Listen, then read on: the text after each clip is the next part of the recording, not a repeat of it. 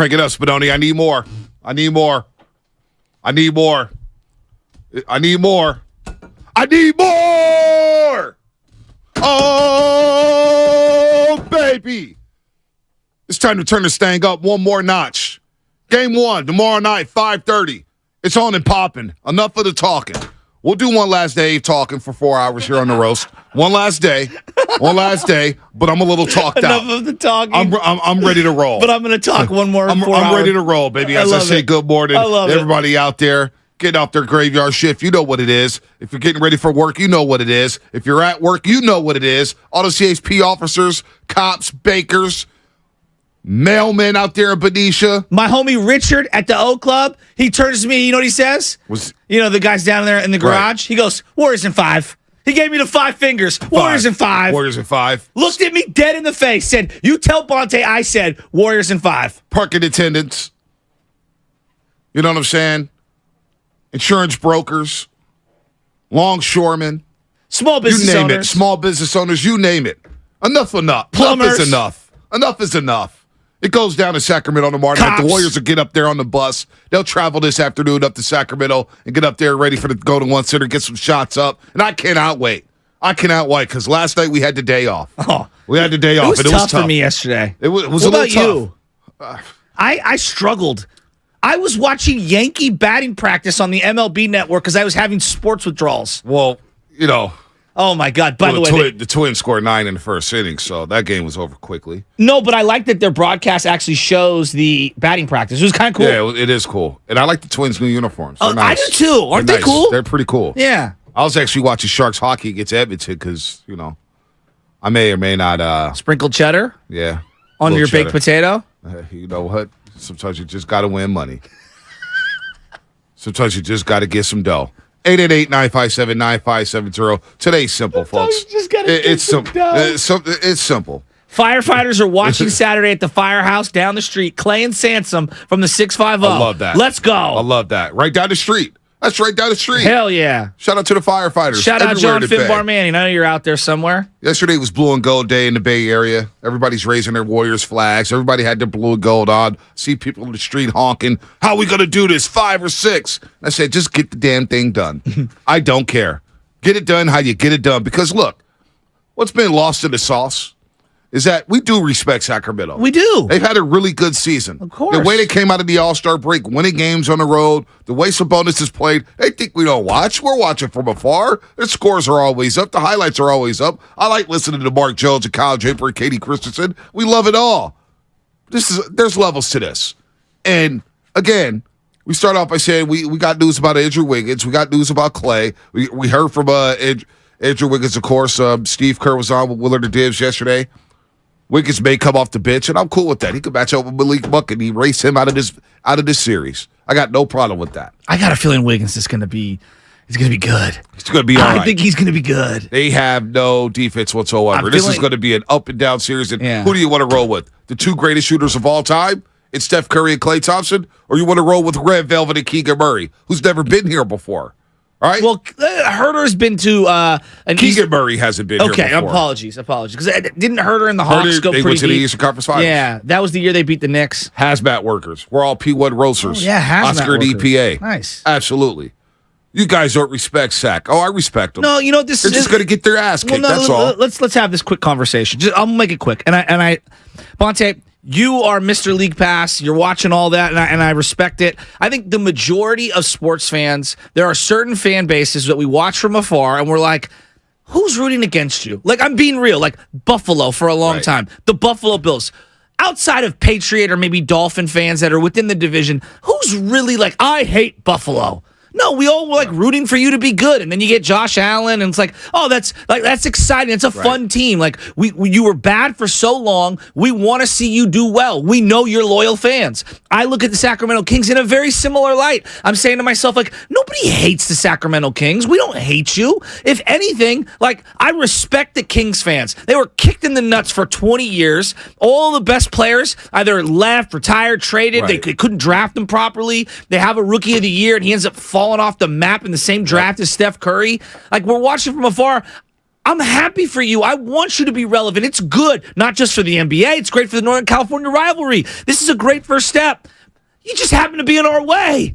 That's it. That's all. The only problem. Like right now, you're in the way, and you could probably say the same thing about us, the Warriors, being in your way. And so it's unfortunate, but guess what? That's sports. Something's got to give here. And I was thinking about last Friday when Mike Brown decided, you know what? We're going to sit all our guys. We're going to sit all our guys. Was it a message to the Golden State Warriors that, hey, you guys are looking for us? Well, we want to play you in the first round.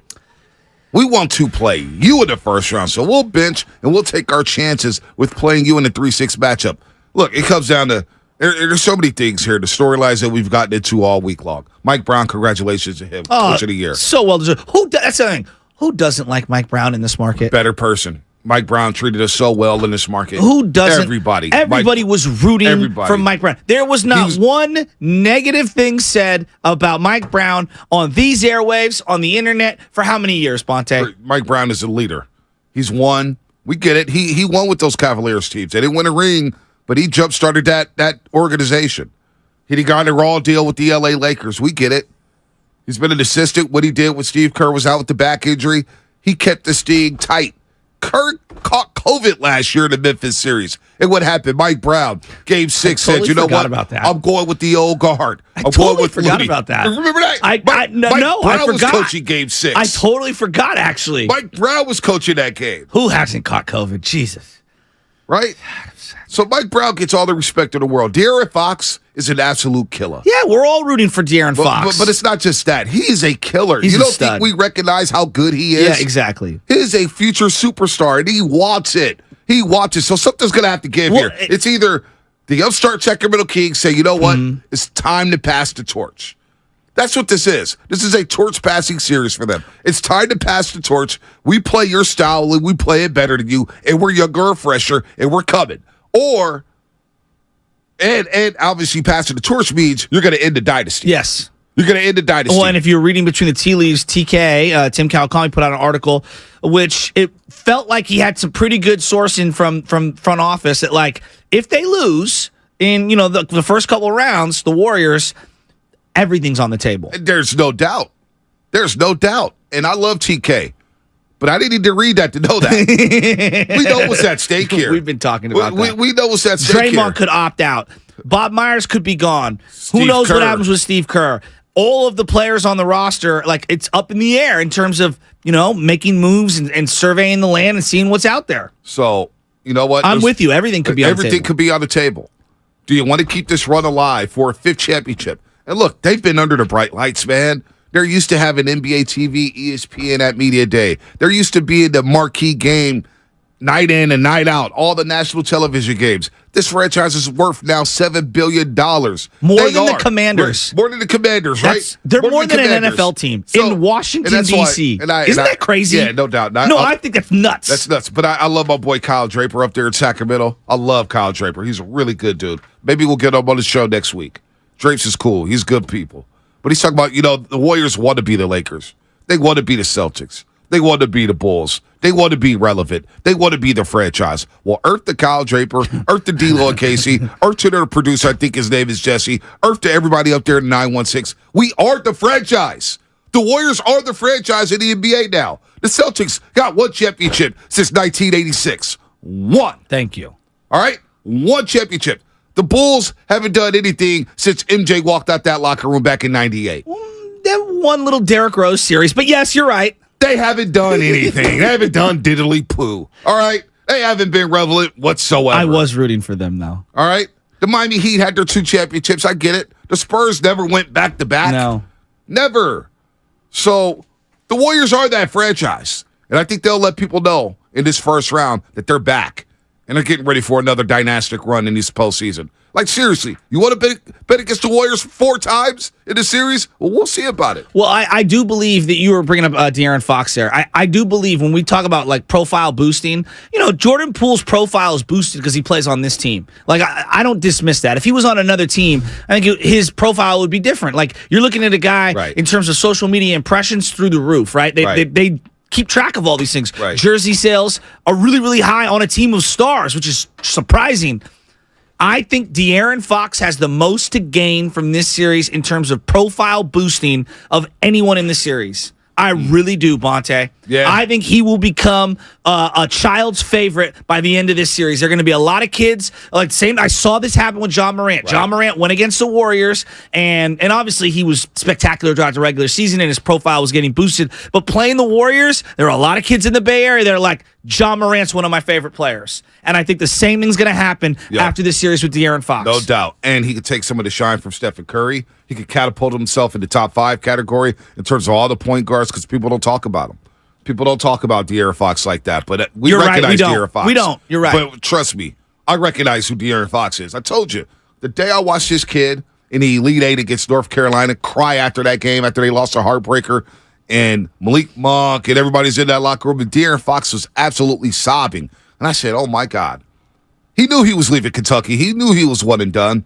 But the guy was sobbing because he could never play a game with his brothers again at the University of Kentucky. He was sobbing because he wanted that championship so damn bad. The guy just wants to win.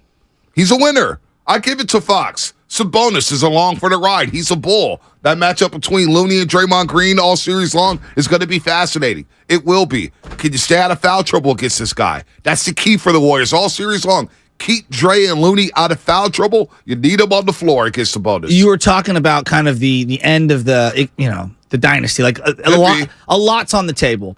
And I was talking with my boy Richie. This is, I don't know, last weekend we were up at the Russian River during the family golf thing. And he's such a Draymond fan. Like Draymond is his homie. You know what I mean? Like he loves Draymond Green. And he keeps saying like, I don't want Draymond to leave. We can't let him go. Right. Like we've got to keep winning because we got to keep Draymond. I am not prepared to allow Draymond to leave. I don't want to see him in another uniform. And I just keep coming back to listening to Draymond's podcast. I think he understands how important this playoff is for him and the team to stay together, which is insane because you would think the 10 years and the body of work and all that would have, given him some runway. No, this is it. I think he senses the urgency. And I think if he does have a special run, I don't think Warrior fans, not only Richie, but I think a lot of Warrior fans will say, you can't let Draymond Green leave. You can't let him go. You just can't do it. No, he needs to be a Warrior lifer. He wants to be a Warrior lifer. He helped build this thing. He helped take this thing to another level. So I'm with Richie. I don't want to live a life without Draymond Green in a Warrior uniform. I think a lot of people feel that way. That's how, and I know all the stuff off the court is going to drive us crazy. We're going to trade him again in the offseason. He's going to say something that ticks us all off. But you know what? That's our family member, man. Yeah. That's our guy. I'm also thinking about this. What's that? Harrison Barnes. Harrison Barnes. Did you see the injury report? Yeah, he tweaked his ankle, but he's going to be ready for game 1. What Harrison Barnes can gain from this series. I hadn't thought about that. Oh, I thought about it a lot last night because we've kicked him to the curb as Warrior fans. We don't even acknowledge him, really, as a champion. It feels like... just like, he was part of the ride, but you know what? We upgraded from him. It feels like Mo Spates is more beloved, unfortunately, than Harrison Barnes. There's no doubt. Barbosa, and Sean Livingston. Barnes was more important on those teams. Right, Sean Livingston. Yeah. I mean, Harrison Barnes was part of the original death lineup. Yes. Andre Iguodala, Draymond Green, Klay, and Steph. That's a great point. I mean, Harrison Barnes, what he can gain from this series, if he has a good series, if he sticks it to his old franchise, if he plays well, this may mean more for his resume than the championship itself, saying, I was part of the team that ended the Warriors' run. I was part of the team that gave up, that beat the team that gave up on me. That said, you know what? That had my other draft classmate and Draymond Green calling Kevin Durant from the parking lot after Game 7. That's what it is. What it means for Harrison Barnes in this series. That's such a great angle. I mean, he's going to be ready to go. And he's there alongside Barbosa, of course, and Matthew Dellavedova. But on the floor, he's that veteran for them. You know, it's funny. We always say, oh, that's the business of basketball, the business of sport X. It would be personal for me if I was Harrison Barnes. Right? I don't care what anyone says. Like Game 7 happens. Draymond Green, who you were in the same draft class with, you were picked 7th overall. Festus was 30th. What was he, 37? Draymond 35. 35. And they all had the jerseys up. Yes. Taking the photos with the jerseys. Three rookies. And it was Draymond Green who took the shine. It was Draymond Green who became beloved. You were the guy who said, "Yeah, you can walk. We're good. Yeah, we got KD." That would, if I was him, that would be something that would really piss me off. So you don't think this means something for him? I think it means everything to him. He can be part of the team that ends this dynastic run. I know. Oh, I can't wait. Yeah, boy, that's a good one. Matt George, 8 o'clock, ABC 10 in Sacramento, Locked On Kings podcast. I joined him when they hired Mike Brown. He had me on his podcast. He asked me, Mike Brown the right guy? I said, absolutely. This guy's a great person. You guys are going to love him in Sacramento. Well, guess what? Nearly a year later, they love him in Sacramento.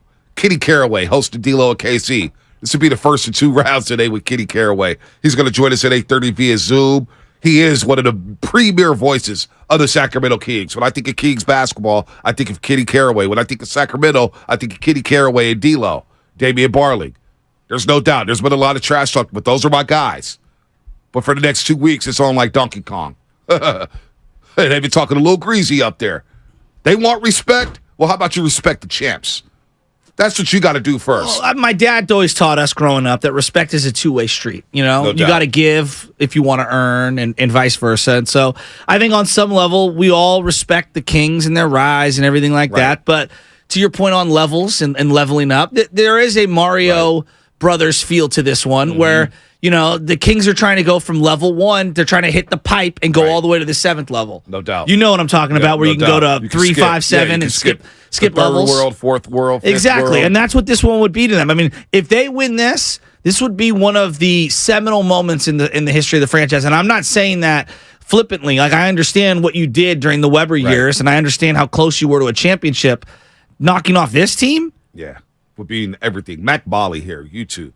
Klay has the same chip with the Kings for passing up on him. He's had a few big games. You know what? He's mentioned that in the past. He has mentioned how he doesn't remember the Kings selecting Jimmer Fredette over him. Am I too self-involved to think that after Zaza stared me in the face yesterday and said that Klay's grateful for me hating on him? Basically, I'm paraphrasing. And then I'm watching Jordan Poole say at the podium, I felt like he was talking to me. Yeah, you know, all these people who hated on Klay, he loves showing them that they're idiots and proving them wrong. He said that yesterday? I missed that part. Oh, yeah. Like, looked right into the camera. I felt like he was looking into my soul. Well, of course you And I was like, I love Klay. Just critiquing a little. No, not a little. It wasn't a little. Anthony Slater, 9:20. You know we got to get Slates. He had his mega primer yesterday with the predictions and everything. We'll get into that on the roast. Do we have time for Alex? Alex, let's get to Alex in Atlanta. Alex in Atlanta, what's happening? You're on the morning roast. Happy Friday. What's up, Big Al? Yo, what's up, man? What's up, Alex? It's Alex in Oakland, man. Oh, That's Alex what I said. Oakland. What I said? You said Atlanta. Oh, I'm sorry, man. No, I'm so used to Alex in Atlanta calling our unofficial statistician of the morning roast. My You're not bad, T.I., man. Bonte. Come on. It's all good. So the Harrison Barnes angle y'all talking about, that's not going to work. Because Harrison Barnes, they didn't let him go. He got off the same contract Klay and Draymond got. He turned it down to go get more money from Dallas. He did. So that angle ain't going to work. And he's the reason why we lost that championship. See, I hate to blame him for that because he's one of the key guys. Like he did say no to $64 million because he bet on himself and he knew he could get more money on the open market. Now, if Kevin Durant decided not to sign with the Golden State Warriors, then the Warriors and Bob Myers, he's mentioned this before, like, oh boy, I would have had to call Harrison Barnes, maybe. Maybe I would have had to call him back. Oh, HB, what's up, man? Remember us? But he passed up the $64 million. He said no to it. And look, he made over $90 million with the Dallas Mavericks. He did bet on himself. But I refuse to blame him on 2016 or for 2016 in the NBA Finals. It was everybody. But it would have been nice for him to step up. He went scoreless in Game 6 of that series. I don't have any vitriol against Harrison Barnes. I don't either. He's a good dude. I always liked Harrison Barnes. He's a great guy. I just thought he'd be better. He's a great guy. But you know this means something for him. Of course. Klay Thompson.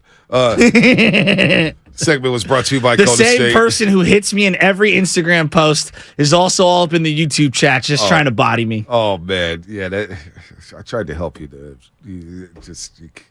You're listening to Steiny, man. Well, no, you know what it is? I put my name on everything I say, and sometimes you have to take a pie in the face. You gotta take the pie in the face. Nobody's mad! Yeah. Brought to you by Go to State, serving the Bay Area for 3 generations. When you succeed, we succeed. Visit GoToStateLumber.com. What's coming up on the game? Sponsored by Fremont Bank, full-service banking, no compromises. Today's prediction day. I want to hear from Dub Nation. 888-957-9570. What's your prediction and why? It's simple. It's D-Day. We're just a little over 24 hours away from Game 1 tipping off up in Sacramento. What is your prediction and why? Anybody picking against the Warriors? Wonder if there's a Warrior fan out there concerned. Anybody worried about the Sacramento Kings? I'm just glad we're finally close to it. Yeah, it feels What, good. we got 36 hours? Thank God. Thank God. That's what's coming up. Brought to you by Fremont Bank, full-service banking, no compromises. Johnny Mosley here with your Friday Toyota Tahoe report. Stellar conditions here at Palisades with perfect corduroy.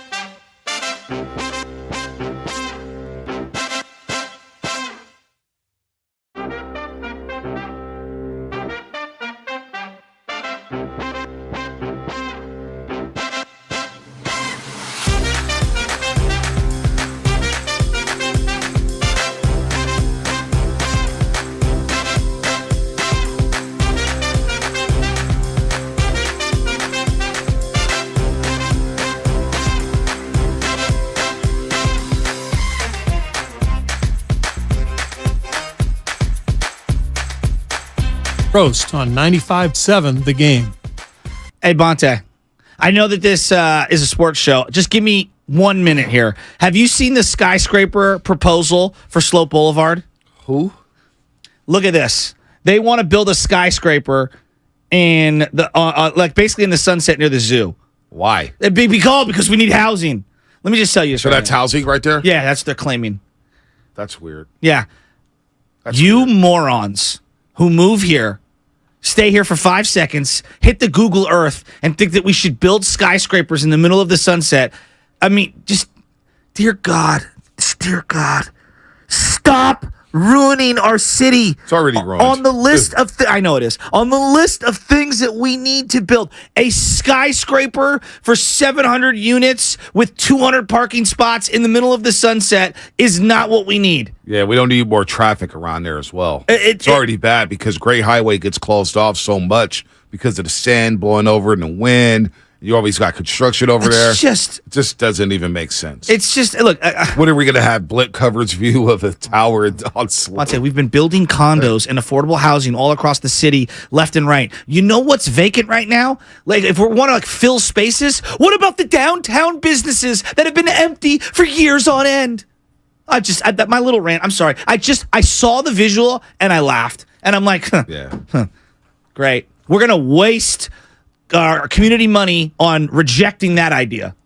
Dummies. We got Kerr's Quarter because Willard and Dibbs talked to Steve Kerr yesterday about a lot of things here.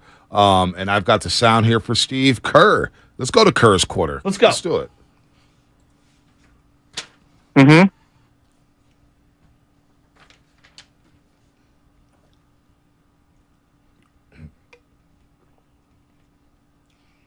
Steve Kerr sounded upbeat. He discussed Andrew Wiggins, the team's mindset, the experience of the core, but he also talked about how healthy they were. Here's Kerr with Willard. Oh, actually not Dibbs. Larry Kruger filled in for Dan Dibble yesterday from 2 to 6.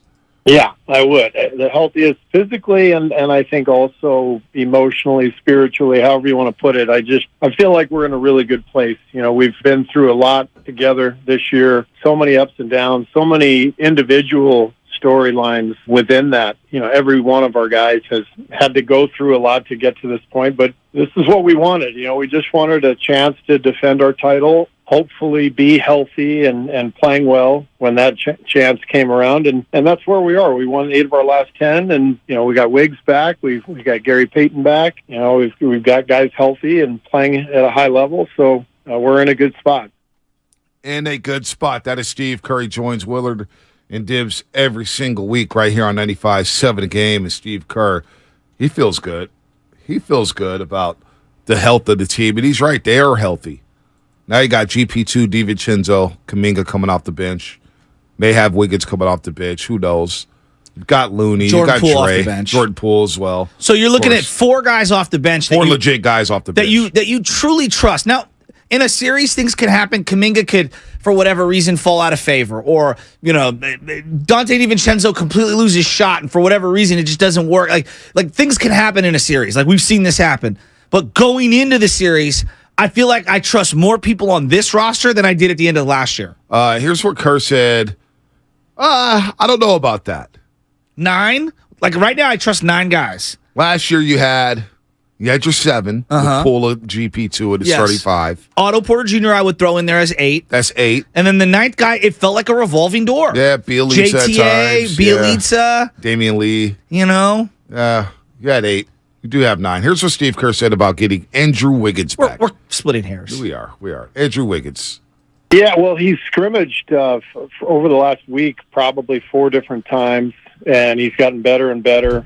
He's one of those guys who just he's such an incredible athlete. He's got such great genes, great gifts, that a little bit like Andre Iguodala, you rarely see those guys get tired. You don't see them really fall out of shape. They don't add any weight. You know, there's no sort of big transition period where it's like, oh boy, this is going to take a long time, you know, for this guy to work his way back in. So I think the biggest thing with Andrew will just be the rhythm, you know, going from not playing to the playoffs. That's a pretty big leap, but he's looked great over the last week in all these scrimmages, and he's feeling good and he's ready to go. Steve, what's your plan for Wiggins in this series? The plan is not to tell anybody on the radio so that Mike Brown hears the information and uses it to his advantage. Okay, but he's going to play basketball, right? He is going to play basketball at some point. He's going to play basketball, and Shams Charania yesterday tweeted out that Andrew Wiggins has been clear for game number 1, and that is a great sign. Without Andrew Wiggins, I don't know if this team could beat Sacramento. Sacramento's that good. They are that good. I didn't know if the Warriors could beat them without Andrew Wiggins. With Wiggins back in the fold, and I believe Steve Kerr when he says he looks great, hasn't lost any weight, he's in great shape, he's fit right in. It's like riding a bike like GP2. Remember GP2 said that, hey, it's like riding a bike, and he's fit right in with the Golden State Warriors? He has. Now I feel really good about the Warriors' chances to make a deep run because Andrew Wiggins is back, because of what Andrew Wiggins did last season and what Andrew Wiggins could do in this series against that Sacramento team. He can match up with anybody. I love the fact that Wiggs is back. Agreed. I feel like he's going to have a big impact, more spiritually and emotionally than points or anything like that. Like I think having him there is going to change things, and I also think having him out there defensively is going to solidify some of their on-ball defense and make them more stout, keeping guys in front of them. The GP2 thing is interesting, B. I was just thinking about this because there's been a lot of Warrior fans think GP2's an all-star. It's like, no. But the bigger thing to me is I do think that opposing fan bases in basketball have a very difficult time quantifying glue guys. Right. Because when you're not watching every game of your team, it's hard to understand what a guy brings to the table. Yep. So you'll look at someone like GP2 and you'll be like, oh, yeah, I could see that he's an on-ball defender. That's cool. Right. But are you seeing all the little tips that he's doing? The boxing outs, the yams in the lane. Deflections, absolutely. His ability to communicate, his screen setting, his patience with the offense. There's a lot of other little things that he brings to the table. I would throw Kevon Looney into that bucket. And I'm not saying that Kings fans or other observers that aren't Warrior fans can't see it. You will see it at times, but I have a very difficult time seeing what Trey Lyles brings to the table. For example. Well, he's tough, and Trey Lyles, he's a former first-round pick who's part of that Kentucky class with Devin Booker and Karl Anthony Towns. He's fit right in with that Kings team. He gives them that ruggedness. He's very physical, but that's my point. But for me to just watch a couple games, that doesn't give the full body of what he's done for that team throughout the year on why he's important, I guess is what I'm going at. Right. So I think it's easy to dismiss someone like GP2 or even Dante DiVincenzo and say, really? And it's like, no. If you've been watching the Warriors this year and you watch Dante DiVincenzo, he is an integral part to what they do. If you watch GP2 since him coming back and you watched him last year, he means more than whatever you're seeing on the box. Well, Trey Lyles, they've got some great role players. Trey Lyles is a good role player for them. He's their toughness. He could guard on the wing, too. He's physical. He could rebound. I like where Trey Lyles is at with the Sacramento Kings. We talked about Red Velvet and Harrison Barnes and Malik Monk and Keegan Murray. They all mean something. They have 6 guys who average double-figure scoring, who score at least 12 a game. And really, I look at Keegan Murray, right? He scored 12 a game.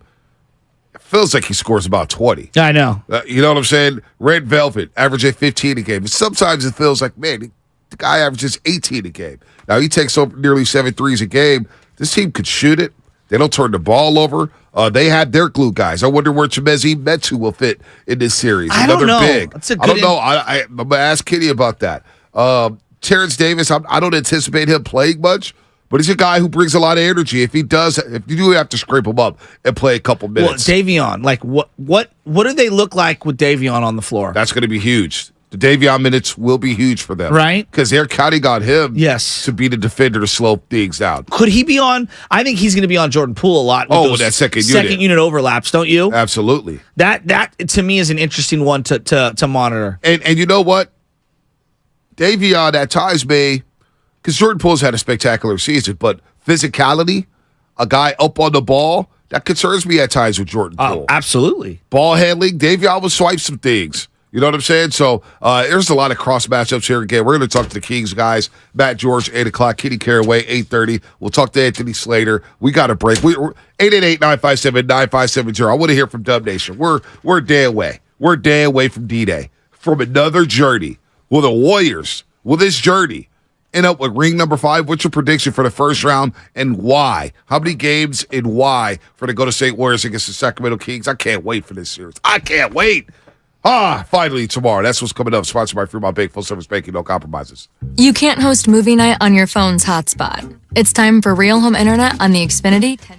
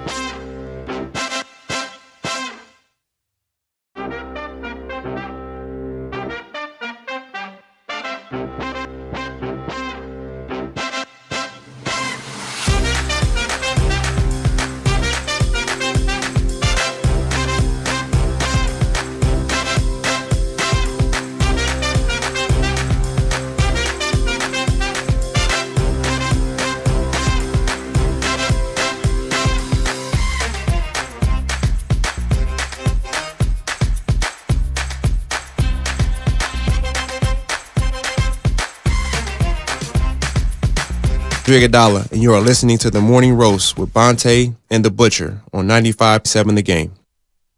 This segment is sponsored by Golden State, serving the Bay Area for 3 generations. When you succeed, we succeed. Visit GoldenStateLumber.com. Matt George, 8 o'clock, ABC 10 up in Sacramento. Locked On Kings podcast. He'll tell us why Sacramento's going to win the series. Kenny Caraway, 8:30. You know what he's going to bring to the table. We'll see Kenny at 8:30 on Zoom. Then we'll see them on ESPN 1320 at 1:17 p.m. Roasters ride with us. Let's flood their chat. Let's let D-Lo and KC know what it is and what they're getting into. Anthony Slater, 9:20. I'm pushing back my golf. You should. Just for you. Well, I'm doing it for you. Why are you doing it for me? Well, because, I got to have my boys back. Oh, yeah, I could go in there solo dolo. Well, I'm like Rambo when it comes to these crosstalks. Pops and I were going to go hit the cliffs and, get some swings in. I'm used to you fading in the background during these crosstalks anyway, so you know what I'm saying? Now we're dealing with some real brothers who know how to talk trash, so I will need you. This will have to be a true tag team. Although I could go in there like Rambo. And Ernie, I'm with you, Ernie Chavez. San Francisco bet not show up. He bet not show up. It better be Frisco Shasky at 117. Because that's what we love. It is a Frisco Friday, Payday Friday, 50-cent Friday here at the Morning Roast on 95.7 Game. We're breaking down this series. Again, predictions, coaching matchup. What's your final prediction? How are you feeling about the series right now? 888-957-9570. Let's go to Shane Oakland, Shasky. Shane Oakland, good morning. What's happening?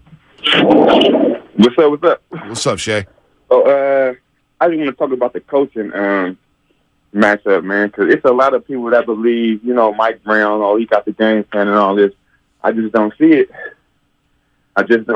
Mike Brown, before he came to Golden State, Mike Brown was, he coached LeBron, Kobe. Right. He's selling our bench for 6 years, right? Yep. Well, how many teams were taking for Mike Brown? Well, you know what? I'll say this, Shane. I'll let you finish. Mike Brown had some opportunities to at least do some interviews. He decided to kick back. He wanted to stay here and go to state in the Bay Area and work on his craft. He was happy with being an assistant coach. Instead of jumping from job to job to job to job to job, he waited on his time, and I respect that. All right, now, when Mike Brown was head coaching, was he known for in-game adjustments? But you grow as a coach. Right? He was known for defense, actually, which is funny. And now his team is an offensive juggernaut. But look, coaches evolve. Coaches learn. He's evolved. And he is the coach of the year. Yeah, you got to give him his respect, Shay. Like the same way that Mark Jackson, and I'm not comparing him to Mark Jackson, but I'm saying like the same way that Mark Jackson uplifted the Warriors from a team that refused to play any defense to not only playing great defense, but then empowering the Splash Brothers to be best versions of themselves. You have to give Mike Brown the credit for empowering Sabonis and De'Aaron Fox to better, and I would say to this point, best versions of themselves. There's probably other levels that they feel that they can go to. I mean, what he did with Keegan Murray this year alone is special. He turns Fox into an all-star. Look at Sabonis. And look, and Draymond Green mentioned this after practice yesterday. Yeah. His voice is what they missed the most about Mike Brown. I think it's not the X's and O's. It's not the whiteboard, but he goes his voice. Take it to a work setting, in any work setting that you're in. There are certain people that have that infectious joy, right? Like, I know Goo, people love him, on the air, and some people maybe that isn't his cup of tea. But when I see Guru every morning, I smile. He's got this vibe about him. Wouldn't you agree? Yeah. A certain vibe. Mike Brown has that kind of a vibe. Just a positive vibe. When I see Mike Brown, I smile. Yep. No, he's a good dude. Getting to know him over the years, he's a real one, man. Any interview, any moment, before games, after games, always laughing, always having a good time. Used to take his Harley up to the Raiders training camp. Mike Brown's that dude. He's a good dude. But Draymond Green mentioned his voice. And he said, number one, his voice, especially when it comes to the defensive side of the ball. He's super intense. And Draymond Green would gravitate towards him. When Draymond Green would go crazy, Mike Brown usually would be the coach to calm him down. Mike Brown was that guy. So, what he's done for Sacramento, for that community, he's so good. I'm so happy for him. Part of me now wishes that today didn't have to go against the Kings, that you could just avoid it. But Mike Brown does know his team inside and out, so that's going to be an interesting chess match between Steve Kerr and Mike Brown in this series. Let's go to Antonio in Oakland. Antonio, what's happening? You're on the roast. Good morning, Antonio. Yeah, man, it's going to be Warriors in 6, and Wiggins is coming back. He's going to be a little rusty, and I'm just happy the Kings don't really have like a like Kawhi, Jason Tatum, one of those elite two guard small forward guys. I mean, Keegan Murray's pretty good. Harrison Barnes is cool, but they're not like perennial all-star guys. But anyway, man, I think Curry and then Steph, and then Klay, Poole. We got so much backward depth to go at De'Aaron Fox. I think that's going to be the big issue right there for the Kings, man. And there's Warrior fans there, and they're not ready yet, and we are, and we're going to go back to back. Hey, Antonio, good call. Warriors at 6. Antonio has it. Warriors at 6. I wonder if anybody from Dub Nation is truly concerned about the series. Because I will say this. Kenny's been big on this. We'll talk to Kenny Caraway about it. He goes, why can't it be the Kings? Why can't we surge into the playoffs like the Phoenix Suns did a couple years ago? You've had examples of teams in the past that have come out of nowhere and made a run. Hell, I would say the 2014-15 Warriors. They lost in the first round the previous year to the LA Clippers. They hire Steve Kerr. Harrison Barnes goes back into the starting lineup. Next thing you know, they win 67 games in the championship for the first time in 40 years. Why not Sacramento? That's what they're saying up there. And you look at their schedule here. I look at teams when they come out of the All-Star break, Shasky. How hot can you be? How serious are you when you come out of the All-Star break? And I remember they made their run. They beat the Blazers. They won that crazy double overtime game down in L.A. against the Clippers. And everybody was lighting the beam, and they were going crazy. That felt like their Warriors versus Miami game when Draymond Green hit the game-winning layup in the Jared Jack interview that you always reference. Mm-hmm. That felt like their game. No, don't bring that up. Right. That's the JB. Yeah. But they came out of the break. They beat the Clippers again. They sweep OKC and OKC. They bounced back from a T-Wolves loss to beat up on the Pelicans. They beat the Knicks at home. They beat the Suns in Phoenix. I mean, they had a great run coming out of the All-Star break to say, hey, we're not fading away. We're going to be in this top 3. So they do get credit for that, Shasky. Of course they do. And, why not them? I mean, it's a great question to ask. Why not the Kings? I would say this, that the history of the league tells you that you've got to get humbled in the playoffs at least one time before you make that big ascension forward. Atlanta is a team that I thought of a couple of years ago. They won early in the Trae Young maturation process, right, if you will, and they got really, really far. But then they took a huge step back year after year after year. But even that one, things fell their way for them to go that long. Yeah. Now, I'm not saying that can't happen for the Kings here. You referenced the Warriors in 2014, 2015. They had been to the playoffs in back-to-back years. Right. They had knocked off the Nuggets. Then they went out and they faced the San Antonio Spurs, and they played them super hard. Tough. I would say it was a way closer series than it looked. It was a hell of a 6-game series. Should have won game one. It was a hell of a 6-game series. And then the very next year, obviously, you bow out in the first round against the Clippers. In 7. But there's levels to it. And you hear whether it's Isaiah Thomas, Michael Jordan, all the truly greats talk about very few times do you just go into the playoffs for your first time and have immediate success. Right. There's usually a stubbing of the toe. There's usually a humbling. There's usually something. Now, Sabonis has been to the playoffs. Harrison Barnes has obviously been to the playoffs. Kevin Huerter's been to the playoffs. It's not their entire team. No. But when I look at someone like De'Aaron Fox, I do think, and Keegan Murray as well, I do think, okay, yeah, great year this year. Most people, let's see it in the playoffs. We said this about Andrew Wiggins. Yeah. I mean, Andrew Wiggins was, a guy who had a little taste of the playoffs. Small taste, but a little taste. No, he only played in one round when the T-Wolves lost to the Houston Rockets, and they lost in 5. He played probably his best basketball in Minnesota that season.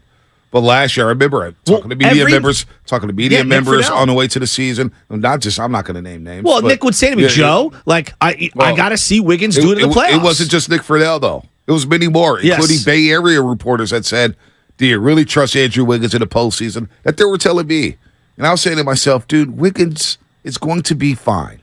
And what did he do in the playoffs? He raised his game to another level.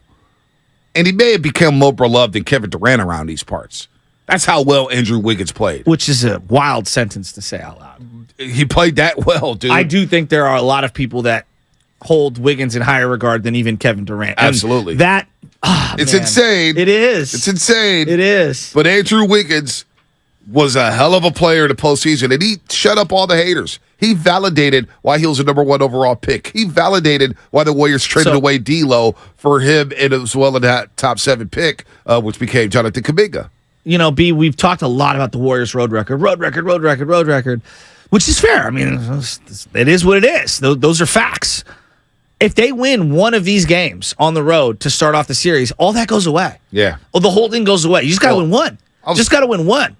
I was thinking about this, though, with the road record. They were 11-30, right, on the road. And they had road trips when they went 0-5. Well, they had about 6 games that I could point to early in the season where they just smoked those games. Well, that's what I was going to say. You even look at the Denver game recently without Jokic. They smoked that game. They played well for 2 quarters and still had, I think it was a 5-point halftime lead maybe or a 2-point halftime lead. And they had no business being a 2-point game. You look at all those losses early on in Charlotte, Orlando, Miami. Who else? The New York Knicks. Actually, they got blown out in that game. They lost a tough one to the Pelicans. I'm just looking at the schedule here, just kind of recalling the Mavericks game back on November 29th, 116 and 113. They've lost a lot of close road games, a lot of them. Indiana, remember that game? The game Steph Curry got hurt. Boston, in Boston, you lose in overtime where you controlled most of that basketball game. So the 11 wins. All right, again, Fitz said it yesterday. I don't want to hear anything about the regular season anymore. I believe this team will be able to turn it up on the road, up in Sacramento. I'm eager to see how many Warrior fans are up there. But I'm the road record to me, when you have this core, it doesn't mean anything to me when you get to this point.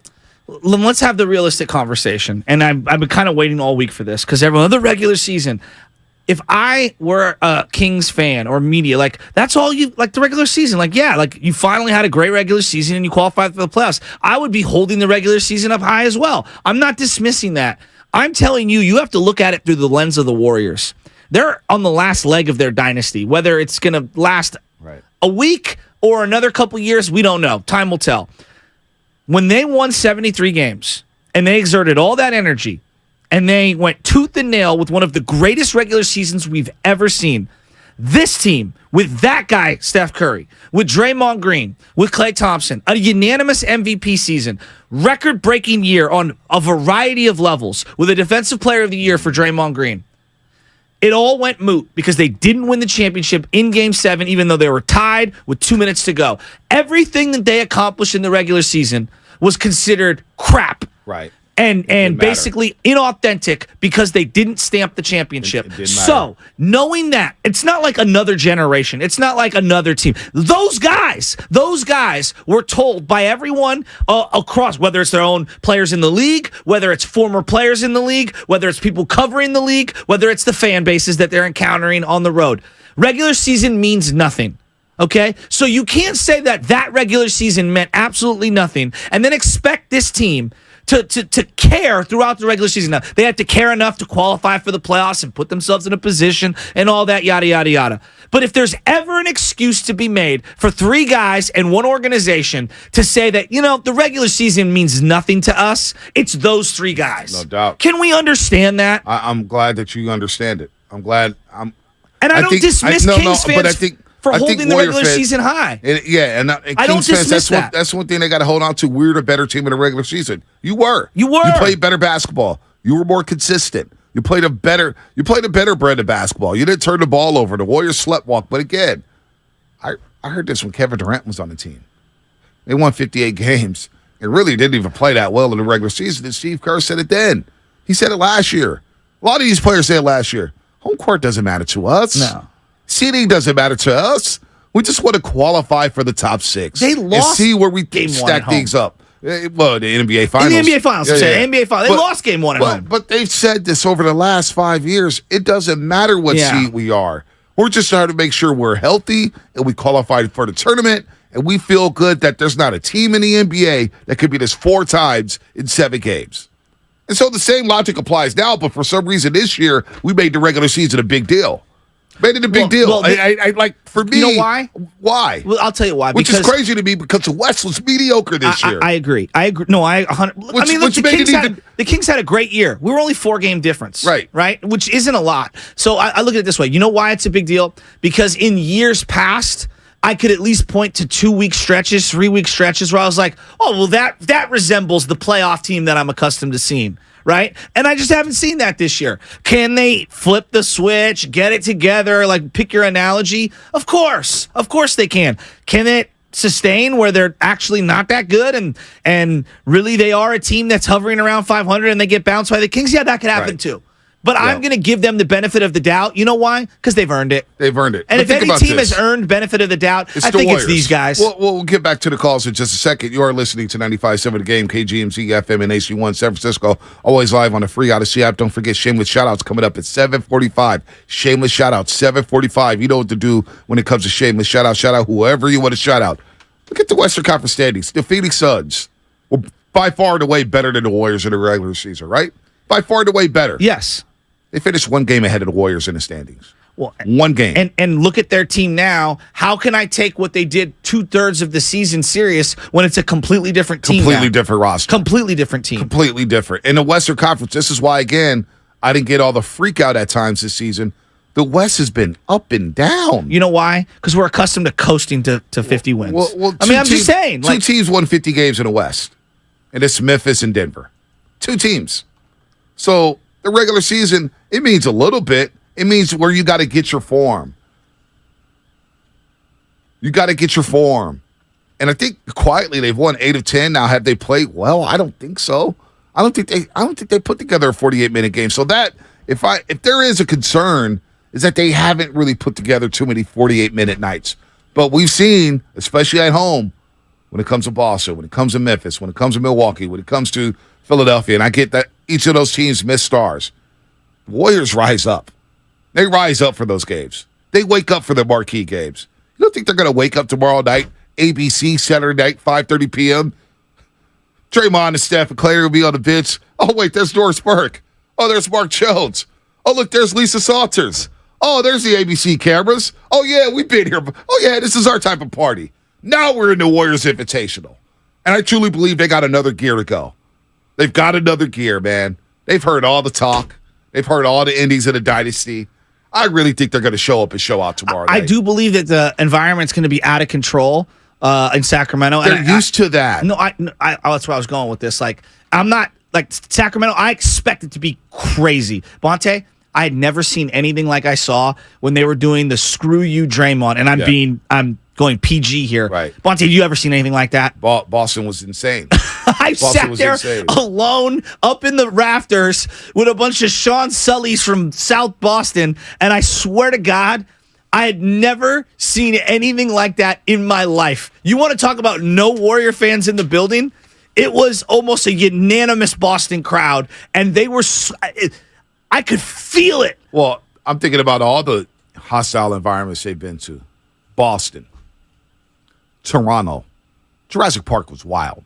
Jurassic Park was Scotiabank Arena was wild up there. But this isn't a disrespect to Sacramento. You're just saying that there's other arenas that deserve respect. What I'm saying is they've been through a lot of hostile environments. I agree. OKC. They've won 2 games at Scotiabank Arena in those finals. Hell, it was the only 2 games they won in those finals. They lost all 3 at Oracle Arena. Memphis was insane last year. When Draymond got kicked out and was doing the Hulk Hogan. Memphis was insane in 2014-15. Yeah, that's true. The Great House. All right. Cleveland. All right, what is it? Is it FedEx? FedEx Forum. Thank you. Cleveland. Cleveland was wild. Was it? Oklahoma I don't remember City. it being that wild. Oh, Cleveland Cavaliers? Okay. Cleveland's You're got a probably good. right. Yeah, I don't remember it. You know, they're yelling at Steph and they're yelling at Draymond. So they've been in different environments left and right. This will be a little different. This will be special, but I think this is the type of environment that can amp them up. It can amp them up and take them to another level. Okay. Let's get to the Lions real quick. Tamir in Oakland, and we'll get to Esteban and Ali. Tamir, what's happening, man? Good morning. Hey, what's up, guys? I think I wanted to say a sweep for the Warriors, but I'm going to give Mike Brown props because I respect him. I'm going to say it in 5. I think the Kings are a nice team, nice little story, but like you guys were just saying, the regular season for the Warriors, you could tell by how they were playing and how certain veterans when they're in the game, how they're moving and stuff, that it didn't mean that much for them. They're going to turn it up a notch, and then I'm just ready. I'm on my way to Sac now, so I'll be up at the game. Let's go. Boys, so we're about to get this pumped and turn up with our Warrior jerseys and let these Kings fans know what's up. So there it is. Warriors in 5, bud. There it is. Tamir, he's got Warriors at 5. Antonio's got Warriors at 6. Ali Hayward, what's happening, man? You're on the morning roast. Hey, good morning, fellas. I just want to say I got Warriors in 6, but I will say this, that Mike Brown offense, that Princeton offense with the off-ball movement, you got Sabonis bringing the ball up. It reminds me a lot of what the Dubs do. Yep. You know, a lot of off-ball movement, a lot of shooters, a lot of back and forth, backdoor cuts. So it's really going to be which team can play the best defense. Yeah. And I'm going to go with the championship squad. So there you go. That's Ali. That's Ali. It is interesting how we haven't talked enough, I think, just in general, the discourse between the two teams. A lot of offense, which I believe it's going to be a lot of offense. It's going to be up Getting and down. stops is so important in the final 7 minutes of these playoff games. Who can get stops in certain stretches? Well, that's where I worry about their rebounding. Like the defensive rebounding for the Warriors, to me, has always been something that's questionable, but in their defense, GP2's been a better rebounder for them down the stretch. Klay's been a much better rebounder this year. Kevon Looney obviously having a historic year for himself rebounding, but rebounding to end possessions is very crucial for me. Yeah, and it's been a problem this season, no doubt. But when you look at some of their biggest wins, they dominate the boards. Okay. Like I think Steph Curry is underrated as a rebounder. You heard Ryan Adams the other day. He's right on point. Guy's been averaging nearly 6 rebounds over the course of his career. I remember, I go back to the 2014-15 season. That has nothing to do with what's going to happen in this series. So I want people to hear me out here. But they're down 2-1 at FedEx Forum against Memphis. And I just remember that game, early in that game 4. The smaller Warriors with Andrew Bogut. They got on the glass and they scrapped and scrapped and scrapped, and you saw 4 guys crash in the glass, scrapped. Steph Curry's got scratches all over his arms, and I said, oh, okay. The baby Dubs is feisty. This is a feisty bunch. They're going to get down and dirty. Memphis game 6 last year. So you fast forward all the way to last season. And there's been many games where they've out-rebounded bigger teams and dominated glass. And you look at last year in game 6 against the Memphis Grizzlies, they grabbed 70 rebounds against the more physical, imposing Memphis Grizzlies. He grabbed 70 and out-rebounded them 70-45, and they got to have a game. We can't fly back to Memphis, Tennessee. We can't fly back for game 7. We got to figure out a way to win it here. They grabbed 70 rebounds in that game. So the rebounding numbers, the Dubs, they rebounded. It's not just Looney. It's not just Draymond. You get Curry and Klay crashing the glass. You get Andrew Wiggins crashing the glass. This team is feisty, man. That's one thing that's underrated about the Dubs during this whole entire dynastic run. People think they're finessing all three-point shooting. These guys aren't punks. They get down and dirty when it's time to get down and dirty. They could become a physical club, Shasky. They rise to the moment. They've always done that. I mean, they just do. I think they're going to rise to this moment. I'm excited to see it. I want to hear from people. 888-957-9570. Are you going? Are you going to Sacramento? Call us. Is it 5%, 10%, 20%? How many Warrior fans are going to be in the building? Who's going? But also, what's your prediction? Yes. What's your prediction and why? Esteban will get you on the other side. 888-957-9570. Would love to hear from Dub Nation. It's almost here, folks. We'll continue to talk about it. Matt George, 8 o'clock, ABC 10 up in Sacramento. That will be brought to you by the Los Altos Village Association. Enjoy craft beer and live music at the rescheduled St. Patty's Beer Stroll, April 21st. Sponsored by Hyperspace, Los Altos State of Mind Public House and Pizzeria, and Star One Credit Union. Tickets are limited. Visit downtownlosaltos.org for tickets and information. Mom, Dad, Sis? Here we go again. Why are you in a suit? Picture, if you will, a world with the best network.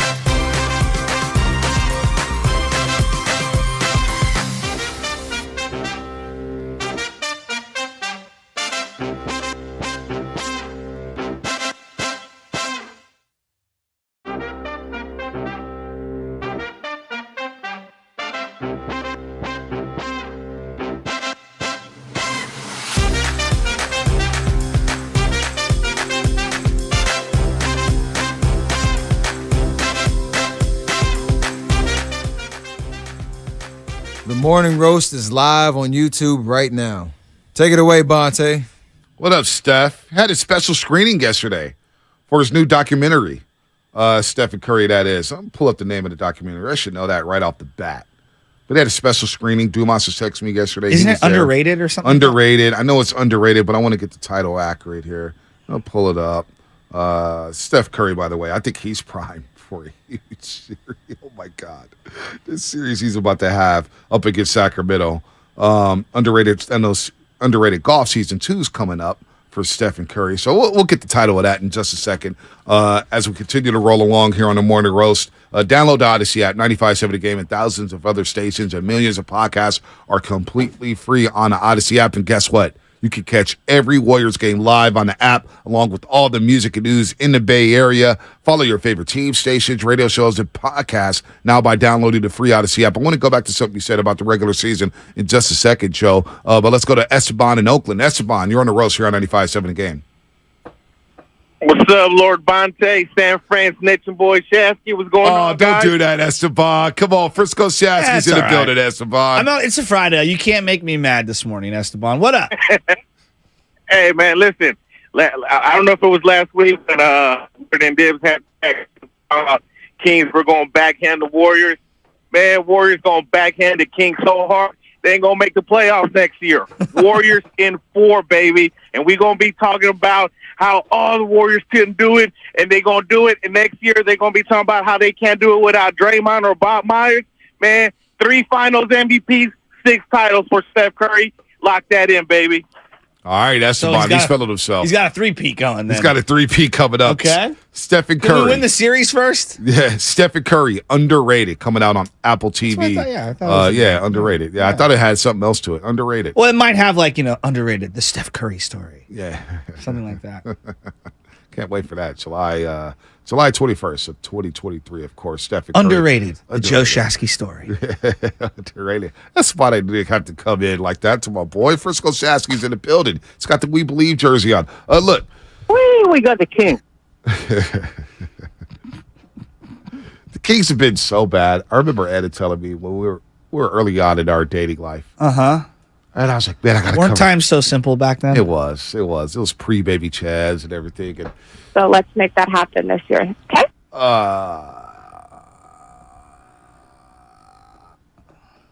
As we move on, there was one Saturday she said, like, oh, man, what are you doing this Saturday? Blah, blah, blah, blah, blah. I was like, oh, man, I gotta be at Oracle, man, cover this Warriors game. She's like, who they playing? I was like, they're playing the Kings, Battle of NorCal. She goes, bro, you don't have to cover that game. Kings ain't no factor. Stop. I was like, damn. Kings have come a long way. She actually reminded me of this earlier this week, which is why I bring it up. She's like, well, it looks like the Kings are finally a factor, huh, babe? She said that? Yes. I used to try to. So is she in the building Saturday? No, she's not going up to go to one. She wants to, but she's not going up to go to one. Not at all. But you brought something up about the regular season not mattering. Well, for the I was Warriors. saying, Not mattering, but like it's less emphasis for the Golden State Warriors to play great basketball and win 50-plus games in the regular season. And I'll let you go on in a second, but like you have to understand the cycle of where they are at as a team and with players. They're at the end of their careers. They've kind of accomplished everything that you can accomplish in the regular season when it comes to individual accolades. We don't judge Tom Brady by regular seasons. Yep. We judge Tom Brady by what he does in the playoffs. Yep. Patrick Mahomes has now entered that realm, right? Roger Clemens at the end of his career, him and Andy Pettit, they didn't pitch for regular season awards. Right. They said, wake me up in June. I'm going to miss the first 2 months of the season. I'm here to pitch in October. How many times has Shaq not come in shape into the NBA season? A lot. And it was like, all right. He chose to have surgery on day one of the regular season because he didn't want to play during the regular season. So, like, that's and that's not being arrogant. I think that that's being realistic about where you are in your life cycle as a player and as an organization. Yep, I'm with you. So, talking to Festus about that 73-9 season, he goes, looking back at it, we went hard because we wanted to prove something. Yeah. We wanted to choose for greatness. But looking back at it, it did take a lot out of us. Now, I don't think that was a determining factor, in my opinion, of them not winning the championship. I agree, but it was a part of it. You know, again, it was a 89-89 game with just under 5 minutes left. And a lot of back and forth. The championship was right there. It was tied with 2 minutes to go. You know, it was right there. But he did say, you know, it took a lot out of us, man. It really did. We were worn down by the end of that run. We were hanging out for dear life. Livingston was on his last leg. Iggy hurt his back. In game 6. He was done. Bogut got hurt in game 5 right in front of me and tore his Achilles. Or what was it, his fibula? I forgot what it was, man. But I remember it happened right on the baseline. I put my head straight down like, oh, boy, we're going to be back here for game 7. Swear to God. I was feeling like Joe Shasky the Warrior then. But you see it with LeBron and Kyrie dropping 40 burgers there. You're like, oh, no Bogut. Oh, no, this is a disaster. Well, they lost game 7 against the Clippers because they had no Bogut, too. But keep going. So to your point about the regular season, not really mattering for the Warriors, it's not that it doesn't matter because they do want to play good basketball. They want to have their form. They don't want to turn the ball over. But it is less emphasis on the regular season for a team like the Warriors and teams like, say, a Milwaukee Bucks, who's won a championship. Yes. Than, say, the Sacramento Kings or the Clippers. And the Clippers act like the regular season doesn't matter. Like, Earth to the Clippers, you never won anything. Yeah, I agree with You've been that. in one conference final. I agree with that. Chill. Yeah. Like, you need to win in the regular season. Yeah. But for teams that have guys with championships, like the Lakers, they're feeling good right now as a 17 playing the Memphis Grizzlies. Yeah. It feels like they're the favorite in that series. And they got to the regular season, or they got through the regular season, and now they're healthy. That's a good point. So for teams like that, for players like that, I just think the regular season doesn't mean as much as it does for the Sacramento Kings. It's a great point, and you've referenced a couple basketball ones. Like I look at Boston right now. Boston had a great regular season, but isn't everybody like, well, you got to do it in the playoffs, right? Like, isn't that what everyone's saying? And I don't think that's fair, but that's kind of how they're being judged right now. Let's look at someone like the Dodgers. How many consecutive NL Wests have they won? Man, 10? 10? Or is it 11 out of 12 or something like that? The Giants finally won it? And they won 111 games last year or whatever it was, some crazy number. And what did we all say? Well, you didn't win it all. You didn't win it all. Because that's how they're being judged, and that's where they're at right now. The Analyst Braves in the 90s. Yeah, exactly. Under Bobby Cox. Exactly. They won one World Series. One. That tenure was, a dominant. It was a dominant run for them. What was it, 14 straight NL East titles? Mm-hmm. But they're going to look back, and Braves fans will look back and say, well, I got one World Series out of it. I know. And it Had feels a lot like of playoff failures. It feels like a disappointment. Exactly. Upon looking back. And so can anyone remember what the Miami Heat did during the regular season in any of the 4 years that LeBron was there? Nope. Matter of fact, when they won the title against the Oklahoma City Thunder, you brought up Derrick Rose earlier. Yeah. The Bulls had home court advantage that year. Yeah, I know. They're the best team in the Eastern Conference. Joakim Noah, it was Luol Deng. It was Carlos Boozer. Was Deng on that team? Luol Deng was on that team. Yeah, that was a fun team. That was a good team. That Bulls team. They were the top dog. I was rooting for Derrick Rose. They were the top dog in the East. Yes. What happened? Yeah, they got smoked at 5. And LeBron guarded Derrick Rose out on the perimeter, and it was beautiful. But we see this in sport, and I don't think that is that's not excuse making. I think that's reality setting, where you're just trying to explain where they're at right now. Like the San Francisco Giants, when they won it all. Does anyone go back and go, well, they really weren't the best team in the regular season in any of those 3 World Series?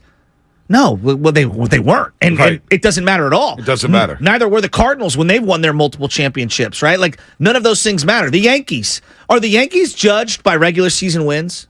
Nope. Not at all. It's judged by, can you win the big one? Exactly. Alex Rodriguez, one of the most accomplished players in the history of sports in the regular season, never got it done in the playoffs until they won that one World Series. And even then, he was good, but he wasn't as good as he normally is. So I feel like when I look at the Golden State Warriors, it's like I hear people like, yes, the Kings had a better year. They were much better than the Warriors in a lot of different categories. The playoffs are different. And that's not an excuse. That's the reality. And now, if it's not different for the Warriors, then they're going to have a quick playoff run. That's it. I mean, that's the reality. And then we're heading into an offseason of a lot of unknowns. Yes. And that's what's on the line here. I think Draymond understands that. Steph Curry understands that. Steve Kerr understands that. Klay Thompson understands that. Bob Myers and Joe Lacob understand that. A lot is on the table for this playoff run. But if you have a great playoff run, and if you get to the promised land, and you win number 5, oh, man, that parade this year, it may be the best parade ever. Okay, I'm just saying. Can we win one game on the road first year, before we get? If you win it this year, and look, they've won a road game in 27 straight series. I'm just saying, let's win one. He's like, to me, the way I would categorize these first 2 games, they got to get one of the first 2. Doesn't it feel like game 1? Game 1 feels big. I'm not gonna lie, even though it's just one game. But you could lose game 1, right, B, and come back and win game 2, and that's a gut punch for the other team. So they lost game 1 against Toronto. They bounced back and won game 2 of that series in the 2019 NBA Finals. They lost game 1 against Oklahoma City. Yes. In the Western Conference Finals. And I remember going in OKC's locker room, and it felt like they lost. And I was like, oh, God, this is going to be a long series.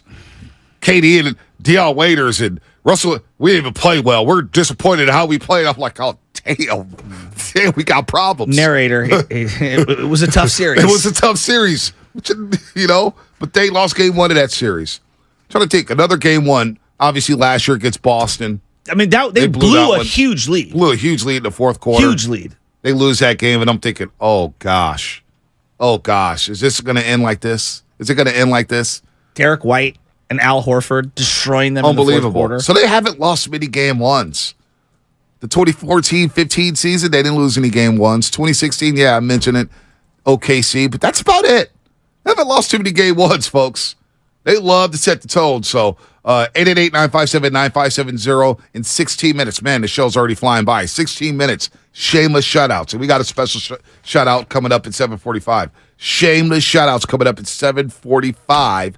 888-957-9570. Shout out whoever you want to shout out. 888-957-9570. That's the number for shameless shout-outs, as well as a text to Comcast Business text line where you can send your messages there, and we'll read a couple. I want to get to Klay Thompson. You mentioned Klay Thompson having a big series. Yeah, I just feel like he's flying under the radar here because, when Fitz said yesterday to us, and I didn't know this, I'll be the he logged the most minutes of any Warrior in the playoffs last year. I can't believe you didn't know that. I didn't know that. We were arguing about him earlier this season. I was like, Chasky, he had the most minutes in the postseason. I know you were. You were listening to all Steiny part of the instead. bit. You know? You're listening to Steiny. Somebody's got to pump up Klay. And by the way, not only did he play the most minutes, but you look at his numbers in the playoffs and the regular season, he averaged the same. Well, that I know. From the field goal percentage and the three-point line. He shot the same. But what if I take out his top one? I'm just I can't believe you went. I can't believe that. If you take away his top 4 games, look at this month. Well, how about I take his worst 4 games out? How does his month look? I can't believe. Look, man, Joe Montana got critiqued. All right, I know, but no, that's what happens. You took it from Steiny, man. Right, You're rolling with that one. I can love someone and still good. My wife loves me. She critiques me minute by minute. Does anyone really have a choice? All the time. Nobody has a choice. Love you, Michelle. Nobody has a choice. Somebody on the Comcast Business text line who's going to get what will happen first? Steph Curry winning his 6th NBA championship or Anna getting a ring? Well, you're in control of some of that. Am I? Where am I yeah, the Warrior part. The Warrior?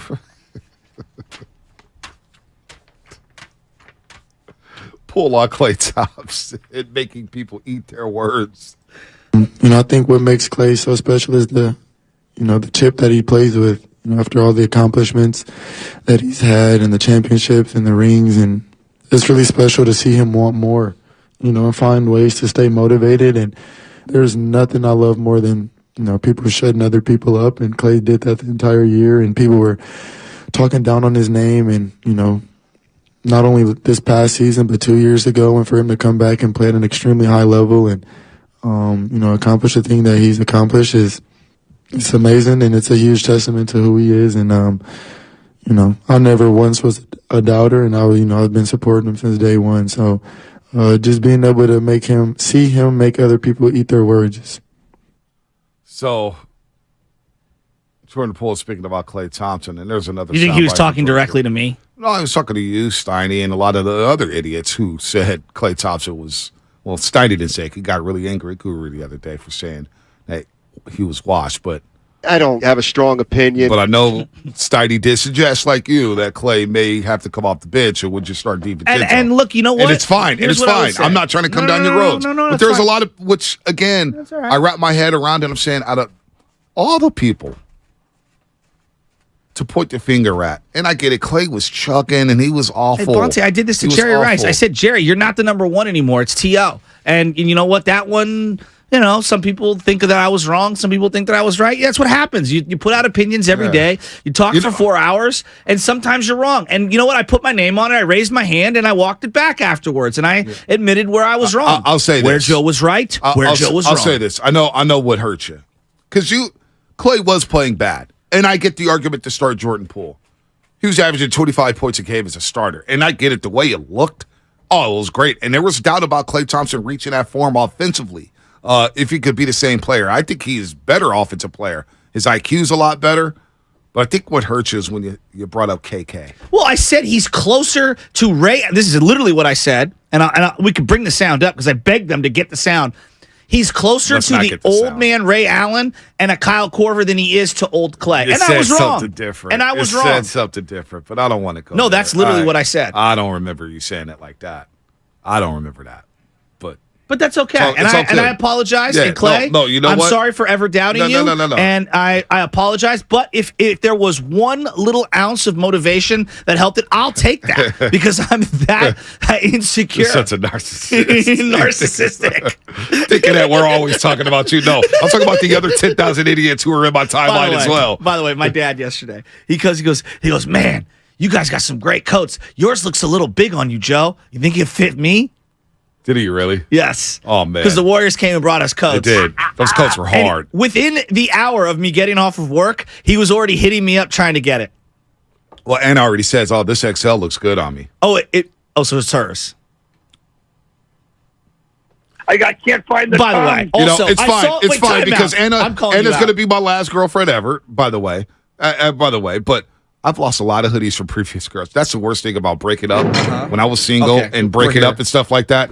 You know how many hoodies I've lost? Does Anna put on, my wife likes to put on my T-shirts at times. Oh, yeah. And sleep in them. And I'm like, what are you doing? That's a good T-shirt. You're ruining that T-shirt by sleeping. She's like, what are you talking about? Yeah. And I'm like, no, because you're like wrinkling in it and getting it all around, like ruining the collar. No, I don't like that. Right. Secondarily, I'm calling you out. Sam Lubman, I saw you post that you were wearing a shirt yesterday that the Warriors gave us, correct? Well, yeah, the Warriors kind of gave it to Bonte, then Bonte gave it to me. Bonte, you gave it to him because it didn't fit you, correct? No, that's incorrect. That's totally incorrect. No, Bonte's a very benevolent man. That's why he gave it to me. Benevolent. I love What does that even mean? Benevolent. Very giving, right? There it is. I love that word. I use it a lot in my stories when I was covering high school. Yeah, benevolent Bonte. Opposite of malevolent. See that, and that's Bonte. That's a great character. See, that is the word of the day too. Benevolent Bonte. I like that a lot. I do too. I love that. I love that better than bougie Bonte because here's what I do. And see, Shasky, he want to put his foot in his mouth again. Talking about, I didn't fit you. The fit. Trust me, it was a hard time giving him that shirt. But I have a lot of shirts. Such a sick shirt. I have a lot of shirts. I don't need any more shirts. And my producer's sitting right here doing a great job every single day, grinding his ass off. And, I learned at an early age in this radio game from the great Ray Woodson. Oh, yeah? And the great Marty Lurie. And the great Gary Ratnich. Take care of your people. Yes. They took care of me. And I said to myself, whenever I get in this position, I'm going to take care of my people. And every producer that's worked for me over the last 5-6 years, I've been here, it's 95, 70 games, 6.5 years. Wow. All my producers. 6.5 years. 6.5 years. All my producers have been taken care of. 6.5 years. Wow. I take care of my people, man. Christmas, birthdays. During the day. You do. That's what I do. You do. I brought donuts in today. Yeah, Bob's Donuts, by the way, while we're here on Polk Street, they taste different. They're incredible. Bob's Donuts. Bob, if you're out there, I love you. I don't know who Bob is. Those donuts are delicious. Yes. God, that chocolate old-fashioned just hits different on a Friday. I'm not trying to knock anyone else's donuts. I'm just talking about Bob's in particular. They're like soft. They're so good. That chocolate old-fashioned was fat, too. That was a big one. Unbelievable. But thank you, Benevolent Monte. Sam really does appreciate the gift. He does. He does. Cheered him up. But that's what I do. I take care of my guy. He didn't get any gifts. So I said, you know what? He's doing a great job booking guests. He had the guest list booked today on Monday. I mean, this guy's working ahead. He's grinding. So I had to hook him up yesterday. Let's go to Uncle Gene. Shameless shout-outs, by the way. Uncle Gene? Shameless shout-outs, 7 minutes. Line them up. 888-957-9570. Shameless shout-outs coming up. It's your time to shout out your wife, your kids, your dog, your teachers, your local corner store, your 7-Eleven, whoever the hell you want to shout out, your dog. Shout them out. That's coming up in 7 minutes on the Morning Roast. Uncle Gene in Oakland, what is happening, my man? Hey, morning, fellas. You guys look really dapper today. Thanks, buddy. Thank you, Uncle Gene. Yeah, I want to make a couple of points, hopefully stimulate a little discussion. First is, I think you can make the argument that this team may actually be better than last year's team going to the playoffs. Why is Hear that? me out. Well, you got the 3 Hall of Famers still playing like Hall of Famers, even though they're a year older. You got Andrew Wiggins with a year under his belt in the playoffs. He should be raring to go. You've got Looney, career year, best year ever. That's true. Okay? You got GP2 back, and you don't have Otto Porter, but you got a guy named Jonathan Kuminga who's ready to step up and maybe be a star of the playoffs, okay? I think we're a better team than we were last year. And DiVincenzo. Right? Okay. Yeah, and we got D. Right. One more point. They're handing out awards now, and props to Mike Brown for Coach of the Year. I think we should be looking at who's the MVP of the Warriors. My choice is Kevon Looney. I'm not mad at that. Yeah, I'm not either. I'm not mad at that. Loon dog.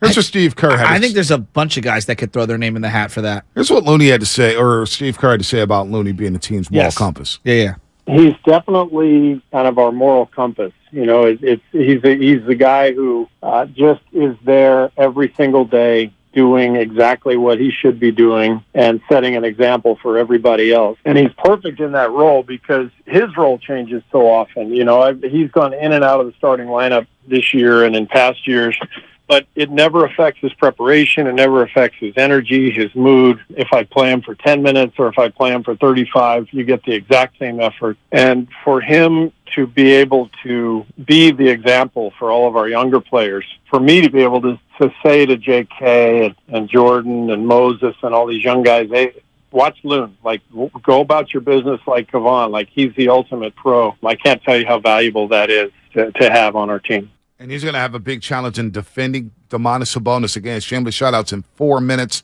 4 minutes shameless shout-outs, 888-957-9570. Line them up. Got a couple open lines for shameless shout-outs. You know what time it is here on a Frisco Friday on the Morning Roast. Here's Looney on the challenge of taking on Domantas Sabonis. I mean, I done heard this in a lot of series versus a lot of great big men. I take pride in being able to defend my position and protect the paint. I feel like we got me and Draymond, Jermichael have been doing this all year, playing against a lot of good bigs, and we always usually hold down the fort. Bonus provides a problem, but I think we got the answers, and you got to go out there and execute. We execute the game plan. I think we'd be in a great position. I'm looking forward to this battle. It's going to be a lot of fun. You listen to how confident Looney sounds there. He's a great big. However, I feel really good about our game plan against Sabonis. Feel really good.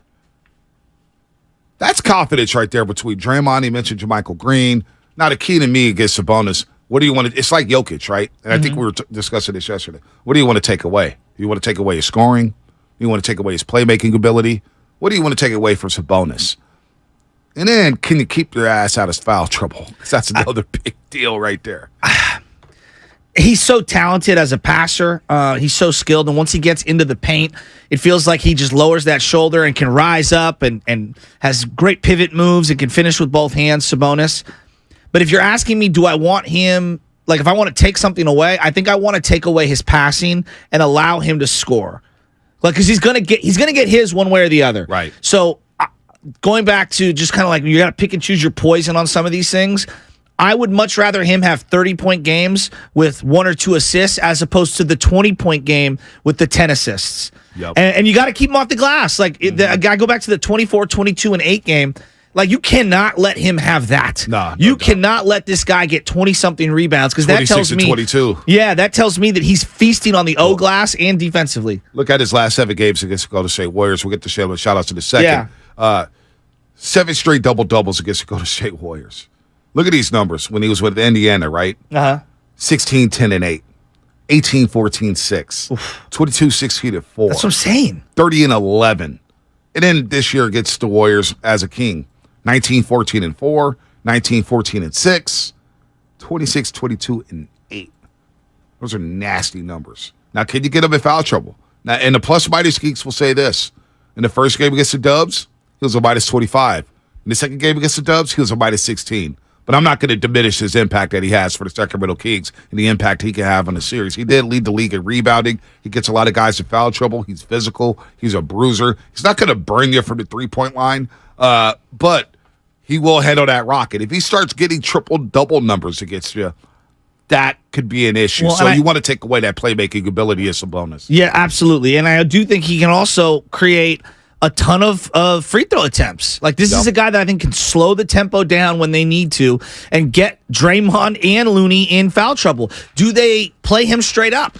Yeah. Do they run a late double team at him? Are they, I don't know. I don't know what they're going to do. It's pick your poison, right? Because they do have a lot of three-point shooters. The Sacramento averages over 3 But that's what I don't want to do. 13 3-point makes a game. I don't want to leave Herter and Malik Monk and dangerous. And Murray and even De'Aaron Fox open off ball. This team is dangerous from the three-point line. Again, they're top 10 in all the categories that the Warriors are in. Yeah. When it comes to three-point makes, Kings are top 10. 3-point percentage, Kings are top 10. 3-point attempts, Kings are top 10. So this is what they do. Now, Looney also talked about the noise. Does he hear the noise going into Saturday? Because there's a lot of noise happening in this series. Here's Lone Dog. Right now, I haven't been hearing a lot of noise. Just really been locked in and focused on game plan and what's going on. But when you get there on the court and you get the fans going and people get to talking, you know it's going to go to another level. Right now we really just focusing on the game plan, but we know how the crowd's going to be, home and away, and we live for that. And, we got a lot of guys that they're probably hearing everything. They're not talking about it, but I know their guys are hearing everything. They're seeing everything. That's just what Steph, Draymond, and Klay do. They hear all the noise. But right now, I'm just been trying to lock in and block it out. But once it starts going on the court, you try to embrace it. If you do hear it, you do see it, you just kind of put that chip on your shoulder and try to take the game to another level. And we're going to shameless shout-outs in just a second. That's Loon Dog with Willard and Dibbs yesterday. Obviously, Larry Kruger in for Dan Dibley, but also he brought this up. I want to play this before the show with shout-outs. Hearing people say that the Kings have the best offense of all time. Here's what Loon Dog said. I definitely heard a little bit, but, that's how things go. We know they give us all the numbers. The athletic team, they tell me how good their offense is. So we've been watching film on them all weekend. We know how special their offense can be. So as a defender, you want to slow that down. You want to be the team that puts that to the heart. Can't wait, Shasky.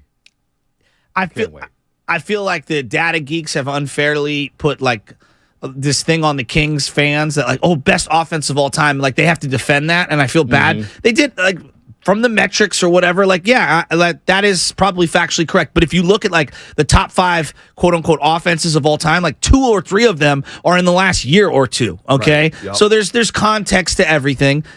I don't think anybody would sit here and say that they're better than the mid-90s Bulls, right, or the Lakers or the Warriors, right, offensively or whatever. But the data tells you those things. I'm not going to be outraged because people are pointing that out. They are a really good team offensively. Absolutely. They are. And they don't turn the ball over. Are they the most Warriors dynamic offensive team left in both conferences? Oh. Denver's pretty damn good. Denver's pretty good. Well, and I haven't seen Phoenix. Yeah, I don't know what to make of Phoenix. Right. I kind of have to see it play out. The Warriors have a dynamic offense. Offense has not been the Warriors' problem this year. No, they're only a point and a half behind Phoenix for all these numbers. Right. They're right there. Sacramento scores 120. The Warriors score 118 and a half. Yeah. So they're right there with the Sacramento Kings. Offense is not the issue whatsoever. It's been on the other end of the floor. All right, we're 2 minutes late here, but let's get to a shameless shout-outs here on the Frisco Friday.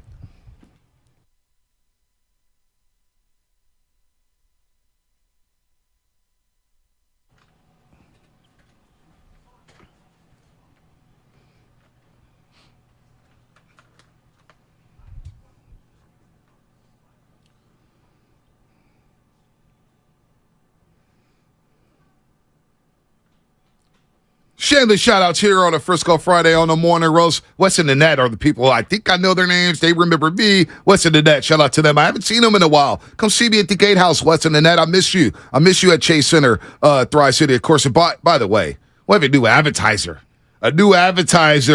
They brought taking them to school, and that is the San Leandro School District. We want to shout out the San Leandro School District's women's wrestling team that just won a championship. That's right, the San Leandro School District's women's wrestling team. Let's go. They just won a championship, and now they're going to sponsor taking them to school. How about that? It's going to start on Monday, but we want to shout them out. The San Leandro School District, again, women's wrestling team. They just won a championship, Shasky, so shout them out. That's our first shout out this week. I'm going to give my shout out is tomorrow at 11:30, we've got a huge game. It is Carl's Beacon's 12U team versus Fog City, the Dubliner on West Portal's team. Come out, support. There's going to be tons of people out there. We're going to go to Carl's Beacon afterwards and celebrate. Shout out to our beautiful sponsors. Right. Without them, support your local bars that are out there. Back in the day, St. Mary's Pub sponsored our teams over at St. Mary's. So I'm excited for that. Come check out Fog City versus Carl's Beacon. Tommy Guerrero, we're coming for you. We're throwing Cody from St. Stephen's. He threw a no-hitter the other day. Be ready. Damn, where you throwing out the game? Yeah, I am. Let's go. I'll tell him who's on the rock. I'm giving the ball to Roger Clemens, and he's batting fourth. Let's go. Way to put the pressure on the kid, man. Ain't no pressure. This is a regular Saturday. Rico San Jose. What's happening? Who you shot out? I'm sorry? What's up, Rico? Who you shot out, Rico? Oh, shoot. I'm talking Siobhan. Heck yeah. Hey, man, my name is Coach Rigo. I'm calling from San Jose, California, representing the San Jose Cal Youth Sports. Nice. Every Tuesday and Thursday, we're out here helping out these young kids, ages from 6 to 14, trying to make a difference in the community. Love that. In Eastside San Jose. San Jose Blitz, come on, baby. We're out here doing it. Yes, Rigo, shout out to San Jose Blitz. Keep doing a great job in the community and keep doing a great job for the kids. That means a lot to us here on the Morning Roast. That's an awesome job, Coach Rigo. Cruiser with the 209. Long time no talk. What up, Cruiser? What up, Cruz? What's going on, fellas? How you doing? Just want to give a shout out to the YouTube chat line. You guys, it's my favorite part of the day. It keeps me going every morning, especially Otis Bird III, Drew Down, Ernie Chavez, Mr. Bridge, Uncle Looney, Chris A., Chris M.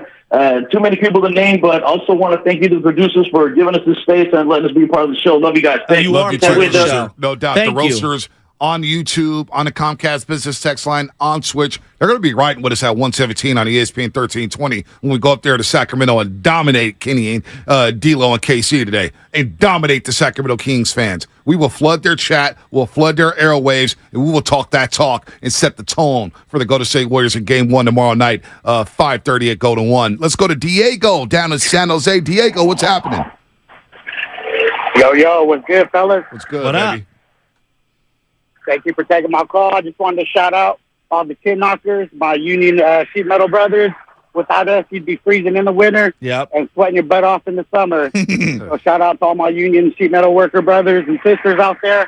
Also shout out them Dubs, boys. Dubs in 5. Let's go. Let's go. 707 Chasky, Comcast What Business is it? Text line 707. Shout out to all the carpenters in the local 22, grinding every day, just bring that food and comfort, living back to their families. Novo Construction, shout out to you out there in the 707. Also 650, shout out to Sunset Scrapers, SF Sunset Neighborhood Family Landscaping Business. Mom, dad, 4 Nice. kids under 5-year-olds, grinding. Shout out Nice. to you in the 650 there. Yeah, that's cool. That is really cool. Schlep Rock, what's the Schlep. greatest nickname? Schlep Rock. Kavon Windex Looney, because Let's all he does is go. clean up the glass. Schlep Rock gets credit for that. Out in Cupertino. What's up, Schlep Rock?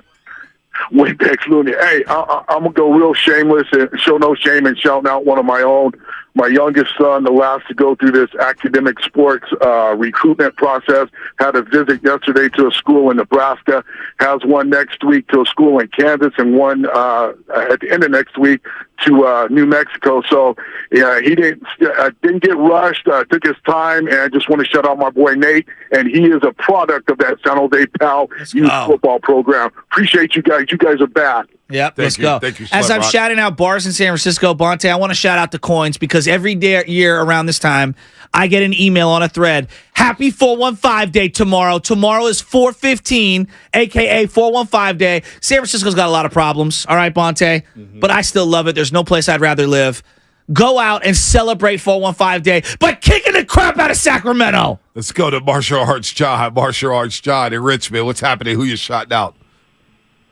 Hey, what's up, fellas? Love the show. Thank you. Yo, I'm going to shout out my favorite fighter out there, Israel Adesanya, for pulling out the victory this last week. that was and huge. Wednesday we'll be covering some fight stuff on there. Hopefully I'll be the one to do Hey, it. Martial Love you Arts guys. John, real quick, Martial Arts John.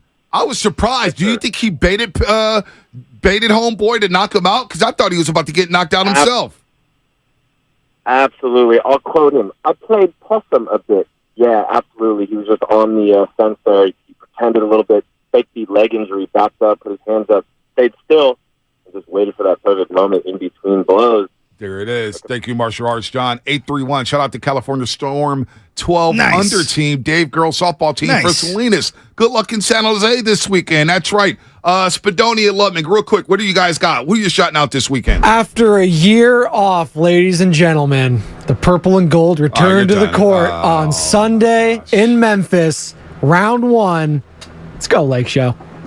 Shout out C-Logic at the Oakland Port. 49er Leo, shout you guys out. No doubt. Lubman, what you got? What you got, Lubman? I'm going to give a shout out to all the Warrior fans who are heading up to Golden One Center tomorrow night. Let's go have fun. Let's go be loud. But you know what? Let's still be respectful, right? These are still NorCal basketball fans. They're NorCal. They're one of us. They're not SoCal basketball fans. So let's go have fun tomorrow night, Warrior fans. No, I think they will have a lot of fun. This is historic. The first time ever these two teams have met, and that is Shameless. Shout-outs here on a Frisco Friday. A lot of fun there. A lot of fun with Shameless. Shout-outs. With that said, let's get to the injury report.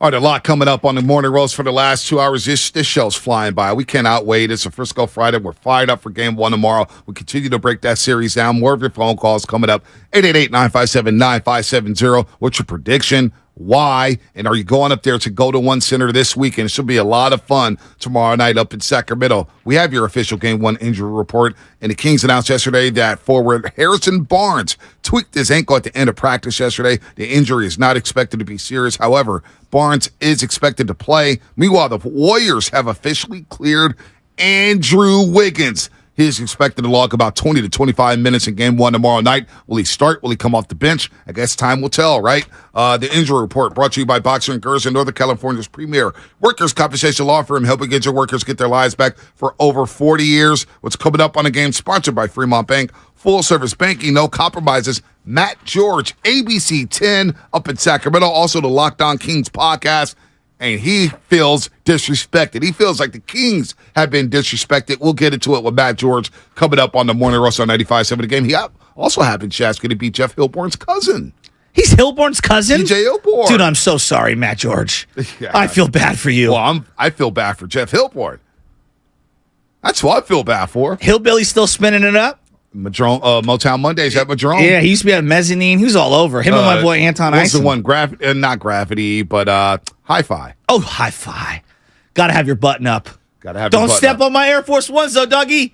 Don't do it. Not my crispy whites. Oh, I just spilled cranberry juice all over them. How many times did you do that? Well, I did not wear white Air Force Ones. That's a rookie move. No, dog, you got to look crispy in the all whites. You can't wear them in the club, though. You can't wear crispy white shoes in the club. It is the most idiotic thing ever. My button up, dude, sweating. I was wearing dark shoes. In the button up. You wear dark shoes. You don't wear Jordans. You don't wear white Air Force Ones. There's a whole. You're asking for trouble if you do that. Come on, man. Mm-hmm. Come on. This Fix It Friday. Oh, by the way, we're giving out Kirby gift cards. Did you know that? We're giving out Kirby gift cards. This Fix It Friday's code word is oil. Oil? Text oil to 20357 by 10 a.m. for your chance to win a $250 Kirby gift card. That's right, Kirby, your driveway mechanic. Check out Kirby.com. That's CURBEE.com. Don't give Franklin the oil. Did you know that most people wait 6 or 7 years before they buy a new TV? That's a lot of time in front of one TV.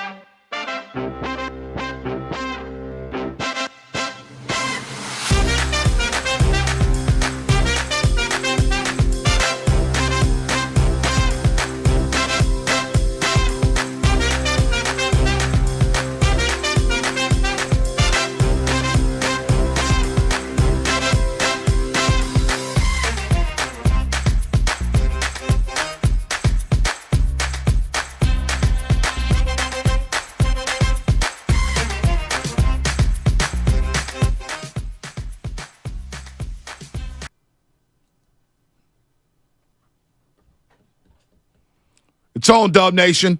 It's on like Donkey Kong. Get him! It's on. Game 1 tomorrow night. Cannot wait. Cannot wait. I got goosebumps. I love NBA playoff basketball. Oh, I love it. I love it. I love it. I love it. We'll get some playing games tonight. The field will be set, whether it's the Pelicans or T-Wolves or the Heat and the Bulls.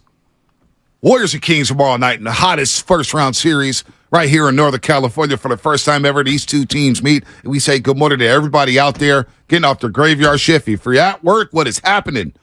If you're getting ready for work, what is happening? It's been a lot of talk between the fans, between radio hosts like myself and Chasky, with Kitty and D'Lo. Also, Matt George getting in on the action. Matt George covers the Kings for ABC 10 up in Sacramento. Does a great job covering the Kings. Locked On Kings podcast. I remember joining Matt last summer when they hired Mike Brown. I told Matt straight up, this is the guy. We're going to be pleased with Mike Brown. The Kings fan base will love him. Well, I think they love him. He won the Coach of the Year award yesterday. The Kings are the third seed in the Western Conference in the playoffs for the first time in 17 years. And trust me, Matt, as I say good morning to you, nobody is disrespecting the Sacramento Kings. We're not disrespecting you guys. We're just letting you know that there's levels to this. And it's going to be a long series for you, Matt. And I'm going to set the tone like that with you this morning. Good morning, man. Well, before we get into that, I mean, there's nothing you can do to kill my vibe, because I get a message earlier this week saying that I'm finally getting to come on the morning roast with y'all. And then I find out when they put out the schedule on Twitter yesterday, I'm just the prelim fight for the Kenny Caraway heavyweight battle. That's all I am. I'm prelims. No, you're not prelims. No, not at all. I'm a warm up act. You guys beat me down, get all comfortable, get all ready to go, and then when the heavyweight champion of the world, Kenny Caraway, comes in, you'll both be ready to knock him out. I see how it is. That's all right. That's all right. I know my spot. This is what I would say. You're too short opening up for NWA. There's nothing wrong with that. It's co-headliners. All right. You know what? Now you're flattering me, calling me too short. Well, I'll take it. And we're giving you some love because, you are cousins with Jeff Hilborn. And Hilborn's a that is crazy. I've known Hilborn for like 35 years. So obviously, I'm sorry. Jeff Hilborn got the cool gene, and you being up in Sacramento are not so cool like Jeff Hilborn, right, Matt? Well, okay, hold on now. We got to behave ourselves. We don't want a family dinner table to start getting turned over next time we see each other. But y'all, we've been hearing what you're saying, and you know what we've been saying over here. Here's the reality, though. The reality of the situation is the Golden State Warriors are the favorites. They should be the favorites, the defending champions. But there's nothing the Golden State Warriors can do, and there's nothing that fans can do to kill the Sacramento Kings fandom vibe, and there's nothing that the Golden State Warriors can do to instill fear into the Sacramento Kings. Kings are playing with house money at this point. They're in a position that very few people expected them to be in, except for themselves. Mike Brown came in and expected this team to be here, got the players to believe, and started instilling championship tendencies from day one that, of course, he learned and adapted from his time working with Steve Kerr there over in Golden State. But there's nothing the Warriors can do to intimidate this group. There's nothing that Warrior fans can say to try and kill the Sacramento Kings vibes. And I think that's getting under the skin of Warrior fans a little bit, where they recognize, these Kings fans, they're going to keep jawing away because there's nothing we can say to stop them. They've been waiting 17 years to talk this talk. They've been waiting 17 years to feel themselves. And even if they're swept, which no chance in hell that's going to happen, even if they're swept, come on. Kings fans, we've been waiting 17 years for this. We're not afraid of losing. We're not afraid of embarrassment on this stage. One, because we know this team ain't going to do it to us. And number two, because we earned every bit of right to be able to talk our talk and pump our chest out and have some fun. No, you guys have. You really have. And I know there's a Kings playoff rally happening tonight at 5 o'clock up at the Golden One Center. So I expect a lot of Kings fans to be out there lighting up the beam. And you guys do deserve respect. You had one hell of a season. You really did. Offensively, you put up numbers that we haven't seen before in the regular season. Whether it's the best offense we've ever seen, that's another question. But you guys have. You guys played really well. And I thought the key stretch, Matt, for you guys was coming out of the All-Star break, where the Kings going to fade, where they're going to slip into West, where everybody else is getting healthy. And I thought that stretch coming out of the All-Star break, winning that double overtime game against the Clippers, sweeping the Oklahoma City Thunder in Oklahoma City, bouncing back from a tough loss to the Minnesota T-Wolves and beating the Clippers again, beating the Knicks. It's been one hell of a turnaround. So what advantage do the Kings have in this series over the Golden State Warriors? I mean, the major advantage that they do have, I think, and I don't know if I'd call it necessarily advantage or if I'd call it just a contingency plan. I think the Sacramento Kings can defeat the Golden State Warriors with their own game.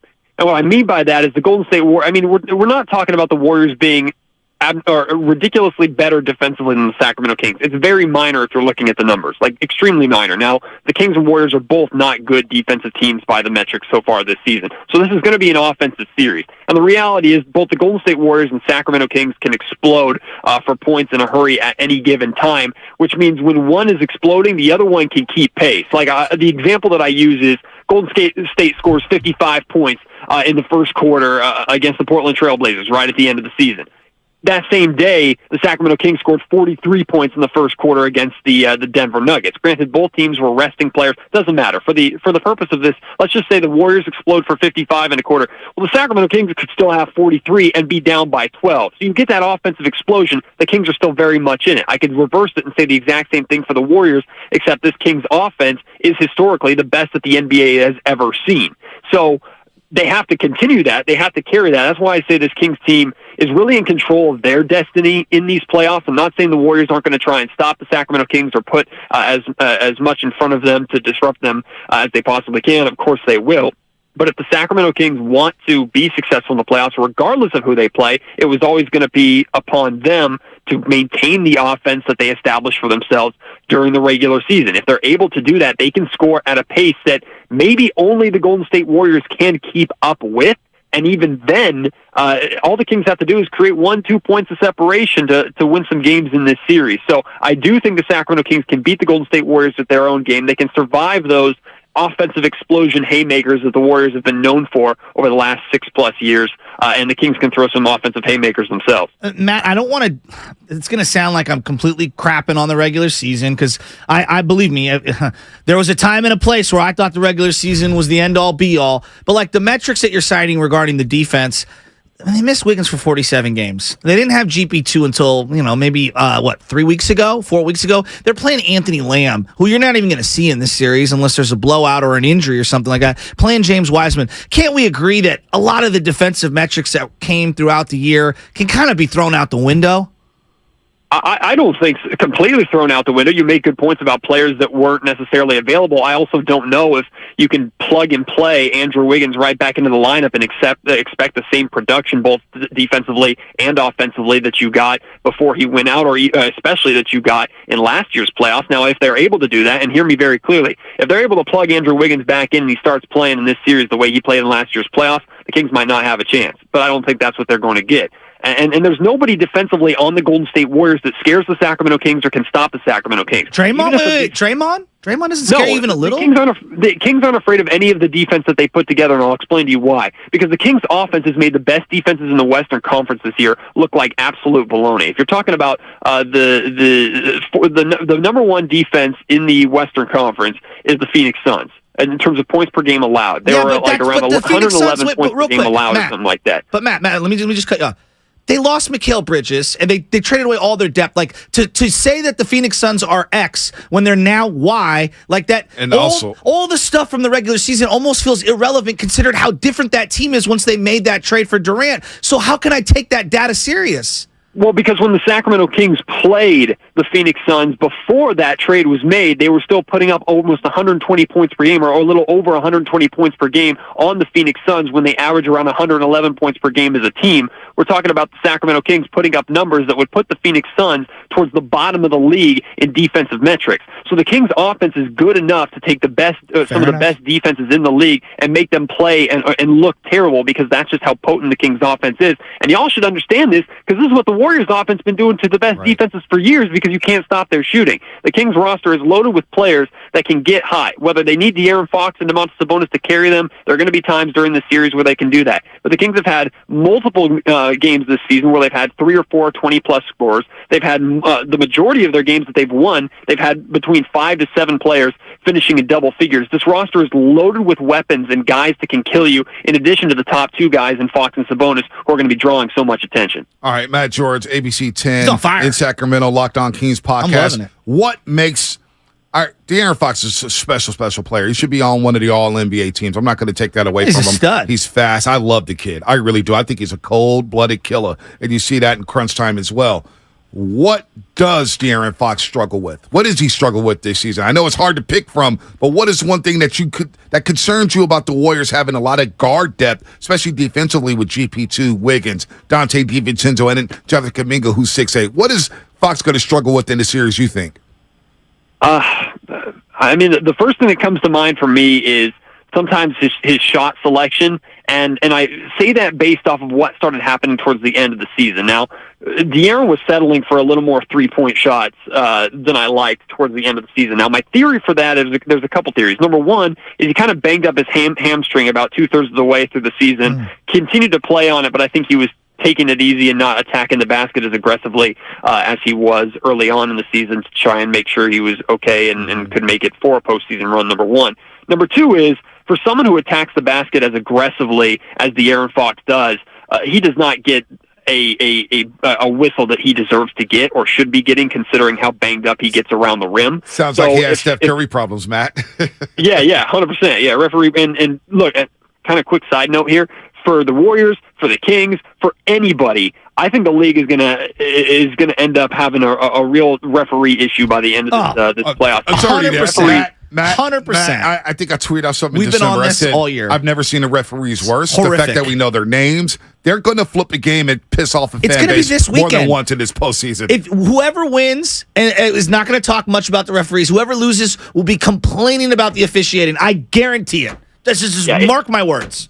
It has been horrific this season. And I said weeks ago, I was like, I think the NBA is going to have a real problem with this being put under the spotlight. And, and it's not so much the bad decision making. I mean, there's been terrible decision making, don't get me wrong, because I usually can give the human aspect of refereeing a little bit of grace. But there's also been moments this season where you've seen directly the refs impose themselves in a game and allow their kind of their personalities or their egos or something to affect the game, just like players do all the time. I understand that they're human, but at the same time, like, you can't have that happen on a playoff stage. But let me bring it back here a little bit.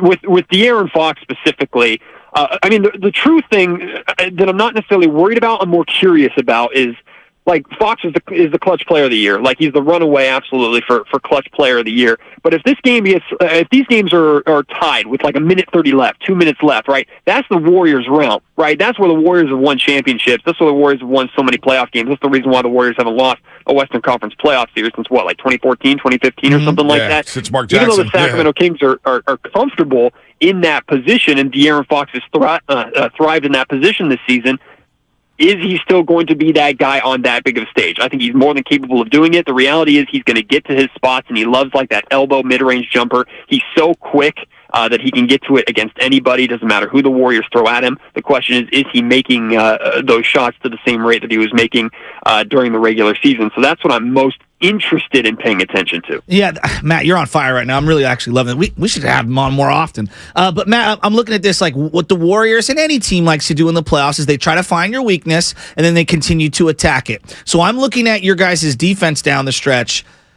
What's the strength of the defense? How are they going to stay on the floor? Is Sabonis someone that they're going to be able to rely on in a high pick and roll situation? De'Aaron Fox with Curry? Like, I'm just looking defensively. Explain to me what the Kings can do to kind of slow down the Warriors in a tight game.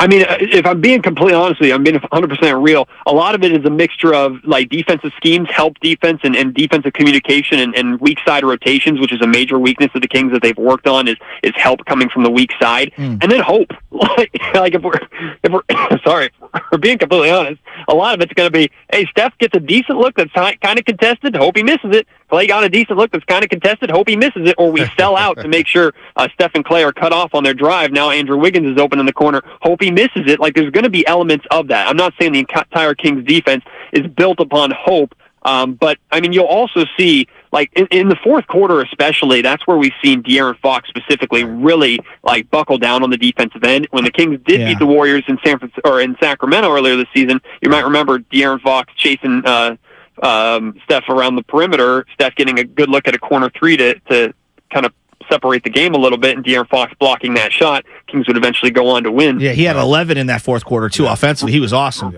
Right, so I expect Fox to kind of take on that challenge, and Fox has spoken very openly this season about, hey, I'm guarding the best guard typically every single night, and that best guard ain't guarding me. So I don't know. I couldn't tell you, truthfully, defensively, scheme-wise, what the Sacramento Kings would throw at the Golden State Warriors, because schematically they haven't done anything to show that they can handle it consistently. However, the defensive metrics do say the Kings are a better defensive team in the fourth quarter. I know what you think, Joe, about regular season metrics. No, it's just postseason. yeah. It's all we have to go on. I get why. It's just for the Warriors, and I'm sure if I was a Kings fan, I would roll my eyes at disregard the regular season completely. But if there ever was a group of guys, a team, it's this team. Like the regular season means nothing to them. There's nothing that the Warriors can do in the regular season. They played horrible. The Kings were better in the regular season. I would cling to the data if I was trying to make a case for the Kings. Yeah, I mean, it truly is all we have to go off of here in Sacramento, but also, like, a lot of this is based off the eye test of what I've seen all season. Granted, of course, I've watched way more Sacramento Kings basketball than I've watched Golden State Warriors basketball, but from what I've seen from the Sacramento Kings team, and this is what I really believe what Mike Brown has imposed in this group, this Kings team, with the exception of the final 3 games of the season, which we know the Kings were shutting guys down at that point, the Kings didn't lose 3 straight games since November. Like, they showed a consistent ability to be able to adapt, to be able to adjust, and we're not just talking game to game to stop losing streaks or anything like that. It's quarter to quarter. The Sacramento Kings became a really good third quarter team this season, which is something they were dreadful at under Luke Walton and other teams before. So the Kings can take some punches from the Warriors in the first half. I wouldn't be surprised at all. Let's say the Kings are vibing with the crowd a little bit with the energy on Saturday, and the Warriors come out and they're like, okay, we're comfortable here. We got to send a little bit of a message. We're still the defending champs. Bam, 14-2 run right out of the gate. All right. Sacramento's not going to panic. They can close that gap before the quarter is 3/4 of the way done. That's a lot of what Mike Brown has kind of imposed with this team. Plus, if you've watched Kings basketball, you know it probably wouldn't get to a 14-2 run because Mike Brown will call a timeout if it's 5-0 and he's not happy with what he sees. He did it last Friday, Matt. He did it last Friday. He called a timeout 91 seconds into the game, and this is without Fox Sabonis and Malik Monk and Red Velvet. And then in the second half, I think he called a timeout quicker than that. 91 seconds into the game, he called a timeout. And then in the second half, I think it was like 30 seconds, maybe 50 seconds. I don't know. That's a Popovich move right there with Mike Brown, and I expect him, as Fitz said yesterday, he's going to blitz Steph. We may see some janky defenses. Real quick here before we let you go, because you're on fire here. Matt He's George, rising Locked On Kings my podcast, rankings. Covers the Kings Top for 3. ABC 10 Sack guy. in Sacramento. How do you expect the young players on the Kings to handle the pressure in his first playoff run? Keegan Murray. Malik Monk doesn't have any playoff experience. Obviously, it's De'Aaron Fox's first run. Lyles, I don't know if Lyles made the playoffs with the Jazz or the Nuggets or if it was a bench piece. He may have been, but how do you expect some of the core guys on the Kings to handle the pressure in the playoffs? Phenomenal question, and I'm not just gassing you up because you're my cousin's guy, Bonte. This is something that we've been talking about and thinking about, and this has been a conversation well before we knew that the Kings were playing the Warriors, right? Like, Keegan Murray is not going to win Rookie of the Year. It's Paolo Banchero's award, and we completely understand. And other guys like Walker Kessler are going to finish above him, right? But there is no other rookie in the league that is doing what Keegan Murray is doing. A reliable on a winning starter, team. of course. A really important piece, the best shooting rookie of all time. Like, there's so much why you want Keegan Murray on the floor. But teams are coming at him and have been coming at him all season long. Like, the biggest eye-opening game for me was Kings and Celtics in Boston, and Jaylen Brown was looking at Keegan Murray like he was dinner. And everybody knows, like, if the Warriors are going to target anybody on defense, granted they can target all 5 guys and probably feel pretty good, but Keegan is going to be the guy mainly that they're targeting. I actually asked Keegan about this at practice yesterday. I was like, Keegan, like, do you think you're going to be targeted? And he goes, man, I've been targeted all year. I just got to be ready to play and ready to get some stops. And Mike has talked very openly about it all season too, saying, look, we think he's ready for the challenge. We're preparing him. We're not treating him like a rookie. If he's got to handle it because we need him on the floor. If he can't handle it, he'll come and sit down next to me. So the challenge has been issued for not just Keegan, but for all these guys, right? Like, Kevin Huerter has been challenged on the defensive end, but all these guys have been challenged, especially the scorers, right? Like, hey, you're not just scorers. Like, grab rebounds, get assists. Like, Malik Monk has become arguably the second second best playmaker on this Kings team, and that is his role over like Davion Mitchell with that second unit. So I know you asked specifically about the young guys, but in total, this Kings team, what's most exciting to me about this series is no matter what happens, we're getting minimum 4 games of context here in Sacramento, right? We're going to go into next offseason, and we're going to know, okay, does this team, as they've been constructed, do they truly belong on that postseason stage? What needs to be added? Is Fox the guy? Is Sabonis the guy? All these questions. I go back and I think back to, like, at the beginning of the Weber era when the Kings got beat pretty good in the playoffs by the Utah Jazz, but they ended up winning one of those games when they first got in. And we left that series going, okay, the Kings belong here. And then that started their amazing runs in the early 2000s, right? Do the Kings fans feel the same way, even if the Warriors win in 6 or 7, which I think this series is going 6 or 7 games? Yeah. Even if it goes that deep, like, are we feeling that by the end of the series, man, the Kings belong here? I can't wait to get that context. I think we will find that out. Yeah, what do you have? Final prediction here in the Bay Area. Matt George representing Sacramento. A lot of Kings fans are listening. You brought a lot of Kings fans over. I see our YouTube numbers are spiked with you on the airwaves. What do you got? You going Kings? They're all here for Kenny Caraway, first and foremost, number one. Number two is, I'm going to roll with my guys. I do believe the Sacramento Kings can beat the Golden State Warriors at their own game and will surprise a lot of people. They've been doing it all season. I got Kings in 7, but again, this series is going 6 or 7 games. I have a hard time believing anybody's going to win in 4 or 5, and I know a lot has been made about the crowd and home court advantage and how these teams perform on the road versus at home. I'm all for the atmosphere of multiple fans of each team in each building. I think it adds to it. I cannot wait for tomorrow. Someone speed up the clock. All right, Matt George, Kings is 7, and therefore family dinner has been ruined with Jeff Hilborn. So we'll see how it shakes out there. A Game 7 to Sacramento, that'd be iconic. And with the Game 7 win, you probably in the dynasty of the Golden State Warriors. So I know that's going to feel good for you if that happens. Matt, thanks so much, man. You're Great on fire, stuff, man. Good Matt. stuff, Matt. Don't sit next to me at the dinner table. No doubt about that. Well, Bonte's Matt eating George. crab fries there anyway with his shoes off. Hey, there's That's no an doubt. insider joke. Crab legs, doesn't matter. I'm getting it in. I am getting it in. By the way, had a good skirt steak yesterday. Diet's Where? going well so far. Where? From Lenardi's. Lenardi's. Yeah, right up the street, man. Did you and Gary St. Jean go together? No, he was on the. I called him and said, "Hey, what do you think? What do you think about the skirt steak? Gary St. Jean?" He goes, "Ha, you're not going wrong." You have to cut it against the grain, though, when you cut it, right? No Because doubt. if you go with the grain, it's a little more chewy. I like it against the grain. I like it nice and marinated. It's an excellent little flat meat. Crab fries are great. Has anybody had the crab fries at Oracle Park yet for a Giants game? No. I did. I told you they have 2 different beer sizes. So the $9 beers was a lie. Oh, wow. Yeah, there was less ounces, smaller cup. Matt shocked by that? No. Matt George, Kings in 7, ABC 10 in Sacramento, Locked On Kings podcast. He's talking that talk. He feels good. You got to respect it. You know who else feels good? Kenny Caraway, ESPN 1320. He joins the roast next right here on 95.7 The Game, and that'll be brought to you by calhope.org and the Department of Healthcare Services. Life is uncertain. It's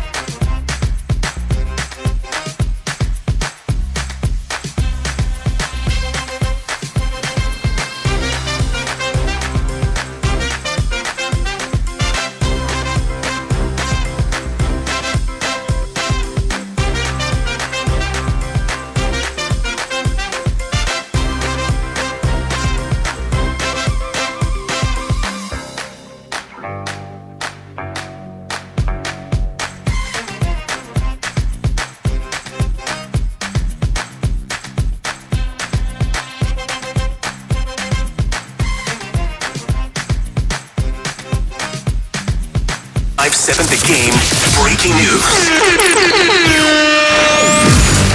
All right, breaking news from down the street with the Giants. The Giants announced a 5-year extension for starting pitcher Logan Webb. 5-year extension for Logan Webb, according to Susan Slusser. No details on the money yet. Oh, I got details, actually. Oh, you do? Yep. So according to it's a 5-year extension. $90 million. Worth $90 million. So it begins in 2024 through 2028. Webb will earn $8 million in 2024, $12 million in 2025, $23 million in 2026, another $23 million in 2027, and then $24 million in 2028. Wow, Logan Webb locked up for 5 years, $90 million, and he's 0-3 on the season so far. He gave up 4 home runs. If he faces Alcantara and doesn't go against the Detroit Tigers, he could start off 0-4. But that being said, you're buying out some of the years of arbitration and into free agency. If you look at what free agents were getting at the pitching level, 4 years from now, 20-something million, it's not bad. We'll see. We'll see about Logan Webb. I got mixed feelings about it right now. Mixed feelings. You got to start somewhere. Like, to me, he's a rotation piece. I believe him to be a great 3, even a really, really good 2. I don't think he's a 1, but I'm willing to adjust my opinions. All right. You got to lock up somebody. I'm happy he's locked up. 5 years, $90 million for Logan Webb. Local boy, too. According Sacramento. to Susan Slusser and Alex Pavlovich for NBC Sports Bay Area. All right. Logan Webb, we'll see what he does against Miami coming up here. But, by the way, we got to do this, too. Got to do this. This Fix It Friday's code word is OIL. Text OIL to 20357 by 10 a.m. for your chance to win a Kirby gift card, a $250 Kirby gift card. Kirby, your driveway mechanic. Check out Kirby.com. That's CURBEE.com. All right, we got business to handle. Giants can take a lap for now. They're secondary. Hell, Parag Barate may be moving on from the 49ers. I really don't care. I really don't care right now because we got business to handle. Tomorrow, Game 1, Saturday night, Golden One Center. First round series between the Sacramento Kings and the Golden State Warriors. And there's been a lot of trash talk. It's going to continue right now. It'll continue at 117 on ESPN 1320. But it's D-Day, folks. It's almost here. Kitty Caraway, D-Lo and KC, one half of that show on ESPN 1320. It is the show in Sacramento. It is no doubt the show. It's one of my favorite shows across the nation. Not the best show in Northern California. We know where that is. No, I'd throw the first blow. Kitty Caraway, what's happening, my man? Man, what's going on, fellas? What's up, baby? It's Friday. Butch, what's going on, baby? Hey, man, we about to play this playoff series, man, tomorrow, man. I can't wait, to be honest with you. I cannot wait. I'll start with this. Question. What does series mean for this team, this fan base, and the city of Sacramento? We'll start there. It means everything. I ain't even gonna lie to you. We ain't gonna big time the situation and act like we've been here before, because a lot of us haven't. Last time the Kings were in the playoffs, I was 9. Well, no, not the playoffs, but when they had a meaningful team, I was like 19 years old. Last time they were in the playoffs, I was like 21 years old. I'm about to turn 40 in July. You know what I mean? It's been a long time coming. And this means everything to the city, everything they've been through over the course of these 16 years, whether it's the losing, basketball-wise, it's a lot already. But the team almost being yanked on 3 different occasions, it was definitely going to be gone in the Seattle situation. They found a way to save it. Not only did they save it, they were able to build what I deem the best basketball arena in the NBA, in the Golden One Center. They were able to revitalize downtown. They made it through the pandemic. Downtown Sacramento was about to go crazy in a good way before the pandemic hit. What happened with the pandemic put a major halt on everything that was going on with revitalizing the city. Made it through that, and now here they are in the NBA playoffs after 16 years, man. So it means everything to us. Like I said, I ain't going big time. This is big to us. This is a first round series to y'all. It's everything to us right now. So that being said, you've heard all the rhetoric from all the talking heads, me and Bonte included. I mean, everybody's got an opinion on everything. All the things that you've heard, what's the biggest misnomer about the Sacramento Kings? Biggest misnomer about the Sacramento Kings. Well, it isn't that the inexperience is going to be just something that they can't overcome. Crippling. I was hearing a lot of people talk about, this is, I think it was Mark Willard, matter of fact, that kind of sparked the whole interest with my mind. when he was saying that's not how things happen. We see it all the time. We see it all the time in the NBA where, a good team comes up, had a good regular season, and then they get into the playoffs and, it's a different level and they're just not ready and they can't step up.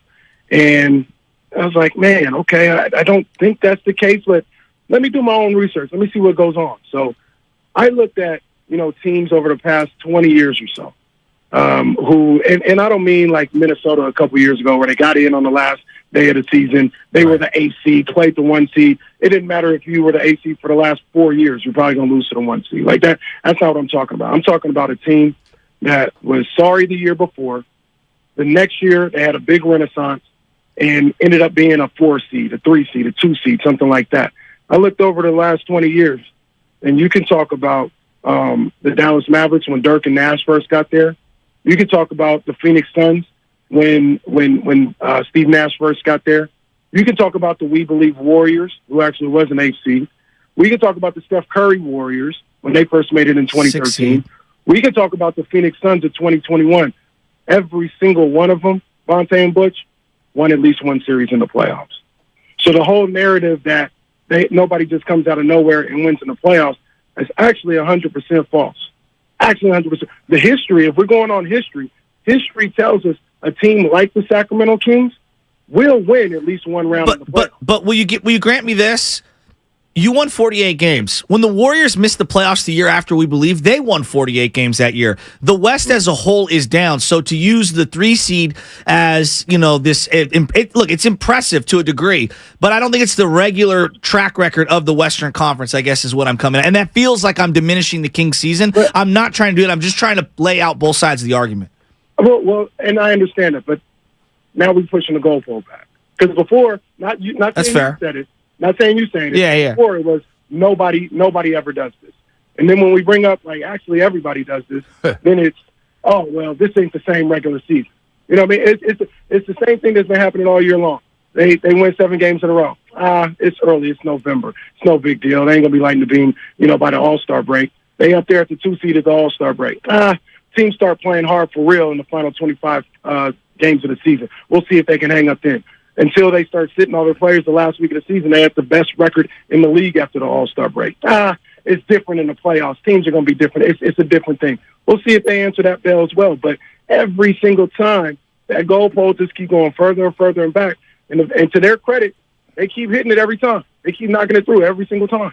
No, it was an impressive run after the All-Star break. We're talking to Kitty Caraway, ESPN 1320. We'll join you at 117. You trust me, there'll be a lot of smoke. I'm ready to roll with that one. I'm trying to just figure out it's going to be Daddy and Baby Chaz together, so I'm going to have to put a pacifier in her mouth. Don't use your daughter as a meat shield. No, she's not a meat shield. I'm just telling you how I roll. Don't use your daughter as a meat shield. She may be involved in the StreamYard video. She may be involved. That's how serious I am. Usually when it's just Daddy daughter. Baby Chaz. Hey, see how you doing, Butch? No. Hey, usually when it's Daddy daughter day, I do know radio hits, but this one's very important to me. This one is one of the ones. Why is it important? Oh, it's because Sacramento needs to know what's happening. That's why they need to know what's happening. They need to have a reality check, and I'm here to do it because all this rhetoric, and I blame Butch. Actually, I'm gonna throw Butch under the bus here. Talk about Warrior fans only watch Warrior games. No.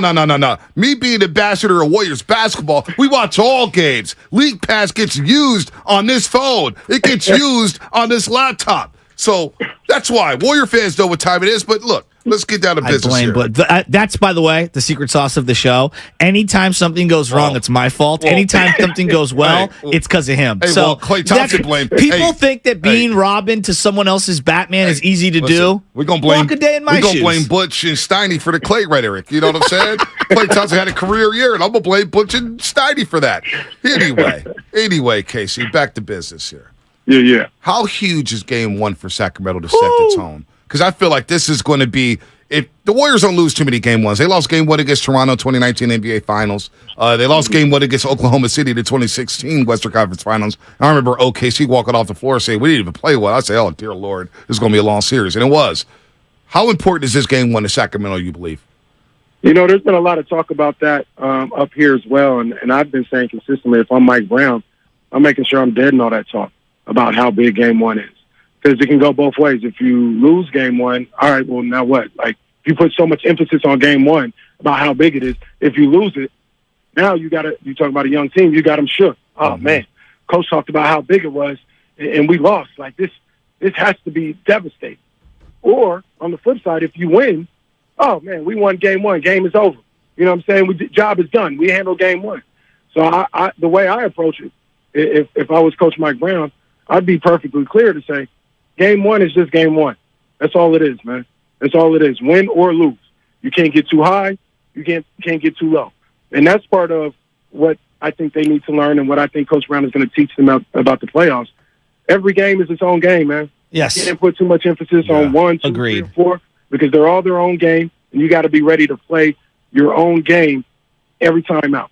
So to answer your question, Monte, I mean, as a fan, you'd want them to get one. As a player, you'd want them to get game one. Of course. But you got to be careful not to put too much emphasis on it because either way, you can get caught up in the sauce, whether you win or lose after game one. Yeah, there's no doubt. I mean, you always, the momentum carries. It almost doesn't. Like, there's almost zero momentum transferring over. You can make adjustments and things like that, and guys can feel better about themselves. But, man, each game is its own isolated thing. Warriors lost game one. They blew a huge lead against the Celtics in the finals last year. Keep it real, though, Casey. You've been way too tame. Why do you hate Draymond Green? You've been one of the loudest anti-Draymond Green people on the planet. Years. I want you to be honest with us for a second. Just destroy Draymond the way I know you want to destroy him. No. Hold on. No, I want to hear what he really feels about Draymond. He doesn't like Draymond. I'm not allowing any Draymond Green slander a day before game one, especially from a Sacramento King fan. What the hell are you doing, Jeff? No, I want to hear why he doesn't like Draymond. I'm going to be truthful. And this is the honest to God truth. Draymond himself, like Draymond, the basketball. But first of all, look at his face. There's levels to it, Bonte. There's levels to it, right? I love it.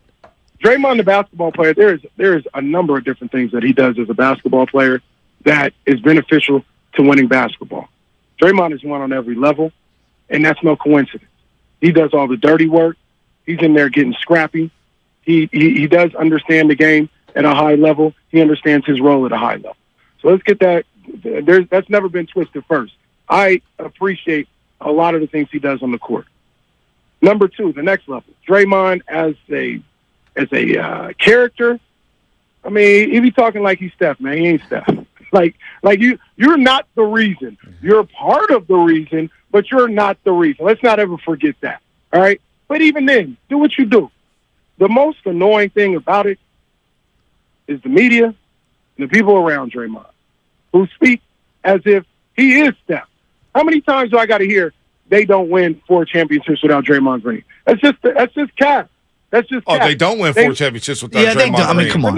Let me ask you guys a question. Yeah. Let me ask you a question. So let's go backwards. The fourth one, he got benched. They got better in the NBA Finals. They were about to lose the NBA Finals. He was awesome. So they benched his ass and put Looney in there. They got better. Game 4. Game 4, the final 5 minutes, he had 3 strips, I believe, multiple rebounds. I agree with you. There were long stretches where he was out. And then Game 6, he had a signature Draymond Green game. Game 5 and 6. The house was already on fire. Steph Curry had already put the house on fire. Game 3, Draymond was shook. He had his little podcast about, they all were. Why they gotta talk like that? I think it's being too much. They're going too far. It's disrespectful. He was crying. He was shook. His mama was out there like, I don't know what's wrong with this dude. He's shook. All right, so let's not sugarcoat that. Listen, his mom did come on these airwaves. She might call in. She did. Mama Green did say, I don't know what the hell got into Draymond Green, but that ain't him. She did say that. Casey, I've never seen an environment like that. Let's eliminate the last one. They would have won that one without him because they damn near did it already. Casey. They damn near did it already. So then we got the 2 in the middle. And you mean to tell me, let's just say Draymond Green is like great, right? There's the guy that I always compare, Al Horford. I think Al Horford is a better player than Draymond Green. But for argument's sake. They're different, but I see what you're saying. For argument's sake, let's just say Draymond is 100% and Al Horford is 75% of what Draymond brings. You mean to tell me with Al Horford, Klay Thompson, Kevin Durant, and Steph Curry, they not winning a championship?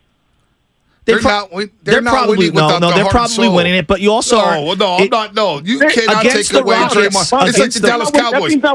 It's like saying the Dallas Cowboys, hey, let's take away Emmitt Smith. You put anybody back there in the backfield, they're winning 3 Super Bowls. You know what I'm saying? It's like taking away Ron Harper from the Chicago Bulls and saying, hey, they're winning the championship. Ron Harper was a very important piece to that team. Same thing when Spencer did when he ripped it on Rick Fox. Rick Fox with the Lakers. You know how important Rick Fox was? They're replaceable. In that situation, Devontae, I want you to tell me, you know hoop. You guys watch hoop. Yeah. You mean to tell me if it's Horford, Klay, Steph, and KD, that team ain't winning the championship? They might be. No, I think they might would. be. I think they would. Might but be. I the think dog. You're in there messing in the dog, Casey. You get on the court. This guy's a junkyard dog from Saginaw, Michigan. The IQ, the game within the game. Talking to trash. He picked apart the Celtics in Game 5 mentally. You just saw it a couple weeks ago with the Pelicans. Yeah, they went up 20. They went on an 8-0 run with Draymond Green, went to the bench, and it was like, oh, gosh, what did Draymond do? And then in the second half, Herb Jones was invincible. Brandon Ingram was invincible. Man, this guy, the mind games that you're missing. The mind games he's going to play up there tomorrow night and go to one center to Sabonis. Dog, man. That wasn't Draymond. That was Loon Dog getting them offensive boards and getting second chance opportunities. You know that. Oh, you know that? man. And y'all be talking about I disrespect Looney. No, Looney can go. I like Looney. You just disrespected a statue guy down here and go to say, I'm not letting that fly. He's a statue guy, Kitty. Don't put no statue up there, man. So, Casey. He can get on the Ring of Honor. Don't put no statue up there. Casey, if I told you right now you could have Draymond Green and you're swapping out Harrison Barnes, you wouldn't take that?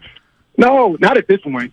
Not at this point in his career. At this point in his career, I'm not talking about his career. At this point in his career, I'm going to give Draymond $80 million. No, but he's a battle-tested war daddy in the playoffs. You have to grant him that. Come on. There's a lot of people who tell me, like, if he's available, Mike Brown will scoop him up in a second.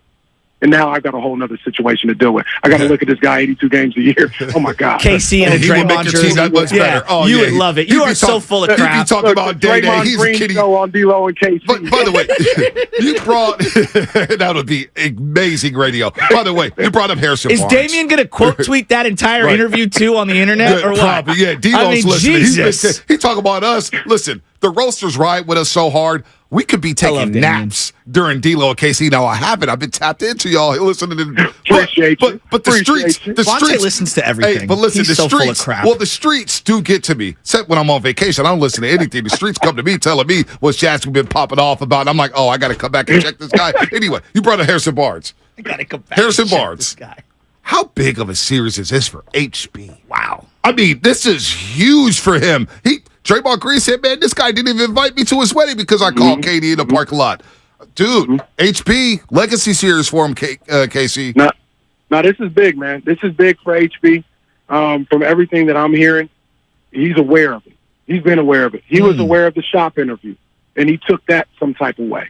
He's aware of it. I mean, it's no coincidence Draymond wasn't invited to the wedding. All right, that wasn't you lost the invitation in the mail. I'm not saying he hates Draymond, but he's aware of everything. And it's a big series for him. This is all anybody in the Bay Area ever talks about is 5 of 32? 5 of 32. That's all they ever talk about. Scored us in Game 6. Yeah, he's got an opportunity to exercise those demons and knock out this team in the playoffs. I don't know what I do know what you're getting from Harrison. You're getting probably at least you're getting 13 points, 4 or 5 rebounds. Solid defense, maybe not great. And you wouldn't take Draymond over him? Come on. 13 points? Draymond's like 6. But Draymond is a facilitator. I mean, he's a facilitator. He's an excellent screen setter. We don't need another one. Okay. We got one. Okay. We don't need triple single around here. Oh. We already got a facilitator. I love this. This is hilarious. All right, what's the biggest thing that the Kings have? So I know it's hilarious. I love it. It's hilarious. This is why I love having Casey on.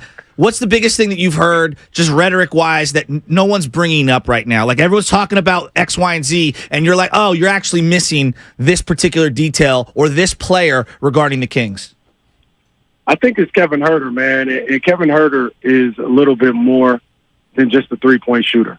We've seen a number of different times when the three-point shot wasn't falling for multiple games for him, but he was still able to get his 16 points a game because it's not falling. He'll use that give and go with Sabonis to get into the paint. He'll pump fake, take a couple dribbles mid-range, knock that down. He is a well-rounded scorer out there, and I think he's somebody that, with the way the Warriors defend the three-point line, along with Keegan Murray, I think that's something that could be to the Kings' benefit. I'm not saying Kevin Huerter is going to average 25 points a game, but I look at him as somebody, if you're sleeping on him, if you're thinking that he's just a one-trick pony, I think he can show a little bit more than that. So there's that. And then I also had a tweet earlier this week where I said I think Malik Monk is going to kill the Warriors. And why? I don't mean that as no disrespect. No. Just why do you like Malik Monk against the Warriors? I like the matchup with him with the guys off the bench. I think Malik Monk is a more of a creator than people give him credit for. He's more of a playmaker. Like, he has passing ability. Him and Sabonis in the pick and roll puts people in difficult predicaments. The trying to figure out, are you going to stop Malik attacking the bucket, or he'll drop off the pocket pass to Sabonis? So I look at his ability to play on the offensive end as something that may give that second unit as a problem. But there's also things like outside of the X's and O's that I could see. And once again, this doesn't mean they're going to win the series, but I could see Bonte and Butch on the morning roast coming in, before Game 6. All right, yeah, it's going to get that far before Game 6, and I'm like, damn, it's Malik Monk. I don't want to see him anymore. No. He is killing. No, he's good. Right? No, I can see that happen. You know what? That doesn't mean they're going to win the series or anything. I just got a feeling he's going to give the Warriors fits in this series. He's had big games against the Dubs, KC, this year. Early, and now it was so long ago in the first month of the season. But he did have big games. He had a game, I think he had like 16 and 8. The next game he had like 24. He averaged 14 off the bench. But I always wonder why it didn't work out in Charlotte. Because I thought he was watching that Kentucky team with De'Aaron Fox and Malik Monk in that backcourt, what they did to UCLA and how they should have won that game against North Carolina. And I was like, man, this guy is explosive. I never got why it didn't work in Charlotte. I do respect him coming off the bench. Now, there may be an issue here, Casey. And Malik Monk may be going to Alcatraz soon. Because Andrew Wiggins may come off the bench. And Andrew Wiggins may match up with Malik Monk. And we know what Andrew Wiggins did last postseason, Casey. That click-clack, handcuffs, Jason Tatum, Luka Doncic. You know what time it is. So let me ask you guys a question. I like Andrew Wiggins. Let me ask you guys a question. If I said, and I'm not saying he's as good of a player as him, but let's just say Harrison Barnes, right? He's way better than Harrison Barnes. Been gone for 2.5 months, 3 months, and he came back for this Warriors series, not playing a minute, and playing against the Warriors, a team that gets up and down, that's going to test them lungs to make sure that conditioning is right. And I told you guys, Harrison Barnes is back. It's about to be click-clack city. You guys will be like, really? You expect a man that hasn't played in 3 months to just jump into the NBA playoffs and perform at a high level? That's what you guys would say about Harrison Barnes or anybody else in that situation. No, but Andrew Wiggins isn't Harrison Barnes. Andrew Wiggins is already more beloved than Harrison Barnes. He was already a more impactful player in the playoffs than Harrison Barnes ever was. I hear you on the ramp up. I do hear you on that. But I agree. I trust the coaches and I trust the players on the Golden State Warriors who have been there and done that and hung banners. I'm talking about championship banners, not Pacific Division title banners, Casey. Guys that have hung banners saying Wiggins looks right. He looks like he's ready to go. That's what we're talking about here. Out there, then, Wiggins. Come on out there. Hey, if he's ready to go, then he can do it. I tip my hat to him. But we're gonna be running up and down that court. We're gonna see what them lungs is looking like. We're gonna see what them legs is looking like. We're gonna be running up and down that court. The other misnomer I forgot to mention. Yeah, please. Kings are gonna score. Kings are gonna score. No, they will. Well, they're the greatest offense ever assembled. I don't know if you've read the data. Once again, the media taking clips. You got to watch the media. They always switch the word. I'm teasing. I'm teasing. But you heard what Fitz said yesterday. I know y'all read with that one. D-Lo was all over that. Oh man, Fitz. First of all, with all due respect to Fitz, but Fitz needs to shut the hell up. We don't like the Warriors. We don't like the Warriors. Ain't nobody gonna sit up there being like, well, we do like Steph and we do like Klay. We're gonna be like the hell with the Warriors. We don't like the Warriors up here. It is what it is. I don't know what Fitz talking about. That ain't what's going down. But I'll say this. We talk about offensive rating. And they played fourth quarters. Yeah. Stuff. Like, I get all that. The Kings put up 120. I think it might have been 121 points per game. I don't have it in front of me. Yeah, it's 120. Yeah, just under 121. The Warriors like 118 and a half. That point total is the most in 40 years. I mean, like it's not like. It's not no computer Farhan generated number at this point, right? Like, this is just bare basics. Like, nobody has scored this much in a season in 40 years. And I did the research when I was talking, because we were talking about that. That's not going to relate and all this other stuff. Typically, when you get into the playoffs, the highest scoring team in the regular season, you could take maybe about 4 or 5 points off of that. So you get to about 116, 115. I think the Kings, last time we checked, I think they're like 34-9 when they score 115 points or more. That's pretty good. Could be off by a game or two. But that's elite. we expecting them to score 120 and like, oh, that's if they get to that, they're great. But if they get lower than that, they can't hang. Oh, we talking about 115, which I'm very sure they're going to get to in this series. 115, they're like 34-9 on the season. I've said this a number of different times, and I think you guys will understand what I'm saying. And this goes for the Warriors too. I don't believe a team is going to try to outscore the Kings and win. That's not how you beat them. You're going to have to get them under 115. I think you have to be physical. And you're going to have to mark up the game. I agree with you. That's where they can be vulnerable. If you think, okay, we can score 2 and we're going to start playing 125, 130 games, they've shown time and time again, but that's their brand of basketball. You really want to get into a shootout with the Splash Brothers and Jordan Poole having a pool party. Look, I'll tell you this. The Splash Brothers, that's only 60 points. Like, if they both go for 30, if they both go for 30, it's only 60. Well, and Jordan Poole. Even if they both go for 35, that's 70 points. All right. Y'all need another 60. Oh, okay. You get another 60? Yeah, Jordan Poole's going to score 20 of that. You got Wiggs now back. You need another 40. Okay, so then you got Wiggs chipping in with 15. Dante DiVincenzo. Better not let Draymond score his 8. DiVincenzo. And Draymond's good for 10. He's going to give you 10. Draymond ain't good for 10. Stop. He's going to give you 10. That's double digits. He ain't good. Don't say that. Against that Sacramento defense and that rim protection. Oh, my God. Casey, forget this. Forget this. Hey, Stop that. Draymond good for 6. You can pencil him in for 6. I'm not letting KC get away here and slander my 4-time champion, Draymond Green. That's not happening on these airways. We slander Draymond Green. Nobody else. I'm the one who's trading him away on a daily basis. All right, hey, Casey. Moment of privacy, you and Damian. All right, you guys are running a great show up in Sacramento. Keep it real. This is the best thing that's ever happened to your career, facing the Golden State Warriors and coming at us. I don't know about our career. I'm teasing. But I'll say this: it's been fun. It's been a fun week. No, we talk about this routinely during the week. Yeah, this is a lot better in a number of different ways than if we would have played the Pelicans, which for sure, for sure, the loss, right? Like, if we would have had a week to get ready for that, like, I don't know what we would have done. Bonte talk about root canal. That would have been a root canal by Thursday. Exactly. Man, how many times can I talk about Herb Jones? Like, I'm done with that. This has been great for us. The fan base. Jackson Hayes. Right. Hey, like, this has been great. It's great, isn't it? No. It's been a lot of fun, man. It's been a lot of fun. And like I said, all this has gone down before the games even played. I know. I know. Casey. It's been a blast, man. Casey, this guy over here. Break kayfabe. I love y'all. I listen to y'all regardless if they're going up against exactly. Vice versa. I'm tapped in all the time, man. Vice versa. But Casey, this guy over here, we took one little sound bite, and this guy's been hyping it up for a month ad nauseum. And I just, I know what our trip to Philadelphia did for us. I know what our trip to LA and all these different things. And these moments that you have, there's so much fun, and it feels like your audience, our audience, like there's a movement, right? It's a little culture, it's a community. It's fun for everyone involved, and I love that we've kind of gone back and forth. We made the most of it. I appreciate you guys being such good sports. Like, I mean that sincerely. It's great for all of us to be exchanging. All my boys are talking smack. It's great. Before Casey leaves, let's do it one more time. Oh, the matchups are a good look for the Kings.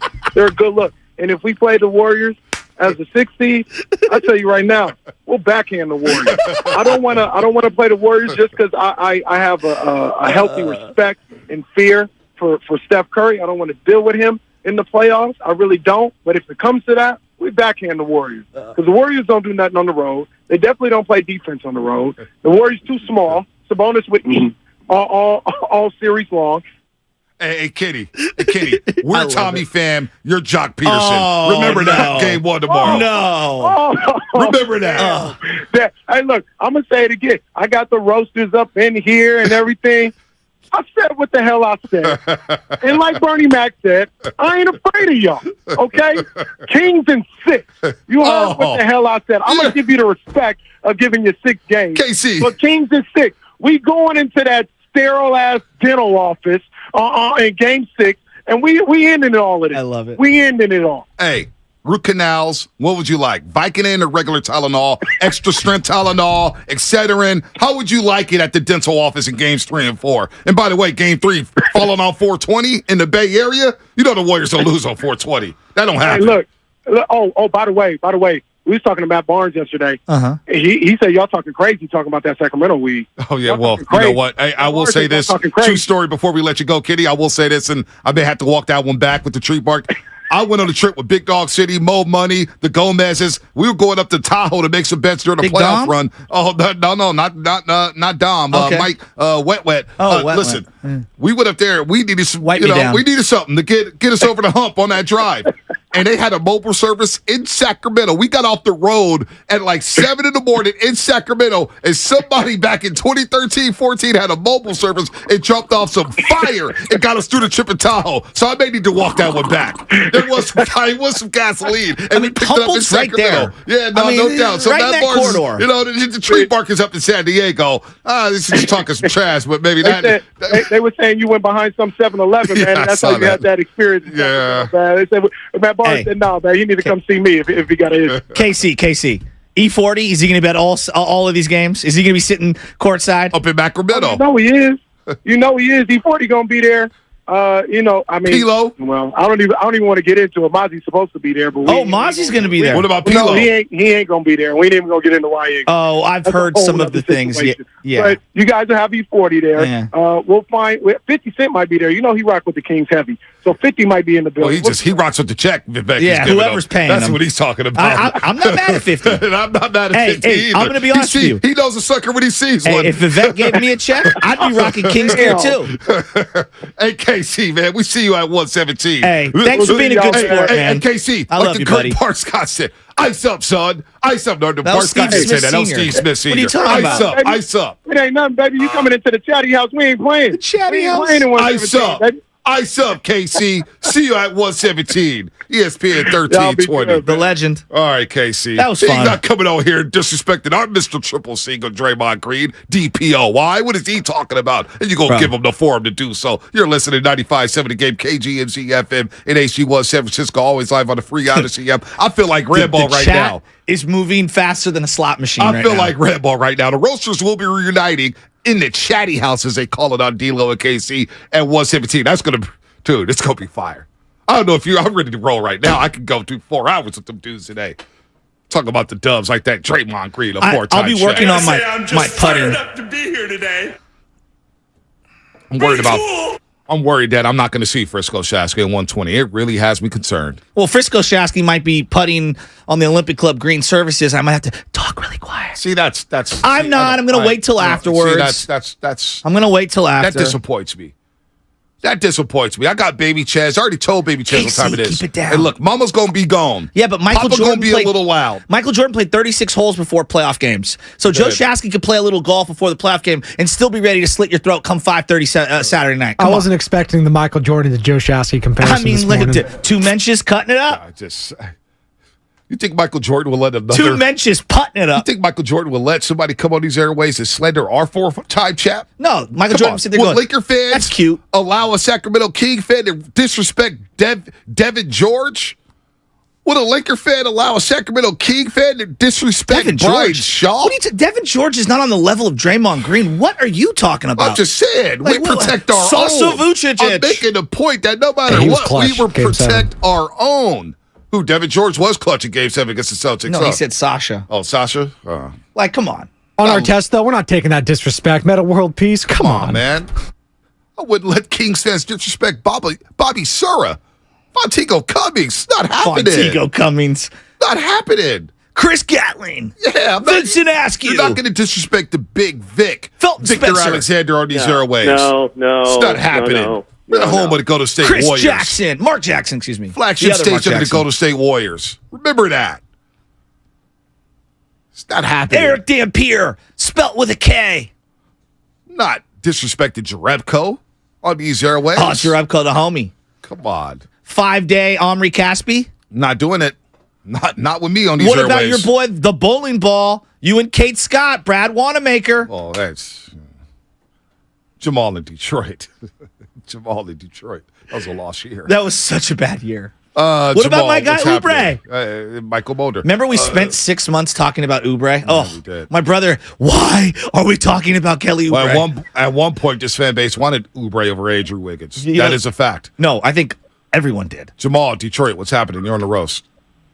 Hey, what's going on, Vontae? What's up, Shasky? What's up, baby? First time calling, man. Real quick before what I really wanted to get into, man. Me being from Michigan, man, I appreciate you putting some respect on Dre's name in front of Kenny, man. Come on now, keep that going. You got to keep Michigan rolling over here.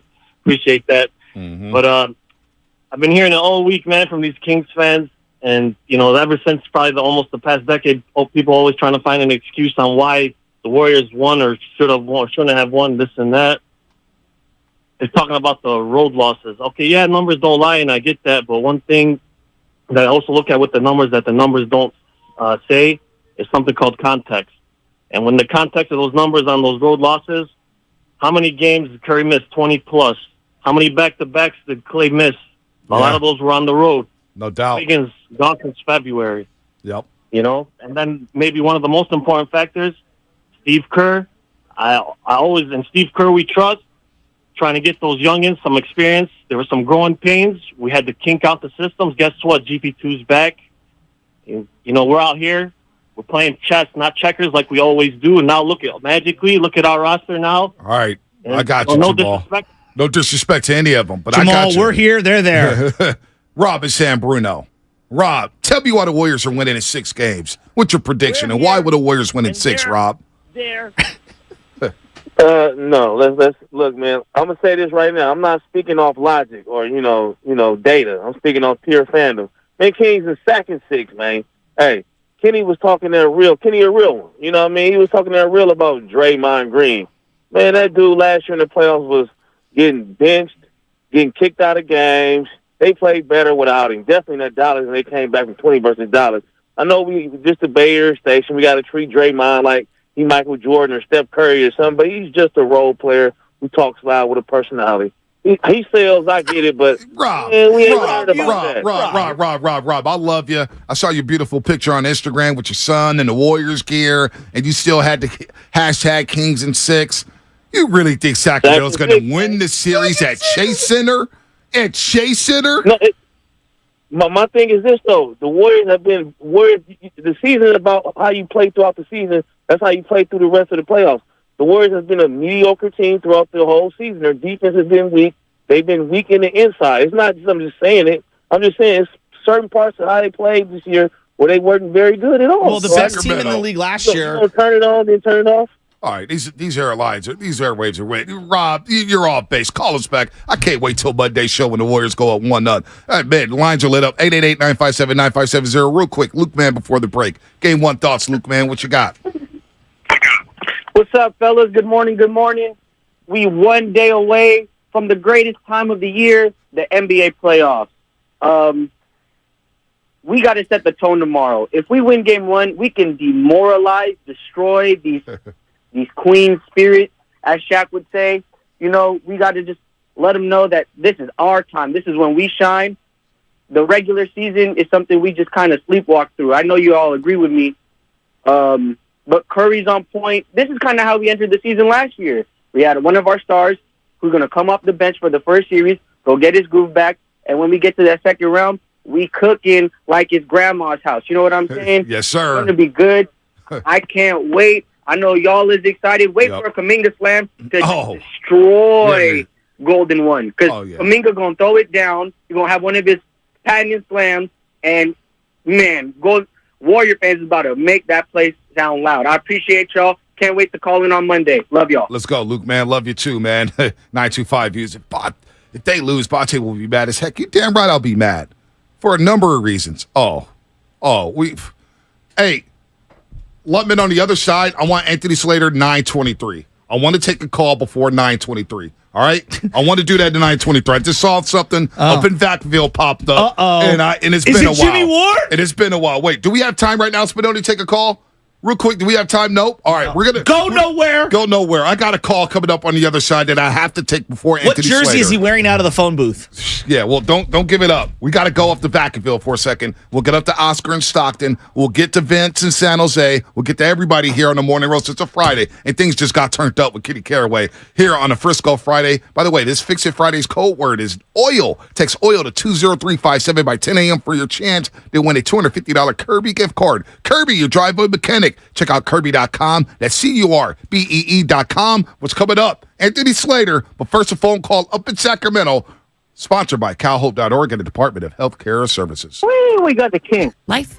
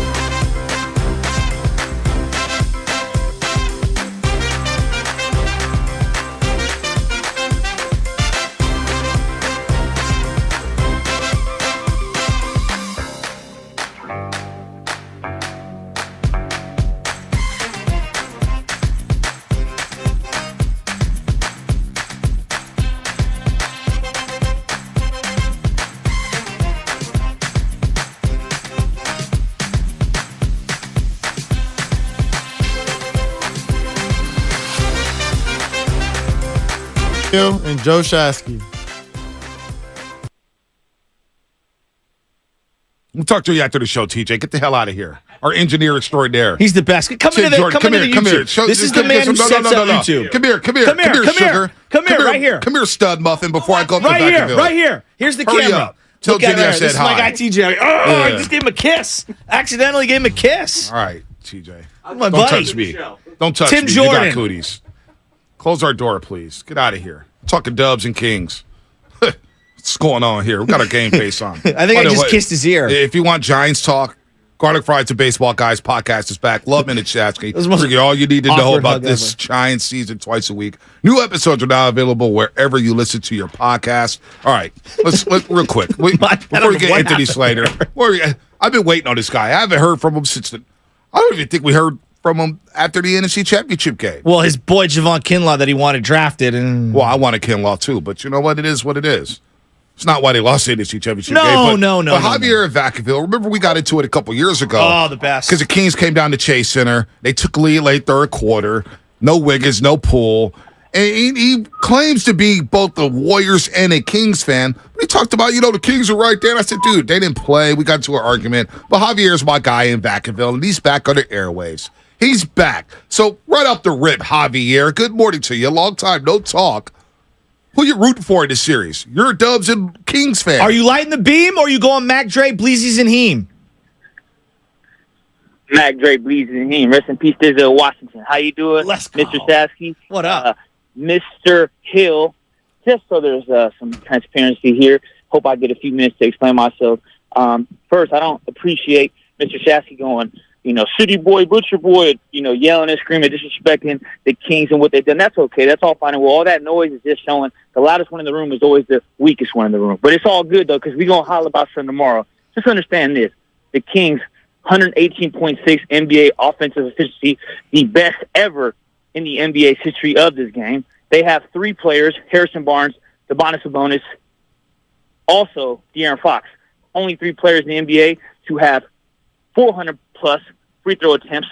Three players out of any team in the NBA to have three players to do such. I will say, not to cut you off, Javier. Not to cut you off. Hold on. No, you will hold on. Not to cut you off. I realize that the Kings do make 20 free throws a game. They're third in the NBA when it comes to that. And when it comes to the free throw attempts, they are seventh in the league. So I'll give you that, Javier. Now you may continue. Okay, thank you. Thank you, Mr. Hill. Also, the Kings have the NBA's leading three-point getter, also broke the NBA record for most three-pointers made, which also has 200-plus three-point attempts made. Okay, Javier, I get all the data. Javier. Now you're starting to tick me off a little bit. I get all the data. We've talked about it all week long. I asked you a simple question. Who are you rooting for this week, the Warriors or the Kings? Because you admitted on these airways that you're both the Warriors and the Kings fan. And I was a Kings fan first. In 1998, I became a Warriors fan in 2001, so Sacramento for sure. But you guys are 14-13 with that starting lineup. You guys won 3 games on the road against teams 500 or better, 3-21 overall. And you guys make it out to be 4. You can huff and puff and it's not that serious, Chassis. Hey, man, who's going to guard De'Aaron Fox? And don't tell me Gary Payton. Don't tell Gary, because he's a nice, great defender.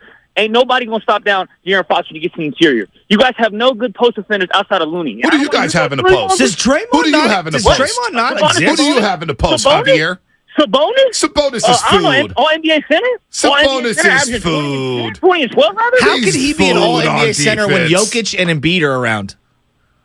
I don't know, because he's an all-star and he leads league in double-doubles. Know your statistics, Jack. Yeah, no, I'm aware of that. But the two best players in the league at the position that were fighting for MVPs also played center. And he averages more. And he has more double-doubles. No one is taking Sabonis over Embiid and Jokic. Hey, no, that's your opinion. No, that is facts. Cut to the chase, Javier. Who you taking?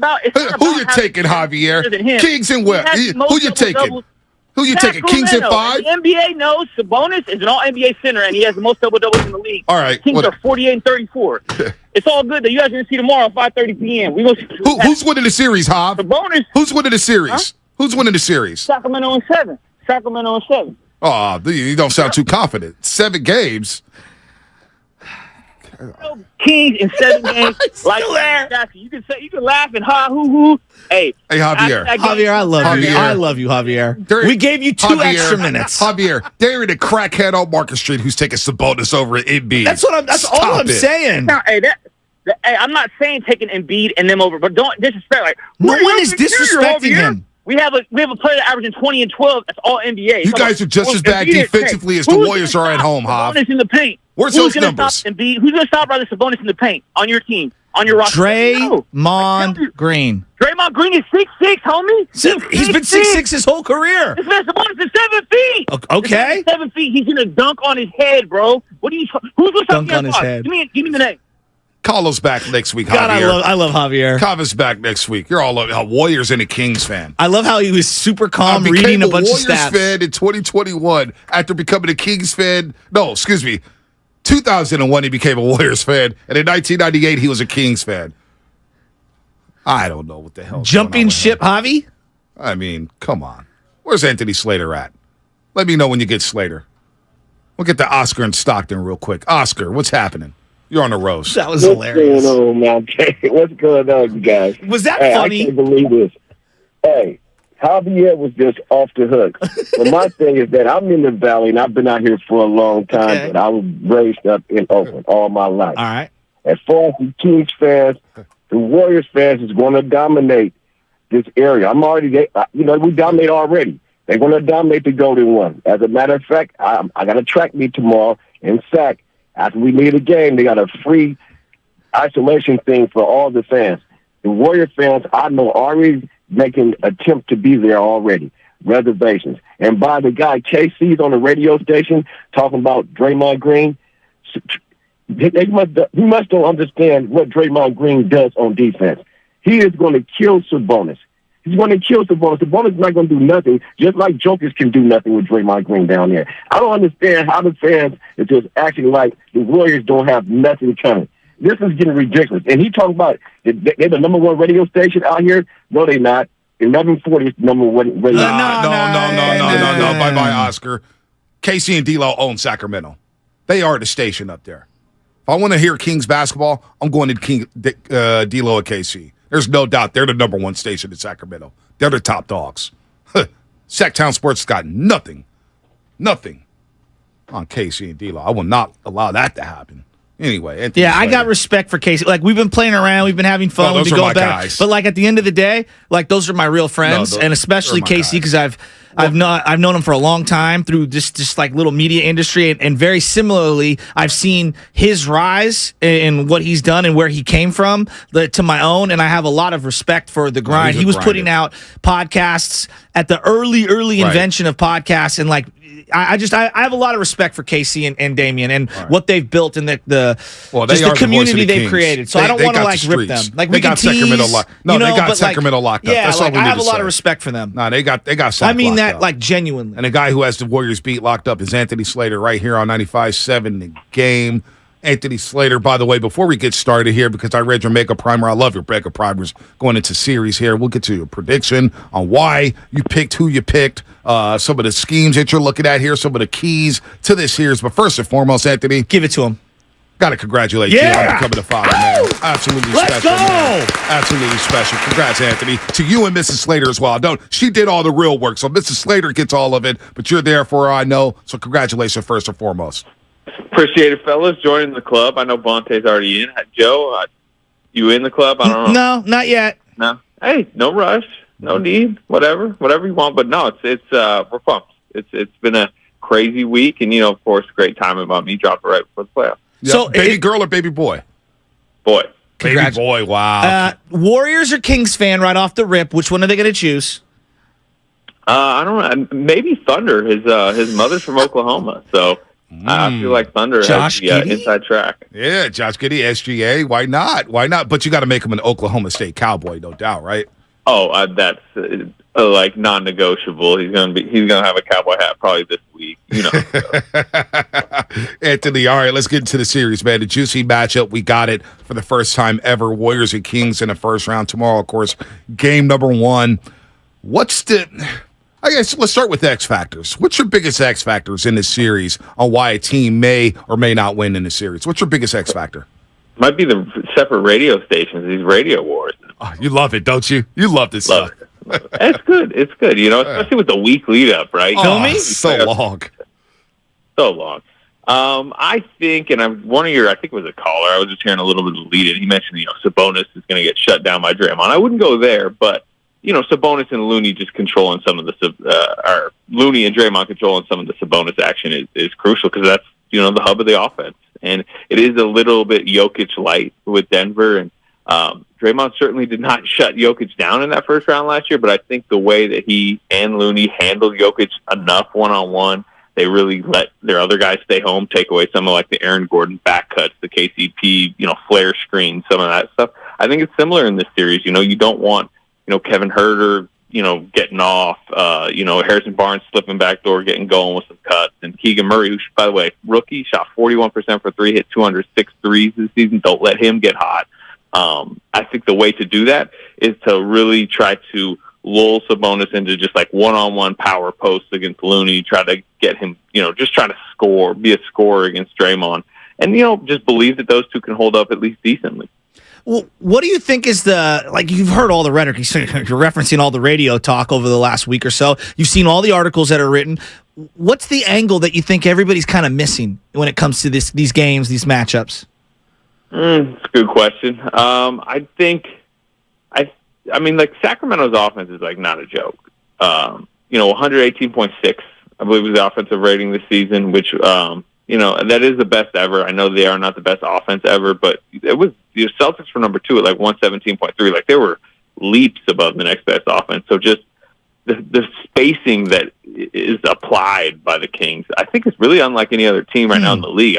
Everybody around Fox and Sabonis typically could shoot. Now, I think we can get into more bit players in the series if you want. I think Davion Mitchell, who's not that great of a shooter, is huge because he's the only guy that theoretically is fits as a Curry defender in this series. Can I stop there real quick? Yeah, go ahead. You followed this team a lot more closely than either Bonte or myself. So he's been kind of in and out of favor throughout the year. What's his because I know he's one of their defensive stoppers, but it sounds like there have been times where they've lost faith in him. Is that correct? Yeah, well, they have obviously Fox is their starting point guard, and Davion Mitchell is a 6'1" point guard, so he has to be a backup guard. And maybe you could think you could play him as a combo guard more, but they have Kevin Huerter, they have Malik Monk. There's just not that many minutes out there for him. When Fox has missed games, he's actually had a couple real nice 30-minute type games in Fox's absence. But Fox, and as you'll hear about this team, not many people on this team have missed games. It was the healthiest team in the league. And the other problem is, the identity of this Kings team is spacing, shooting, scoring efficiently. Davion Mitchell does not do that. He's low 40% overall. He's, mid to low 30s from three. He doesn't get respected by defenses as a shooter. If he's on the floor in this series, I can guarantee you Steve Kerr has told his entire team, leave him. It's like the Frank Ntilikina treatment. We know how the Warriors do to non-shooters, and that disrupts what the Kings are because the Kings thrive off spacing around their best players, and he just doesn't provide spacing. Anthony Slater here on 95.7 The Game. Our 95.7 The Game insider on the morning roast. Anthony Malik Monk is going to be deadly for the Kings off the bench. He's had some good games against the Warriors, albeit it was so early in the season. Andrew Wiggins, is that the matchup for Andrew Wiggins, especially if he comes off the bench in the series? Maybe. I think there'll be some cross-matching. I think if Wiggins looks good, and I think they might want to line up closing time with Wiggins and on Fox. To me, by Game 3, Game 4, Game 5, we're probably talking more Wiggins guarding Fox. Peyton on Monk is interesting, as a possibility. I think him and Poole, they can't guard each other, but if you just line up their stats in the series, I think that might tell a lot, right? Which one of them is more productive because they're both kind of 6 man of the year type dudes. Is that the mark right there, Jordan Poole for the Kings defensively when he comes into the game? Oh yeah, I wrote about it yesterday. But, there's nobody in the league that understands the defensive personnel of the Warriors so detailed than Mike Brown. He rejuvenated the Warriors defense last season. He studied it on a hour by hour basis. He's been there for 6 years, but really last season. So yeah, he knows everything Jordan Poole is good and isn't good at defensively. Jonathan Kuminga, name your player. And yeah, I think if Poole's suddenly over there guarding Keegan Murray, you're going to see some actions that involve Keegan Murray, or just basically name whoever the Warriors are trying to hide Jordan Poole on. He's probably going to get involved. It feels like to me Klay is kind of flying under the radar here. Given the pace and kind of the spacing of just what I feel like the series is going to look like, feel like he's going to have a big impact at some point. So there's him, and then there's Jonathan Kuminga. I don't know what to expect from Jonathan Kuminga. Who do you think is the guy more flying under the radar? I think Klay is, because we know Klay's a 30-minute per game player. Like, we know that. Kuminga, I'm more concerned about his role with Wiggins coming back. Wiggins is eating up 20 minutes. Lamb's already bumped from the rotation. Peyton's back. He's going to get 15 to 20. Like, we might be only talking about 15 to 20 Jonathan Kuminga minutes. And I know, like, he's earned more, right? But, like, it's become crowded with everybody back. So we'll see where he's at. As far as Klay, doesn't it feel like he's probably got a golden one center game in him? Right? He always throws a dagger on the road at these franchises. Name your franchise. I mentioned the Thunder earlier. Just mentioned Klay Thompson in the city of Oklahoma City, and they faint, basically. And it might even be like a game one, especially the way he's feeling. He just hit that 303. Like, if he gets hot early, he'll probably be gunning for it. And that is the other thing, and I think we learned that last year in the playoffs. He can be a great factor either way for either team, because if he starts gunning and is not hot, that can kind of shoot you out of a game too. When it comes to Kuminga, Bonte and I were talking about, they've had him on the perimeter a lot. He's done a great job defensively. Would you trust him or JMG as the third big if Looney or Draymond gets in foul trouble? I think you got to go to Kuminga. I mean, he's just shown so much more. I mean, DeMichael Green, to me, like, their 11th man. Gotcha. I mean, to be honest with you, knowing the coaching staff, I think, like, we all know the coaching staff, Anthony Lamb's in that conversation before Michael Green. You think? Yeah. I'm with you there. You're probably I'm with you there with that one. Mike Brown, you mentioned him knowing the Warriors inside and out. How much of a factor will that be? I think it'll help. Like I mentioned, I think just with like specific detailed type stuff. But he can't. He may know Steph Curry and Draymond Green in the offense they run, but he can't just suddenly turn Malik Monk into Drew Holiday or Domantas Sabonis into Brook Lopez at the rim. I mean, like, he's very limited from a defensive personnel standpoint. I do think he's going to be creative. I mean, remember the Mavericks series last year when Mike Brown's popping off the bench every 2 possessions to signal a different defensive scheme to Draymond Green? I think he's going to try some of that stuff, but again, he had a middle linebacker named Draymond Green in that series. Right. Who, he's going to try to signal that out. So Keegan Murray, Harrison Barnes, like, it's a tougher environment. And, it's been a funny season to be around the Kings a little bit and talk to Mike Brown, because we know who he is at heart. He's like defensively obsessed, like small mistakes tick him off so much. If you miss one rotation, he's calling quick timeouts, Greg Popovich style timeouts. Yet he is like the glory of the city, and he has the number one offense statistically in NBA history. But he's kind of stewing on a nightly basis about some of the defensive mistakes. So, again, I think he'll help in small ways. He'll be creative with it, but how do you stop the Warriors with the personnel that he's laid out for them? Anthony Slater here on 95.7 The Game, I should say. But Anthony, I keep thinking about Steve Kerr and what lineups he'll go to in the 2 big lineup with Kevon Looney and Draymond Green. Mike Brown knowing that, hey, they're not aggressive offensively. Maybe the game plan is to sag off of Draymond Green and make him a shooter or force him to be aggressive offensively. With that said, how much do you think Steve Kerr will lean on that big lineup, or will he split them up and go, hey, Looney and Draymond, you each will be a small ball 5 in this series, and we're going to go 1 big and 4 scorers here? Because I don't anticipate a lot of 2 big lineups in this series with the Golden State Warriors. Well, the one thing that helps for them is the teams that they have had real trouble playing Looney and Draymond together in the past are the teams with elite shot blockers. It's Memphis, Jaren Jackson at the rim, Steven Adams. They really sag off. They clog up the paint, and the spacing is just so terrible you have to split them up. Boston, another example, right? He split them up in the finals because Robert Williams is back there, Al Horford.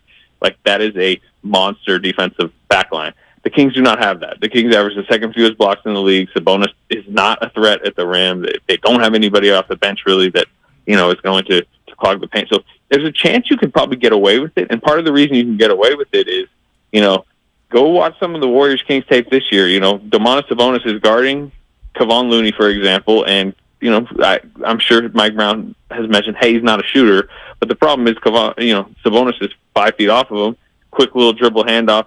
Looney wipes out Malik Monk or whoever it is, and Steph Curry's curling off, and Sabonis is way too late. You have to get up to the level of the screen because what those guys do as screeners. That's a good point. And they don't have backside rim protection. So I actually think you could play two bigs in the series much more than if theoretically they move to the next round and play Memphis. That's why you're the man. If I put the over-under at 1.5, okay, he's already said he's going to do one after Saturday's game. Are you taking the over or the under podcasts for Draymond Green during this series? I thought you meant. I thought you were going to ask the over/under Kevon Looney being benched and then put back in the starting lineup. Probably a similar number. Or technicals for Draymond. No. I meant podcast because that will tell me how long this series is going to go in your estimation. So it was over/under 1.5 for the entire series. Yes, podcasts. Over. I'm hitting over. You're hitting the over. Hanging over. So what's your prediction on this series? I said Warriors in 6. I think it's going to be tight. I think Fox is a dangerous guy down the stretch. I think Fox is ready for the playoffs. I know he has 0 playoff minutes ever, but he has made a leap this year, not only, obviously statistically and everything, but I just think mentally. Like, he's just he's been that guy down the stretch. Obviously, everybody knows the clutch numbers. He's going to win this, inaugural Jerry West Clutch Player of the Year award. So if it's games within 3 with 2 minutes left, Kings may pull a couple out just because of what Fox can do. He did it to the Warriors earlier this season. So, but I don't know. I mean, I'm kind of the mindset that I think you guys are bet against the Warriors. I'm not going to be the one to say the Kings are ending the Warriors. They might, sure, it might happen, but I'm just not going to bet for it because of what the Warriors have been over the last decade. No doubt. Warriors in 6 is Anthony Slater's prediction. Check out his work at theathletic.com. Anthony, beyond all that basketball stuff, and I'm sure we'll see each other at Chase Center next week. Congratulations on becoming the father, man. That's awesome. And to you and Mrs. Slater, man. Hopefully she's healthy. She's feeling good. The baby's healthy. And good luck being a parent, man. The first couple of years, not easy, but it does get fun each and every day. I appreciate it, fellas. You making up the Golden One? No, we're in the studio tomorrow. We don't have the infrastructure to go up there to Golden One. Not that we don't want to go up there, but I like locking in the studio. I really do, man. You can watch everything, got your numbers down, laptop open, so I'm missing that environment. Anthony, we've got a huge 12U Little League game on Saturday, so it's not going to make it. Monday nights. They have a nice NBC set up right in that atrium of Golden One. I was just envisioning Bonte Hill on it, with, the crowd booing behind him. I'm Bonte Hill. This is Chris Mullen, the Hall of Famer. Vessis Azili, champion right here next to me, and we are at the Golden One Center. That was me pretending to be you. I don't sound that corny, do I? You do. No, I don't. Bye-bye. Yeah, TV Bonte. That was weak. Slater, come on, man. TV Bonte ain't nothing like real-life Bonte, right? Hey, I love both. I think his versatility. I think it's like Shohei Ohtani, right? Thank you. You know what? Cut that. Ohtani. That's why, Slater. I can't wait to have lunch with you soon, man. That's why you're my guy, Slates. That's why you're my guy. And that's why you're the Venmo hit, huh, Slates? Yeah, I'm going to send that Venmo right now. Please accept it. Congratulations, right, Congratulations, Anthony. For real. All right. Appreciate it, guys. All right, he's the best. Yeah, see that? Shohei Ohtani. Versatility. Bro, I'm your biggest fan. No, you're not. You're my biggest hater. What are you talking about? Craig Mack, tell him he's the biggest hater. He's always hating. Always watching and hating. Hate watching. You guys can be hate watching. I do not out hate here. watch. I watch to see if my name gets dropped. Yeah, see, that's different than hate watching. We know. Trust me. We know. It's called weight watching. We know. And I'm not talking about WEIGHT. We know. As I get this weight off on camera. You know what? Screw all that. Let's get to the calls. Oh, and we've got a rap song that Duke prepared. Yes. He sent it to me. Let me know when we have it ready. Let me know when do we have it ready right now?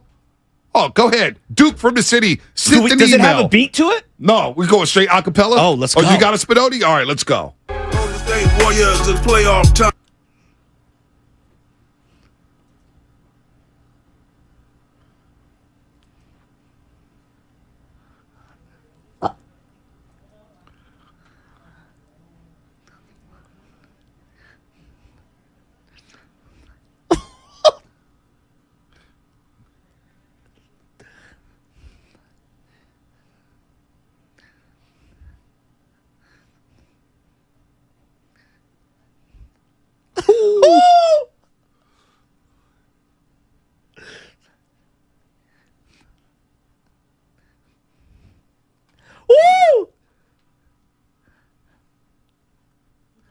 Wow. Duke in the city. Who was that after Duke? I don't know who that was after Duke, man. Duke in the city. Give us a call real quick. Was that Ballhead Rick? 957-9570. Duke, give us a call. Who was that? Oh, my God. That was absolute fire. Wow. Absolute fire from Duke right there. Setting the tone. Oh, my God, Setting the tone. All right. We got a lot of calls here before we get to Fast Five. Fast Five coming up. I got goosebumps. Fast Five coming up. Let's knock these calls out before we give away to Steiny and Guru. They're going to have the lines lit as well. One more day before we get to Warriors and Kings game number 1. Look at the 925 supporting me. Bonte, Joe was the first guy to W the king of the media, bro. Come on, he loves you. Oh, so now you guys finally admit that I didn't give myself that nickname. No, I gave it. I bestowed it upon you. I thought it was the streets. What are we talking about? No. It's like the Black Saber. It has to be won in battle. I can't keep Bonte up. won the King's crown in battle I'm not the king. after battle with Dallas, with it's LA, the dark saber, with not the black Philadelphia. saber. What'd I say? It's the dark saber. Dark saber. What'd I say? You said the black saber. Oh, Come on. my bad. The dark saber. Stay Apologies. true to the lore. Mandalorian, by the way, fire. Oh this my week. God, such a good Dude, episode. it ain't got nothing on Snowfall. Dude, Let's go to Baby Vince in San Jose. Grogu had the freaking Baby man. Yoda had the robot. No. Yes, We don't care. We got Kings and Warriors. We don't care about the Mandalorian right now. Care less about that. Fuck that show. It's NBA playoff time. Turn your radio down, Vince. Let's go. Come on, Vince. What you got? All right, Vince and I are ready to go. He's got the radio on too loud. Put him He's in locked Alcatraz. Anthony Hayward. Anthony, what's happening? What's your prediction and why? I got the Warriors in 6, just on the fact that the season has resetted. Like that caller from Javier, I had to write his name down. His take was off the hook. I bet you if you go look at his Instagram profile, he's got an A's giant split cap on. I don't know. Warriors in 6, playoffs. It's just a different animal, man. And you know that Javier, he sounded like he was from Super Mario 3, jumping ship to ship. And I just can't believe I had to get on after Duke. Man, Duke killed that song, didn't he? He did. Feel me? He did. Duke, hey, we're going to put that out on Twitter. If we could put that song on Twitter, please. via the Morning Roast, we'll retweet it. So in case everybody didn't hear the Duke bars, the Duke bars are fire. That's how we got to end the show today. We're ending the show with Duke's bars. So get the Odyssey app right now. Download it if you want to hear it, or get to a radio 95.7 The Game. I know some of our YouTube audience didn't get a chance to listen to it due to, I guess, what did we want copywriting, to call monetization aspect of it. Sorry. Sorry. Hate to be the buzzkill Spadone. No doubt, but we'll play that going out. Download that. Spadone, thanks for turning that around Odyssey so app. quickly. Yeah, that was great. Joshua Houston. Duke's a legend. H-Town. What's up, Joshua? What up? Hey, Bonte. Hey, Joe. Thanks for having me on. I'll get right to it. Warriors in 5. This series kind of reminds me a little bit of how we handled the Dallas Mavericks last year.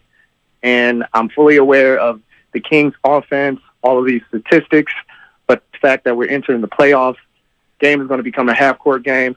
I think those stats, we could throw it right out the window. Wow.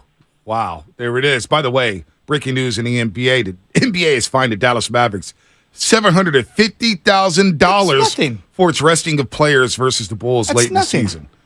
That's nothing. It's a little weak. That's nothing. I mean, the Cuban's going to invest that in Shark Tank this week. Maybe. Like what? Hey, you know what? Daniel Snyder's selling the Washington Commanders, and it didn't go to Jeff Bezos of Amazon. Yeah, out of pettiness. Is Mark Cuban one of the worst owners of sports now? Ooh. He hasn't attained any big-time free agents yet. He did win the championship.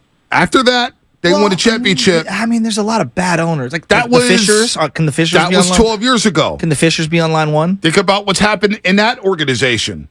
In terms of misogynistic beat writers. I agree. HR violations. Chicago Bears have been a horribly run franchise for a long time. Dallas Mavericks. Okay. I'll listen. Cuban. I'll listen. Cuban. I'll listen.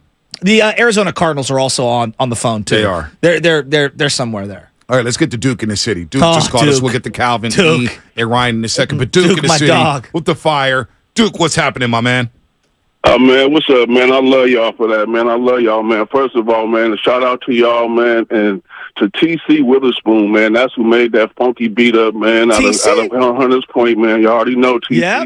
One of the best producers in California, man. So he did that. My little brother G Live on the track. Let's go. Myself, and then that was Ballhead Rick, like you said, man. And so we got an EP coming out that's going to be called The Family, man. You know, so I'm going to let y'all know what's going on first, man. And I just wanted to let y'all know, man, Tay and Shasky, I called to say what's up. Steph and Klay going to butter them up. This you know that I'm a roaster, Sacramento marshmallow toasted. The rest of the crew gonna serve them up like JK, JP, and JP2. That round after round, that's what Warriors do. Metal Gear up. We all surrounded Looney on the boards, cartoons down clowning. We took it home court. It's on the chase. That's what we do. We in first place.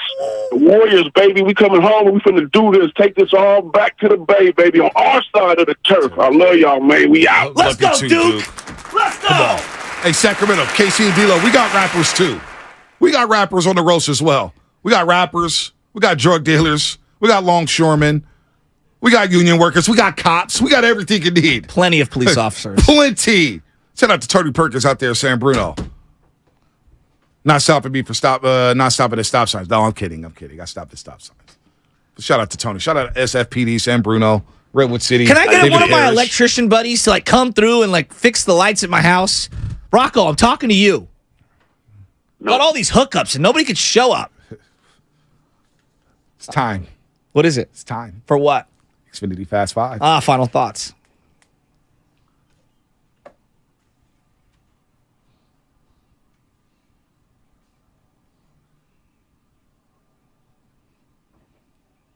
Fast 5. We made it, folks. What a show. This one flew by. Thanks to Matt George, ABC 10 up in Sacramento. Great. Thanks to Kitty Caraway. That was great. D-Lo at KC, ESPN 1320, where you can find Shasky and I at 117 for a little crossover. What happened to all the calls? They just dropped off?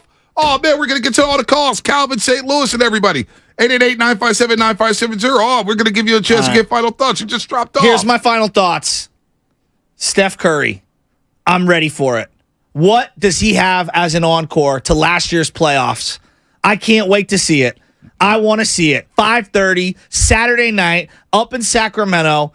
The place is going to be popping. Let's do it. You know, my final thought is, as we enter this series, is this a start of another great run by the Golden State Warriors? Or is it the end of a fallen empire? Are the Kings going to take that torch, that throne, and take over Northern California with a big series upset over the Golden State Warriors? It's it. I mean, we talked about it all damn season. Is this it for Draymond Green in a Warriors uniform? Is it for Bob Myers? Is he going to walk away and do something else? Is Steve Kerr going to come back on a one-year deal? What's going to happen in terms of free agency and trades? That's my final thought. What is going to happen? We're going to get our answer sooner rather than later, of course. Spadoni, what you got for final thoughts? Must win tomorrow for the Sacramento Kings if they want to win this series. They need to win game one, set the tone. If they don't, I think it's dubs, and it might be in 5. Ooh. I got dubs in 5. All right, what you got? What you got, Lubman? I think for my prediction, I call it a little thing I like to call the Warriors 6-game plan. They did it to the Mavs in 07. They did it to the Nuggets in 2013. It's simple, guys. Split the first 2, take care of business at home, Warriors in 6. There it is. There it is. There it is. And from Morelli on YouTube, thank you, Bonte Shasky, and all the roasters. They've been fired up all week long. The roasters have been fired up. Our audience here at 95.7 The Game have been fired up. Yeah, They've been calling the lines from 5 a.m. till 6 p.m. at night with Willard and Dibbs. It's been a hell of a week here, but it's almost time. It's almost time for game 1 of the first-round series between the Warriors and the Kings. And that was Fast 5, brought to you by Xfinity, the next generation 10G network, only from Xfinity. The future starts now. What's our out time here, Spinoni? 2 more minutes. 2 more minutes. We got 2 minutes. So we got a minute left because I want to end with Duke's freestyle. Let's end with Duke's freestyle. Shasky, the floor is yours for the next 30 seconds. We've all wanted this. Like, if you're a Northern California resident, at some point you've wanted this. We respect both sides. I mean, how many of us have family on the other side, right? I've got tons of family that's moved to Auburn, that's moved to Sacramento, that's moved to Roseville, and a lot of them have embraced their own communities that they've moved into, and they've become Kings fans, and I'm not mad at them. We've got tons of friends that are Kings fans who are also Niner fans, who are also Giants fans, so we share a lot of commonality. This is going to be fun. I want it to be civil. We've talked a lot of smack online. It's all in good gesture and all in good fun. Everybody be safe out there. Root for your team. Rock your colors. But we've all wanted this. Yeah. This is going to be great. We get to see the ascension of one organization and to see if the embers of a burned out dynasty is still flowing or if it's going to be put out. Man, Steiny and Guru coming up next. They'll take your calls, 888-957-9570. They'll have their final thoughts on the show. I think they're getting the G-Man on. Who's the G-Man? Longtime voice of the Sacramento Kings, Mr. Reynolds, right? Oh. Is it Jerry Reynolds, correct. Jerry Reynolds. Oh, Yep. nice. Been doing it for a long, long time. I think 11 o'clock. We didn't book Kozimor once this week? Nobody? We could save Coles for next week. We should have booked Coles. Huh, We should have. Bonte. I know Mr. Lacob's been signing your checks. I mean, he's Mr. Tennessee now. He's a Grizzlies We guy, should have right? put He's a Grizzlies hating ass guy. Uncle Yeah, Coles. when I think of John Morant and the Grizz, I think of Jim Kozimor. Hating Where ass is Jim Jim? Kozimor. Where No, you know is what? Jim? It's probably better we didn't book him. I Hating love- ass Uncle Coles. I love Kozimor. Always hating. Anyway, we leave you with this. Great week, Roasters. We miss you. We'll see you Monday morning. But we're going to end the show like this.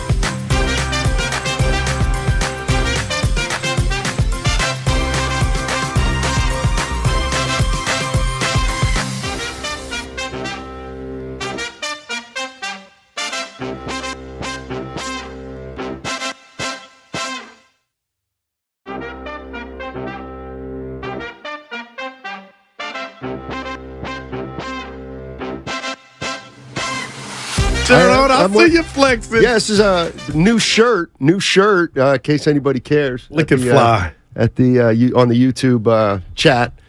You can talk about my shirt if you want. What's up, man? I figured be excited. Yeah, no, this has been a long week, a good long week, but it feels like it was the Super Bowl we're waiting for. And we get it tomorrow at 5:30, Stoney, but I'm a little irritated. Payday Friday. I did some TV this morning with Gianna remotely. So I have not mastered looking at the computer, which is lower than my face, and then my phone blows up. You need more sleep. I was looking down. I wasn't asleep. So other than that, I'm fine. But people just... So anyway, I'll shake it off. But yeah, we had fun. G is my girl, but people, man, they love to critique. Well, don't worry about it. I mean, stick it to me. Sounds like you butchered it, but that's all right. No, we had good. we had good dialect. Yeah, everything was cool. But I'm looking down. I ain't mastered the remote. Anyway, gotcha. I'm fired up, Stoney. Let's go. I am too. Hey, I forgot to tell you something. I went to the high horse without you yesterday. Wow. Like, what would make you start the show off to tell me that? Because I wanted to clear my conscience. When did you decide you were going without me? During the show? During the show, I got a call. There's a friend of mine. Oh, boy. Of yours or ours? Dave. Oh, okay, no. My buddy Dave. Okay, all right. Is looking for a job in the golf business, and I know a guy who's in the golf business. So they were meeting at the high horse. So I popped in for a half hour just to say, that's all good. All right. Yeah. I thought you were going to say, I know a guy that needs lessons. Yeah, tall and black. Yeah, Andre M. You're right on the money, baby. Remembering Lois Lucente. Yeah, she's looking at my fresh cut. She mad. She mad. Yeah. You know what, Vince, San Jose, get us going. Warriors have the advantage. How so? How so, Vince? Hey, Stunning Guru, what's going on? How are you, man? You know what? I got disconnected earlier, and I was like, it's a blessing because I'm going to get on with my boy, Steiny and Guru. There you go. It's better that way anyways. Anyways, going on with this matchup tonight, listening to the calls earlier, it's almost laughable what people have to say. I think the Warriors have a clear advantage for a couple reasons. You know, we've all played the game before. We've all kind of know what it's been through. Not all of us, but some of us know what it's like to play basketball. Harrison Barnes is coming off a tweaked ankle. His ankle's hurting right now. There's some Dellavedova's out. He's been known to straight up dismantle Korean. Careful. Yeah, shackles you won't him. see the floor. Shackles him. In fact, Dellavedova, I think, still has Primetime Dellavedova gave Curry's issues like no one else. All right. Thanks, Vince. Appreciate it. I like his voice. I think Dellavedova, Vince, I think Dellavedova may still have the keys to those handcuffs that he used to shackle Steph back in, what, 50, yeah. Come on. And he didn't do that then. I mean, this was a tall tale, like a myth. This argument's gone back and forth for years because the next one, Curry sent him to the hospital with dehydration. It was a dehydration sensation. All right, here's my question for you, Goo, and I got a lot of them today. Golden State Warriors. If they win the series, what wins the Warriors the series against the Kings? And if the Warriors are going to get beat, what's going to get them beat against the Sacramento Kings? 888-957-9570. What's going to win this series for the Warriors? And what's going to get them beat if the Kings can pull an upset? You know what? I'm going to go job interview. All right. If the Warriors are going to win this series because of experience. Remember they used to always say, how much experience do you have? But it's experience, Donnie, and then I'm a piggyback off of health. This is the healthiest they've been. And I know Wiggins was out for personal reasons, but he's back. I know he won't start, but eventually when this machine, this locomotive gets going, he'll be there, and they'll have him at their disposal tomorrow. I'm with Spadoni.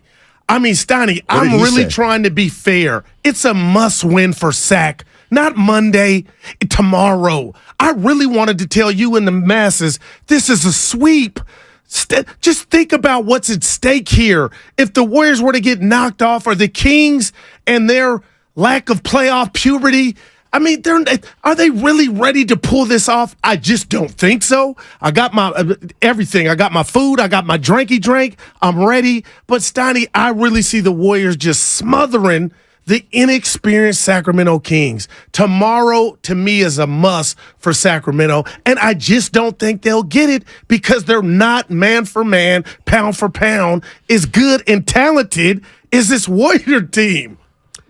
I guess my question is, why did the Kings win 4 more games than the Warriors? They took, and I'm no shade. I got to quit saying that. I know, because you know what? It's a crutch. It's a crutch. I just started using it, too. It ain't been but about 2 weeks. No, it's your way of wanting to have it all, basically. You know, it's your way of you want to praise something or somebody, but it's got to come at the expense of somebody. But you got to make sure not to hurt that person's feelings. I like that voice, but that's not it. They might not like you. I'm just trying to stay hip. But I also got a haircut yesterday. Shout out Marky D. Donnie. I didn't even notice. Well, that's a compliment. Right. How many times you get your haircut? About once a month. I should start. I got a special one when we went to see Steph. You know, Warrior. But listen, Sacramento, Steiny, they won 4 more games because they had not a complex. They had more to prove with their first-year coach, Mike Brown. So they took the season, almost treated it like it was the playoffs, and they had a great season. But now we're talking about legacies and the quest for 5, which the Warriors are about to start tomorrow. I don't see it on paper. I don't think they have the pedigree or the moxie to keep up with Golden State. And I told JD this, Donnie, my wild card is how many Warrior fans are going to invade Golden 1 tomorrow. Now, if there's a lot and the Warriors get blown out, guess what, Steiny? You're not going to hear them. But what if the Warriors get out to a fast start and they're up 8-10 and they're loud? Who? The Warrior fans that I believe are going to be in Golden 1, then it's almost like Chase Center down the I-80. That's not going to happen. Now, why would you? Why would you think why that would you say happen? that? Why would you think that Sacramento's in the postseason for the first time in 17 years and and you might be right. I don't know. Yeah. I'm asking why you're even presenting that. Yeah. Like, I got to believe the Kings are in the playoffs for the first time in 16, 17 years. Ain't nobody selling. I'd want to go to that game if I were a Kings fan. Maybe I'm wrong. Yeah, money talks. 888-957-9570. Yeah, anybody heading up to Golden 1 tomorrow, a Warrior fan. Have you decided what you're going to do?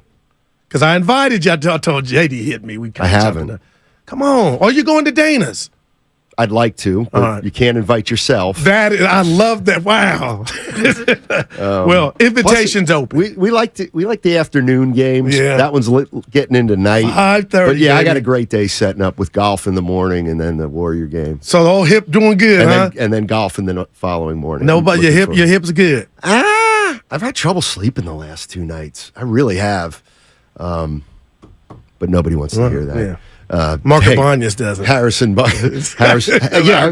Barnes tweaked his ankle. He'll be fine, though. Yeah, because you told me that yesterday when I reported it. You didn't report it. I read it on Twitter. Yeah, I read it on Twitter, though. I'm the first one to get it to you. I always think that's kind of funny. A dude on the radio, does a show, like me. Yeah. Like a guy like me. I don't really go to a lot of games anymore. I prefer watching them on TV. So you know what? I don't cover the team. I got you. I don't cover the Warriors. I sit in a studio 4 hours a week and I watch them just like everybody else. I used to. I don't know why I feel the need to clarify. Let's go to Dirty. Dirty in San Jose. What's up, Dirty? We're all fans. We're all ready for tomorrow. Whatever way we're looking at it, whatever lens we're looking at it. But you asked a great question, Steiny. I really like that one. How does the Kings pull this off?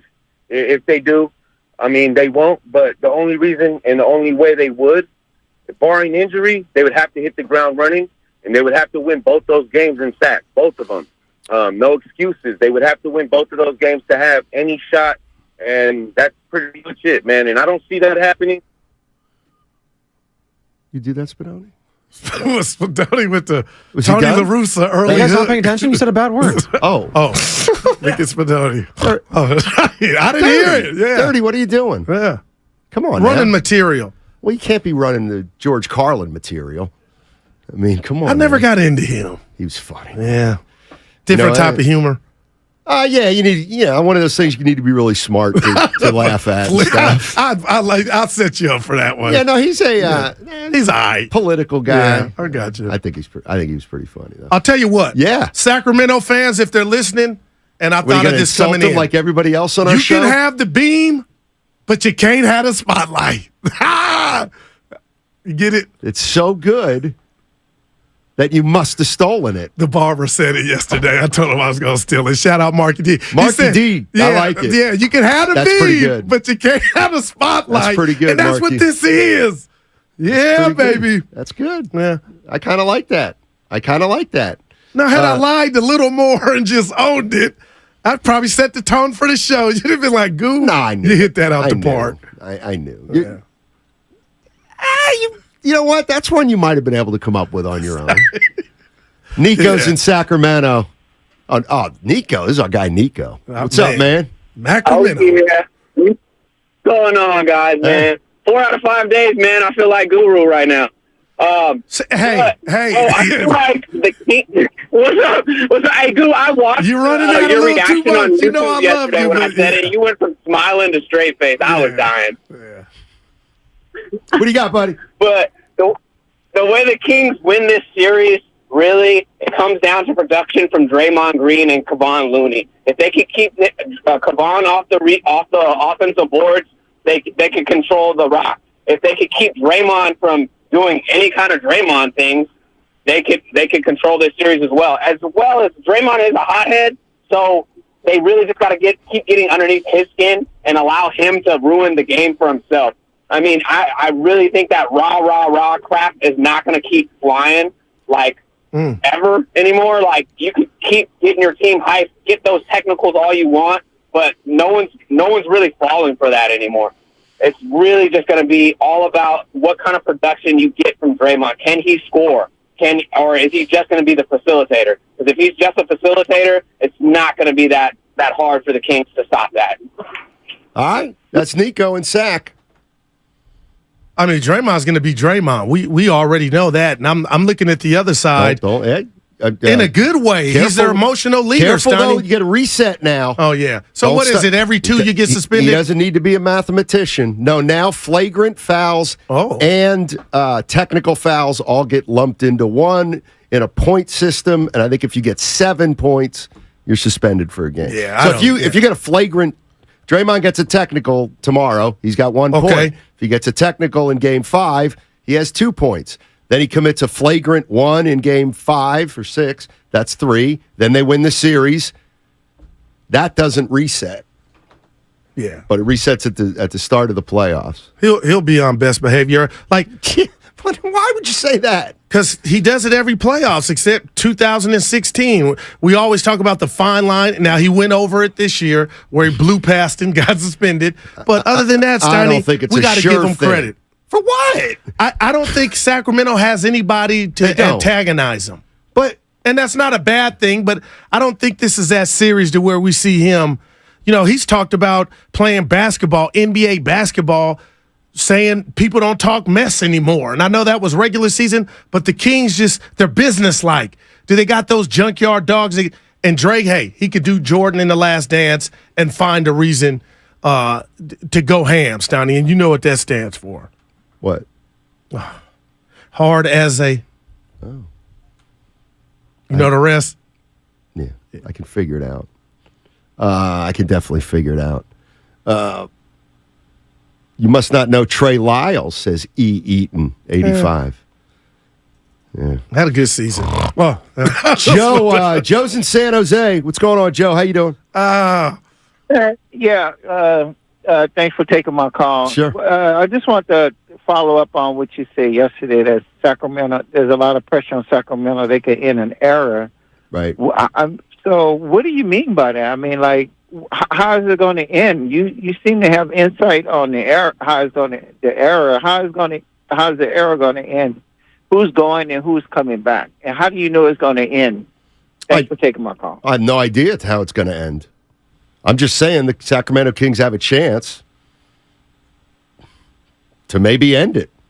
Well, I think he was piggybacking off of our conversation about if somehow the Warriors got knocked off at this juncture, first round, then the Warriors would be, looking themselves in the mirror, and maybe there might be some drastic type of facelifts or enhancements. Possible. But I don't see that happening. So I guess, Donnie, it sounded to him like you said that's going to happen. I didn't hear that. And I would never do that. Yeah. I would never do that. What was his name, the gentleman? Spadoni, you know everything. Who was that last caller? I want to address him by name. Didn't screen that one. Spadoni. Just call him sir.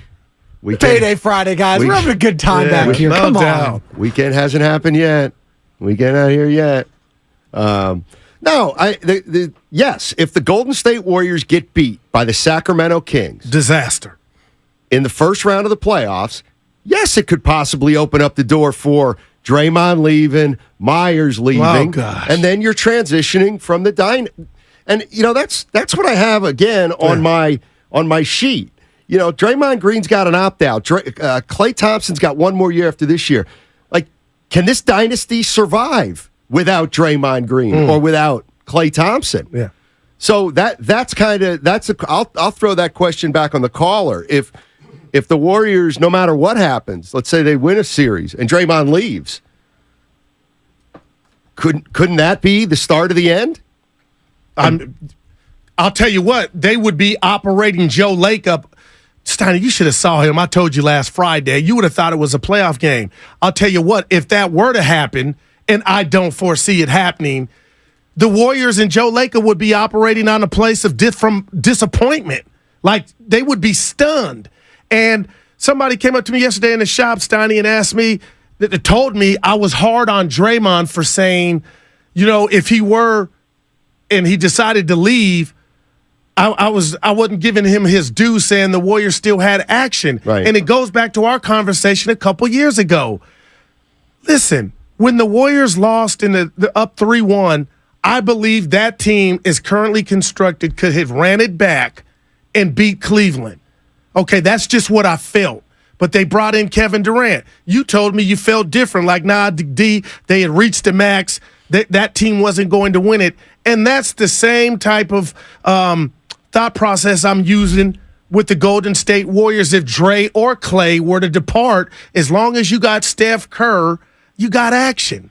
And that's just, I'll always feel that way. Hopefully we won't have to find out, but God, Sacramento, you better show up tomorrow at home because this thing could get out. The horse could leave the barn fast. And you got a game Monday.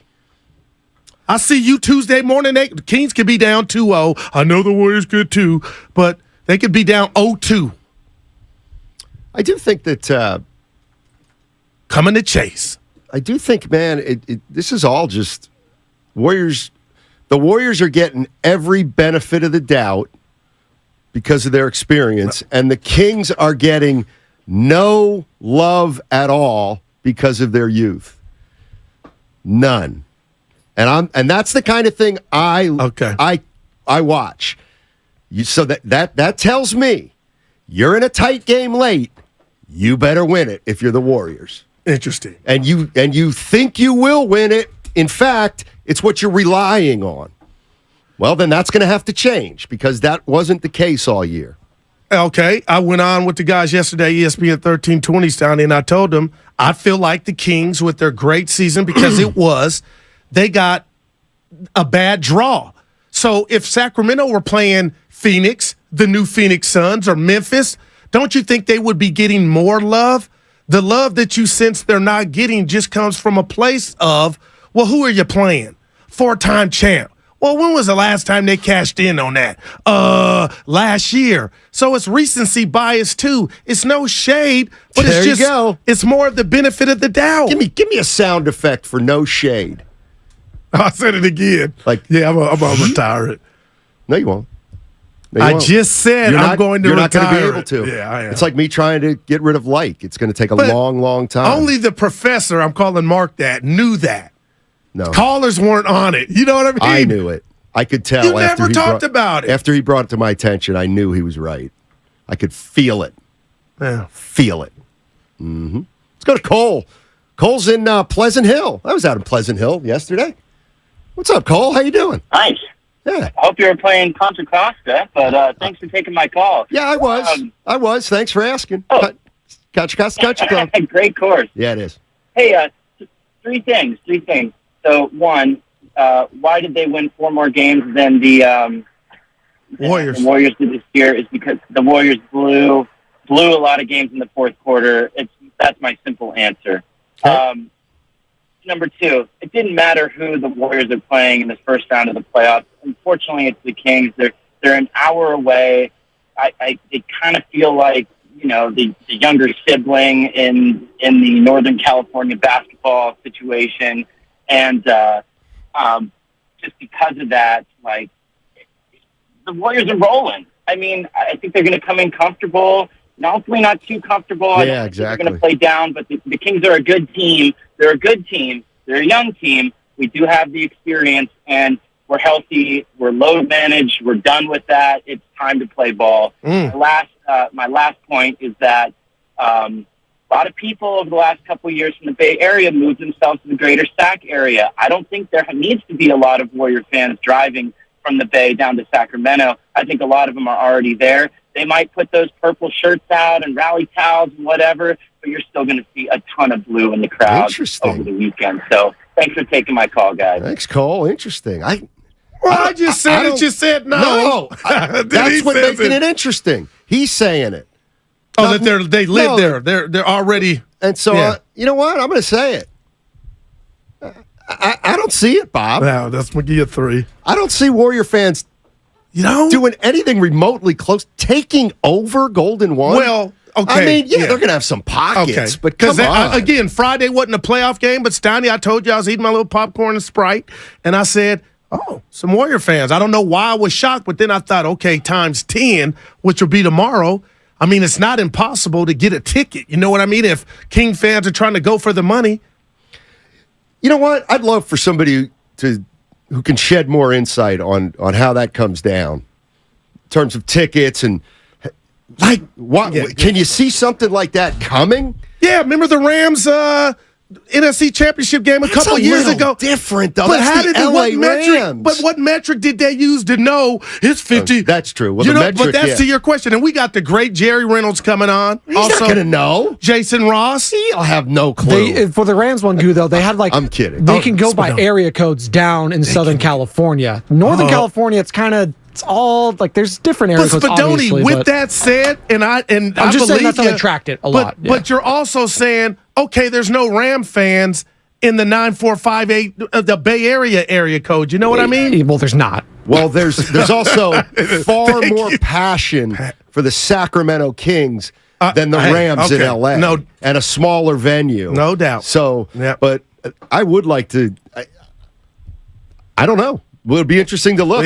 Now I got to. And I'll tell you what, if the Kings ball out like you say and it's close, you won't hear them. I never said the Kings were going to ball out. It's going to be close. No, I'm excited. I said I know, but that's what got us into trouble the other day. When did we get in trouble? Dude, that's 2 weeks. Stein, I know you. And that was all about you. Klay being washed up. There were 2 of them. Well, you needed to cleanse it. And the wrestling, which everybody still laughs at. If I ever do a book about you and my life here in radio, I would just say I never got the credit for setting him up. Oh, you're crazy. I took the bullet for you to get the Klay stuff off, but you don't see it. It just goes over your head. I'm here for you anytime you need me. One of the things that's great about you is you are great at things that I'm not great at. What does that mean? It means, again, I've said this a million times, you can read a room in a professional environment better than anybody I've ever met. I'm dead serious. But don't even want that man. This man is special. You get Guru in an office setting where there's stuff going on. I'll come into the studio dub, dub, dub, dub, dub, dub, dub, dub. And Guru's like, did you catch that? Did you catch that? Between so-and-so and so-and-so? Yeah. I'm like, what are you talking about? He's like, dude, give me some love for my takes. I don't care about that other stuff.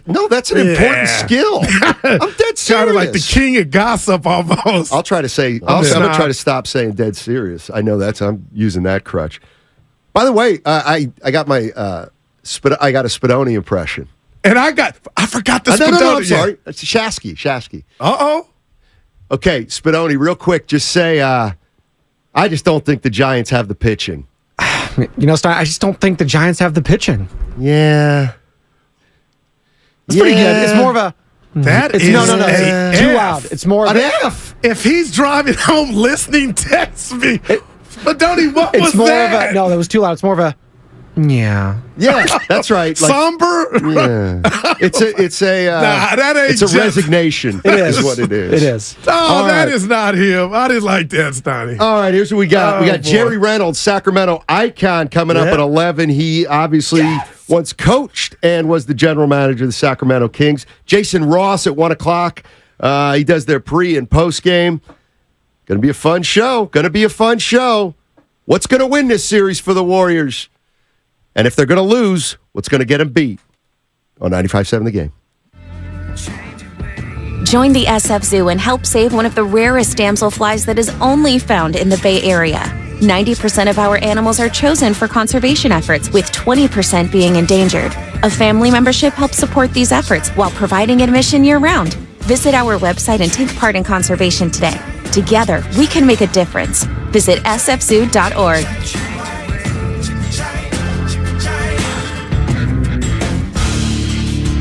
Non-attorney spokesperson. Victims Justice Group is responsible for the content of this ad. Attention. Mesothelioma is a rare and aggressive form of cancer that is caused by exposure to asbestos and causes devastating effects for thousands of people every year. If you or a loved one has been diagnosed with mesothelioma, you may be entitled to a portion of the $30 billion in court-ordered trust fund money that has been set aside for mesothelioma patients and their families. Call the Victims Justice Group for a free consultation. 800-731-7925. Even if you smoked, many workers who were exposed to dangerous asbestos in the 1970s to now found companies did little or nothing to protect workers. Asbestos can be found at job sites and industries such as factories, shipyards, construction, automotive, pipe fitter, industrial plants, and so much more. Call the Victims Justice Group now. 800-731-7925. The average mesothelioma claim is more than $1 million, and often payment is received in less than a year. Find out now what you may be entitled to. Call 800-731-7925. Call now to get the help and financial compensation you deserve. Call 800-731-7925. 800-731-7925.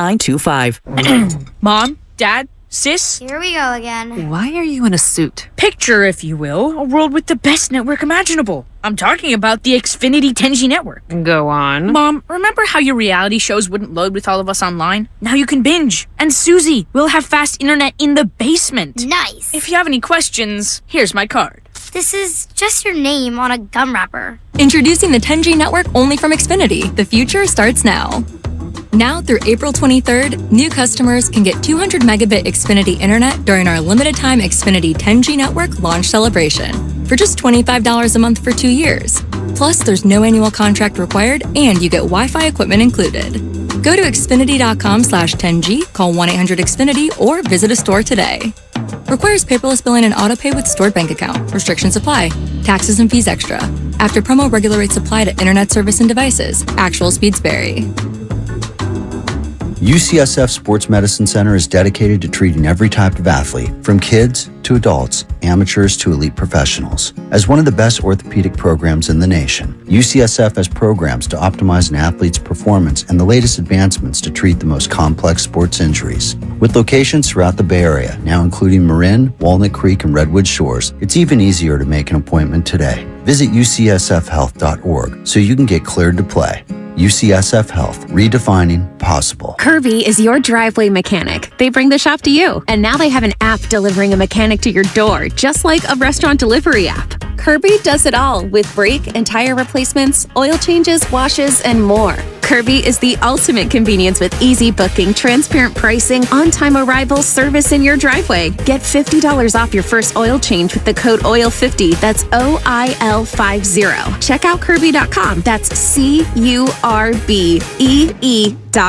Guys, fellas, men, are you Roman ready for the weekend? Right now, generic Viagra, aka Sildenafil, is just $4 per dose at Roman. Just complete a free online visit with a U.S. licensed healthcare professional. If medication is appropriate, Roman sends what you need in discreet packaging with 2-day shipping. Generic Viagra from $4 at Roman. Go to ro.co/Viagra. Do it today and get 20% off your entire first order. That's ro.co/Viagra.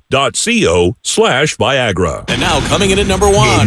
It's Kentucky Fried Chicken's $5 Mac and Cheese Bowl. Mac and cheese and chicken and cheese. Mac and cheese and chicken and cheese. KFC. Mac and cheese and chicken and cheese. Mac and cheese and chicken and cheese. For $5.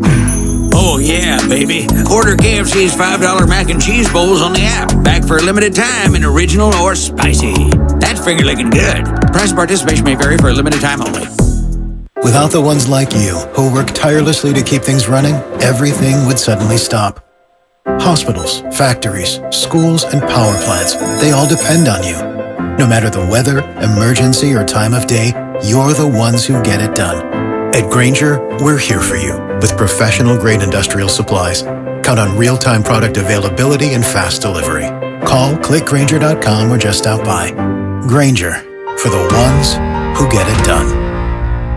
So we were in Times Square taking selfies with all the lights. I bought a shot glass. I bought a snow globe at this little shop. You know, I collect those. Then we grabbed a slice at this super secret spot. It smelled a bit funky outside. I heard they don't have alleys. They don't have alleys, but they certainly have people. Lots of people.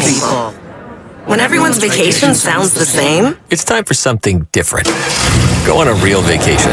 Go RVing. Learn more at GoRVing.com. Sting takes the stage at Concord Pavilion October 2nd, and we have your chance to win tickets to be there. Go to 957thegame.com for your chance to enter to win a pair of premium seats to see Sting with special guest Joe Sumner. Enter now at 957thegame.com.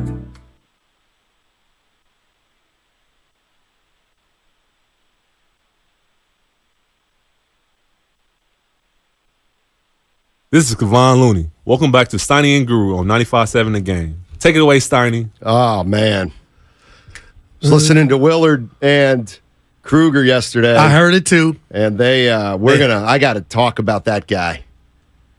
Looney was fat. So were that was a great interview. I got to talk about Looney. You ready? Friend of the show. You ready? We always talk about the big three. Oh, boy. And then every once in a while, Weasel Iguodala gets in there. Kevon Looney is officially replaced Iguodala. Yep. He's been more important to the dynasty than Iguodala was to the dynasty. He's leapfrogged Andre Iguodala in terms of franchise importance. I'm not mad at that. Take that, Iguodala. Looney Finals MVP this year? Man. Gets 17 offensive rebounds a night. Led the league in offensive rebounds. By the way, where's Mateo, our little 9-year-old Yeah, friend? you dude. What? They were talking about that in the shop. Tough love. Nah, you see, why'd you bring him up? Because you feel you got to send him a care package. Of what? BasketballReference.com t-shirt. Something, Steiny. Yeah. He's going to be a tougher kid because of it. Ryan in South San Francisco wants to talk about the ball game. What's up, Ryan? How you doing, man? Hey, what's going on, Steiny Guru? Hey. And thanks for taking my call. Sure. So, hey, check this out. So, I took the kids to enemy territory yesterday. We went to check out the Sacramento Zoo. There was nothing but Warriors gear. Really? In Sacramento. I saw flags, jerseys. My little 4-year-old was going up to, she was wearing her little Curry jersey. She was going up to other kids saying, your team sucks. You know, so that city ain't behind. Come on, man. They ain't supporting that team. You know, everyone knows this is Warriors territory from the Bay to Sac. You know what I'm saying? Like, come on, Warriors in 5. Hey, let me ask you this. How old are your kids? I have a 4-year-old, a 5-year-old, and a 13-year-old. Okay, so they were getting after it. Your team sucks. Thanks, Ryan. Yeah. Appreciate it. Yeah. Norm might have backhanded me. That's, one of the things that's worked out for this show, and I think we should continue to take advantage of it, is you have an affinity for Sacramento. You have roots there. Yep. And I'm just mature, so I don't laugh at other cities like everybody else. So you and I are doing a show that doesn't denigrate another city. We just won't do that. Right. And that's why we're better than everybody. And let's put the rat on the table. If the Warriors, if we were doing the We Believe, before We Believe it was down times, Sac was in the playoffs like they used to be with Weber and Vlade and Pay. I used to root for them. Yeah, just because they were close. For sure. Yeah. 925 says, Steiny, when you buy on StubHub, It asks you which team you're going to root for when you buy the ticket. Okay. I've never purchased a ticket from StubHub. Okay. Have you? No, I get my tickets given to We me. don't need to know why. It was a yes or no. You go to goldenstatewarriors.com, 100% verified. Well, that's no true. fraudulent stuff Oh, there. yeah, That's where okay. you go, Gotcha. guys. Come on. God, I love that dude. Right on the money. Sam's in New Jersey. Hey, Sam. Jersey. How are you? What's up? Second time caller with you guys. Yeah. How's it going? Hey, what up, baby? Dynamite. It's getting exciting, huh? We're holding the day before. We're waiting all week for this. Mm-hmm. Playoffs are coming up. Listen, my prediction is Warriors in 6. You know, because I think I called last month. So the Warriors never lost to like a Western Conference opponent in since 2014, I think. So I think this is going to go 6 game. What do you guys think? I'm listening. All right, Sam. I got Warriors in 6 also. You giving them 2, huh? I have to. I have to. I'm trying to do what I think is right, and I can't pick against the Warriors in this particular series. But I don't think Sacramento's going to win either. But I don't think the Warriors are good enough to sweep the Sacramento Kings. And this is where I'm at. They haven't shown this year. If they sweep the Sacramento Kings, they will have played at a level through 4 games that they hadn't reached all season. No doubt. And that's what I told Gianna this morning. If it's 82 games, if it's that Warrior team that we saw, they won 11 on the road, if it's that team, Steiny, Sacramento has action. I just believe the Warriors will have their basketball version. It's like the prom. When you have that tuxedo on, you treat it with importance. The world stops. And that's what we'll see tomorrow, man. How used and beat up is that tuxedo for the Warriors? Well, you get a new one every year. They've worn it 8 times. No, you go to Celix and you get a new one. Everybody rents a tux. Okay. There's nobody who buys a tuxedo. All right, you rent it. That's more my point. Let me tell you something. I guarantee you there's nobody out there that makes more than $300,000 or makes less than $300,000 that owns a tuxedo. No chance. My brother. Do you own a tuxedo? No, I don't. Exactly. But my brother doesn't make $300, retired. He owns a tuxedo. You said the magic word, retired. And he's also got that the fire department pension. Now, that's different. That fireman pension, that police pension, that'll get you a tuxedo. Let me ask you this. Yeah. And I'm asking the callers on Warrior Friday. Last time you been in a tuxedo? My marriage. That was 20 years ago, buddy. I probably couldn't get in one now. Oh, my God. Yep. I think I was in one of my relatives' weddings. I hate that you think and don't know. I can't. I mean, I can tell you what I wore to the senior prom. Well, there it is then. Yeah. Nice green cummerbund. There you go. Mm-hmm. Yeah. Yeah. Remember? Oh, yeah, we got into that. Never mind. Sean in Palm Desert. What's up, Sean? How you doing, man? Good. I think the Warriors remind me of the Buccaneers from this last season because the Buccaneers all year long were mediocre to bad, and people thought they can just flip the switch once they got in the playoffs because they had Tom Brady and they just won the Super Bowl a year ago.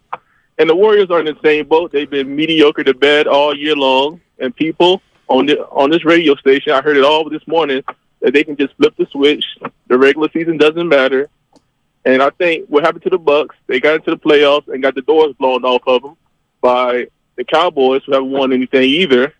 And I see the same thing happening to the Warriors because I believe the Kings can match them in shooting. And unlike the Warriors, the Kings actually go inside, and they have a lot of good players who can dribble, drive, and shoot. So I don't see the Warriors just flipping a switch just because it's the postseason.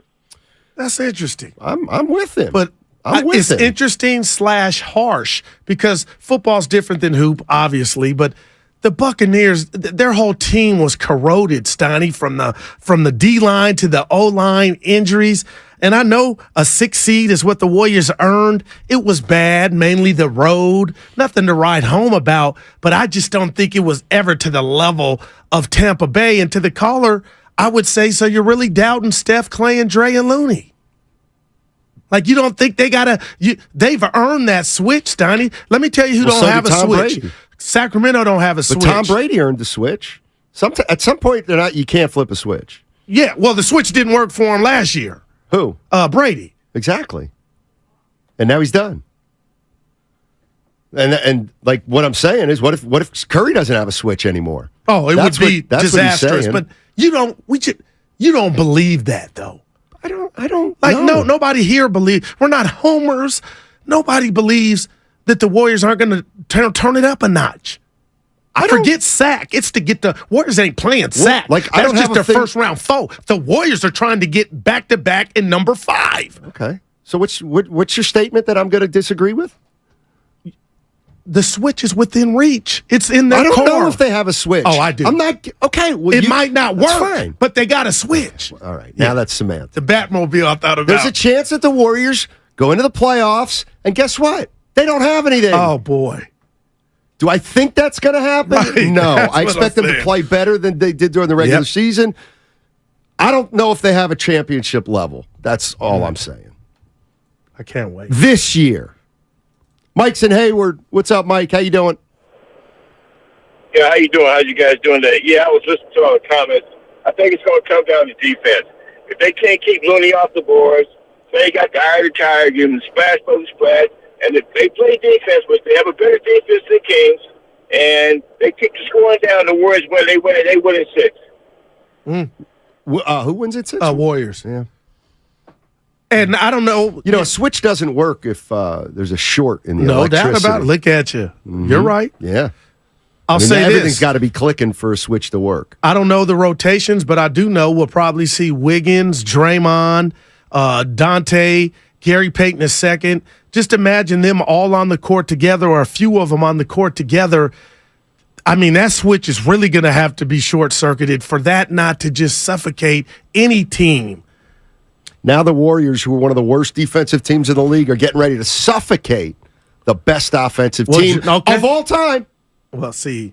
According to the metrics. Okay, yeah. They didn't have Gary Payton II at their disposal for much of this season, that we know. Wiggins had an absence. Curry was at, Come on, Snidey, I know you know. Appropriate fear. I appreciate and respect you for that. You don't have it. They got to show me. Missouri. That's an opinion that hammer the Warriors tomorrow. It's minus sack -1. That the NBA's giving away money. Sack -1. They're not ready. Hey Ray, Hunter's Point. The point. Morning, gentlemen. Hey Ray, how you doing? All right. Guru. Hey. Good night, man. Man, that hair is beautiful, man. Got a cut yesterday. It is. Yeah. Steiny, I'm How about sorry, white man. boy? I got to give him prompts, Steiny. I'm sorry. That's all right. All right, guys, real quick. Thank you. Man, this game reminds me. To me, it comes down to coaching, and I thought about when the Raiders played Tampa Bay in the Super Bowl. It was like Gruden was playing against his own team. And that's how I feel about Mike Brown. It's like he's playing against his own team. He knows the ins and outs. And whatever the Golden State throws at them, I think Mike Brown will be ready. The regular season was one season, but we're talking about the playoffs now. Now, I am taking the Dubs in 6, but I think it's going to be a lot harder than what people really think it's going to be. Yeah, I'm with you, Ray. Good call. I'm aligned with Ray. I think the Warriors are going to win the series, but I'm it's going to be tougher. I'm kind of surprised Warrior fans feel this I feel like they're not disrespected, but I think a lot of Warrior fans think it's going to be pretty easy. I'm not mad at you, but let me take a crack at it like a kid hitting a piñata. I think Sack is getting the non-benefit of the doubt because of who they could have been. What if this were Phoenix, Donnie? And I know you laughed at me, and it was Durant and Devin Booker. Don't you think more Dub fans would be petrified? What if it were Memphis? Yeah. What if it were Denver? And I think that's where it's Sack. Yeah. Mentally, it'll be easy. Oh, that's where you better be careful. Yeah. That's where the players better not be thinking that. I hope the players aren't thinking, whoo, we got Sack, baby.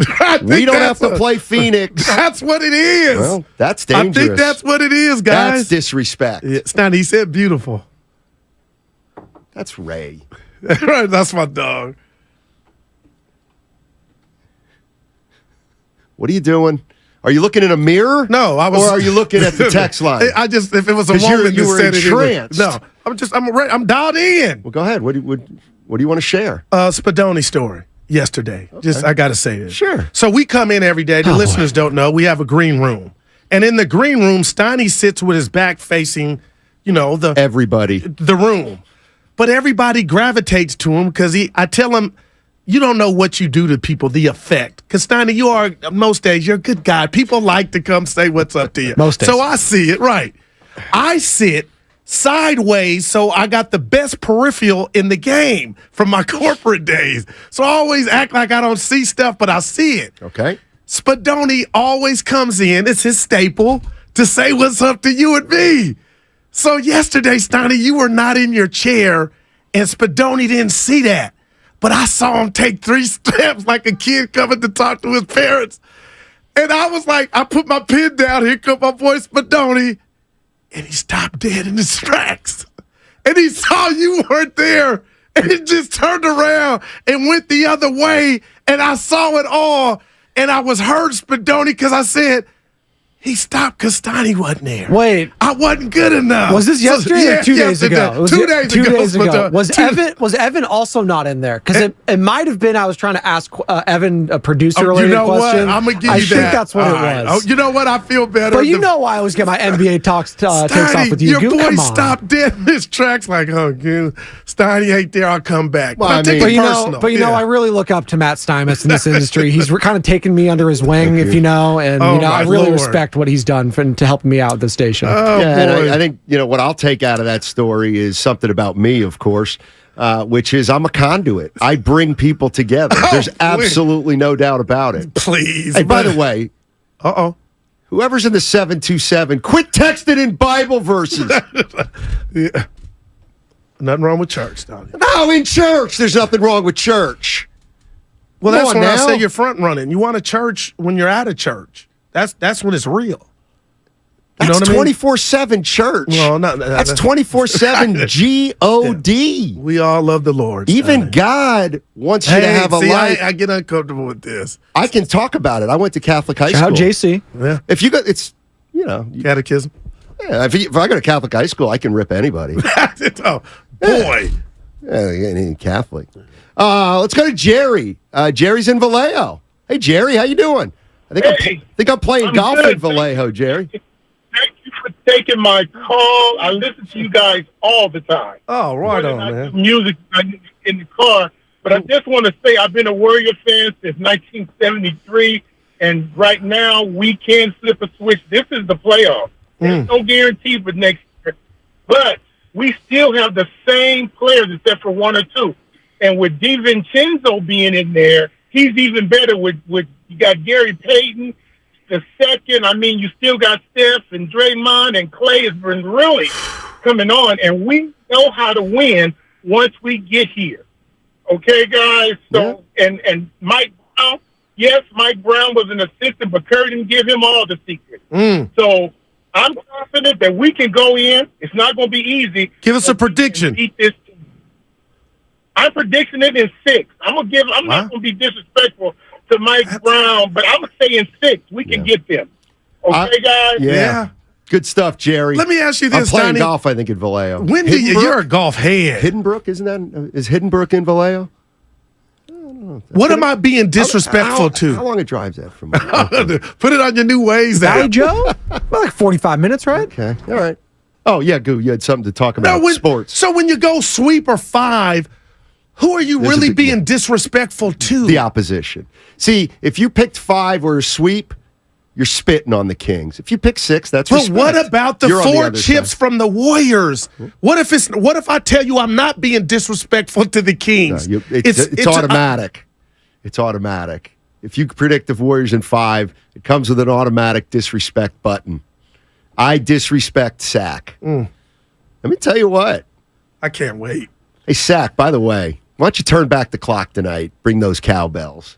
That would be done. But they're banned. David Stern said stop it. You know what? And they banned streamers at the Palestra, and they still threw them out every game after the first basket. You know what? You ever see this? I'll tell you, I saw it once at a high school game. Packed house and the student section and the I'm into it. Starting lineups for the other team. And they all put a newspaper up. They all start to pretend to read the newspaper. Yeah, it's little stuff. I've never seen that one. Yeah. So it's like, and now the starting line, let's say you're Monte Vista, the starting line for Acalanes, and then the whole student Monte section. Vista, Bob Myers' alma mater. I liked how they used to do at Oracle. They did the Imperial March music, like the bad guys in Star Wars. They started doing that. That was cool. It kind of made them like a villain. It was back. Cool. Yeah. Jay in San Francisco. Let's talk about Mike Brown. Hey, guys. First-time caller, long-time listener. Thanks for having me on. Yes, sir. Want to talk about Mike Brown. You know, you guys had Bob on the show. He was talking about how Mike, knows the strengths and weaknesses of the team. I don't know how many times I've heard people call into the show and talk about how Mike Brown, he's the reason why the Warriors are having a hard time. He's the reason why, the defense sucks. He's got the secret sauce. But, I think this matchup is really going to be about coaching. That secret sauce is now on another team. What do you guys think about that? I mean, look, I thought of this myself. Well, not myself, but I was thinking the same thing. And I think there's no disadvantage that Mike Brown has because he coached the Warriors. Like, that's not a disadvantage. Whether it's an advantage or not, we'll see. I mean, he knows the Warriors' tendencies and stuff. He might be able to, coax them in a direction that he thinks will get the Warriors to play a little less efficiently. I can't see him being the difference in the series. And tell me if this is the worst analogy you heard to that. It's like you can lead a horse to water, but you can't make him drink. Yeah, it's pretty bad. No, you can tell the player the tip. Like, Mike's not going out there to execute. Well, the player still got to do it, But, I mean, what I'm saying is, like, if, let's say... I kind of liked it. Well, it's been used up before, right? I thought you were going to... My analogy to that. About Mike Brown. The player's got to go out and do it still. I thought you were going to introduce a new type of analogy that I'd never heard before. Not one I heard. Slow today. Did you go out last night? Nah. What'd you do last night? Watched some baseball. I watched some hockey. Dude, I got to get it. What is wrong with you? And what do you mean what is wrong hockey. with me? I'm old, Steiny. No, you're not. You're not. No, you're not. I appreciate it. No, you're not. Oh, I got a haircut. That's what I did. Stared at myself. By the way, sneakily, Mike Brown, as a head coach, undefeated in the first round, has never lost a first-round series. Head coach of the Cavs and the Lakers. That is great stuff. Yep. But 6-0. Got a heck of a winning percentage, too. Take that with you when you go number 2, because ball that up. That means nothing. What? That stat, it's great. It is What's a nugget. Mike Brown never lost in the first round. He never played this type of team. No, but you know what? Hey, Warriors winning a road playoff game, that one counts. No stat against the Kings or for the Kings means anything. I'm not saying that, brother. Any minuscule thing. No, I'm not. By the way, I got a question that we're not going to get to answer right now, but yeah, I think it's funny. You think Wiggins is going to start Saturday? No. I don't either. Don't you think that's strange? I thought that was the best 5-man unit in the NBA. Why would you not start Wiggins right away? Because that's the best 5-man unit in the NBA. Huh, that's strange. Or are they telling you they know they can do it? They don't want to force anything, Steiny. Oh, they got the best training staff. No, they got the best lineup. No, I think that's actually a good strategy. You have the best 5-man unit in the NBA. Let's not use it. Maybe they're just trying to get Kings to. What's wrong with my unit? Good luck. Wow. Good luck. Steiny, you realize Steph came off the bench last year. Right, but he should have. Wiggins has been gone umpteen months. Curry was gone over a month, and Curry was coming off injury. Keep disrespecting the Warriors. No, I won't. 5:30 tomorrow, man. This is the easiest, not to cut you off, the easiest, sexiest matchup of the round one, right? You think? I think Lakers-Memphis is pretty sexy. I do too. So, but Donnie, I'm shocked at you. I'm shocked. No. LeBron, Ja, AD. I think it's the geography here, right? Sacramento, so long without the playoffs. You got the defending champs. You got the storylines. Mike Brown, Steve Kerr. Yeah, we got Shannon Sharp and Dylan Brooks the other one, but come on. This has Raiders, Niners written all over it. Giants, A's. Doesn't it have that Stanford Cal? It has that, like, I just wish I had fear of sack. Come on, text lines. You can do better. YouTube, a little better. Why didn't you come back and say, well, Steiny, wait a minute. Didn't you tell us that story about your dad who said if you could strip somebody, wait till the fourth quarter to do it instead of do it in the first quarter? None of them, because they don't think like that. But that's what they could have thrown back in my face. When I say, when I make fun of the 5-man unit, they could have said, well, Steiny, why using the first quarter?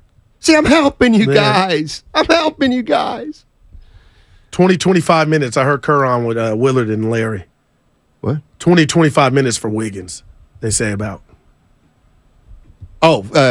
Minutes. Fair enough. Yeah. Fair enough. All right, we got on the other side the man, Sacramento icon, former Kings general manager and head coach, Jerry Reynolds. He's a lot of fun. Don't go anywhere on 95.7 The Game. Cards issued by Sutton Bank and Celtic Bank, members of FDIC. Terms and conditions apply. What if you could do business without busy work? With Ramp, you can. Ramp is the future of finance with smart automation, corporate cards, and spend management. Just imagine, no more expense reports or shuffling wrinkled receipts. No more slogging through invoices or getting surprised by unexpected charges. Just your business's big idea with smart spend controls, automation that crushes busy work, and real-time insights so you can make it happen.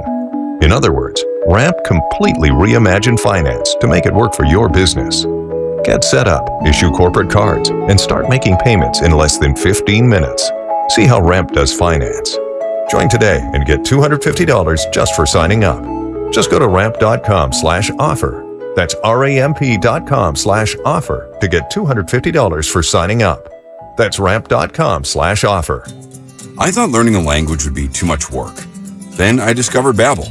They make learning fun. J'aime Babbel. Babbel's lessons only take 10 or 15 minutes, quick and easy. And soon, you turn and realize, hey,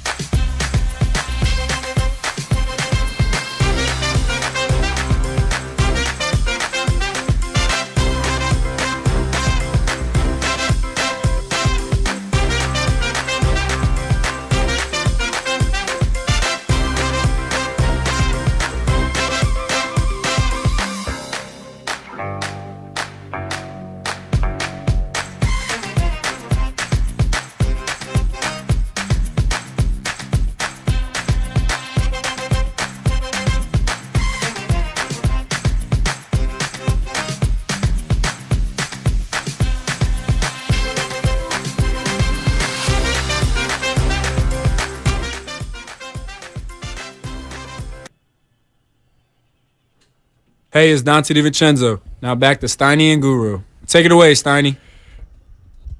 All righty, thank you very much. And just a quick note on programming this weekend. Warriors this week is tomorrow from 10 to 1.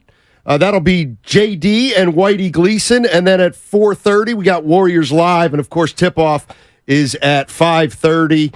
And right now, we are happy to bring in Jerry Reynolds, and I had a special intro written for him, specifically from Whitey Gleason, and it says, please introduce Jerry as a Sacramento icon. Sacramento icon. That's what Whitey Gleason told me to describe you as, Jerry, so thank you so much. Well, Whitey's right. Absolutely. As you guys worked with Whitey, he's never been wrong, so I'll go with icon. I do think that once you pass 79 years old, you ought to be a damned icon. Well, you certainly are, Jerry. I've had a chance to meet you a few times, and you're obviously a great guy, and really looking forward to this. I got to tell you, these teams have never been to the playoffs in the same year. They've obviously never played each other. I'm not quite as old as you, but this has got me excited. I think it's going to be a lot of fun, and I think there's going to be stuff that happens that we kind of can't foresee that may lead to, a little bit of a rivalry in the future, maybe. Well, I hope so, and I think so. I think it's just going to be a great series. There's so many storylines in it that you wouldn't normally always have in a first-round series, but as you said, I think the key is that obviously when the Kings were very good, the Warriors were very bad, and then obviously during this Warriors dynasty, which it really is, the Kings have been terrible. So, will this be the first of many years where both are serious contenders in the West? I think so. I think the Warriors certainly have got many, as long as Steph Curry can pull on some shoes to wear to play, they're going to be a threat because he's one of the all-time greats, and certainly I think with Mike Brown and this fairly young Kings team, they should be there for years to come. Jerry, I want to take you back to last season before Mike Brown was announced the head coach. When you saw what the Kings were and what they had at their disposal in regard to the young players, Mike Brown comes in here and bam, 48 wins and you're the third seed. Sacramento is rocking. I got to ask you, Jerry, how surprised are you that it happened this fast? Extremely surprised. I don't know Mike personally, but I have a lot of friends that do know him, and everything. I've never heard a bad word said about him as a person or coach, and so I knew he would likely be the right fit, but I didn't see 48 wins. I was kind of like a lot of Kings fans, which I am now, is hoping to maybe get in the play-in, really. But he just has done a masterful job, creating a strong offensive team, and just getting everything to fit, using Sabonis and Fox so well, and then getting guys to fit around them. It's been remarkable. Clearly, he's coach of the year. Yeah, you're listening to Jerry Reynolds, former Kings coach and GM, longtime television analyst. I want to ask you a little bit about Sabonis. Obviously, he's probably going to be guarded a fair amount by Looney and Draymond Green. But the question I have for you, Jerry, is what happens? Are the Warriors going to be able to guard him at all with a small, like a Gary Payton II or a Andrew Wiggins, or over time will he wear those guys down? Well, I think you're going to have to put some muscle on him for sure at times. The one thing about Sabonis is he's really not looking to score all that much. I mean, he gets his 18, 19 points just because he's really good. I've always said the only flaw I see in him is he's too unselfish. He'll turn down scoring opportunities to find teammates. So, I think if I were the Warriors, I would say between Draymond and Looney, I think they can do a good job to where he's not likely to go for much more than 20 points because he just doesn't even want to. Jerry, let me ask you this. I know these guys are NBA players. They're young, grown men. But from a Sacramento Kings standpoint, do you think there will be that element of De'Aaron Fox looking at Steph Curry and Klay and Dre, knowing that they've done it 4 times. Do you think there's any of that psychology that could have the Kings somewhat tight? I think so. I think that's a legitimate question. I mean, to not know what's, certainly as young players and not been in the playoff, Fox hasn't, and he sees what these guys have done. You've got to be a little bit in awe of them, and now you're on now. How quickly will he and others adjust? That will be the question. I think that I'd be surprised if Fox is taken back very much, because he wants to prove that he belongs, as a player in that same category. And I think his talent does put him there. He just hasn't done as much. Jerry, let me ask you about the crowd. For me in the NBA, the crowd itself, to me, is not a huge factor. It's more the venue. But, during We Believe back in 2007, it was one of the few times where I really did think a crowd impacted a game. The Kings have unbelievable fans. They haven't been there for a while. I know the Warriors are defending champions, but do you think the crowd could be an issue? Well, I'm kind of mixed on that, because, my suspicion is there's going to be an awful lot of Warrior fans in the crowd. And why do you say that, Jerry? Huh? Why do you say that? Wow. Well, because I know they will be. I was trying to tell him that. He didn't want to hear it from me, Jerry. I just can't figure it out. That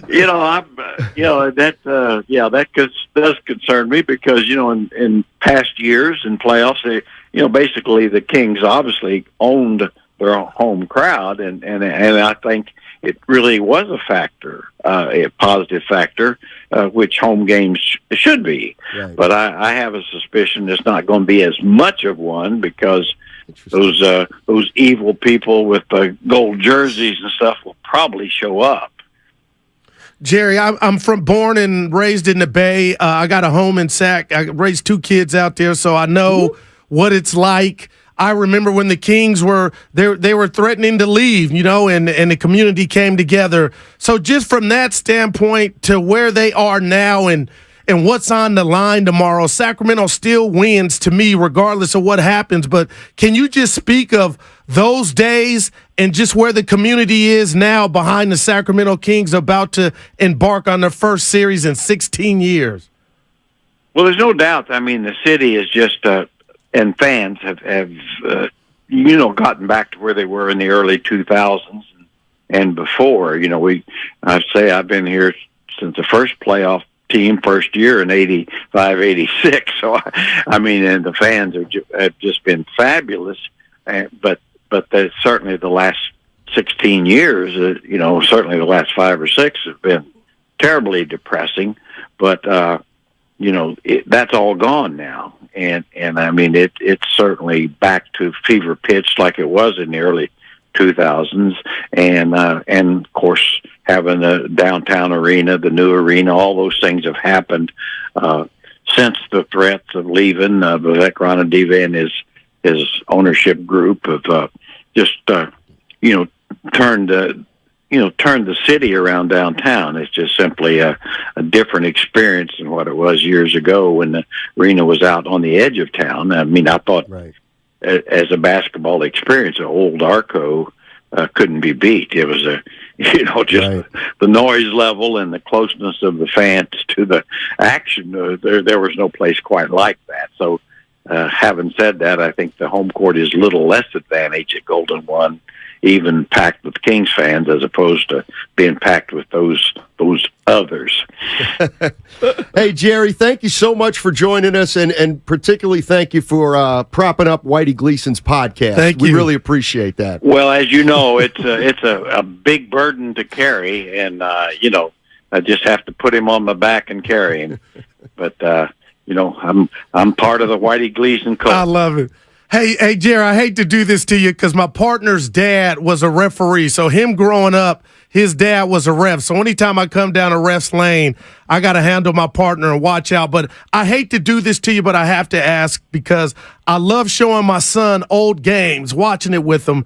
And last Saturday, we turned on the 2002 Game 7, the Western Conference Finals, Lakers, Kings. Jerry, the cops should have came because there was a robbery. Have you personally gotten over that? Because the Kings were the better team, Jerry. I'm only 79. I haven't got over it yet. Okay, right. So let me put it to you that way. All right. So no, I'm still mad, and I will remain mad. And that was it was actually the sixth game that was actually the total robbery. Right. Yeah. Yes. To hell with the that officiating crew. You can't get fined. You're good.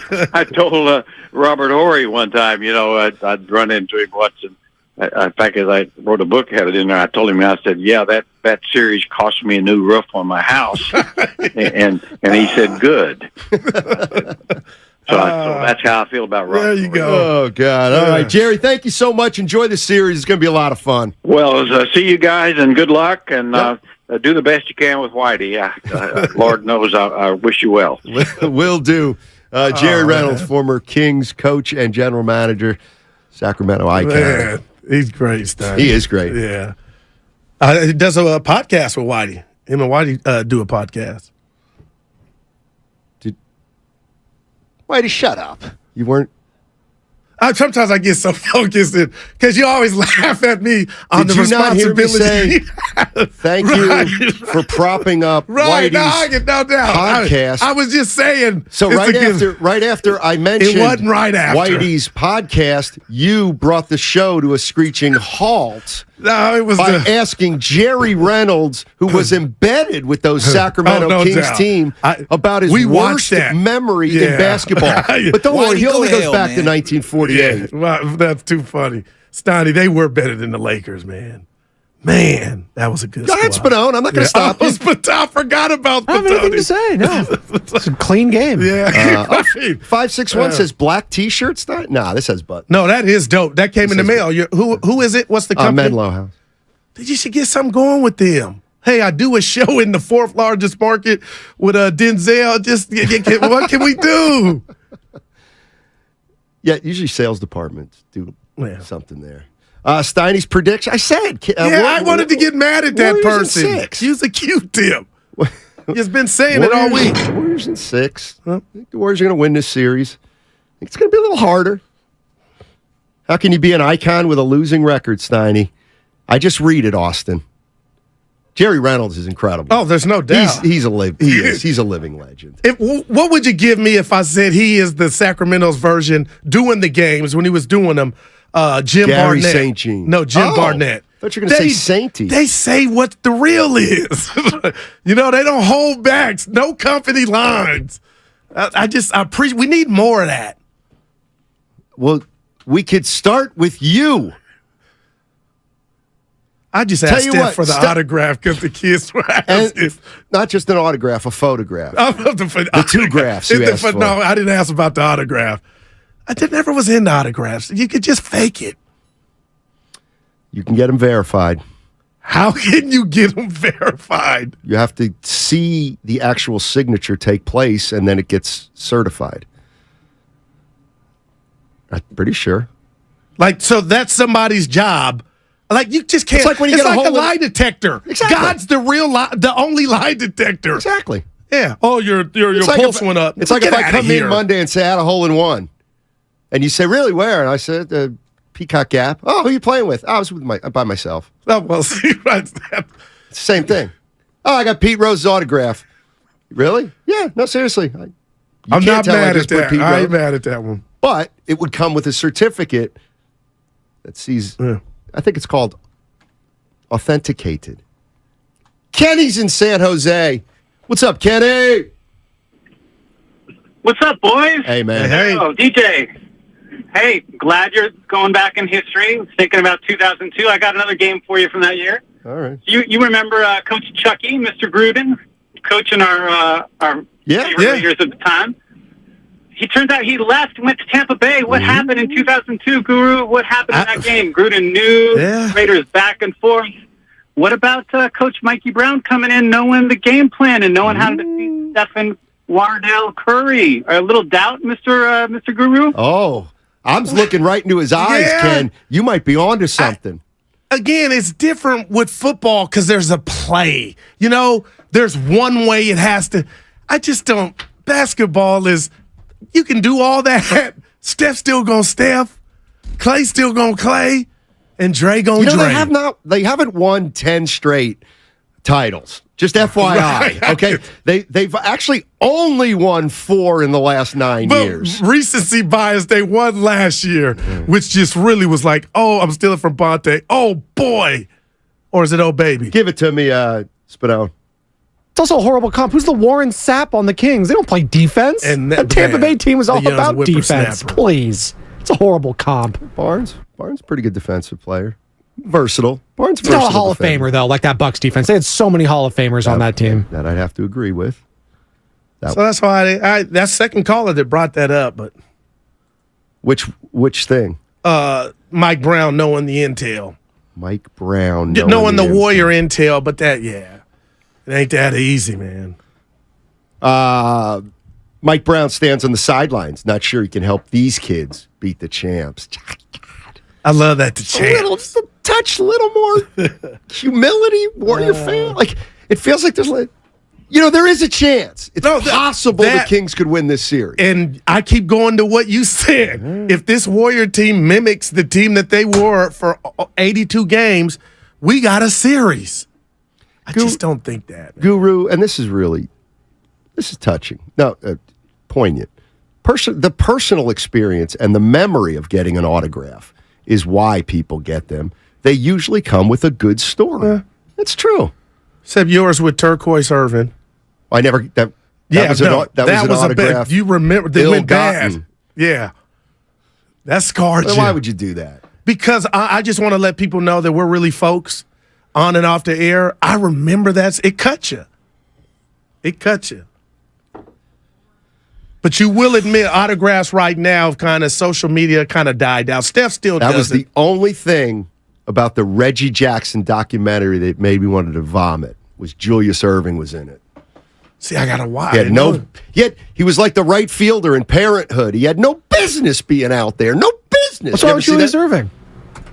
Oh, please don't ask me to tell my story for the 19th. No, people want to hear he stiffed me for an autograph, and his wife was in on it. In on what? In on the stiffing. But it wasn't. No, we know it's Steiny from Reading, PA. It was just you. It was even worse. It was an utter dismissal. It was an utter dismissal of a young boy. Willard stuck it in me. And you wonder why I want to stick it to 9-year-old Mateo. Nah, yeah. It's because Irving stuck it to me with turquoise. Brian's in Hayward. Hey, Brian, how you doing, buddy? I'm great, fellas. Happy Friday. Thank you. Same to you. Payday Friday, baby. I love it. I love it. And we got the playoffs starting tomorrow. I love it. Guys, 2 things. First of all, the last couple of days, I don't know whether it's the lifelong Warriors fan in me, but I just can't stand to hear this doubt. Like, we're not going to sweep them because that's not what the Warriors do. They have respect for their opponents. But it's probably going to be done in 5 or 6. And if it goes to 6, it's because we're in Cali, baby. We ain't even traveling. You feel me? Like, this is nothing. We're in our backyard. And second of all, I mean, I heard this last caller talking about Mike Brown knowing the Warriors, like, chucking the Raiders. Yeah. Let's back it up a second. This is why I called, fellas. What has the Raiders won to give them the green light to have expected anybody that they won that year in 2004? I remember that year. That was the biggest, hoax I've ever had in my sports history career. I'm a Bay Area native. I was rooting for the Raiders, and they put up that stinker. I don't even want to talk about it anymore. And I'll leave you guys with this. Autographs. Yes, sir. I've gotten 2 opportunities for autographs in my life. Once as a very young man with good old Larry Hughes, Okay? Nice. Yeah. In Union City. Yeah, my boy Larry. He was my favorite player for a long time. He's a cool guy. Up on the Warriors. Really like him. And, very laid back, very chill, very friendly. He hooked me and my buddy up with a couple of autographs. He was doing a signing. Who's the other? At a cell phone store. No, who's the other? And okay, yes, sir. Klay Thompson. Coolest guy I've ever met in my life. I didn't even ask him for an autograph because I can't, as a grown man, ask another grown man for their signature unless it has to do with money. So I shook his hand. I took a selfie with him. Coolest guy I've ever met. Thank you, guys. Love it. Keep doing this great show. Appreciate it, after Brian. the game. Appreciate it. Did he get Klay's autograph? Wait a minute. Klay's just... How insecure is Klay Thompson? He's just giving away his autograph? I don't know. I think we heard I'm that Klay. Do you know who I am? I'm not in the top 7. I won't. Yeah. Austin in San Jose with the best text of the day on YouTube. Dr. J didn't give you the autograph because he knew you were a Bird fan. I wasn't a Bird fan at that point. I was a young boy who could have become a Sixers and Irving fan. Wow. So he sent you to the white side. Wow. I liked Robert Parrish, Dennis Chief. Johnson. All right, Dave and El Cerrito. What's up, Dave? I'm telling you, he stiffed You were me, a buddy. young boy. He stiffed You were a me. young boy. You hadn't chosen your alliance yet? I was starting to choose the alliance of the Philadelphia 76ers. I was like 11 years old. All right. Well, let me tell you. You've been up the New Jersey Turnpike before, and Dr. J was on his way, I think, to his last All-Star game. Me and my friends were at a Bob's Big Boy and a Roy Rogers on the New Jersey Turnpike, and Dr. J rolled in, and Dr. J signed autographs for all of us, and Dr. J even bought us lunch. Wow. What year was this, you think? Couldn't have been a nicer guy. What year was this, you think, Dave? I think it was like 87, 88. Right when the somewhere Celtics were out kicking their ass. I'm surprised he was in a good mood. Stop. He couldn't have been a nicer guy. All right. That's the 5 minutes of equal time. Yeah, that's great. 5 seconds. Thanks, Dave. Appreciate it. I know. I've heard good things about him. I'm just... Well, how do you know what happened to where there was a cahoots? Why do you think she was in on it? I put 2 and 2 together. Like only Steiny Math could. Maybe he just signed 20 autographs, and you know what? It doesn't matter. You were the 21st. She made a promise. Oh, that I did not know. We should find her. I don't want to speak to her. Oh, my goodness. I wouldn't give her the time of day. And I'm going to snub Doc is a Irving. good-looking dude at his age. He's 104. Do you see him? He looks good. Hair silver, man. I want to look like Dr. J when I get his age. How about that? Just don't be like him. Dude, be nicer. Stop. Doc is a legend. Tell Dude, you you what- would have been a Sixer. Bobby Jones. The Boston Strangler. Andrew Toney. All right. Caldwell Jones. Who else, Nardi? What, Philadelphia 76ers? Mo What was the Cheeks, big white center? Andrew Toney. The white center. Mark McNamara? No, it was after. He's from out here, Santa Clara.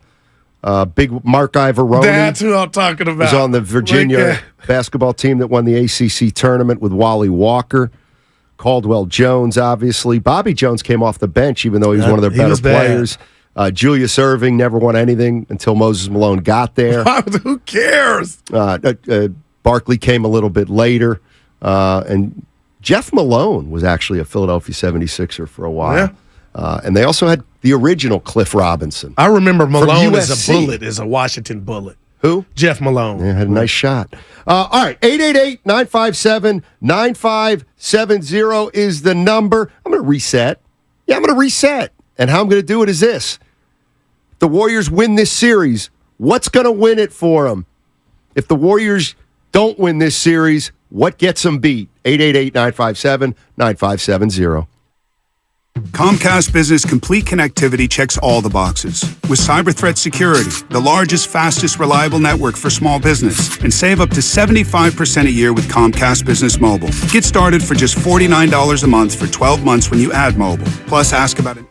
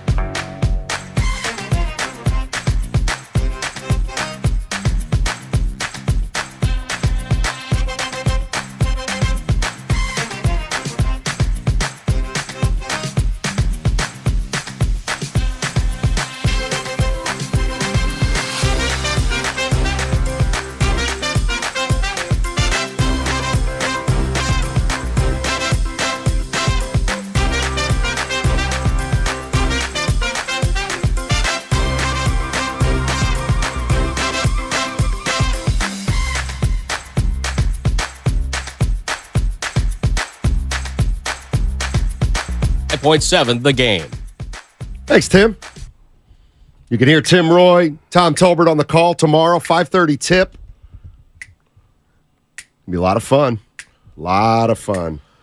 Are you excited? Yes, Steiny? I am. That's all the people want to know. Hell, I'm excited. I can feel it from you. I'm excited for my T-Wolves tonight.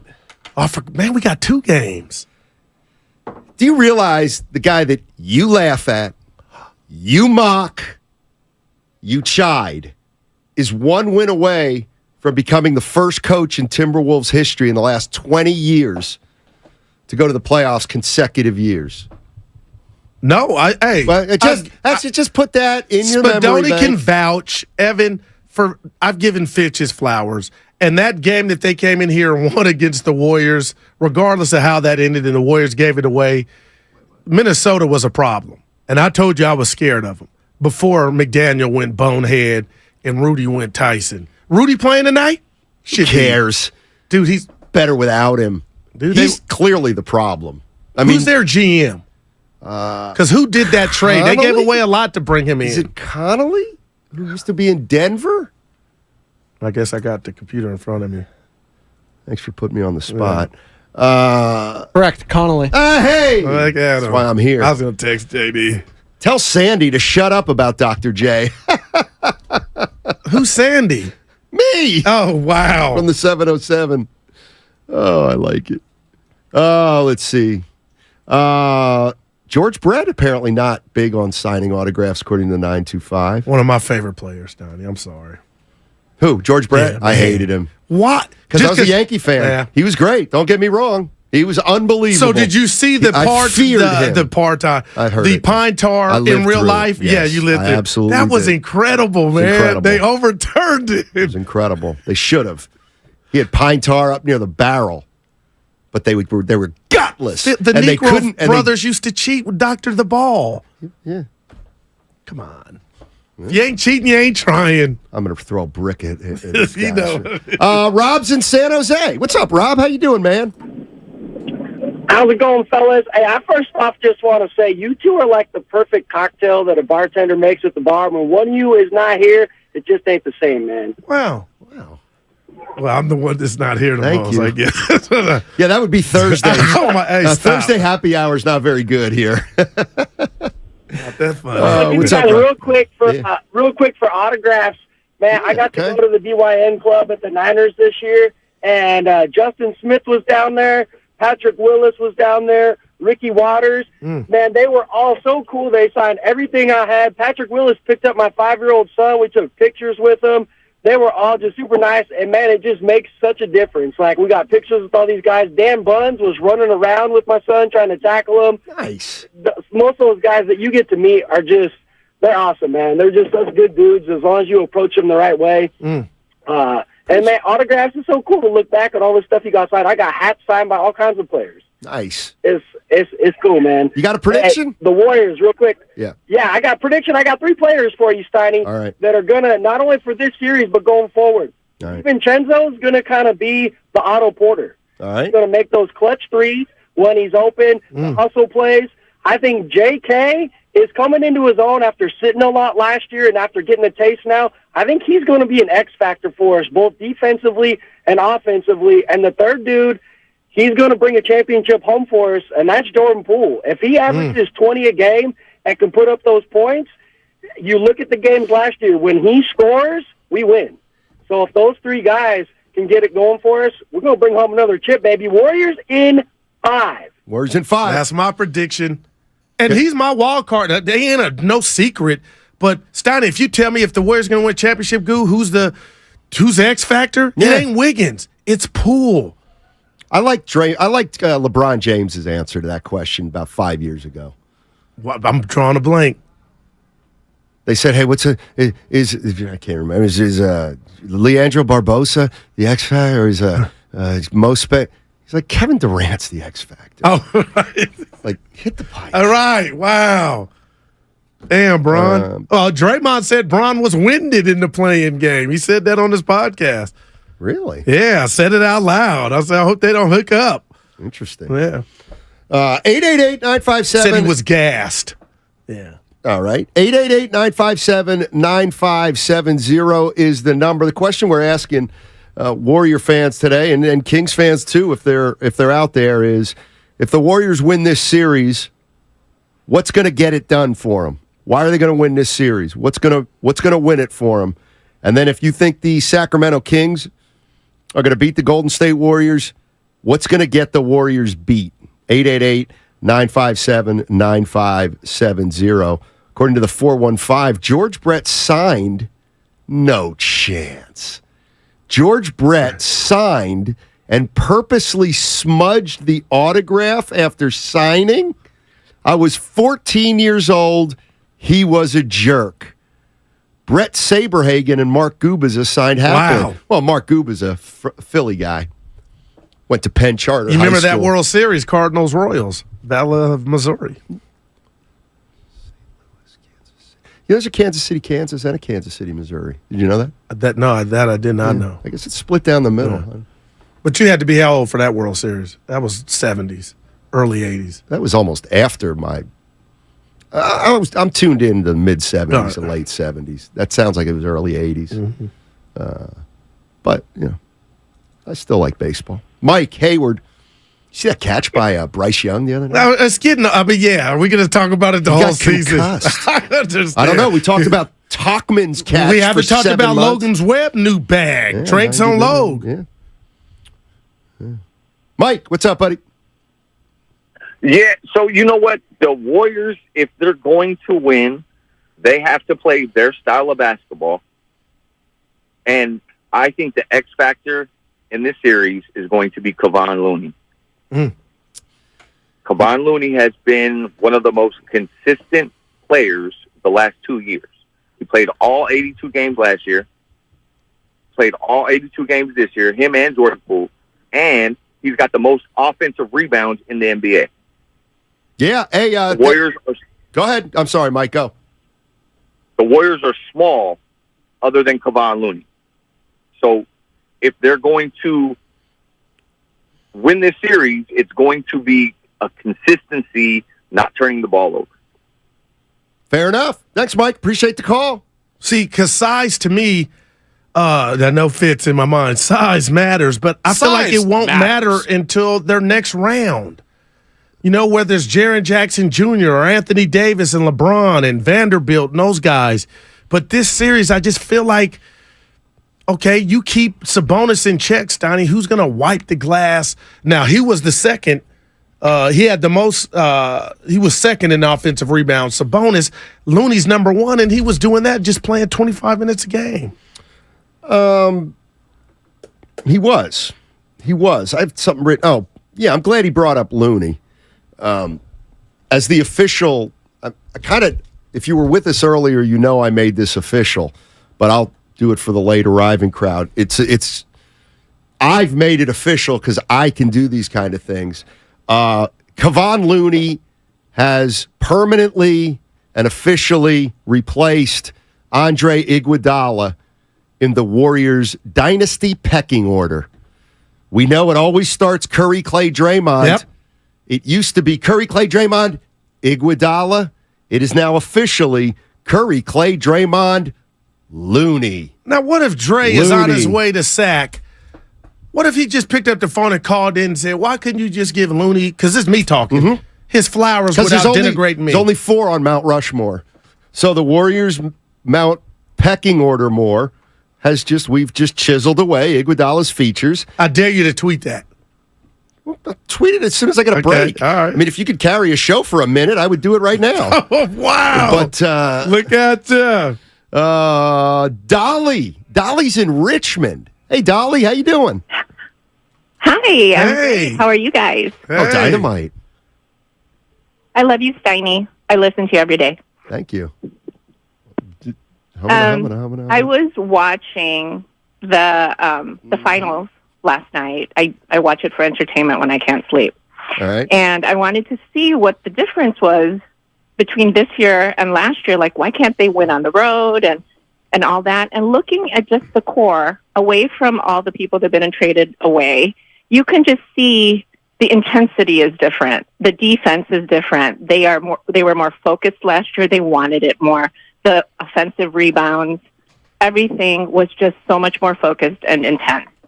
So if they could get that back, if they cannot be so laid back and kind of flat, they have it. They have it. Just even the core people that are there. Wow. They were amazing last year. You could see it's a little bit of a hangover. Even if they were a step back from what they were last year, they could do it.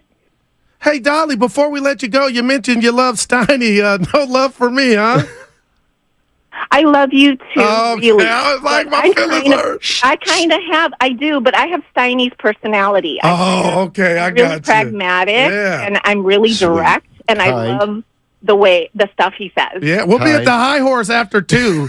Just FYI on Payday Fridays. Just, if you're around. She said she has your personality. Hey. That scared me. As soon as she said that, I was like, wow, that had to make your day. That's better than the beautiful hair. Well, it's nice. And it came from the opposite sex. I have a wife. The bottom line is, I love you, Steiny. Opposites attract, so that's why Dolly and I can never be together. I don't think. Wow, man, look at you. So, thank you, Dolly. You two telling me they love me. It's all right. I got a. How about this from Rotz, our guy? This is one of our best. He says the Warriors in 5, and maybe you haven't thought about this, Goo. What? If you're predicting the Warriors in 5, it means the Warriors win 2 of the first 3 games in Sacramento. Seems a little bit crazy considering how they've played on the road all year. And Rotz, I'm not saying it can't happen, but Dubs in 6 seems more likely. I get all that, but you want me to put it right on the table? Yeah. I honestly believe, and everything is predicated on the 82 games, throw that out. I honestly believe, and I'm disappointed in myself because I talked to myself on the way in. Steiny, I don't think Sac gets 1. That's where I'm at. If tomorrow pops off like I think it will, and let's just say they win by 20, you come back 24 hours later, the ball becomes heavier, you're down 2-0 Sac, 0-2, come in here. No, I could see that happening. Well, I could see the Warriors getting swept. Now, in your gut, I don't believe. I don't believe in your gut. You think it either. How about that? I got the championship just last year and all that pedigree to lead me to that. What do you think you know about Sac? Well, first of all, I'm just playing a role here. But they're younger. They're hungrier. Well, cut the heads, Badoni. But yeah, okay. But who did we talk to yesterday about when you lose a little athleticism, you get a little smart? Dude, I'm telling you, man. Dickinson in here. Well, he's coming in early Monday or Tuesday. He's going to know what I'm getting. That's crazy. But what if they're down 0-2? Then you're going to be like, Goo, you might be under something, brother. It's like a little piece of you died. Yeah. And that's no disrespect at Sac. Oh, my God, I want to tell you to shut up so bad. Do it. I know it's coming from a good place. No, it's not. That's it. Okay. It's time. The more I think about it, Warriors going to sweep. They're going to sweep this team. They're sweep them. No disrespect. No shade. I just think the Warriors are like, do that. Hey, little brother, you guys had a great season. Watch us come take over your joint. Watch us stick it to you. Can somebody explain to me why More Than Guru thinks it's going to be a Warrior walk in the big crowd? No, that the Warriors are going to have a lot of represent. I know. Yeah. And if you notice, when he said it, I said the same thing as I said to you. Interesting. Well, how? I don't know why. Just explain to me why. If you're a diehard fan, this has never popped off. You go to Chase Center to see the Warriors. Now, if you're in the Bay Area or the greater Bay Area, you have a chance to see the Warriors play in another venue not named Chase Center. So now it's just about Steiny. I won't use Fadangle, but money talks in our society now. So if you get on the right website or whatnot, and you got King fans getting overwhelmed or getting 5 times their ticket price that they paid for it, I could see them giving that ticket up to have the experience of watching the Warriors on the road, but it's really not on the road. but that would be enough for me to be like, oh man, that would be cool. And Jerry ain't just starting. That came from his heart. I just can't wait to see if it's that. 925. So let's hear it from Steiny. Exactly how the playoffs going to be. Well, I only do one series at a time. Warriors lose game 1, win game 2, 3, and 4, lose 5, win 6. That's how it's all coming down. 510 is kind of on my track here. We're having trouble putting it together. Guru's a tough puzzle to put together. And he says, what bothers me, Gu, is that you'll have little appreciation for how impressive a Warriors win in 6 games could be. What a point. Oh, wow. That's a point. And that gets back to what we used to talk about with the betting. When you lose a bet, it tends to direct how you do the show the next day. When you lose a bet, you really rip that team. That's a double flag when you said that. I'm a professional. So I like that text. With that, what's his greater point? That I'm selling the Kings short? No, that you're selling the Warriors short. Steiny, we've seen this movie, man. I just don't think it Dude, The Last Dance was a mantra. I don't believe it is, but I get if anybody wants to try to make that parallel. My point is, and this is the end of it, the Warriors are favored to win this. They're the 6th seed. Why would the 6th seed be favored over the 3rd seed? So the things that are in my computer, Vegas is taking into account. My point is, Steiny, this show ain't stopping in Sacramento. The Kings are just this is a great story, and they may play again next year. The Warriors' season will not come to a halt by the Sacramento Kings. Now, if you tell me Lakers or Memphis or Phoenix, I'm going to be biting my nails. I just don't think these young pups are ready. I gave them 1, though. I said Warriors in 5. No shade. I didn't say What are you anything. so afraid of? You're a big guy. Big, strong guy. Hey, Spino, can you give me one, and you can think about this while I ask Spino. What was this Bulls record in 1998, their last year that they won it, the regular season, the Last Dance season? Bet they won more than 44. Let's go to Scott. He's got some love for Guru, and we always want to capture 62 that. and 20. Wow. 62 and 20. First. Good God. Yeah. Well, the Warriors they could have won 62. They just blew a lot of games late. But they're a 62-win team. Hey, Scotty, what's up, buddy? What's up, Goo? I just wanted to give and Steiny, I want to give Goo some love. Goo being an NVAL guy myself, so I want to shout out to NVAL and you. Look, everyone could talk about the X Factor is this guy, the X Factor is that guy. The X Factor is the Warriors bus driver. As long as he gets the fellas to the arena, this thing is a wrap. I will be disrespectful. I wanted to use that. 3. Let's go. Hey, what school? I went to Kennedy. There you go. 2000 NVAL Athlete of the Year right here, Goo. Wow, Lamont Murray is the most famous that came from Kennedy. Scotty thirsty. Yeah, wow. He's the Athlete of the Year. If you were the Athlete of the Year. Pete Lawrence was. Let me guess. That's my guy, Big Pete. Guess he actually got playing time. Yeah, he did both. Got drafted by the Rangers. Usually got to play to and be was the player Brad of the year. Doherty on the block. Dude, we had a team. Silk Basie, here we point go guard, again. Ron T at 2, Terrence Mullins, Christian Scott went on to play at Loyola Marymount. Man, I've been blessed, man. You're a high school Harry. I'm still playing. That's what makes you a high school Harry. You're still playing and talking about it. Oh boy, we got Jason Ross coming up in an hour. Yeah, that's it. Tyler's in Phoenix. Hey, Tyler, how you doing, man?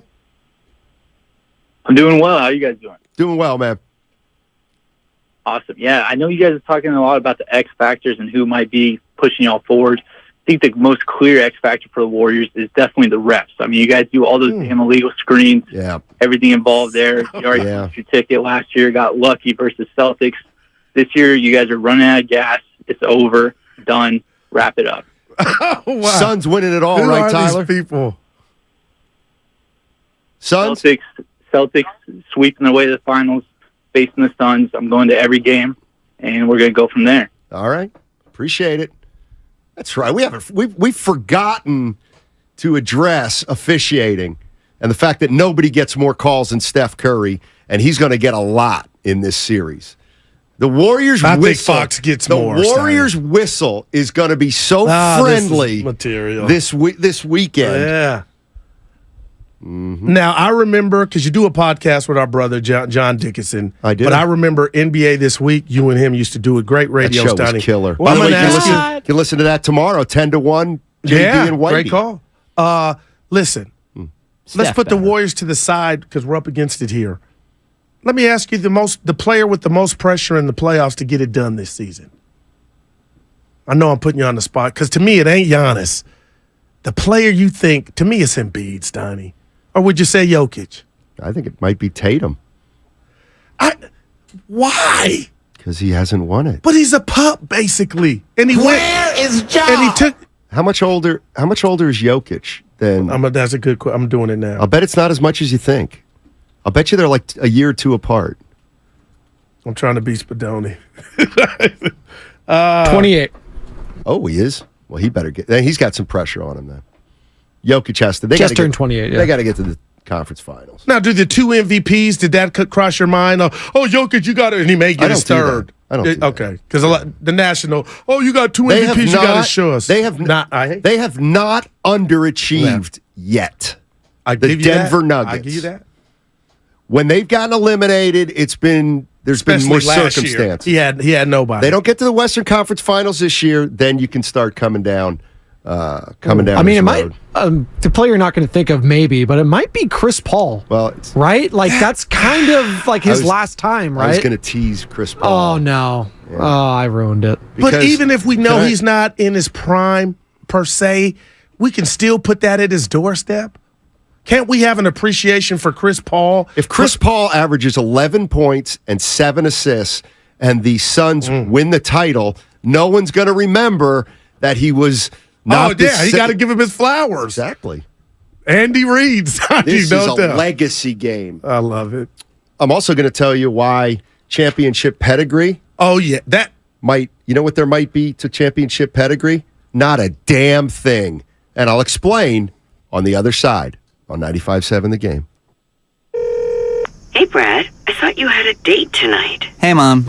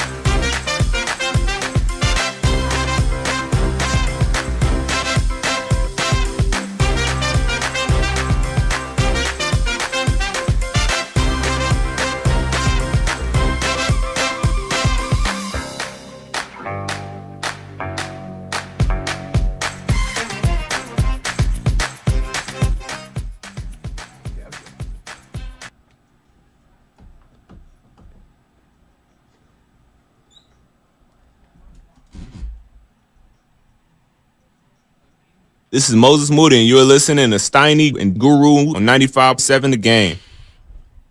Thank you. Matt Stein, Matt Stowell, the Guru Johnson. Good afternoon, everybody. This is always the big segment. 12 o'clock. This gets us from halftime, essentially, close to the fourth quarter. And the cafeteria. Yes, exactly. Oh, let's go to Deborah. Uh-oh. Deborah's in San Lorenzo. Hey, Deborah. Hey. Hey guys, Stein and Guru, how are you guys today? Doing well. Fired up, Deb. Yeah. Fired up and ready to go. Yes. Okay, this is my take. Two things you guys have been talking about. One, who desperately needs to get a ring, James Harden. He's been there. He's been very close. He's done everything. I think James Harden is the one that I say needs to get a ring.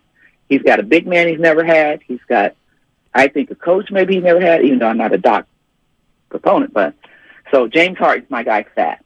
Good call. Like it. In regards to flipping a switch, the Warriors don't need to flip a switch necessarily because they've just been made whole. And they haven't really been whole all year.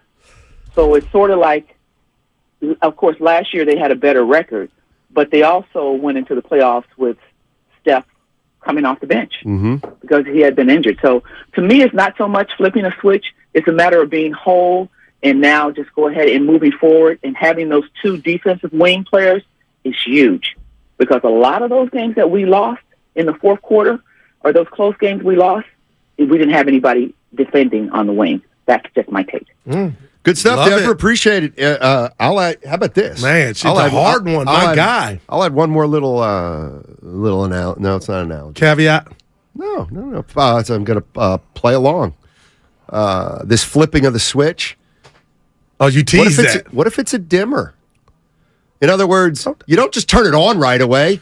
You bring the lights up slowly. Do they have time to bring it from dark to little light, little light, little light, little light? Then eventually, you know what I mean? Yeah. You like to hold it for the ambiance?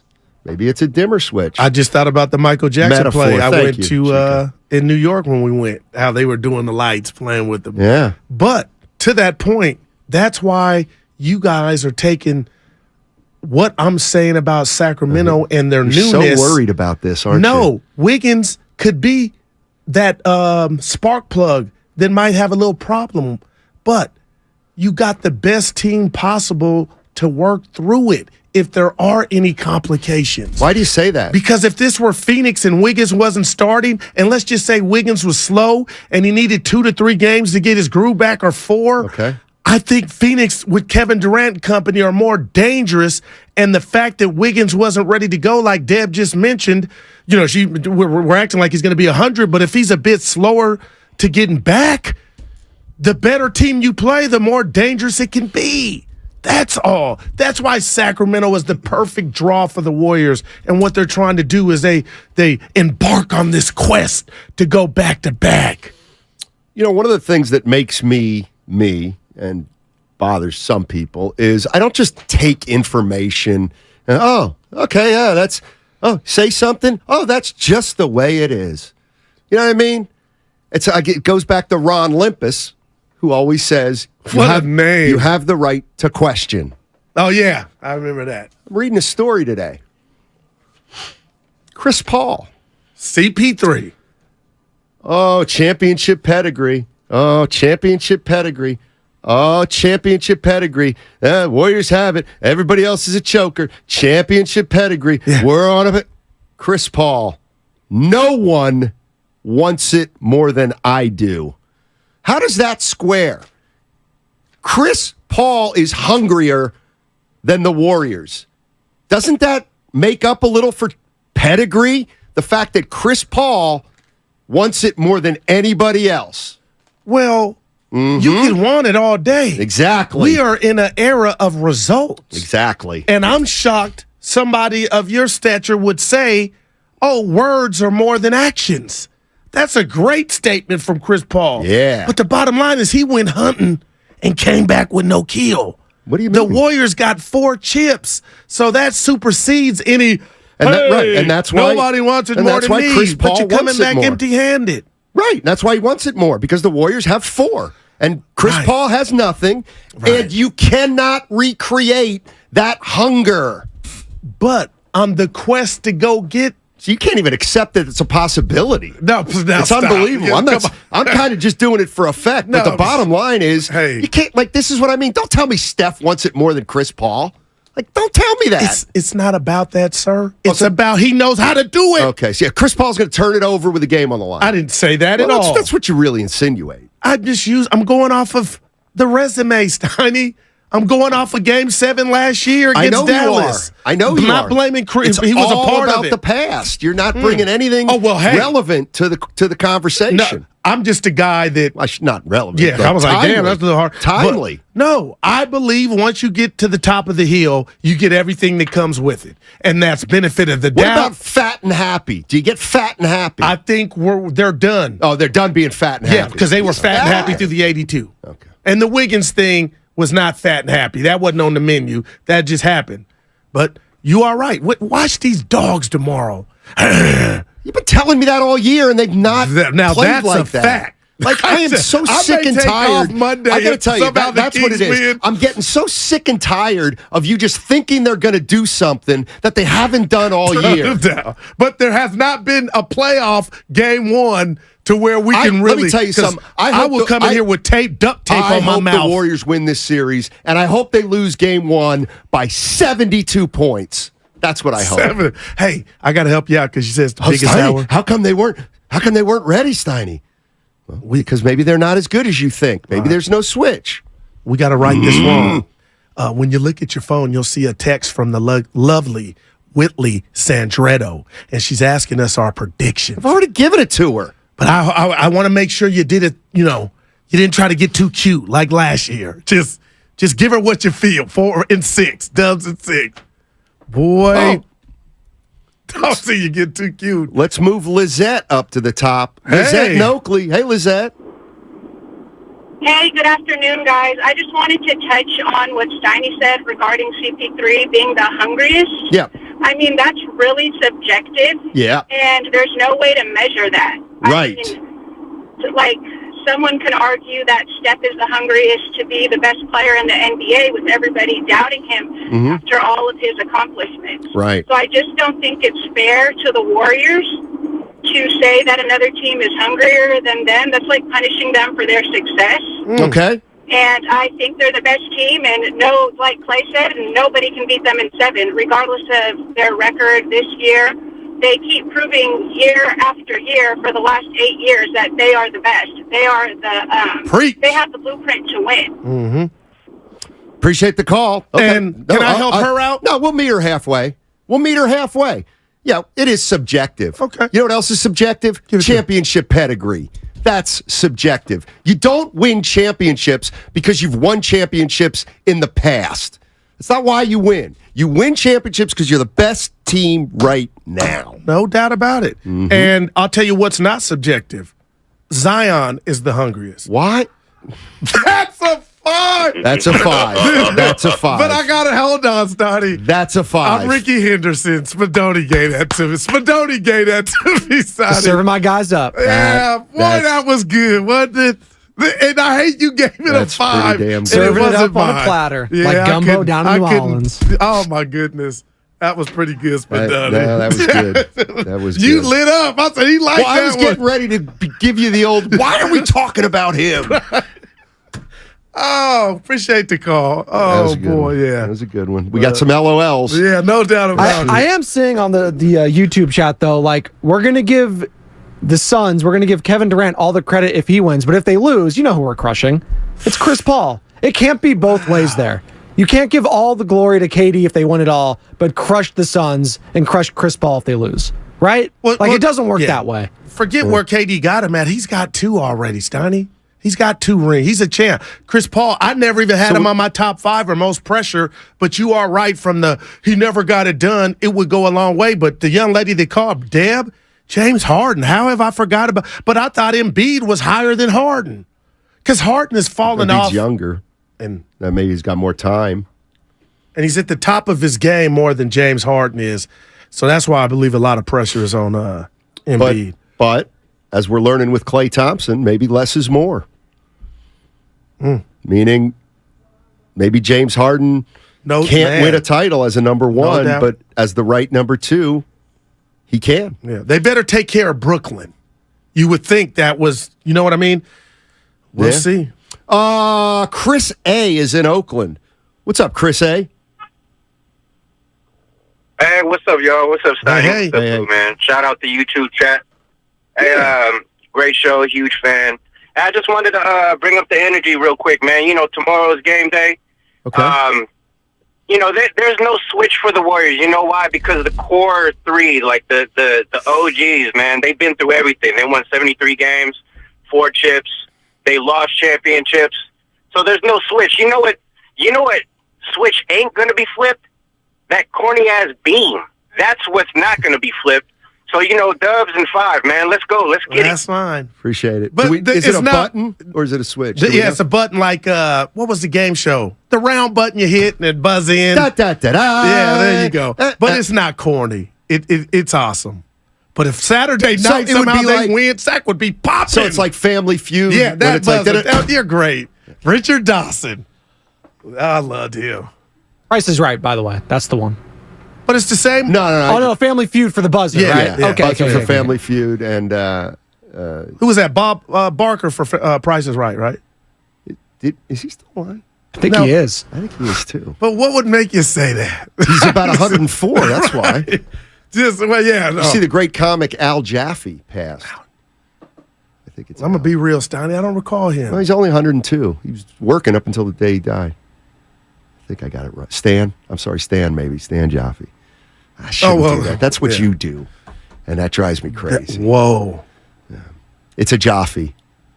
No, Drew Carey's doing Family Feud. That's not. By the way, working. shout out texter on the Comcast Business Text Line. Listener from Lehigh University. Wow. Yeah, Pennsylvania. That's where McCollum went, right? That's correct. Yeah. Look at Goo. Nice, Goo. Nice. Dude, I Can felt you name good, any Sonny. other player from that conference? I just cannot. I cannot. Nice. How about Mike Muscala, Bucknell? Wow. Where'd he play in the league? He's still on some team. Atlanta? Oh, man. Of course, great. They've got a great arena on the campus of Lehigh University. Man. The Stabler Center. Yeah. It was actually built for wrestling, Goo, not for basketball. Their wrestling program at Lehigh is That's off the the real charts. wrestling that the low kneel wrestling, Steiny. Yeah. Yeah. No. Drew Carey's Family Feud. Thank you. Let's go to Chin. Chin's in Oakland. What's up, Chin? Hey, what's up, Stein Guru? Hey. I'm a huge fan of you. I listen to you guys all the time. Mm-hmm. Wanted to touch on this game. I'm super, super ecstatic about this game against Sac. This is the first time we're actually good, and they're good. This is huge for the Northern California. I'm a season ticket holder of the Warriors. I'll be there game 3, maybe game 4. And I'm thinking about going to game 5 out there in Sac and trying to rep our dubs. A few things. I think Sacramento now reminds me a lot of the old Warriors, the young Warriors, the We Believe Warriors, where they're like, they're finally getting into the playoffs and they're figuring things out. They got a nice thing going on. They hired Mike Brown. Mike Brown is a hell of a coach. There's a lot of similarities to what they have now and what we have currently. I think it's going to come down to little things like protecting the ball. If we get up as many shots as Sacramento, we should walk away away with the series with the win. The first couple of games, I feel like it's going to be a filling out thing. The best coach who can adjust, make these minor tweaks and adjustments, they're going to win. And I think no better team that does that is the Warriors. I feel like it's going to be Dubs in 6. This is my prediction. I think they're going to split in Sac. I feel like they're going to split it at 10. And then we're going to win 5 and 6. Because at that point, we're going to figure them out, and then we're going to exploit whatever needs to be done. All right. Thanks for taking my call. First time caller, and I'm super, super ecstatic. Just wanted to let you guys know that I love you guys. You love your show. Keep doing what you guys do. Thanks, Chin. Wow, Appreciate man, it. no doubt, Chin. Have we've been on the mic all week? Have we got a Warriors and anybody in 7? Has anybody said this series is going 7? I don't think my ears have heard that. That means the Warriors win in Sac. He said, "Man, it would be in 7." Rebel. I got Rebel 44-44 on the ropes. I got him on the ropes. He's in the YouTube chat. Okay, why? It's objective that if you've won rings, you know how to win. Steiny taking L's as usual. But I made you think, didn't I? Chris Paul wants it, hasn't he? He wants it, Rebel. You didn't think about that, did you? Let me tell you who else You didn't think wanted about it. a hunger, an How about that? indescribable hunger. It's a feeling that Steph has already fulfilled. Steph's full. He's full. So was His Kobe. cup is overflowing. So was Duncan. So was Michael. That's right. So was Will. Bill. Never. Bill Russell. Will won 2 titles in 17 years. But he won a bunch off the court. Thanks for making my point. I was Bill Russell, so I was looking for. Just because the only way the Warriors are going to win it this year is if they're the best team in the NBA. They're not going to give them the LOB, and that's the Larry O'Brien. I've never heard for being it that the best way. team last year. And we're not saying that. So, well, how about this? Once we have one playoff game under our belt, quit talking about the regular season.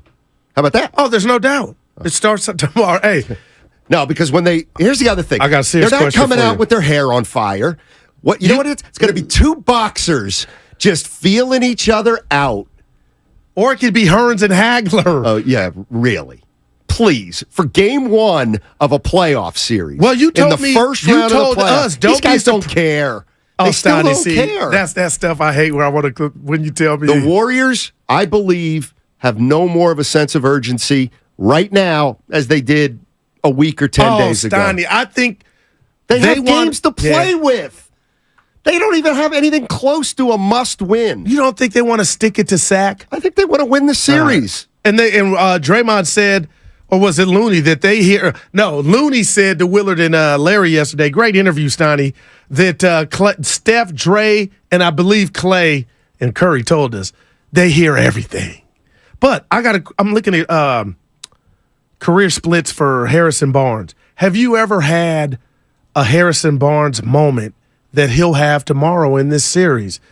An entity lets you go, a spouse, and then you get back together. Yeah, I'm so glad no, seriously, from a mental standpoint, you better be watching Rocky, all the Creeds, Harrison Barnes. You can really stick it to the team that said, you know what, we want Durant. Bye-bye.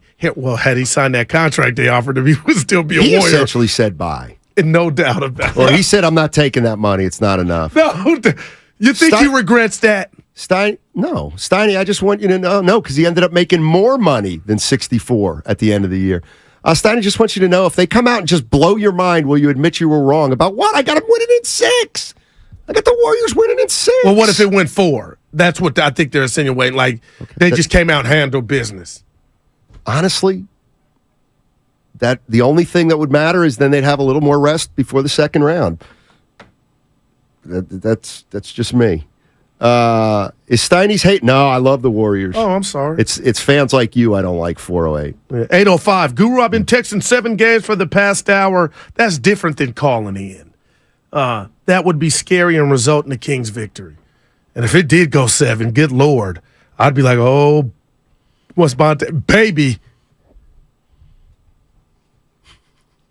You didn't like it. You got to give him credit for that one. That's how it starts the show. Oh, I'll address that after baby, Ralphie. You got to give him that. After Ralphie. Okay. What's up, Ralphie? Okay. How you doing, guys? Hey. So I think the key for me for this series, and I think the key for them in the playoffs in general, is I think they need to win in the first 3 quarters of the game, most games. And I think maybe they need to know when to fold them, because I think that what we gotta watch are the big 3's minutes. And I think that if they play a lot of minutes, yeah, they might get through the Kings, but they're not going to get out of the second round. And I think that being real strategic about about the workload on those guys is the key for everything. I think they've shown they can compete at the highest level. I just don't think they can compete at the highest level night after night, logging a lot of minutes. You're just a younger team, a worse team maybe, but a younger team will run them out of the gym, but by the end of the second round. And that's what I got on that. Thanks, guys. I mean, I know. Here come the texts, Ralphie. Ralphie's a hater. Oh, please. You know they're coming. But the reality of the situation is that's also a possibility. When I was watching that Laker game, they looked gassed at the end. Oh, no. After they beat Minnesota. So imagine if that were just game one of a series and they would have had to play 2 or 3 days later. I mean, this is going to be a grind. He's right. Ralphie's right. This is going to be a grind. We may see injuries on the way to the finals with the Warriors. That's happened before where they've lost guys and they've come back. Yes, I think fans are right to worry about that component of this series. Doesn't mean, I want to play this Draymond sound. We'll do that at 12:30. Kenny Caraway, 1320. I missed in Sacramento. Yeah, he was on with the guys. The morning show. He talked about Draymond Green being overrated. He's been consistent with that. Yeah, and so have you. So I'm interested to see how you support that. Don't speak for me. You said the dynasty can continue without Draymond I almost Green. want an apology. You said the dynasty can matriculate forward without Draymond And Green. that's my favorite word. No shade at Draymond, because he might not like me. No, people, Donnie, when you have the intellectual people know what I'm saying with that. It's just you're diminishing his greatness and impact by Steph, by saying it's like a great chef. You take his favorite knife away. You're saying he still couldn't give you that 5-course meal. No. The presentation wouldn't be as nice because you need that good knife to make the perfect Well, the presentation. person eating the meal wouldn't know how many knives he used. Well, you know that. You know what I mean? It's all about the taste. Presentation's part of it. Steiny, you say you with the Warriors, but it never sounds like it.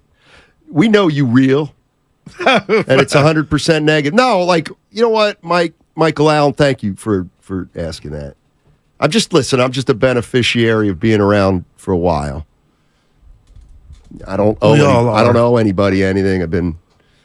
I've been observing the Warriors for 30 plus years, and I mean, I can only be who I am. Matt Barnes hit you about what? The documentary. We believe because you're on record as saying if there is one, you should be in. I should be, but I'm gonna send him a text.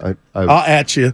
Just don't get mad. Steiny, you have no idea how the Warriors would adapt to playing without Dre. I know. I don't like their chances, though, my family. Is that, if I say, come on, my family, let's talk about this. If I say, boy, I don't like the Warriors' chances to win another title if Draymond's not here, I bet I got more people on my side than yours. No, but that's the point. But you're too nuanced to look at it like that. I know.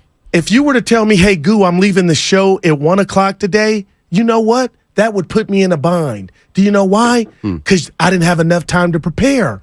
But if you told me on Monday, hey, Goo, on Friday, I'm leaving at 1, I'm still going to be in a bind, but I'll be prepared. When I throw that question or possibility out to you and the listeners, you act like it's on the fly and there won't be a counter move. Counter move. I'm saying there can't be. Ooh, okay, hey, and I get, but you're not looking. You're looking at it as, can you go get me a Draymond light, a poor man's Draymond? It's not about that. It's about the Warriors and Lakers are going to look at it as, how do we move forward with something that's probably going to be different? How? And whoever those someones are, everything will be different. It won't be about concentrating on we got to find another Draymond, because you're not. And that's how I'd tackle it if I was management. And the difference is that you think Draymond's value, I think Draymond's value is so high that it's unrealistic they will be able to replace him with one or more players. You don't value him as much as I do, and you think they'll be able to replace him and head in another direction. I just hate you put that energy on like that. But it's what I'm saying. Okay, what if Curry left and everybody's still here, but Curry's Curry different. left? Curry's different. Okay, that's all right. Curry's different. Man, I just wanted to bond. Curry's different. You said that fast. I get I know everything. Steph, my man. Yeah. My man, Steph. Now, we should have did something for the parade forgot when we were about out that. there. I got to text him, tell him I'm not riding up there with him tomorrow. Okay, when we come back, I want to get to this Kenny Caraway sound on 95.7 The Game. U.S. Bank is ranked #1 in customer satisfaction with retail banking in California by J.D. Power, since California is home to most award shows.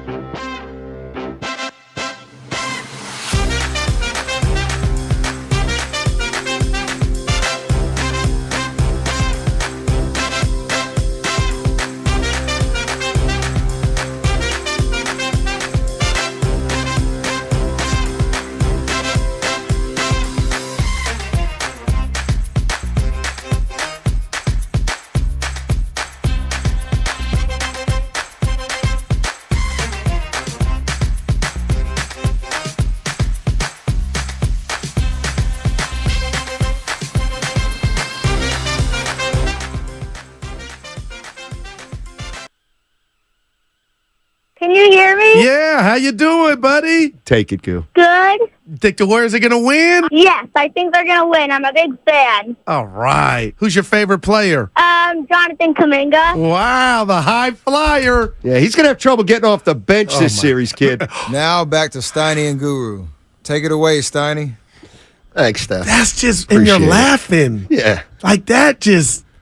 That's just what? That's a turnoff, man. Too bad. Who's the lady that called in and said she loved you? Dolly. I guess Hello, Dolly. She enjoyed that. But outside of that, and Leonis Word sent me a text. I said when Drew Carey was doing The Price is Right, and I said it wasn't working. He's been doing it since hosting 2007. What's the guy on? But that doesn't mean I ain't watched it since then. What was the show they used to have where they brought the guy in at the end and he told everybody their mistakes? PTI. Yeah. We could just have a guy do it in Tony real time. Reale. He's doing, he's great. He does Around the Horn. But you don't have enough you're too thin-skinned to do. Like you couldn't take it. Well, the problem is we'd have to do the you text in line. real time, and we could do one of mine at the end of the show. Well, oh, my good Probably. Lord. All right. I haven't heard this yet, but I've heard it's pretty interesting. Kenny Caraway on D-Lo and KC. I was talking about Draymond Green. Let's hear it. I'm going to be honest. Like, I don't know if this is like I just haven't trash heard talk or either. it's real. All right, Kenny Caraway. How many times do I got to hear they don't win 4 championships without Draymond Green? That's just cap. That's just cap. Oh, they don't win 4 championships without Draymond Green. I mean, come on. Let me ask you guys a question. Yeah. Let me ask you a question. So let's go backwards. The fourth one, he got benched. They got better in the NBA Finals. They were about to lose the NBA Finals. He was awesome. So they benched his ass and put Looney in there. They got better. Game 4. Game 4, the final 5 minutes, he had 3 strips, I believe, multiple rebounds. I agree with you. There were long stretches where he was out. And then Game 6, he had a signature Draymond Green game. Game 5 and 6. The house was already on fire. Steph Curry had already put the house on fire. Game 3, Draymond was shook. He had his little podcast about they all were. Why they gotta talk like that? I think it's being too much. They're going too far. It's disrespectful. He was crying. He was shook. His mama was out there like, I don't know what's wrong with this dude. He's shook. All right, so let's not sugarcoat. Hey, his mom. Hey, listen, his mom did come on these airwaves. She might call in. She did. Mama Green did say, I don't know what the hell got into Draymond Green, but that ain't him. She did say that. Casey, I've never seen an environment like that. Let's eliminate the last one. They would have won that one without him because they damn near did it already. Casey. They damn near did it already. So then we got the 2 in the middle.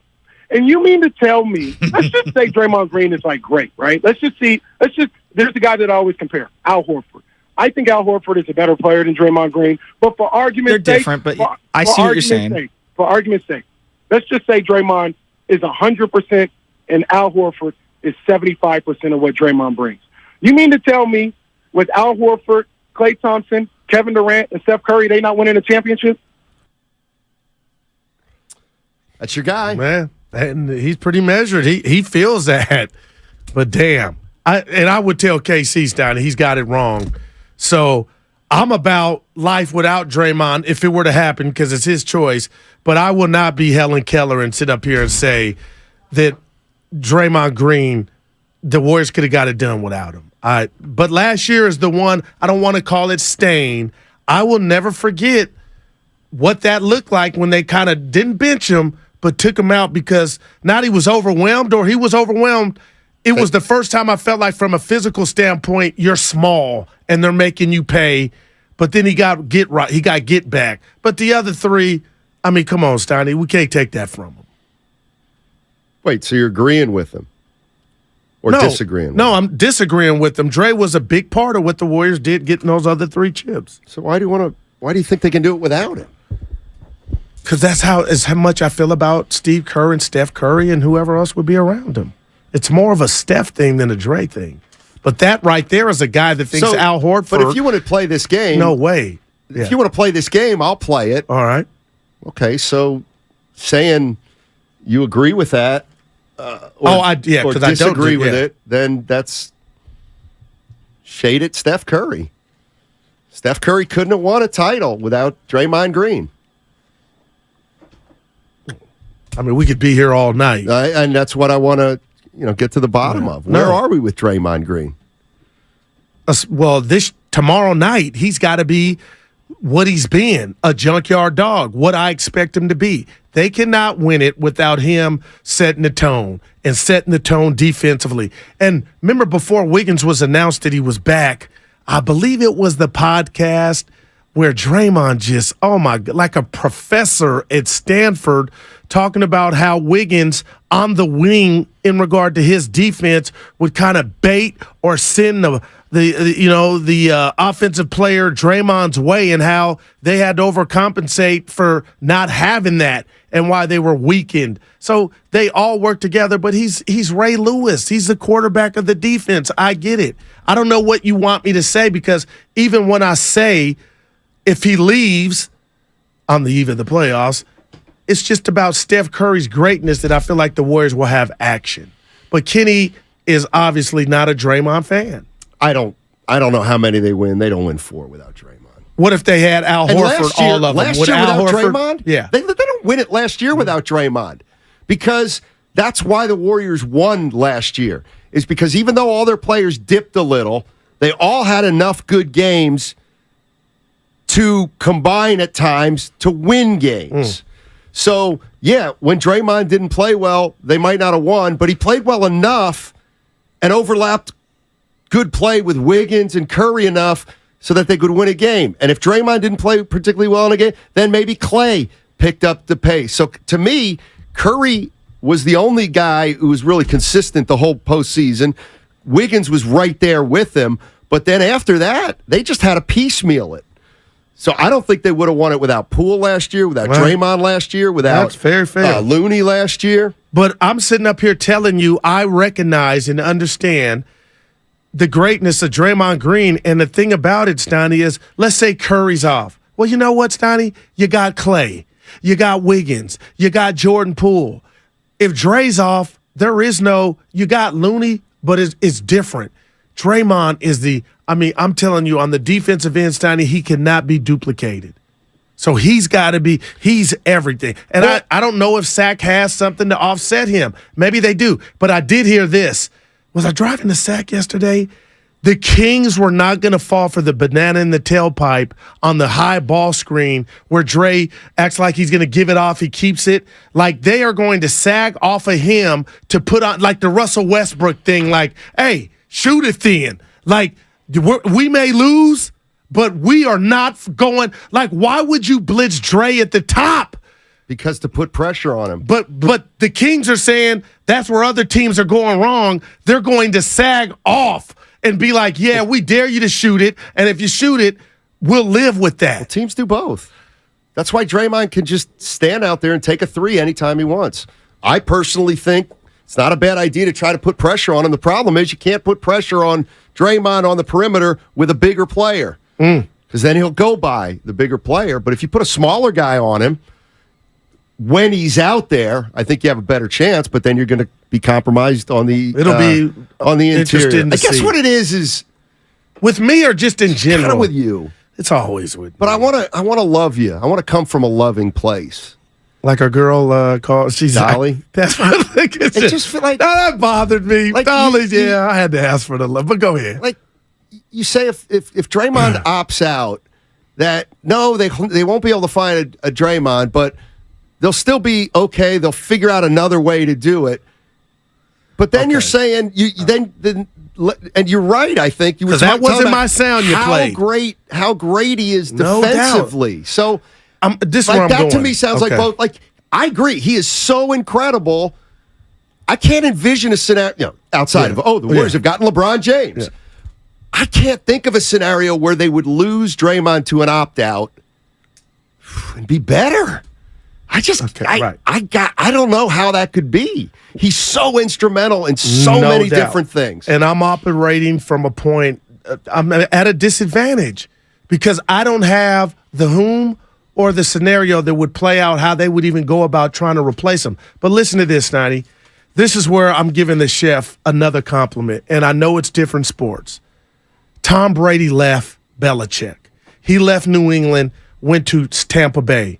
And his greatness and everything that he's done, it all manifested to the point to where he came to another team and they won. Right. Obviously, it was different. Everything about it was different. But the one thing that wasn't was Tom Brady's know-how and his skins on the wall. Now, it wouldn't be that drastic. Curry, if this were to happen, would not be the one leaving. But I know you know the greatness of Steph Curry, but yet I feel like I sense trepidation in the sense that if Dre left, you're kind of taking off the table of, because I know you're not saying, hell no, they can't do it, but it does, Steiny, boil down to, you think Steph couldn't do it if Dre were gone? Well, the only thing I saw was Steph Curry not be able to do it with Dre when they were 39 and 33. They didn't make the playoffs without Klay. So they had no Klay, but they had Dre and Steph. Steph had a great year, 32 a game. Yeah, lost to They Memphis didn't make the playoffs. You're right. And I think we'll all say, why not? Well, they didn't have Klay Thompson. Brian in Palo Alto. DPA. This is a Friday. He better come with something. What's up, Brian? Legacy. Hey, guys. How you doing? Dynamite. You know, the statement that, they didn't need Draymond is ridiculous. By the way, I was one of the original Draymond skeptics back in the day. Me too. I've come to appreciate him through the years and how, irreplaceable he is. You know what, Brian? I'm going to let you finish, but I'm going to tag along. Early in Draymond's career, when he was starting to take over a little bit for David Lee, I did think, he was very effective, 15, 20 minutes, but they were going to have to bump him up to 25, 30. And I thought, when he goes up to 30 minutes, we might see some more warts, but we didn't. Yeah. We actually saw him get better with more time. Yeah, I think, and he's not going anywhere. He's not going to opt out a $20 million contract to sign a $10 million contract somewhere, right? And who's going to pay him? No one's going to pay him $100 million for 4 years. It's not going to happen. He's going to come back, and I think getting GP2 validates just surround Steph with good, versatile defenders, and you're going to win a lot of basketball games. He just needs good defenders around him because he's pretty much the gravity of Steph creates offense, even for lesser offensive players. Anyways, that's my take. Have a great day. Have a good week. Well, give us a prediction, BPA. Warriors in 5. Man, that's man. All right. I don't think the Kings, it's a good story, but, they would need their guys, Fox and company, to play incredibly well to even have a chance. Anyways, thanks. Thanks, Brian. Appreciate it. Apparently it's somewhere to go, more important than us. Oh, yeah, I'm kind of with him there, though. Like, Sabonis and Fox are going to have to be really good. Yeah, no doubt about it. And the defense from the Warriors, Steiny, is going to have to be really bad, or what we've seen on the road. If that's what we see tomorrow, I could see you Monday talking about an L. Like, I get that. That's why I'm wearing my my Warrior underwear and socks. Like, did you need new ones? No. I'm gonna give you that's a 3. Right. But you know what I can see it. I just think you are underselling the, hey guys, it's game 1. Let's go kick their ass. It's not like that. I want to fight. I can throw something at you. It's not the Final Four. It's not a win or go home game. Oh boy. Let me tell you something. These guys are gonna feel each other out. Mm-hmm. Austin and San Jose, I think I'm going to have to respond to this. Did someone mention Horford? Oh, I did, in the same sentence as Draymond. That was Casey. Ridiculous take. Horford is a journeyman who's playing on a good team, cannot carry Dre's jock. That's out of line. To Horford? Yes. Horford's a damn good player. No doubt. And I wouldn't call him a journeyman either. But his skill set. Atlanta. Boston. I think there's one other team, maybe. There is. Atlanta. Yeah, I think he was in Atlanta. Hey, comparing Draymond to Horford is not an insult. 2-time national champion? That too. Craig, you can keep that. Well, when he had Mikey Miller. Well, I'll tell you this. Miller. How would Dre take that, Steiny? I don't think he'd be insulted because I think he has respect for Al Horford. I think everybody's got respect for Al. He married a Miss Universe. I mean, come on. Yeah, she is beautiful. I follow her on Twitter. You guys. Well, he's just saying that's what Ibanez doesn't like. Oh, no. Not who you follow. But, yeah. Let's go to Joe in San Jose. What's up, Joe? What's going on, guys, before the weekend starts?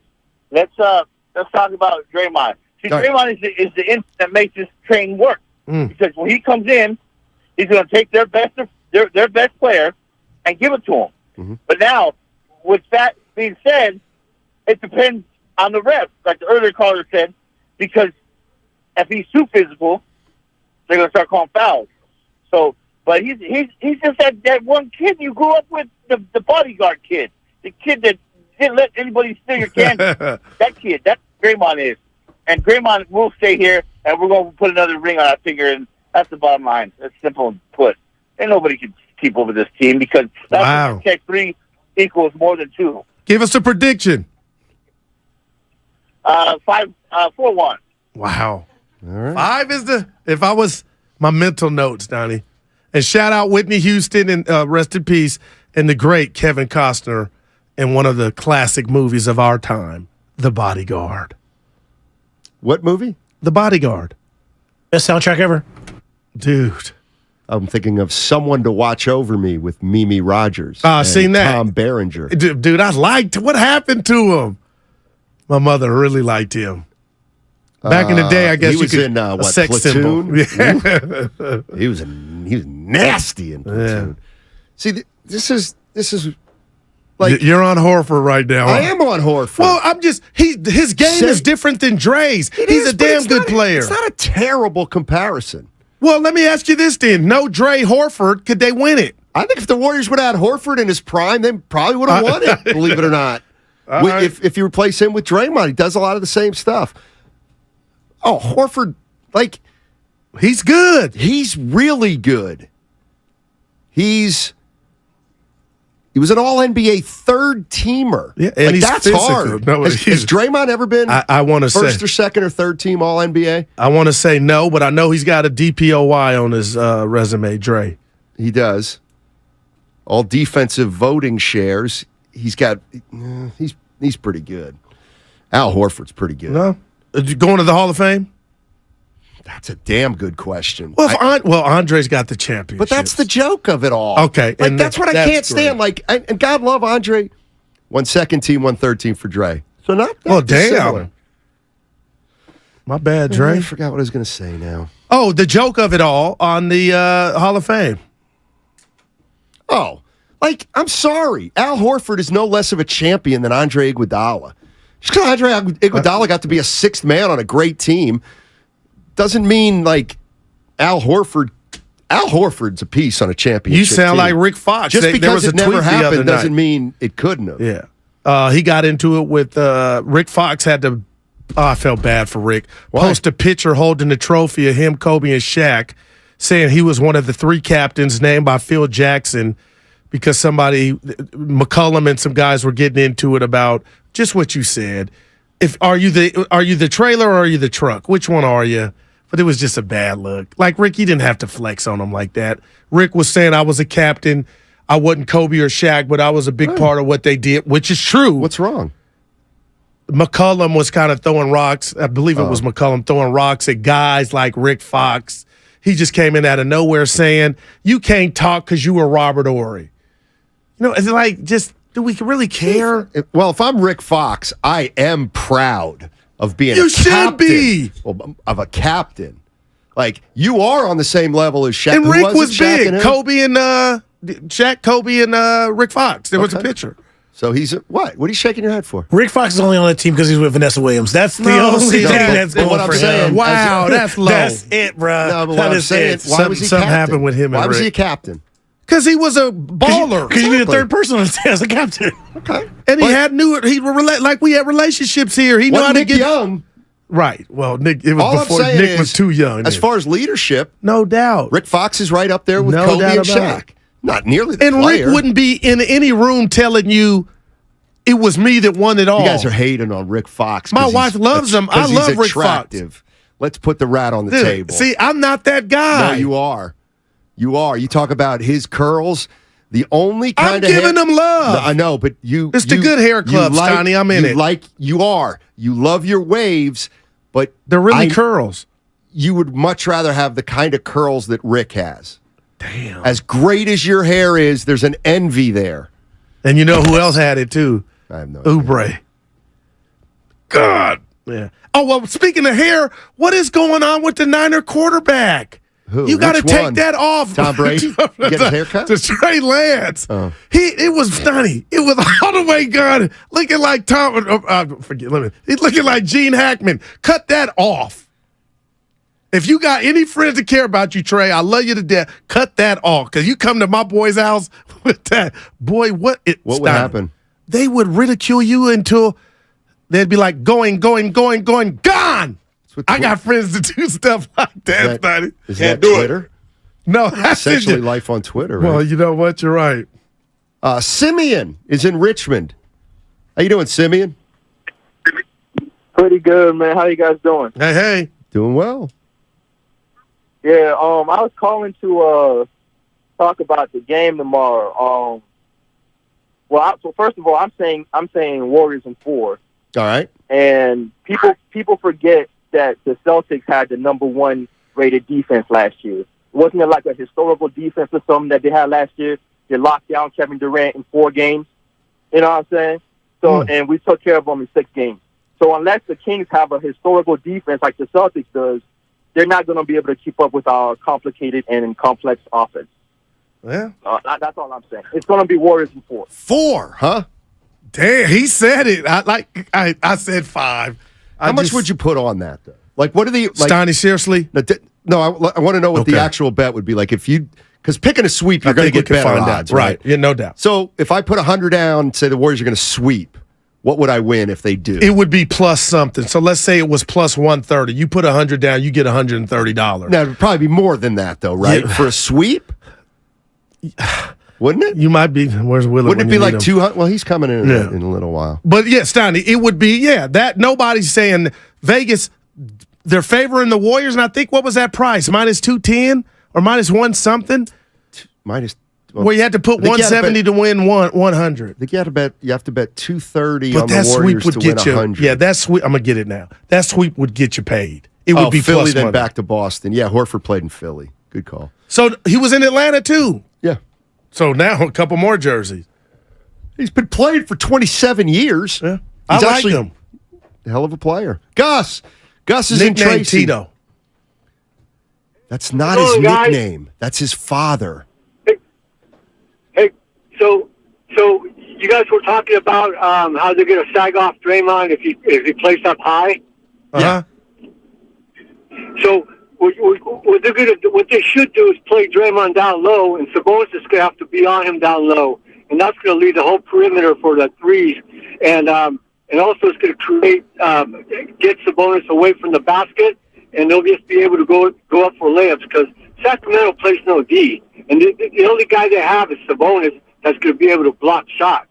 So if you could play Draymond down low, Sabonis is going to have to stay on him, and now you got the 3-pointers. With a pool just, going fast right up to the hoop. So what do you guys think about that? Well, I think we'll see some of that, Gus. But honestly, that's the beauty of Draymond Green. He can do both. I think he can hold his own defending Sabonis on the interior. I think he can bother Sabonis a little bit on the perimeter. We'll see, man. I think Draymond Green can, at times this year, has made people pay the price for putting a smaller player on him. He doesn't do it all game long, but you can go to Draymond when he's matched up against the guard. Damn, Steiner, you got me. It was Alfred William Tito Horford, his dad, born in '66, drafted by the Bucks. And then I go, Al Horford, what's his nickname? The current player? Right. The Godfather.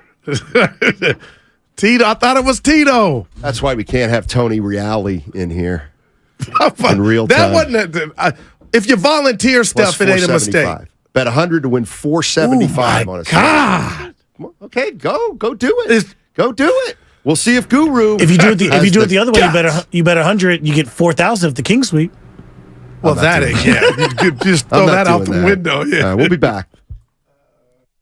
Life is uncertain. It's okay to feel stressed, anxious, worried, or frustrated. CalHope can help. Access CalHope's free and secure mental health resources. Call 833-317-4673 or live chat at calhope.org. Mom, Dad, Sis? Here we go again. Why are you in a suit? Picture, if you will, a world with the best network imaginable. I'm talking about the Xfinity 10G network. Go on. Mom, remember how your reality shows wouldn't load with all of us online? Now you can binge. And Susie, we'll have fast internet in the basement. Nice. If you have any questions, here's my card. This is just your name on a gum wrapper. Introducing the 10G network only from Xfinity. The future starts now. Now through April 23rd, new customers can get 200 megabit Xfinity internet during our limited time Xfinity 10G network launch celebration for just $25 a month for 2 years. Plus, there's no annual contract required and you get Wi-Fi equipment included. Go to Xfinity.com/10G, call 1-800-XFINITY or visit a store today. Requires paperless billing and autopay with stored bank account. Restrictions apply. Taxes and fees extra. After promo, regular rates apply to internet service and devices. Actual speeds vary. If you owe back taxes to the IRS, have unfiled returns, or are worried about an audit, the IRS is hiring 87,000 new agents to address these very issues. That means if you need to get your tax problems resolved, now is the time to get started. I'm tax attorney Robert Goldstein, and my firm specializes in helping individuals and small businesses resolve their tax problems. We work to stop IRS and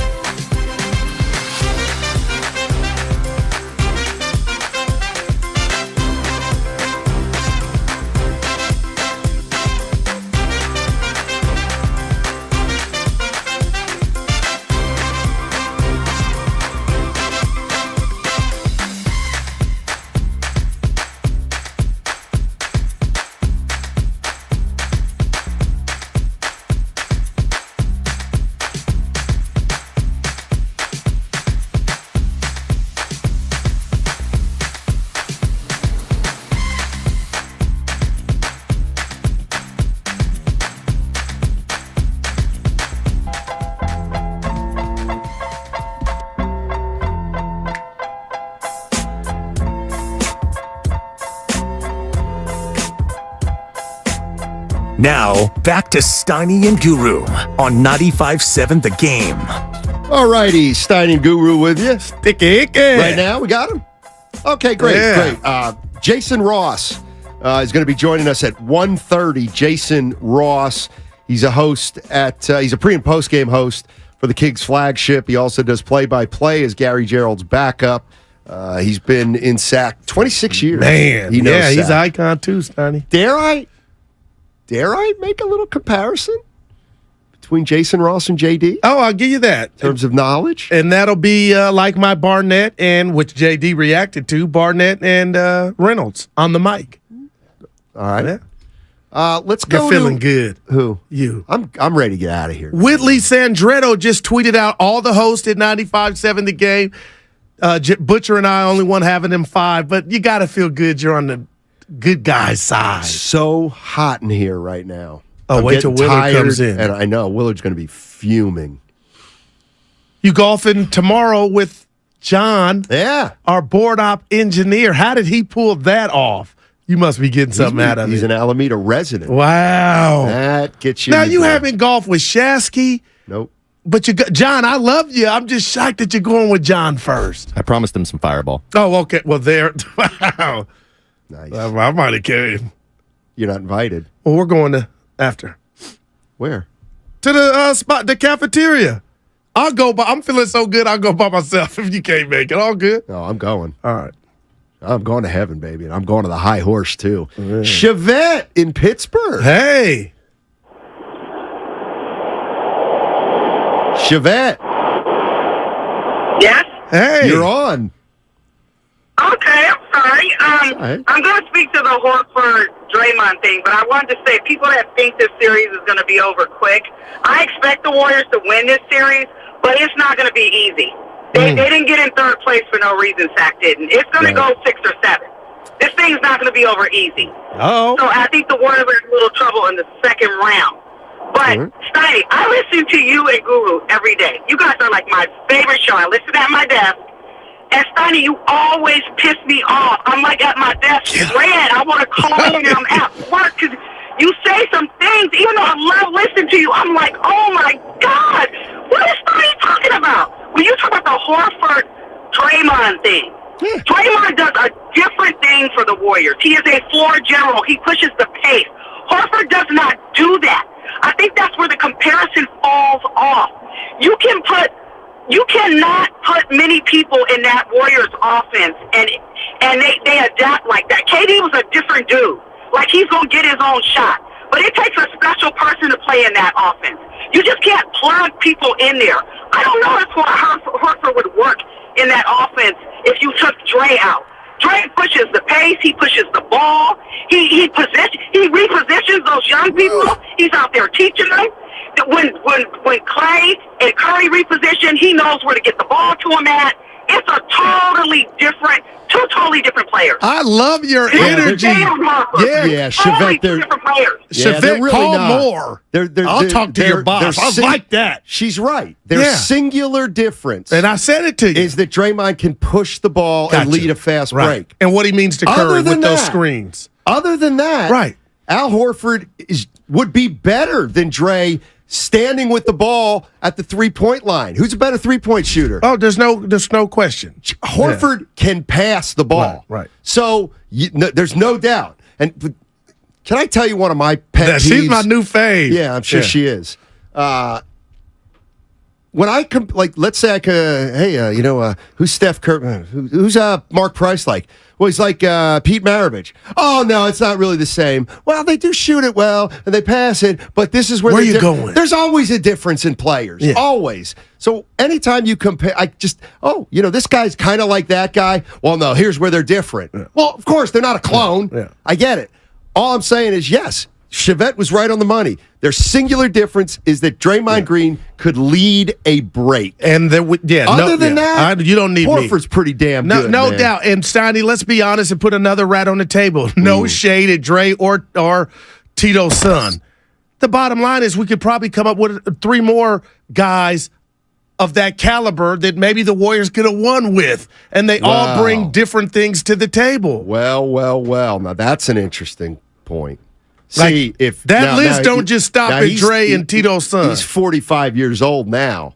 But if you and I know it's impossible to do, but if Draymond were to opt out and there's a Al Horford from 5 years ago out there, no, they'd call him as ASAP. I think they'd try to get him. Yeah. What you got? Well, it's Friday, baby. Bud's in Oakland. What's going on, Bud? How you doing? What's good, man? Bud Rock. Win the day. Playoffs, baby. So look, right? Yeah, I'm ready. You know, I'm just ready to get it done. I'm ready to see the screen. I just want to see all the games, really. You know, I believe it's going to be a good series. Sacramento is going to be very competitive because of the youth, because they can run up and down the court, because they can push the ball and score. You know, I understand the analytics are the greatest scoring team in history. I mean, you know, they always find little knick-knack numbers to say that someone's greater than the next. That's great. That's good. But, Steiny, for you to say that, I understand Chris Paul should be the one in the league that wants it most. Nobody should want it more than him. But for you to say that the Warriors may be complacent because they've already tasted that victory, I think that's blasphemy. I wouldn't say that, you know, Steph Curry doesn't still want it as bad as he wanted it at the beginning. And, you know, we can attest this to you. You know, you've been doing this for quite some time. What if somebody's like, oh, Steiny just doesn't cut it anymore? I mean, these guys just, he's been in the studio for quite some time. He doesn't bring the juice like he does. You know, let's get some new guys in there who wants it more, who tastes it more. They'll give us some better hot takes or they'll give us a better input than Steiny does. You're going to be like, what do you mean I don't want it anymore? You're going to be like, you'll feel flabbergasted as well that someone would even put you in that nature as to say that you don't feel the same excitement and joy to give the people your perspective that you did from day one. So, you know, to say that they don't still want it the way that they wanted it from the beginning, I can't really contest to that. But thanks for taking the call. Thank you, Bud. Appreciate it. Bud Rock. Appreciate Bud. Yeah. I just am presenting another point of view that if you're going to say, oh, Curry's got 4 rings and Dre's got 4 rings and 4 rings and 4 rings. Well, okay, that's absolutely correct, and it's been proven. It's also proven that Chris Paul wants one bad. He wants one bad. That's all. So I don't think, like, my point is, I'm not saying, oh, Chris Paul's hunger over hungers the Warriors. I'm saying, okay, if you think it's championship pedigree and the Warriors have that, they do. Well, can we at least acknowledge that Chris Paul's got a hunger to win a title? No doubt. Whether it's more or less than Steph kind of doesn't matter. Yeah. Because I'm going to say right now, I don't think it can be less than Steph. I don't think Steph has more of a hunger to win a title than Chris Paul. Yeah, I'm going to put those guys equal. Yeah. Just more of a know-how because he's done it. Let me read this to you because it kind of goes to, I guess. Here's the other thing also, real quick. Yeah, take your time. I am winding down like Chris Paul. Or like Steph Curry, I should say. Because I've won titles. Yeah. My point is. So I am like Steph Curry. I mean, at some point, some hotshot's going to come in here and I'm going to say, you know what? It's time. It's time. Well, I don't have the fire anymore. Okay, and that's it won't be because that person's there, that youngster, that young whippersnapper. It'll be because you said, you know what, Goo? Either way. You know, I ain't got that fire. Now, this may mean nothing, but the one, I went Christmas on you, Stoney. All week long, you don't even know this. I've been talking about the lights. The lights. Will that get to the Kings? This is EDub510 on YouTube. Ham, we had him on. From Sacramento, was just on D-Lo and KC Radio, and he spoke on media how it was packed wall to wall in the Kings locker room, and they were in their faces. It was a bit overwhelming for the players. Wait, what? Not the Warriors, but the Kings. I'm sorry. Can you repeat this? The interaction with the media in the Kings locker room after practice today. Okay. And he noticed how. Who's he? Ham that we had on from Sacramento. James Ham. My bad. Go ahead. I didn't know the James Ham. And I'm just saying that's new to the Kings. not the guys that got playoff pedigree, but this is a big deal. Like, this is a 5:30 game on national television tomorrow, all new for you. And I'm just saying Warriors in 5, not because they're going to shrivel up, but that's what I mean by a new season. And if he's pointing that out about it was a bit, I don't know how he knew it was overwhelming for the players, James, but maybe he talked to him. But it's like the Super Bowl, Stoney. Everybody's watching now as opposed to 7 o'clock on a regular weekday night. And here's Warriors used to it. Here's all that I'm about, right? You ready? Is it possible that it's a good thing that the Sacramento Kings are under the bright lights? You totally could be totally fair. And is it possible that the Warriors have been under the bright lights so much that, believe it or not, even though we think they're going to be playing with their hair on fire, this is going to be Steph Curry's, 170th playoff game. So, do the Warriors have pedigree? Of course. But it's always that thing with me where it's like, well, I'll tell you what, the Warriors have the whatever. Mm-hmm. Well, Kings, they have the pressure on them. They better win game 1. They're the ones under pressure. Okay, well, sports is a lot of times about the teams responding to pressure better than other teams. Okay, Kings are under more pressure. Okay, well, let's see how they respond. Yeah. It might be the impetus that puts them over. That's all I'm saying. Yeah. But no, you can't take any championship pedigree away from the Warriors. Don's in Hayward. The Stack. What's up, Don? What's up, Steiny and Goo? How you guys doing? Hey. Hey, I wanted to talk about the comparisons between Draymond Green and Horford. I think, Steiny, when he said that he could pass Horford, it's a different type of thing with Draymond. He could not only pass, but he could run an offense. And Horford couldn't run an offense like Draymond could. Horford would be a better comparison to like David West. Pass it on the top and maybe dish it on the side there. So that's all I got to say. Appreciate the call. Two great players. But Draymond can. What we call him sometimes Magic Johnson. What year was this? What year was this? Just looking at Horford's stats, everybody. 16-17. Second on the team in assists.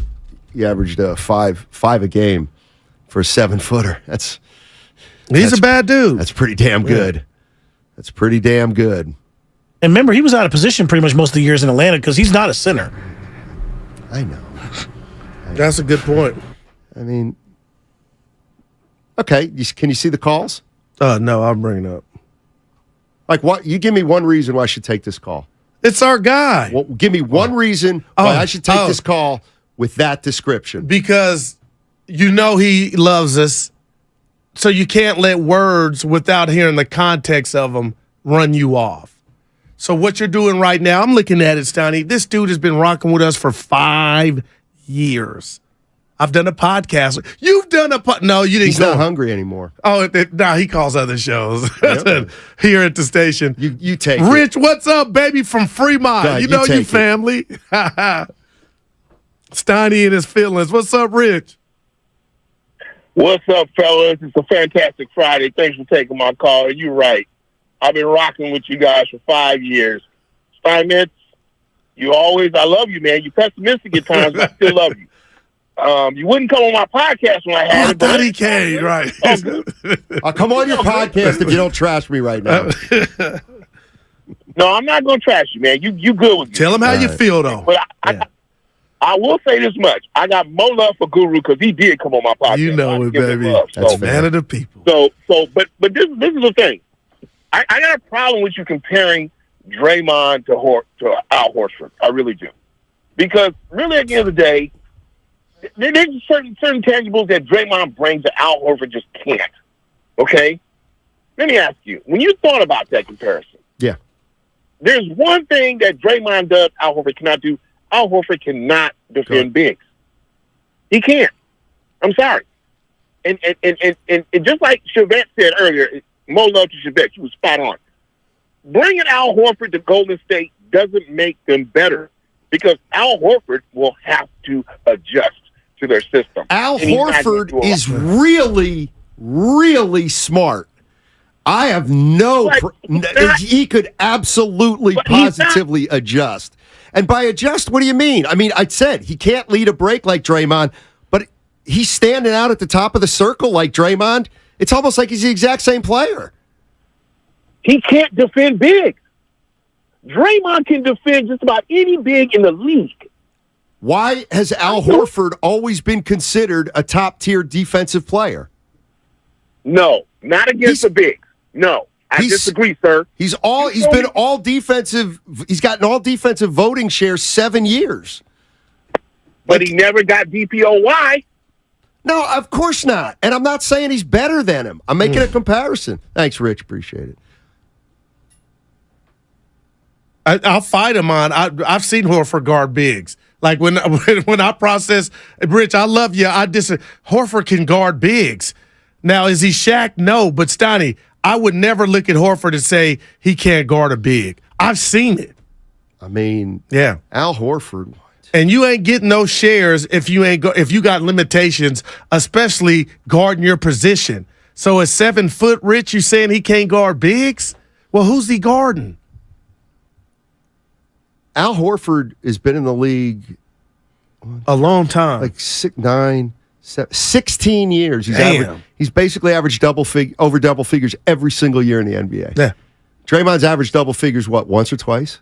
That's just scoring. I get it. Draymond does a lot of different things. But we're talking about a guy who averaged 18 and a half a game. But don't say he can't guard big. No. Well, exactly. But don't say he can't guard bigs. He guards his position. He rebounds better than Draymond. What's Draymond's rebound?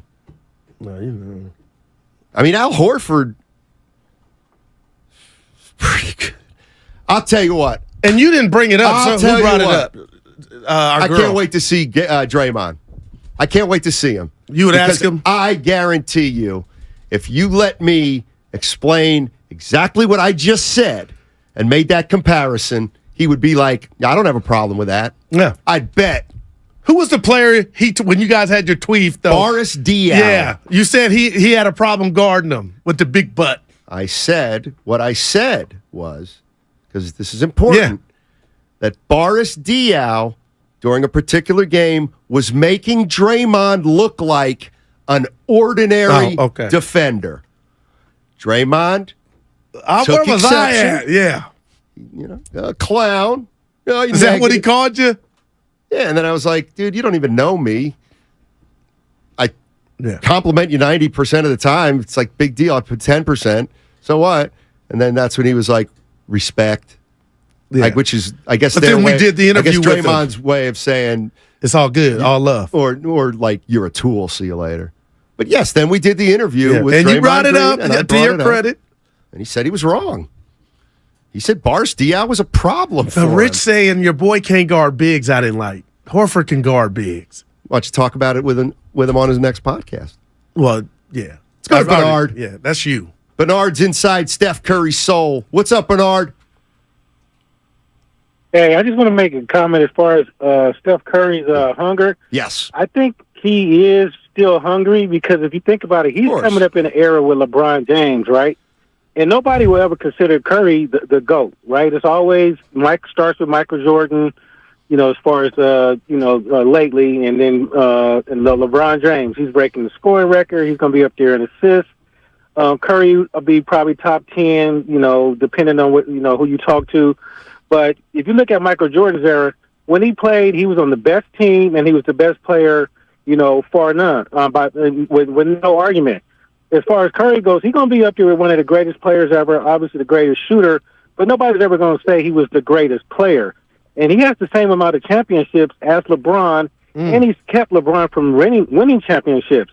So I think his hunger is, I want to get one more or two more, depending on how long he plays. And a lot of people say with the shape that he's in, they could see him playing for another, 3 years, 4 years, who knows. I think that's where his hunger is at, to have and say, hey, I got 5. LeBron only had 4, not necessarily him, but when people look back and say, I kept the GOAT from getting, 5. I got 5. He only got 4, depending on how long. Let me tell you this. How long LeBron plays. Yeah. So that's what keeps. And I agree with you 100%. We looked him in the face, and I brought that up. He would pass LeBron, and I know, okay, he can't say this aloud, but he would pass LeBron, be up there with Kobe and Duncan, and still would have years left, holes if you like golf. So he didn't say it, but I just felt, man, he knew what was at stake, and that stuff he cares about. And that's right, but the great ones do. We are watching Curry, I'm singling him out here, on the verge of putting his accolades up there with the greats. They're already there. Yeah. But they're already there. But like Jack and Tiger, you could say that with Tiger, Snotty. We all say, can he catch Jack? Can he catch Jack? Well, if LeBron wins a title this year, he's going to get one more than Curry. He'll have one more than Curry. True. All I'm saying But I'm saying, Snotty, that's still hunger. That feeds those guys. Okay. And this is what pisses me off. Never said Steph doesn't have hunger. Right. But if you're going to use the Warriors championship pedigree as a reason, I'm just countering with, well, how do you measure Chris Paul, who's dying to get a championship? Does that we throw that into the waste bin? I'm not saying Steph's not hungry. Yeah. Of course he's hungry. He's like all the greats, Jordan, Bird, Magic. There's never enough for him. But we can't just because Chris Paul doesn't have one doesn't mean we can't acknowledge that he's hungry as hell. That's all. Great Ralph Barbieri. Two things can be equally true. And angels fly because they take themselves lightly. Draymond has more assists and can guard more positions than Horford. I agree. Draymond can guard 1 through 5. And Draymond is more of a central playmaker to what the Warriors do than Horford's been big time to his team. The other thing is Al Horford, for a big chunk of his career, had to score for his teams. Draymond's never had a score. So. Yeah, two good players. No, when are these guys coming in? No, we got an interview. Oh, that's right. Yeah, thanks for reminding me. Goodness gracious. Then they come in and then it's goodness. We going to what time today? 2:12. Well, you call it. Well, this is. You call it. It's all good, baby. It's payday. I want to get out of here so bad. Boy, I can wet that whistle. No. We got Jason Ross from Sacramento on the other side. He does pre and post for the Sacramento Kings on the flagship station. Real knowledgeable when it comes to the Sacramento Kings. Don't go anywhere. This thing's getting started tomorrow, and we're getting you all set up. Jason Ross on the other side on 95.7 The Game.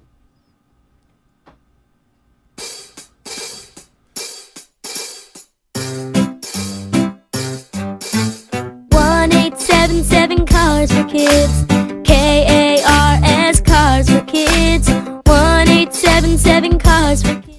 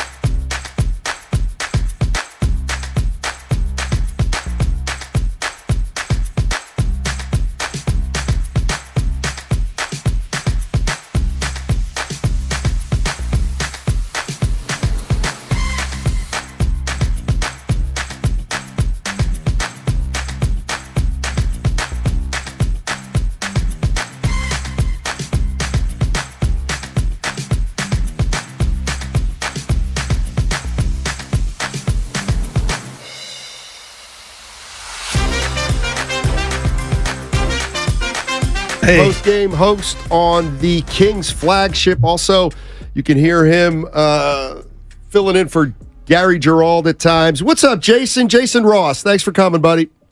What's up, Matt? How are you? What's up, Guru? Hey. We're doing well. Fired up. We're all just super excited about this series, as I'm sure Sacramento is. The one thing that seems to be one of the themes is the Warriors' experience versus the Kings, youth and athleticism.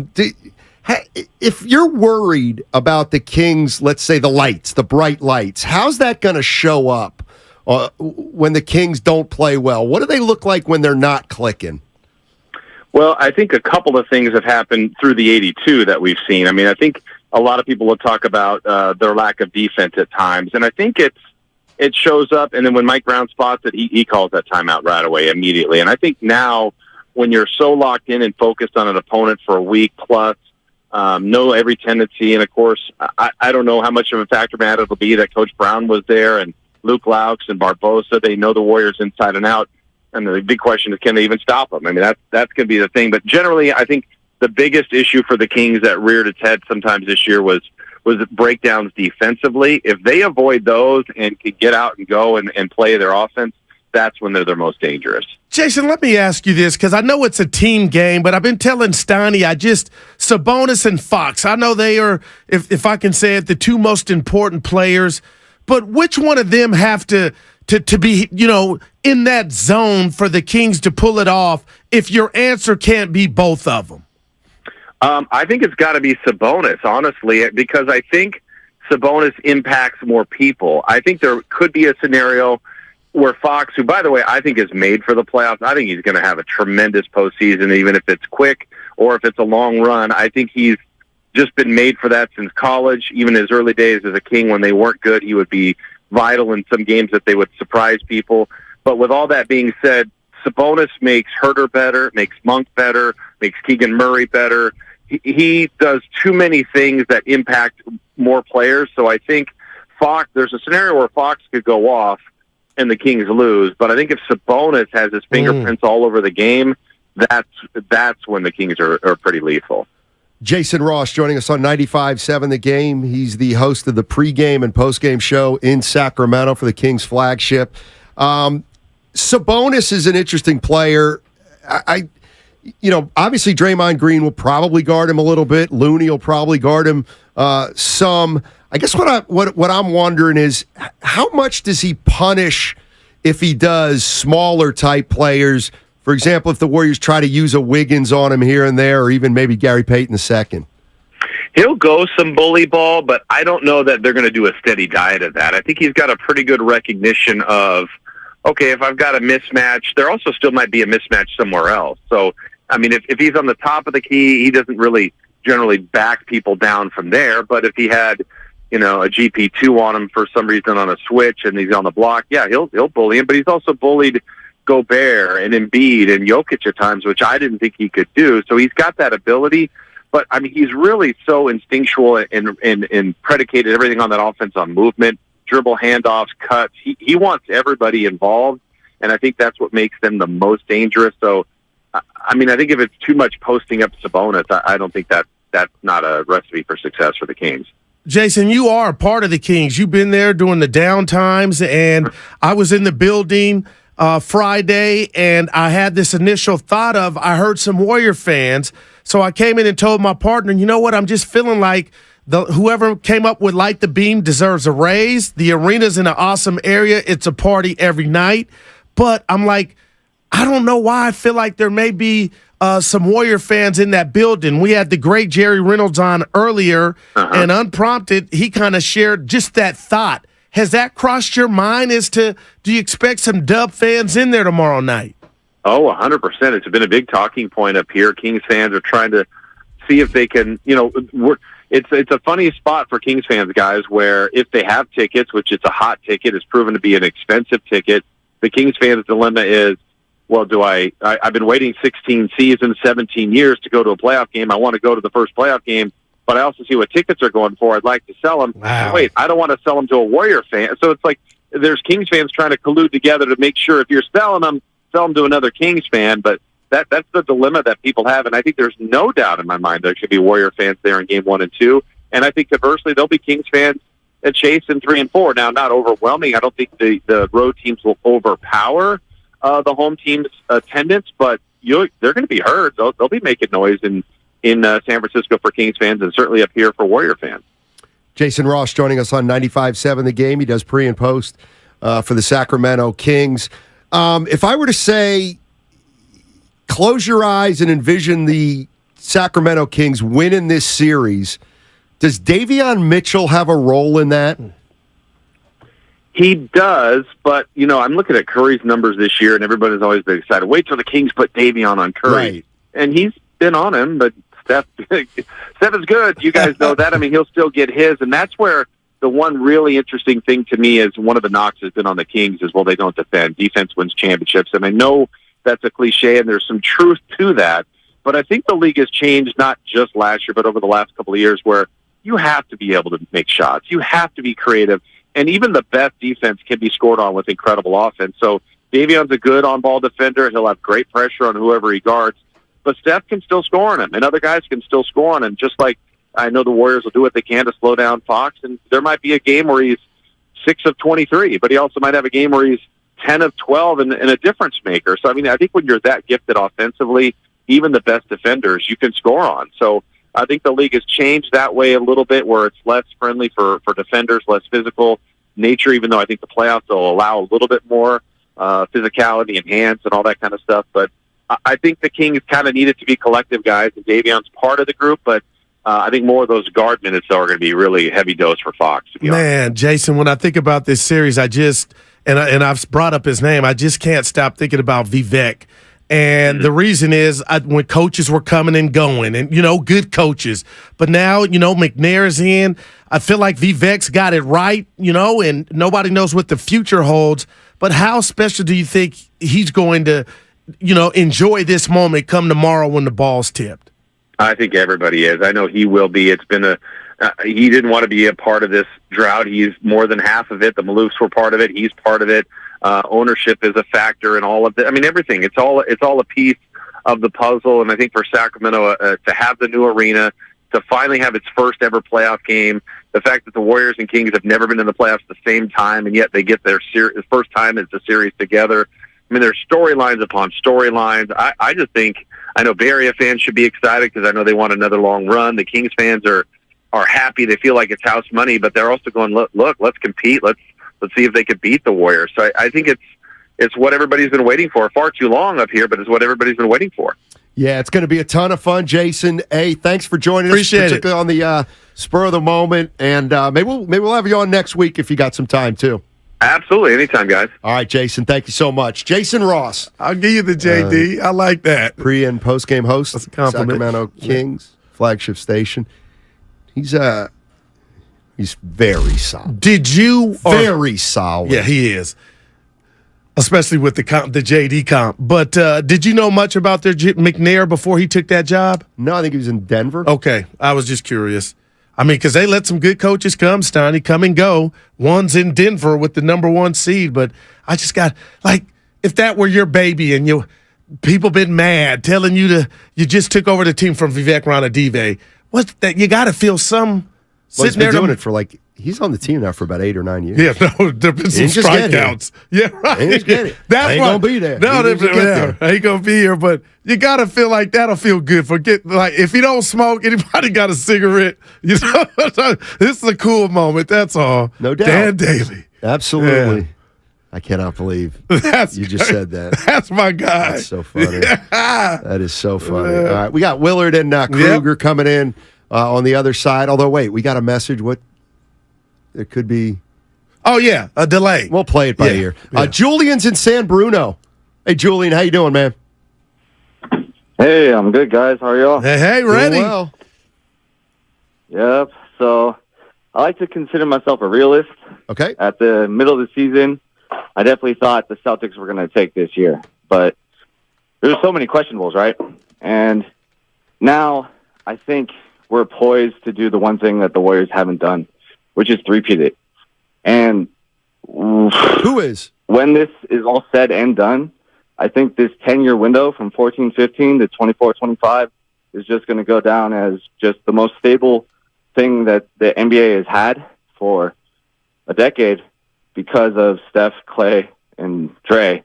And splitting that up is to no avail. So I'm really excited for these playoffs. I think the Kings are a great team, but they don't got the sauce, and these dubs are coming for them. Thanks, Julian. Appreciate it. Got to have that sauce. Turn on your mic, Goo. Been a while for that, Stoney. Your boy been dialed in. Yeah. So what time you get out there tomorrow? Get out where? To the links. Like you wake up at 8, 7, get some breakfast? See, I'm picturing my day's coming. First lay out my clothes tonight. I'm going to wear my outfit. All right, coming up next, we've got Willard and Kruger, and it's all sponsored by the Department of Healthcare Services.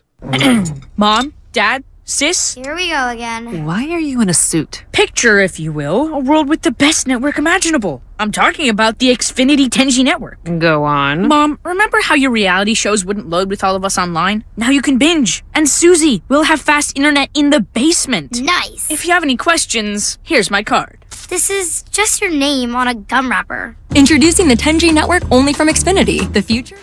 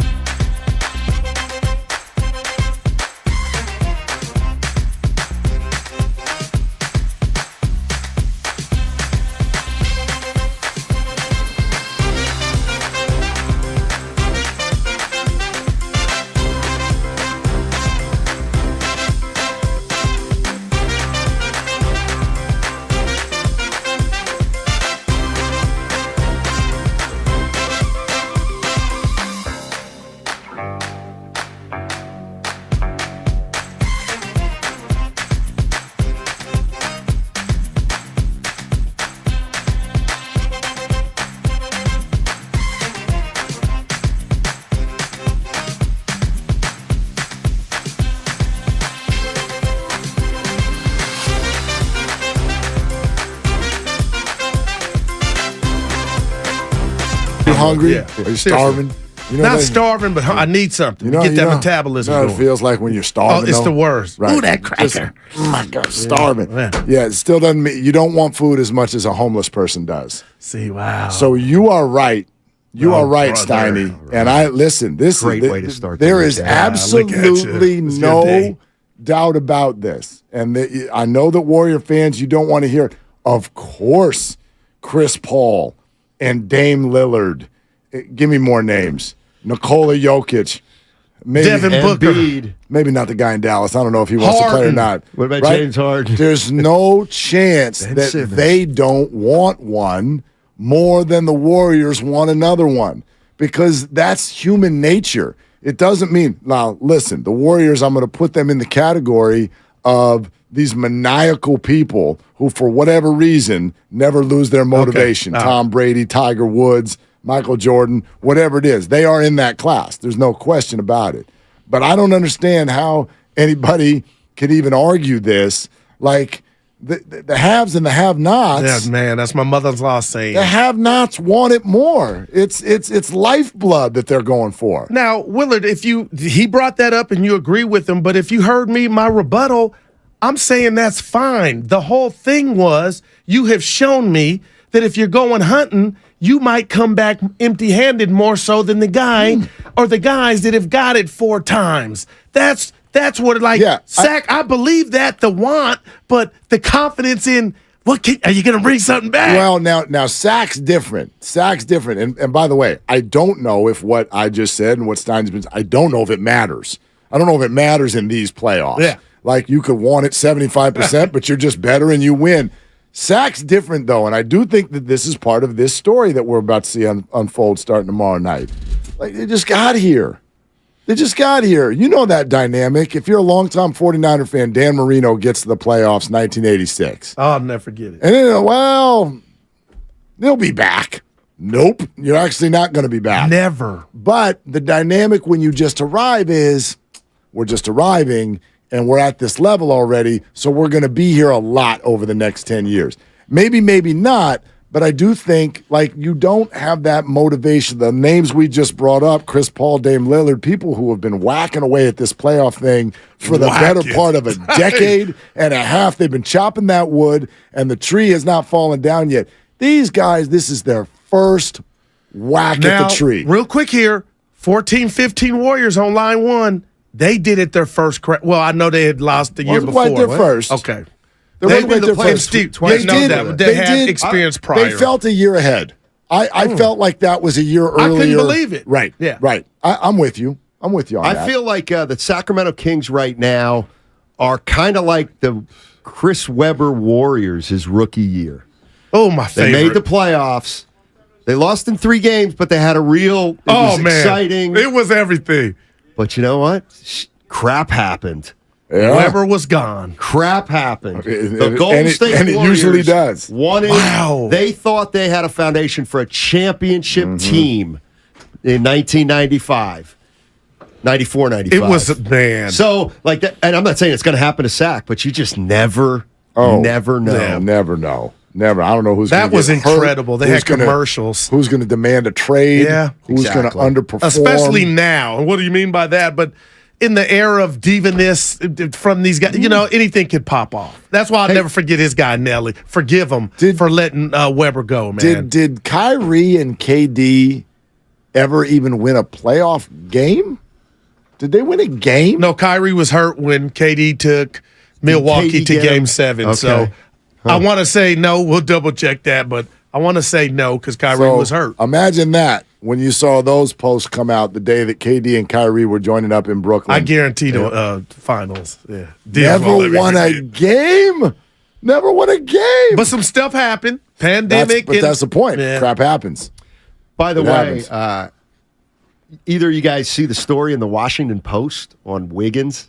No. It was interesting. Fascinating story. What does it say? If you want to really go into it, not what happened, but the story's about how the writer is our media writer, just that what happened out here with Wiggins and the privacy and it not getting reported, and it's highly unusual. Like, I didn't realize that Bob Myers said at that press conference, some of you probably, I know some of you know what was going on. I appreciate you. I missed that. And you didn't say it. Right. Right. I remember that comment. And then also, this writer brings up nobody asked about Wiggins' dad. Or they didn't say anything about Wiggins' dad at the press conference. But they led off saying, I'm not going to talk about it. Is your dad okay? I don't want to. I'm not trying to start Mr. Play, anything. I got you. I know nothing. But this article is credible. It never felt to me like anybody bought that was the whole story. But did the article... The second Shams tweeted it out. That's interesting. Everyone kind of went, oh, okay. That's wow. For nobody was like, oh, that's it. This writer. Nobody thinks that. Was it like they were taking a shot at the Bay Area media? No, yes and no. Yeah, that's how I took Marcus it. Thompson was quoted. Howard Beck was quoted. Ray Ritter was quoted. I think Connor Letourneau was quoted. So were they basically saying like that wouldn't happen here, kind of a thing? It wasn't that. It wasn't that cut and dried. It was more. Look what happened out in the Bay Area. I think the headline was an all-star goes missing for 2 months and nobody knows. In itself, Larry, that's what I took from it was like, nobody got over, but like, how did that happen without those follow-ups? I do know. Go ahead, Larry. I was just going to say, I'm asking, were they suggesting that our coverage out here was lacking in any way? That didn't hit me over the head. Okay. What hit me over the head was that just the way it happened. Like, for example, this writer asked the Warriors to confirm Shams Charania's tweet, and they wouldn't. Now, they could just say, we're not going to confirm anything about it, but that's the tweet that had Mitchell Wiggins being sick. Well, the Warriors did obviously have a very clear directive within the organization. Say nothing. Yeah. Say nothing, period. Now, I will also say this, and this isn't even in the media world. I'm sure we all do, you got friends who are from the East Coast. And I have a few friends who reached out, like, within the last couple of weeks. They're like, I don't understand what just happened here. And because of our jobs, they're like, is this how it, nobody's going to say or ask anything? You're all just moving on? And I look at those people and I go, yeah. No, that's the deal. In their world, there is no such thing as, you know what, Larry, it's too hot, it's too sensitive, hands off. There is no hands off. Yes. In fact, if you announce that, if you even suggest that anybody should take a hands-off approach, that just invites, wait a second, they want a hands-off approach, let's all go down there and make sure it's not. And I'm asking you three, if I were at that presser and they started it out the way that they did, Bob and Andrew, and I followed up, hey, Drew, how is your pops? Would I have been frowned upon? Would I have been in trouble maybe with the organization? No. Would I have not read the room? No, that's a fair way to ask it. Strange that nobody just, how's Pops doing? I think it's a fair way to ask it. I think Andrew probably would have said nothing. I think he probably would have said, I'm going to keep everything that's going on with my family to me. And then everybody would have moved on. Now, Kareth asked it in a different way. She asked it much more broad, general. She didn't point directly to Dad. Right? That's been my sense the whole time. That whatever Shams tweeted, I take that at complete face value, but I got the sense immediately that nobody looked at that tweet and went, well, that's the whole story. Because it just doesn't feel like the whole story. Did the story suggest that in their mind that anybody was owed more information? Yeah. And in fact, a quote from Howard Beck said, he's a basketball player. He's not a senator. Meaning what? While he's in the public domain, he's not. National security? Kind of, yeah. And Steiny, I got to throw this at you. Way to put it. Going off of what Larry said. Based on the way senators have been behaving, I don't know that I would. I might look at that the exact opposite way. And Steiny, the fact that the article was just written, I'm shocked that you say, hey, Goo, that's what they were. That's not what they were trying to infer. Like, the genesis of the article to me is they kind of like, we dropped the ball. I mean, I guess to me it's just that what happened out here was unusual in today's day and age. I didn't think it made a judgment per se. We've all compared it to our jobs or any jobs, whatever job you have out there. Like, you compare it to a senator. My response to that That's would heavy. be, well, Senator works for us. Andrew Wiggins doesn't work for us. Right. A lot of people think he does. He works for the Warriors. Larry and I got in this conversation off the air yesterday. I think we've all had it in one way or another over the last 2 months. But I look at the Golden State Warriors and I say, okay, you buy a ticket. What are you owed on that night? My answer would be A performance. a basketball game. A basketball game. And I admitted to Larry, too, and you guys in this room know this, like, there have been a couple of shows here in 2023 that I have missed for quote-unquote family reasons. Go ahead. Do I owe it to anybody to tell them what's going on? I bet all four of us would have different answers. I mean, now you can listen to 95.7 The Game for free, so you don't buy a ticket. I mean, we can. There's all kinds of ways where it's not a perfect comparison, but I just think it's odd because we care about the outcome of their job. Right. Therefore, we've decided we're owed private information. You wouldn't do that to any other business you frequent. If I go to the grocery store in my neighborhood every single day and I get my food there, and all of a sudden, like, and this has happened in COVID, my favorite product just isn't there. Or my favorite checker isn't there. Am I owed where this person but is? What if I'm a fan and I spent thousands of dollars on season tickets and we're talking about a performance-based entity and the player, because that's what this is about, not being a Neanderthal, he affects the outcome of the team that I love and I'm mentally attached. If that affects the outcome, Larry, am I a monster for wanting to know not his business, but what's keeping him away? We're in a level right now where there are people that get mad at the people who ask. There are people mad at us for talking about this right now. Right, but there's people that are mad that people are even asking, where's Andrew? Where is he? Okay, you want to say it's his own business and private and it's his choice. Totally, I'm with you. But don't get mad at every single person who asks the question like they have done something terribly wrong. I think that's fair. Amazing. But did you also see the switch that you did within your comment? Tell me. You said, okay, I'm purchasing a ticket, right, to go see a show, and then you switched in the second half to the word outcome. You're not owed an outcome. You're owed a show. If you go to a Broadway show and there's an understudy, do you want your money back? Do you want to know what happened to the lead actor? Yes. You do? Do you think it's owed to you? Do you go to the box office? Well, that would be different than what I was expecting or paying. Why? Yeah. They load manage. Why? Like, Thespians load manage. They've got backup actors, and they come in and act, and you have to pay the exact same price, and you don't get to know where the lead actor went. It just out. I'll draw another comparison that I think is interesting with the Northeast media, which likes to be like, we're big, bad, we get to the bottom line. Mickey Mantle.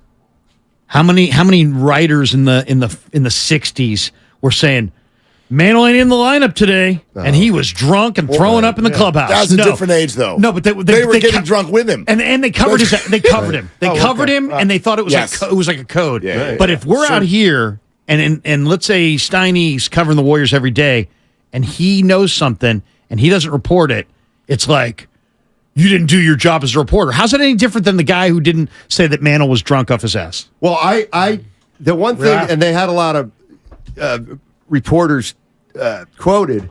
I don't believe anybody really went after it. You know, I think the reporters. We all wanted answers, but we didn't want to do it ourselves. Exactly. You And know the what? Warriors set the because tone. of the ramifications. Nobody really wanted it. Because why, Steiny? Because the ramifications. Frank Isola was also quoted, and he was basically like, I was a little wondering why nobody said, well, if somebody find Mitchell Wiggins in a hospital, like, it's not that hard. If Mitchell Wiggins is really sick. My answer would be then, Frank, go right ahead. Well, Why does he have to be the Frank here? in the Bay. Why you got to be here? No, he was just You're saying. an NBA reporter. He was Is just Andrew saying, Wiggins not in the NBA? He was just saying, I don't have a problem if somebody would have tried to find what's going on with Mitchell Wiggins. He wasn't saying they should have or shouldn't have, but he said, yeah, I think, nothing wrong with asking that question. I think maybe I'm generalizing, but I just get the feeling that we take everything very seriously here, but we're not going to that level. You know what I mean? Right. And there's no doubt. And I don't think that shines a bad light on us. I think that makes us a little bit more human than just like, hey, you know what?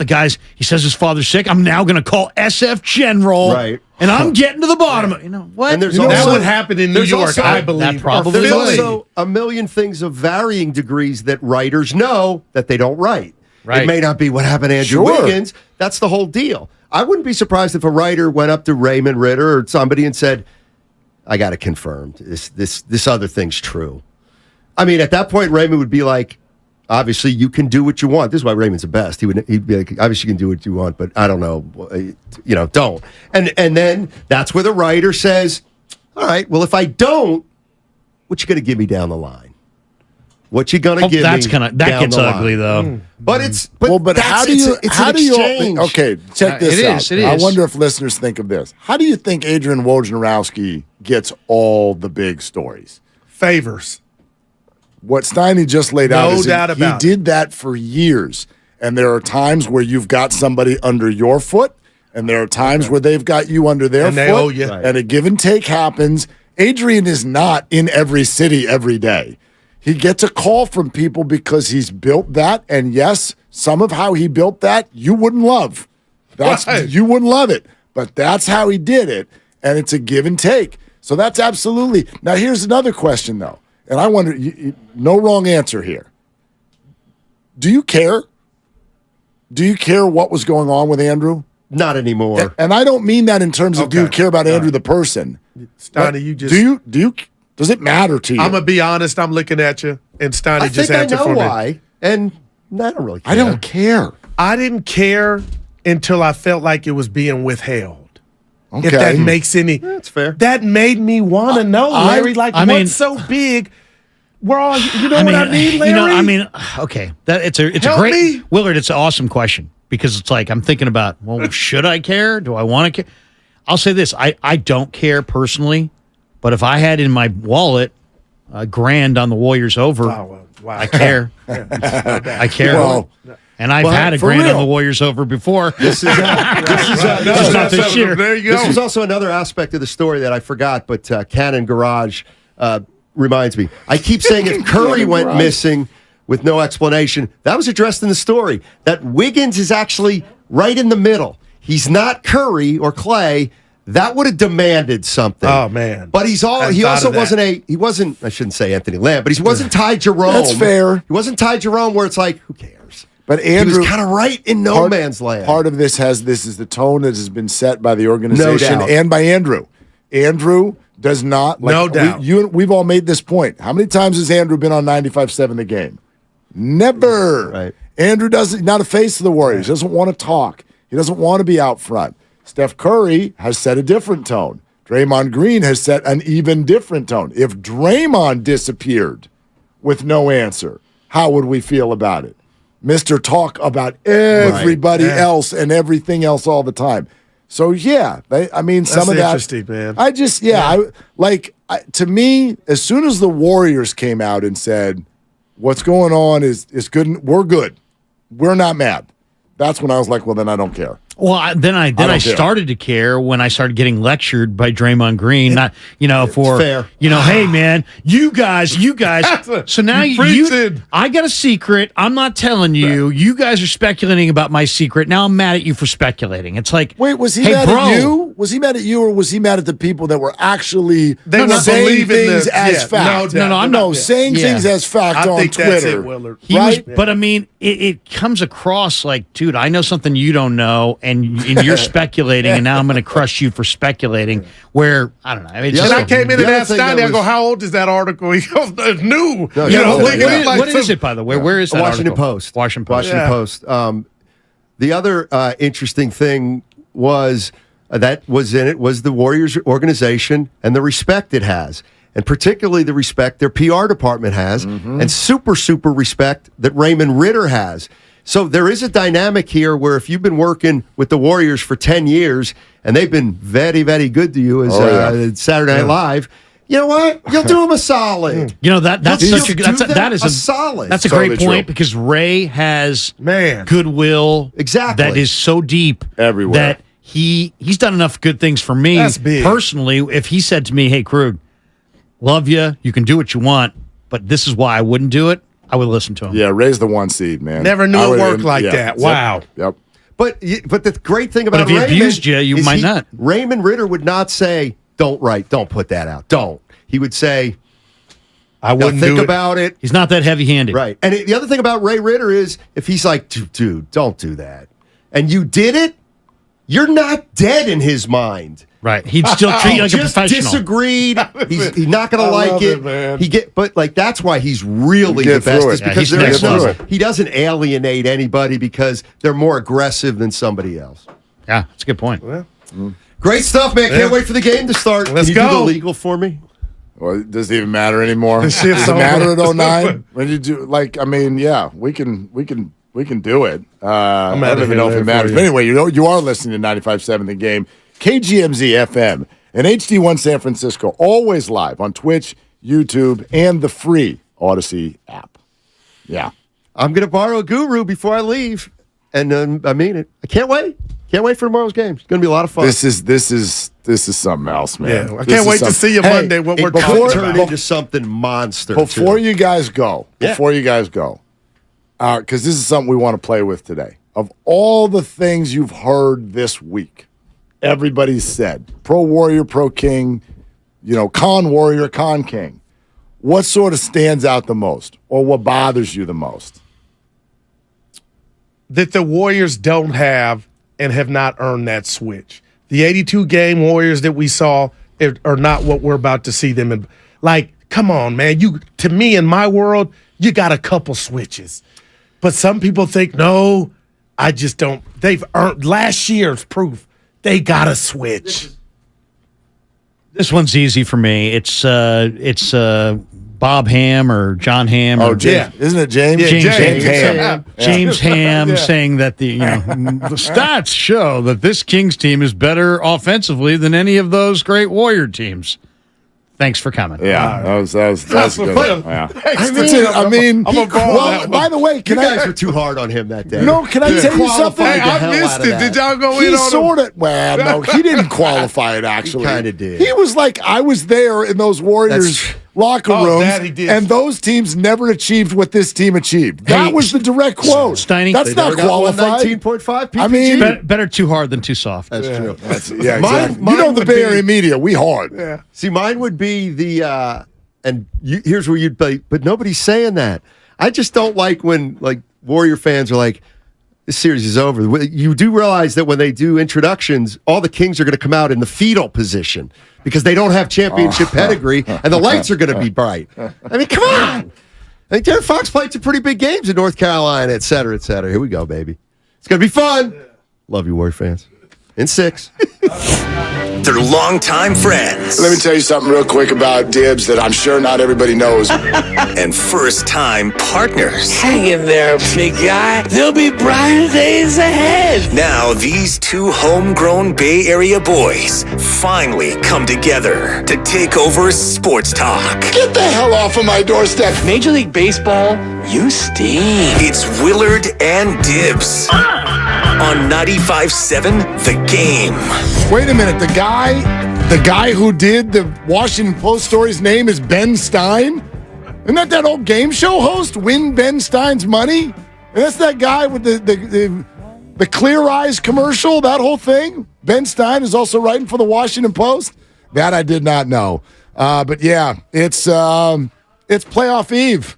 Hi, Larry. That's a quick turnaround. How we man. doing? Yeah, we don't mess around. We don't mess around, man. No, it's game hello, time.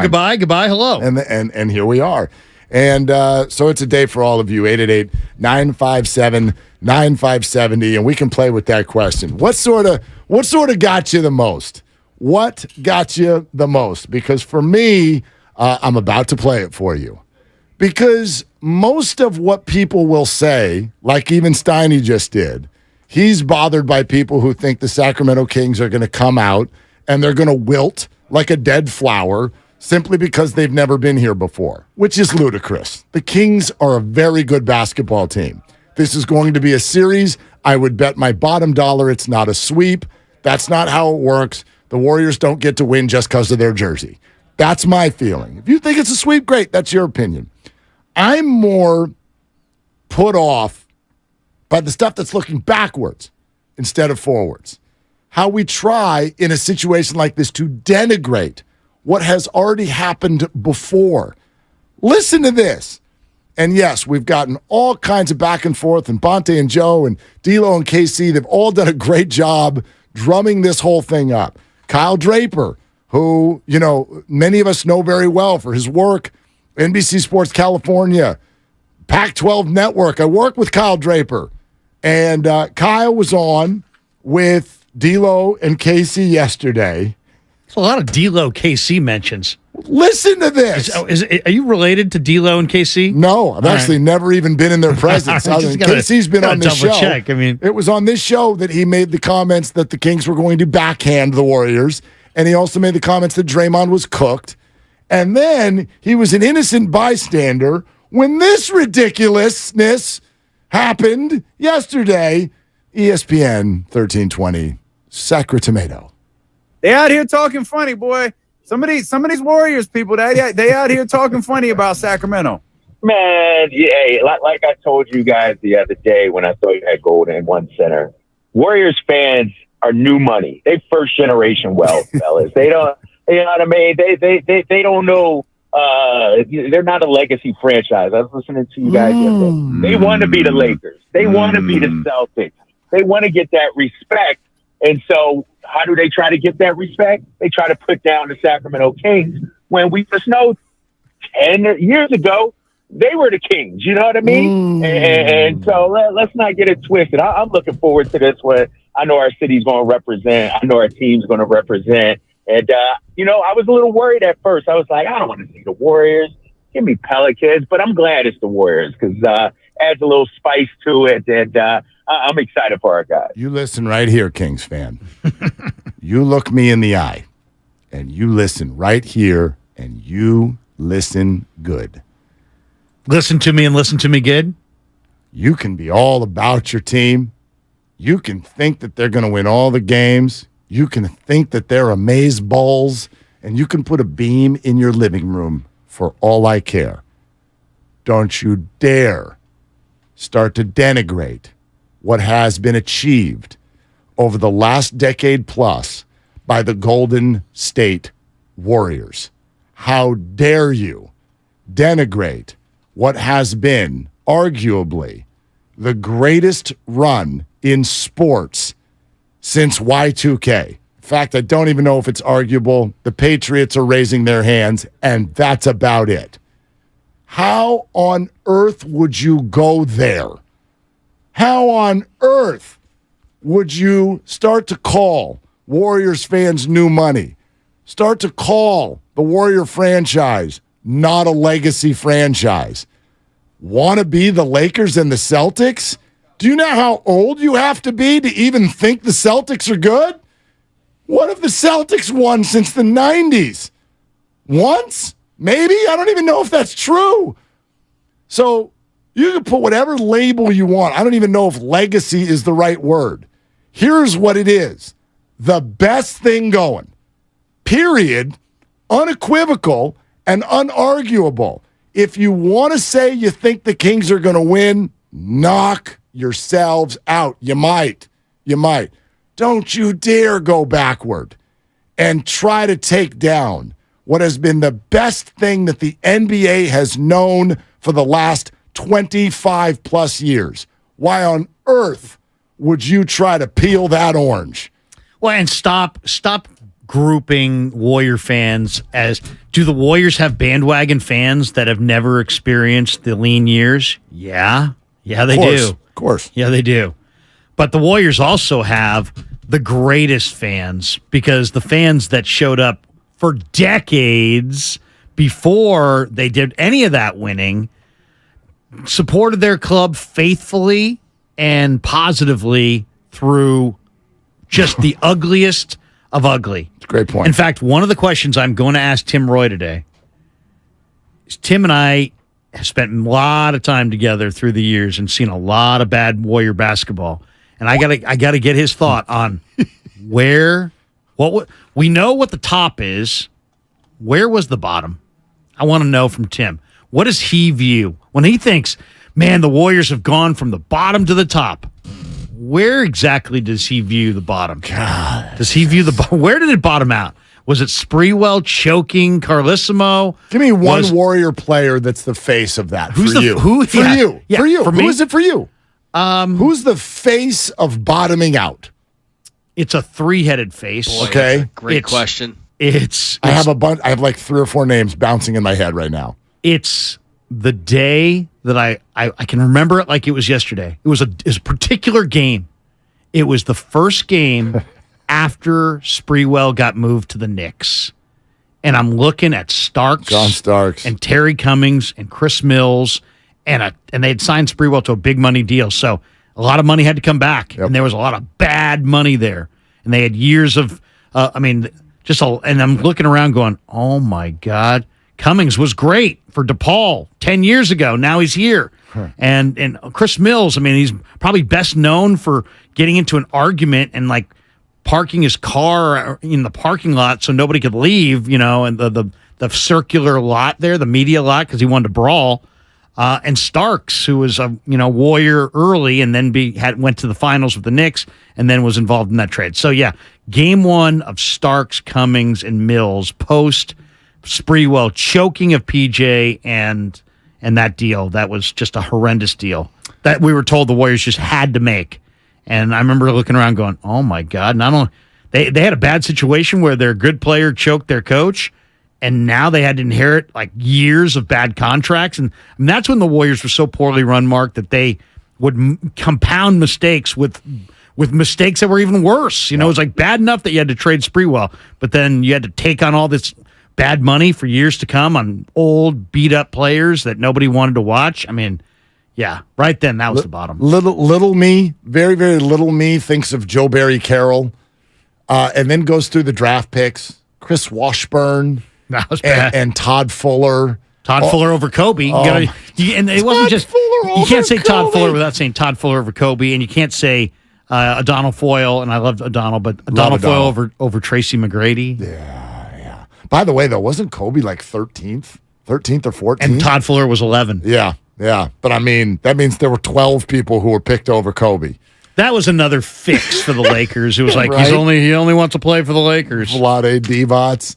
Yeah, but remember back then, it was still kind of like, gosh, are you going to take a high school kid? Like that wasn't that much of a thing yet. Oh, I know. Right? And so it felt like this big risk. Like, are you going to do that? Like, that's kind of crazy. You're going to have to go through the wars with him. And his rookie year had, right? You're like, oh, gosh, he's sucking up air balls and he's got an attitude and everything. And then he turned into one of the greatest of all time. I'll give you another one, though. Joe Smith over KG. Yep. KG went 5th. KG was another high school kid from Farragut. I got to be honest. I was excited when they got Joe Smith. I loved watching Joe Smith at Maryland. So I was excited when they got him. I thought he was going to be fantastic. You saw KG. Yeah, well. And you're like, oh, my God, what? I only hold it against the organization if I disagreed at the time. You know what I mean? It's like. I'll give you another low point. Here's another low point. Just the feeling of this move was so bad. You know how much excitement there is, no matter what year you're talking about, for the NBA draft, right?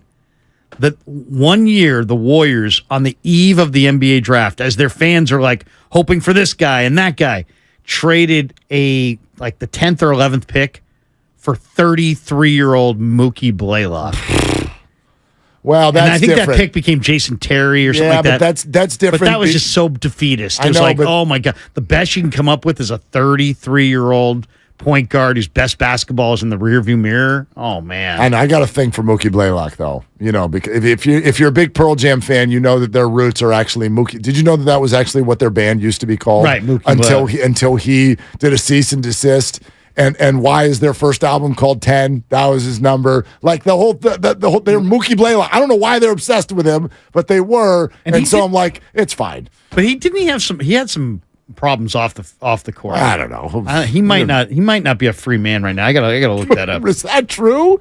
Is he in jail right now? I don't know. I thought there was something bad. I gotta look that up. I gotta look that up. Maybe. Anyway, 888-957-9570. What's the craziest thing you've heard this week in either direction? Kings, Warriors. Here's another thing that I would like to bring up. and I think this is important. It's very, very important.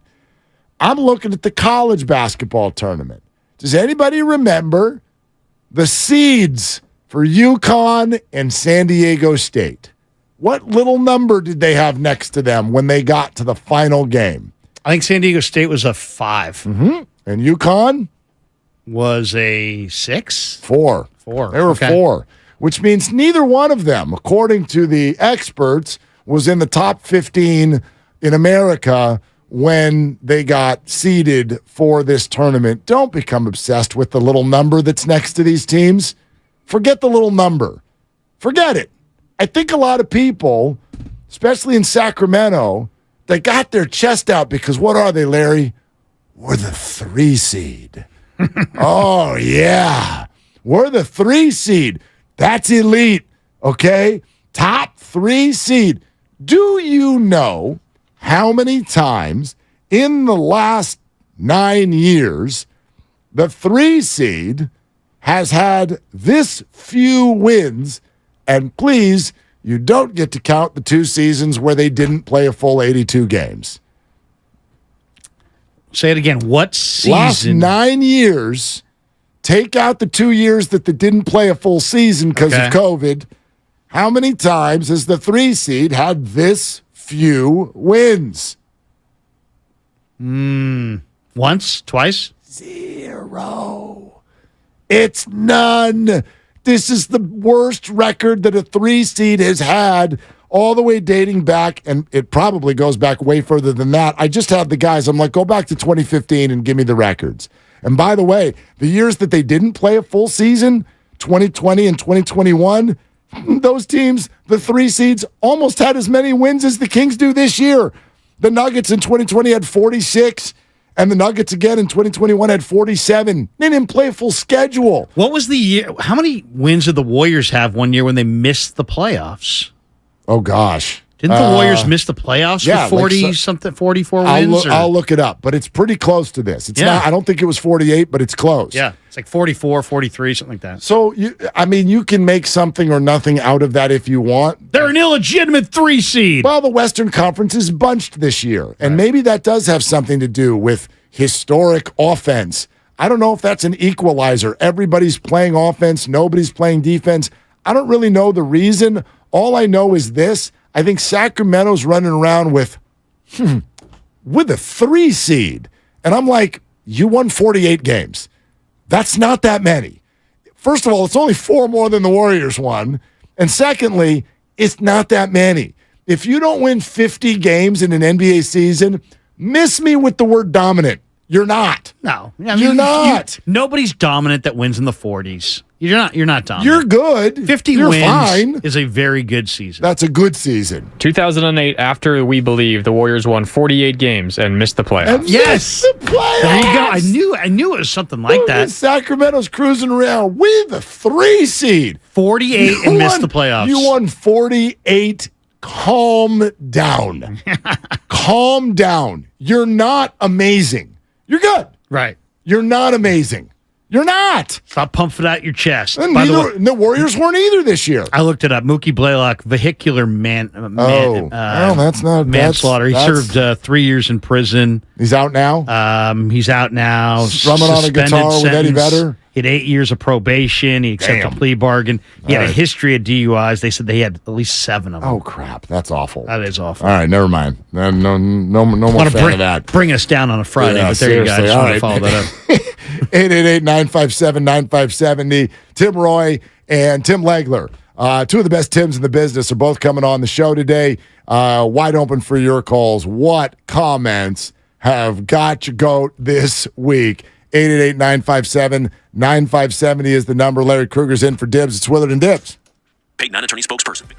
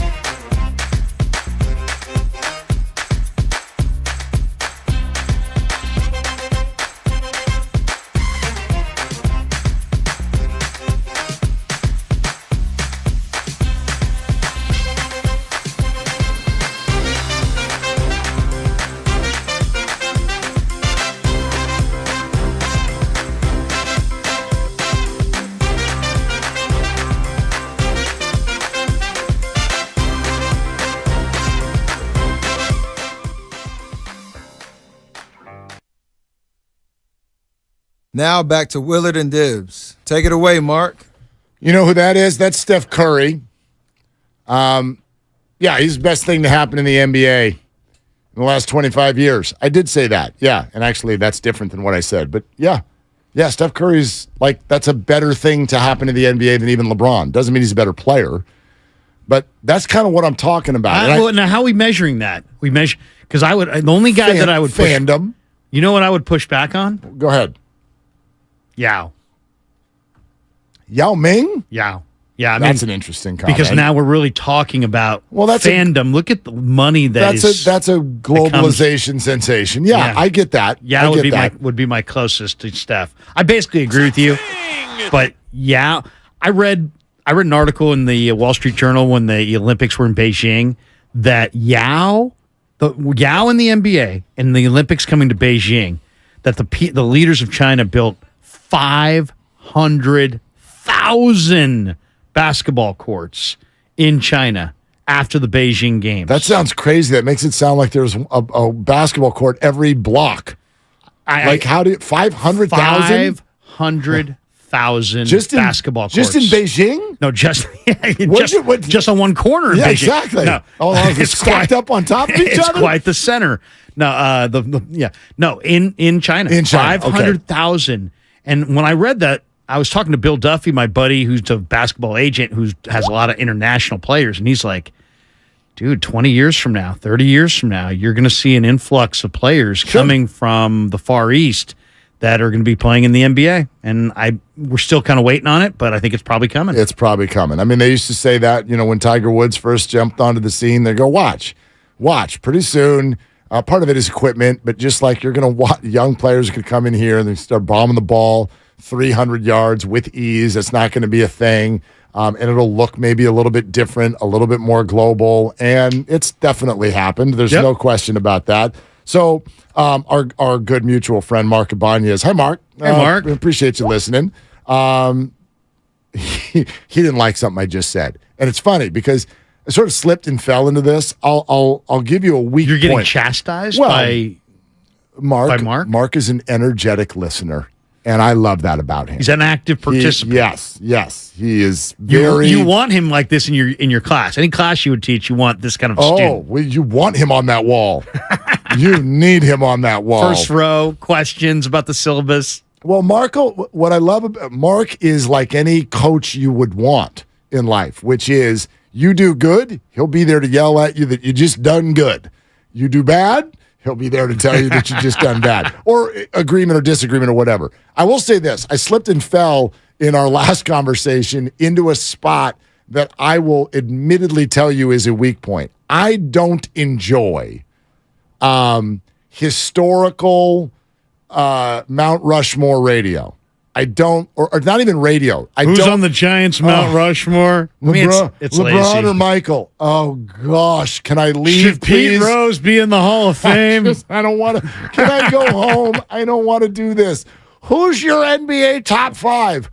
Oh God, please, how do I get out of this room? How about a guy who's filling in for you like during the holiday break, and it's like the third segment? He's like, "All right, we're gonna open up the phone lines. Your pet peeves." Like, is Die Hard a Christmas movie? Oh my God! Where's the peace? Yeah. So when I said what I said, which is that the Warriors are the best thing to happen to sports in the last 25 years. Oh, okay. Mark said, "Dude, get a hold of yourself." He's pushing back as the older generation, maybe. And so, listen, we're talking in a free forum here. I think people think sometimes what we're doing is scripted. Let me let you behind the curtain. It ain't. Oh, thank God, because I've never seen the script. So stuff just, right, we're in a free flow here, and that comes out. And so, sure, there are times where you say it, and you're like, all right, I kind of I went out of bounds there. So on that, I stopped, because I respect Mark. And Mark said, get a hold of yourself. There's no teleprompter. I said, okay, hang on. Do I really want my name on that? The Warriors are the best thing to happen to sports in the last 25 years. Let me think about it. Yep, totally okay with it. Give me what else would even be on the list, and then we don't have to do this for very long. Did he push back with anything? He did not offer any. He just said, really? He just said, get a hold of yourself. He said, yes, if you're talking about the last 8 Okay, or 9 let's years. think about it for a second. Well, there's Kobe and Shaq, and there's Brady. I don't even think the list goes anywhere else, does it? Last 20, UConn women. UConn women. Let's be honest, we're not talking about that. We're not talking about that on the same plane. I know. Okay, but I'm just trying to think. What would compare? I mean, I guess somewhere in the top 7 are the San Francisco Giants. The 3 and 5. Yeah, what else? Since the year 2000, it's awesome. What are we really talking about? What even would be a candidate if this were the ESPYs? Bumgarner, Game 7, 2014. That's one thing, though. Right. I'm talking about the whole run. And remember, Yankees 2000. They won in 96, 98. Okay, but 96 is outside of 25 years. That's outside of 25 years. Okay. Right? Well, that's on the cusp. It's on the cusp. But again, my point is... that would be what I would push back with. Whenever I talk about the Warriors, though, and if you want to say this is biased, I'll accept it. But there is so much more to the Golden State Warriors than just their accomplishment. Their 4 rings, it doesn't stop there. This is, in my opinion, the greatest show in sports right now. And Steph changed the game. I mean, revolutionized the way it's played. You got a ticket to a Warrior basketball game. You're not just watching the best thing that the NBA's got going. You're not just watching a dynasty. You're there for the tunnel shot. You're there for all the things that it means leading up to it. You're there for the fan experience. You are there for something that I don't really think in my lifetime has been all that matched, unless you want to go back to childhood maybe and start talking about Lakers and Bulls and 49ers of the 80s, things like that. And that's going way, way back. But I will stand by that statement that for the fan experience, as I put it, I didn't say the best thing, the best team. I said the best thing to happen to sports in the last 25 years is this Golden State Warrior dynasty. And I stand by that. I don't think that's a crazy statement at all. You can come back with a different opinion. I mean, it's on a I don't think I said something that's that bombastic. You didn't step in crap. You don't have something, dangling off your shoe that we need to. No, but I mean. And I've been to the dog park today, so that happens. Do you like my evil laugh there? I don't know. I love your evil laugh. I'm not really sure. I would say it's a debatable topic.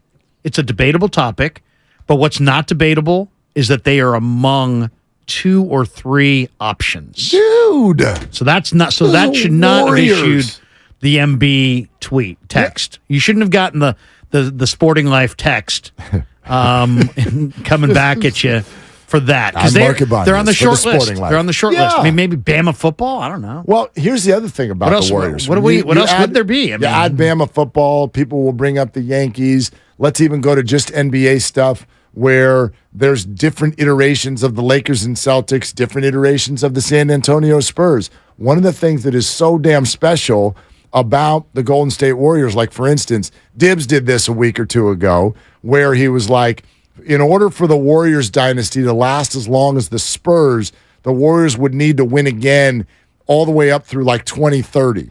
And the more I thought about it, I'm like, hold on, that's not fair, because this Spurs dynasty is being called one thing, and it wasn't.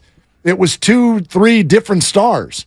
Like, Tim Duncan wasn't right? Tim Duncan, I guess, is maybe the thread, but they ended up being led by Kawhi. Is the Joe Montana Steve Young dynasty? Is that's 2 different things to me? Is that the same? Yeah, because those guys 2 different things. And there was overlap. There was overlap with Duncan and Robinson. Absolutely, and overlap with Walsh and Seifert, right? Seifert on Walsh's staff. It would be like if Jordan Poole became, or maybe somebody the Warriors drafted 3 years from now became an equal to on the same level of Steph. Right, there are all kinds of... And the winning continued. Right, there are all kinds of supporting actors, but these 3 lead actors, and I guess if you want to put like a Steve Kerr and a Bob Myers in here too, go right ahead.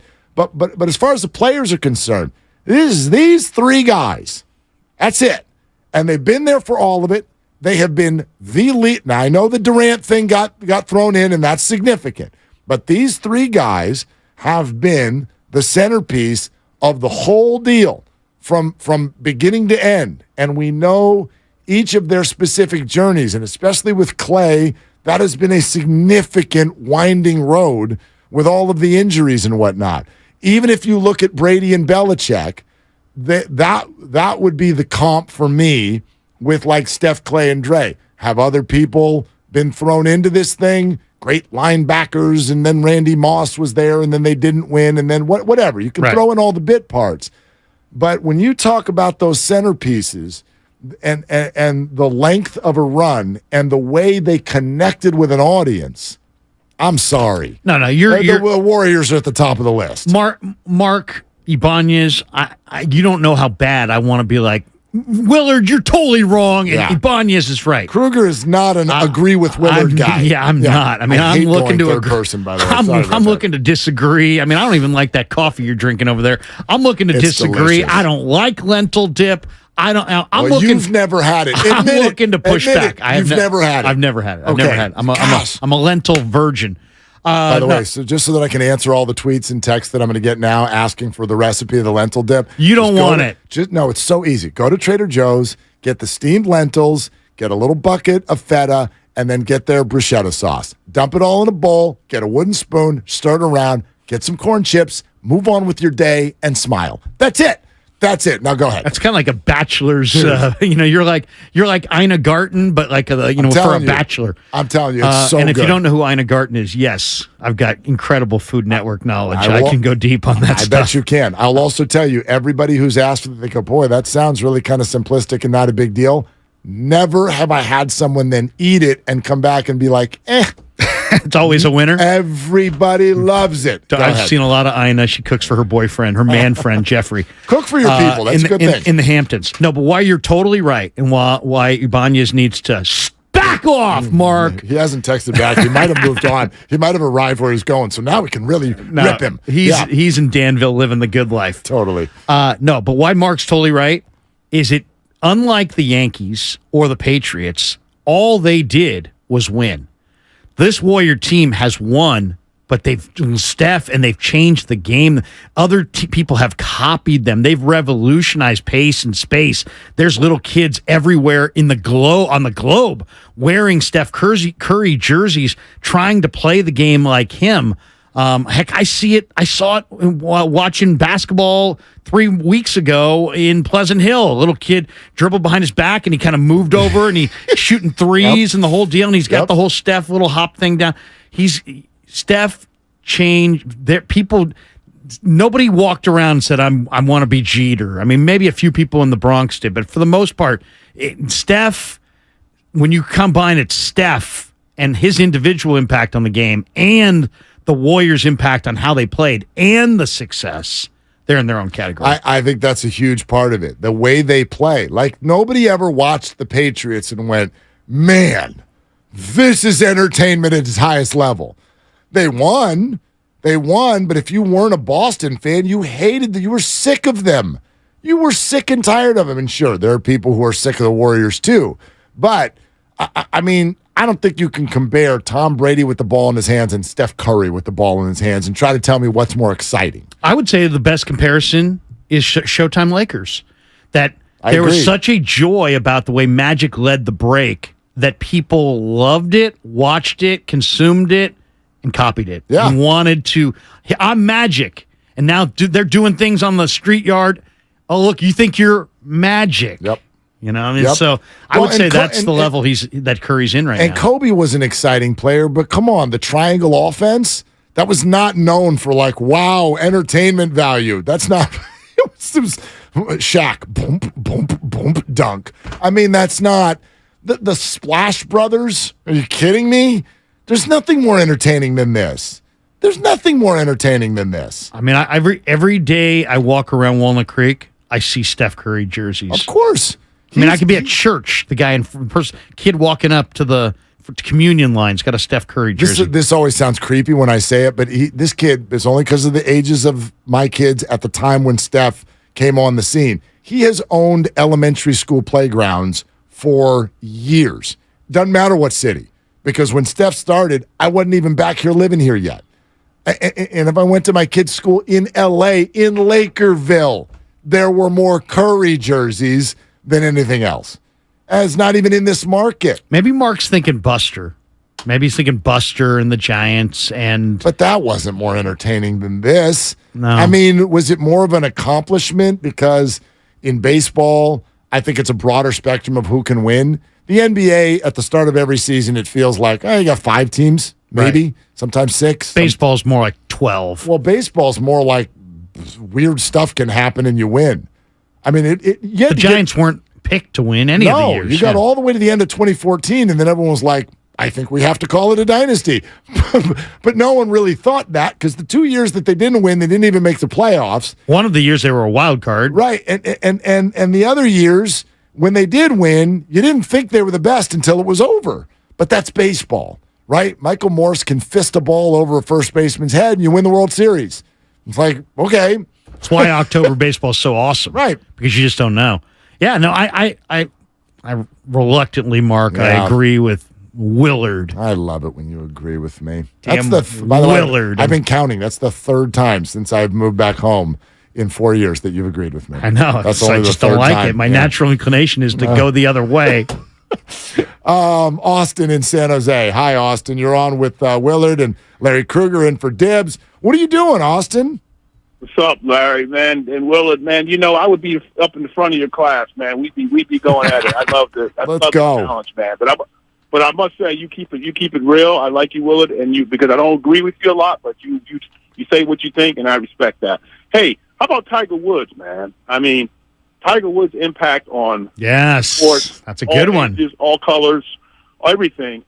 You know, I'm older than you guys, and I can't imagine. I didn't know any guys in my era that played golf or even picked up the golf club until Tiger, especially brought men of color. Yes, to the game. The inclusiveness. I'm gonna say Tiger Woods. I love Steph Curry, but I'm going with Tiger. Yeah, that's a great one. There's just a lot of people that thought golf wasn't open to them until Tiger. And when you really think about that, that's a huge impact on our society. And then look at somebody who owns some stock. You know, I've got a few stocks. Whoop. The golf stocks basically took off during Tiger's run, and when he has been dormant, they've come crashing down. Could you make the Callaway, case? You name it. Yeah, could you make the case against my point in a fair? You brought up the UConn women basketball team, Tiger Woods. If we're going outside of what I would call like the big 3, then I think there are some fair arguments. And was Tiger a bigger deal for his sport than Steph was for his? I'd agree with that. The sport of golf had never seen anything like Tiger. I don't think it ever will again.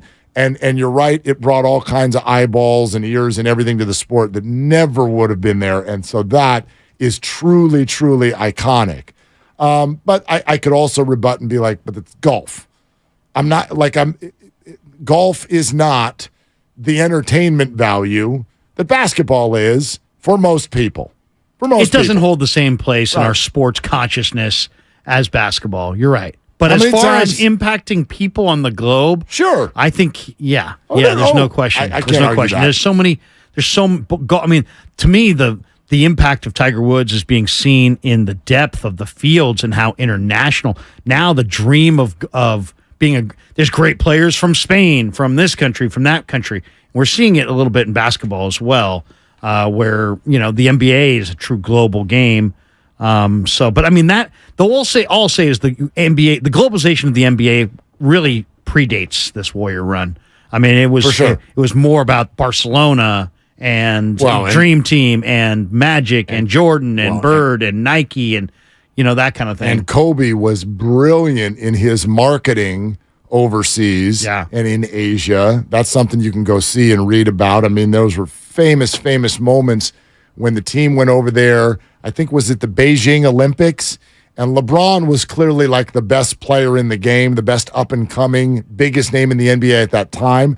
Kobe was moving into elder stateshood of the NBA at that time, but there's all these stories. There's all these stories. Pretty good little documentary. They landed in Beijing, and you would think, if you walk down the streets of New York and LeBron was next to Kobe at that time, 80% of the people are running to LeBron. That was the biggest name in the sport at the time.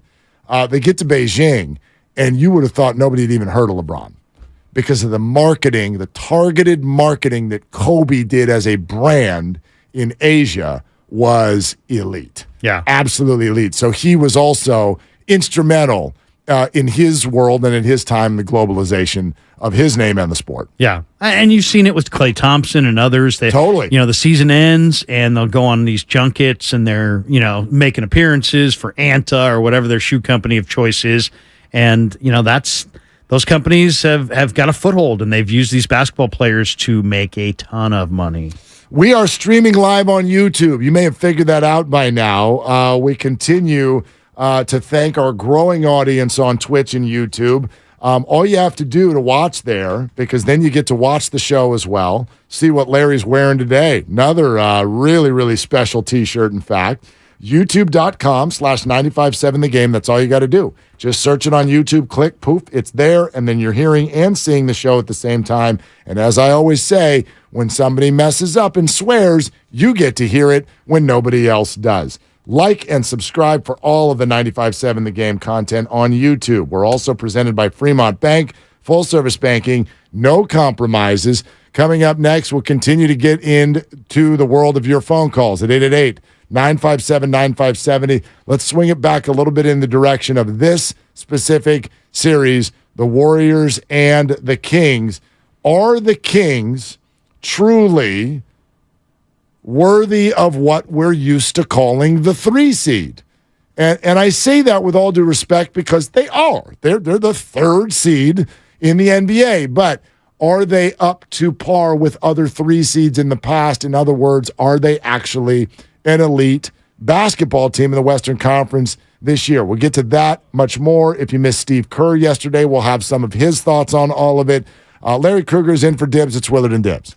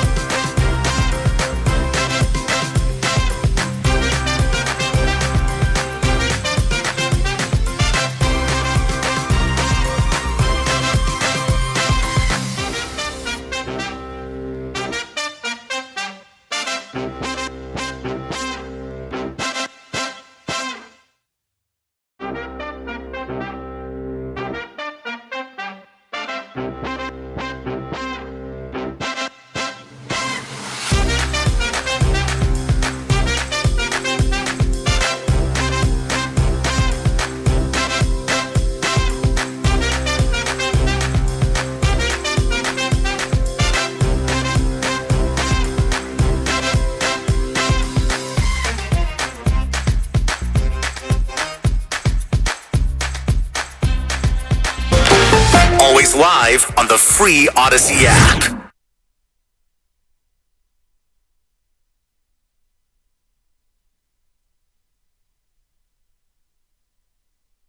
Now, back to Willard and Dibs on 95.7 The Game. Woo-wee. Man, this play-in tournament, I got to tell you, it makes the first-round series a long wait. Thank God there's a game tomorrow night, because this has led in this specific series, because of all of the intricacies involved, it has led to what I find to be a borderline exhausting back and forth between the two sides. And I just feel like it's been fun. Don't get me wrong. We now need a game. It's like a Super Bowl. Right. We need to sink our teeth into something, because now we got to the point where everybody has decided they're right. I'm listening to callers with Bonte and Joe. People are getting mad. People are screaming at each other. You're wrong. You're wrong. You're this. You're that. And I'm like, we're all hucking clouds at one another right now. This is all air. This is it's hot air. We have absolutely no idea how this is going to play out. And it leads to, I think you sort of have no choice. If you're a Warrior fan, and I'm at the front of the line, Kings fans, adorable. I'm at the front of the line, but it like, if you're a Warrior fan, there's no way to not sound like you're patting the Kings on the head. And if you're especially when you call them adorable. Yeah. And if you're a Kings fan, there's no way to sound like you're not disrespecting a truly great achievement. You know what might be the good topic? Who's going to be the biggest winner of Warriors Kings? What do you mean by that? Well, because, there's going to be, as the series goes on, there'll be somebody who plays, some player probably. Like who's going to make a name? Really well, maybe plays over their level.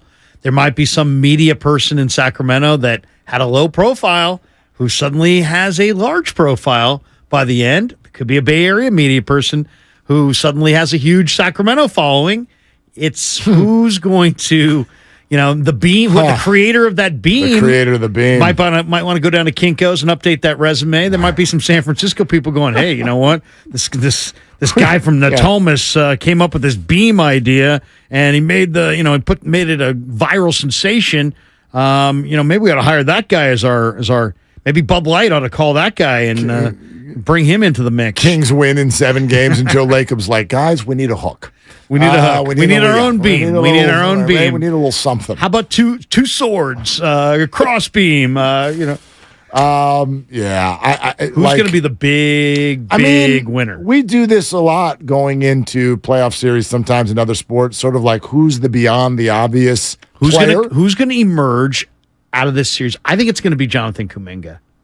That'd be great. Because Jonathan Kuminga has off-the-charts athleticism, and the bigger the stage, the bigger the audience, the more people are watching, the more people are going to revel at his unbelievable athleticism. He looks like the best athlete in a floor full of great athletes. Well, I'll tell you why this is actually a great thing for the Kings. And I know that there's the bluster out front, and I actually know I think that's probably a loud minority, is my guess. I bet the majority of Kings fans, like I got a lot of buddies who are Kings fans, and I haven't heard a word from them. Really? Not a word. All my Kings fans are dialing me up all the time. Yeah, but are they doing it with like big talk, or a lot of them like, gosh, I wish we hadn't drawn the Warriors? The latter. That's what I'm saying. I think the majority of Kings fans are like, dude, really? We got all the way here, and that's what we get in the first round? So I think it's the loud minority that's like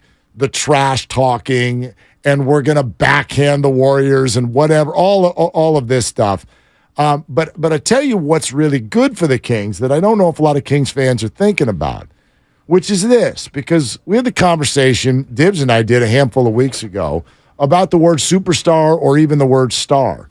Like, Steph Curry is obviously a superstar. And I think Klay Thompson and Draymond Green and maybe other names in the series, even people like Steve Kerr, are stars more so than anyone with the Kings. And no, I didn't just say that Klay Thompson is better than De'Aaron Fox. That's not what I just said, but he's a bigger name. He's a bigger name. His Q rating's bigger. Of course he is. We go to, and when it's defined by, we walk down on the corner and ask 100 people walking down the street, have you heard of Klay Thompson? Have you heard of De'Aaron Fox? More people will say Klay Thompson. Of course. Or if you just flashed a picture, you're like, who is that? And you had a picture of Klay, and then you had a picture of De'Aaron. Right. Or go to Union Square. Or Sabonis. Start showing it to Show pictures. tourists. How many, if I walk through Union Square with a picture of Sabonis, and I was just like, who is this? What do you think the percentage is of people who would know who it is? I would say 6? No, lower. It's like, lower. Okay, that's the opportunity. Someone's at board of supervisors? Yeah, exactly. That's the opportunity that sits here for the Kings. The way that you can become a big name is to beat the Warriors. Or stand out. Just stand out. Stand out. I'll give you a guy for Right, Sacramento who will stand out because he's got attitude. Davion Mitchell. Okay. Davion Mitchell. They got a bunch of good players. He's got some serious swag. And I think he's the kind of guy that would annoy Warrior fans potentially. And also potentially have a big impact on the defensive end of the floor, maybe against Steph. Davion Mitchell gets up in you, man. He doesn't take any S, and he's just he plays hard. Yeah, he's good. He's the best defensive player for sure. And he's got some toughness, man. He's a tough player. There are stories that can come out of this. You know, Harrison Barnes is their 4th leading scorer, but we get where his career has been and his connection to the Golden State Warriors franchise. What if he has a special series? What if he averages 23 a game in this series? You know, does the revenge tour? Like, I mean, there's all kinds of things that can happen. But if the Sacramento Kings had drawn the Clippers, do you understand how anonymous that series would have been nationally? Anonymous. The rest of the world would have been like, this Lakers-Grizzlies thing is really cool, and the Warriors would have been playing the Suns, and it would be the KD Bowl, and everyone would be like, oh, the Kings play the Clippers? Let's go to dinner. We'll be back tomorrow night to watch TNT. Right. Like, it would have been anonymous.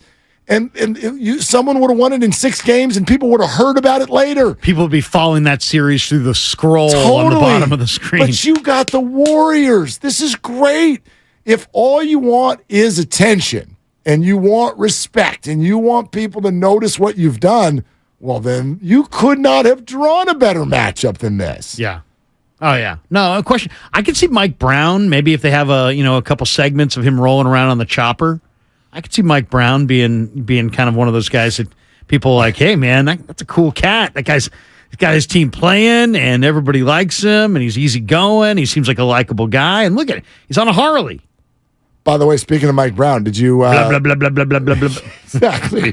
Listen to this. This is from Mike Brown. And, of course, everyone from the Warrior franchise has just been hucking praise in his direction. Right. Oh, God, Mike. Because, and for listeners, if you don't know, Mike is like the nicest human being on the face of planet Earth. Great radio guest, I mean, he's too. a great conversation, but, like, treats people so well. Like, nobody here is not a big fan of Mike Brown. And then he wins Coach of the Year. And so everyone with the Warriors has just been Mike Brown. Like, oh, my God, we love him. We respect him. We all this, that, and the other.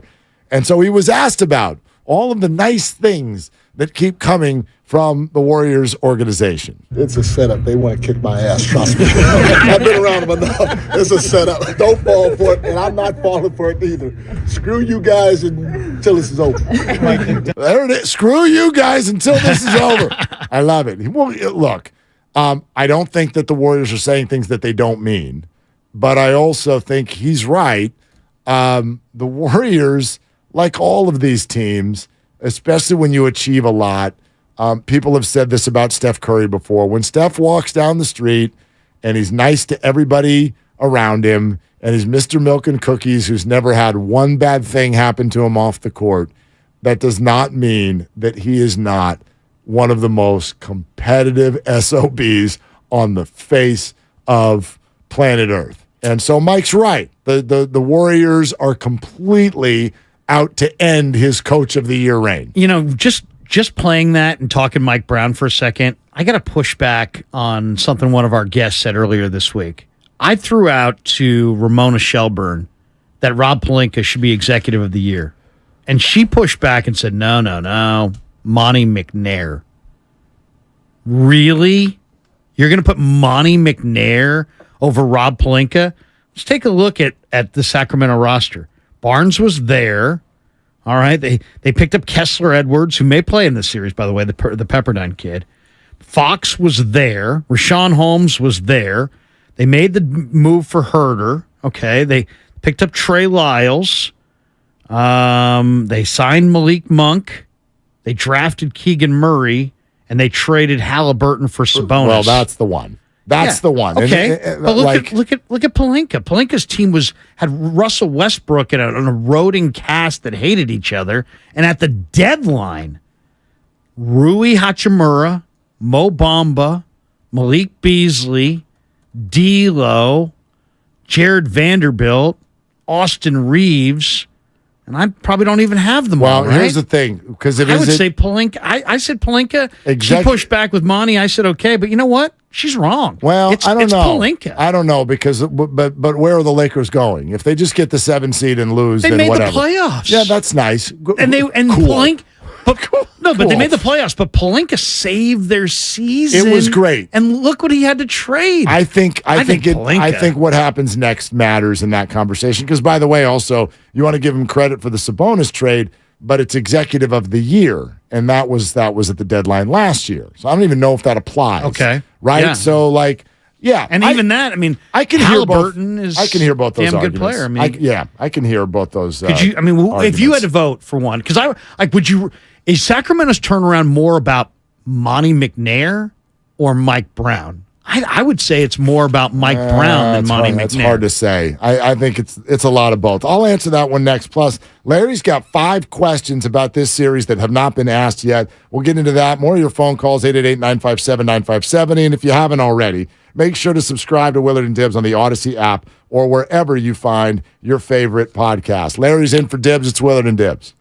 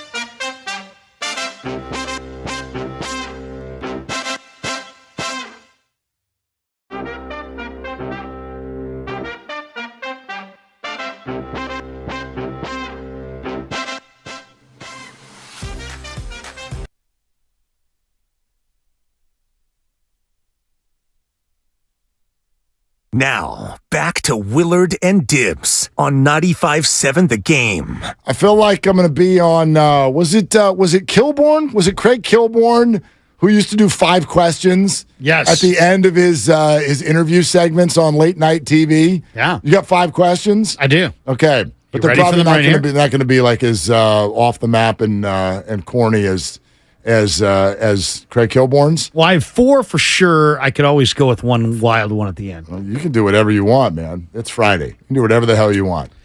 You want to do it right here? Sure. All right, let's do it. Okay, question number 1. How exactly will Golden State go about defending Domantas Sabonis? Will they play him to pass? Will they play him to score? Will they do it with Looney to start? Will they go at him with Draymond? Will they double him? Will they front him? Will they crowd him? Will they go box and one on him? What is the plan? There's lots of different plans. Sabonis is a tremendous player. This is kind of where I think most Warrior and Kings fans disagree. Kings fans expect Sabonis to wreck shop on the low block. Yep. Warrior fans expect Draymond to shut that down, or Looney. I don't know. To me, this is the beginning of the series discussion. How exactly will Golden State defend Domantas Sabonis? First of all, I think we got to get rid of this whole shut down and lockdown and all that stuff. It doesn't really exist in the NBA anymore. Sure. When you're a phenomenal offensive player, Michael Thompson taught me this. We've had these discussions before. And thank you. And he's like, dude, when you're a phenomenal, best in the world offensive talent, let's take Steph Curry and De'Aaron Fox. They're both in this conversation. You can't stop them. There's that's not, you can make it hard. You can slow them. They might take themselves out of it sometimes, but the idea that you're going to lock them down or lock them out, that's not happening. And then also look at the NBA today with the points that are being scored and the lack of defense and all of that. So Sabonis, I do think, is going to get his. But I think you start with Looney, and I think you got to get as physical as possible with him and wear him out. That's another thing. You're not playing one game, Sacramento. You're playing a 7-game series. And every time the Warriors play Denver in the playoffs, Nikola Jokic has big numbers, but by game 5, he looks exhausted, and then he holds a press conference after losing in 5 games and goes, my God, Draymond, wore me the bleep out. But Nikola, you averaged 31 a game. Yeah, worn out. It took everything out of me. That's what you want Sabonis to feel at the end if you're a Warrior fan. And I think Looney gets 60% of the run, and Draymond will be next in line to sort of do to do his thing. But I think Sabonis is going to get his numbers now. I do think, but I think that you got to start with Loon, and you got to be as physical as possible and wear him down. Okay, that's fair. I think the defensive thing that you're going to look for here is kind of the way you read somebody's eyes, a quarterback's eyes. If you're a defensive player, I think you've got to read his eyes. There aren't too many big men who make no-look passes. They generally telegraph their passes. Even if they average a bunch of assists, they generally telegraph their passes. To me, I think reading the eyes of Sabonis so you can step in front of those passes. He's trying to find Keegan Murray from the three-point line.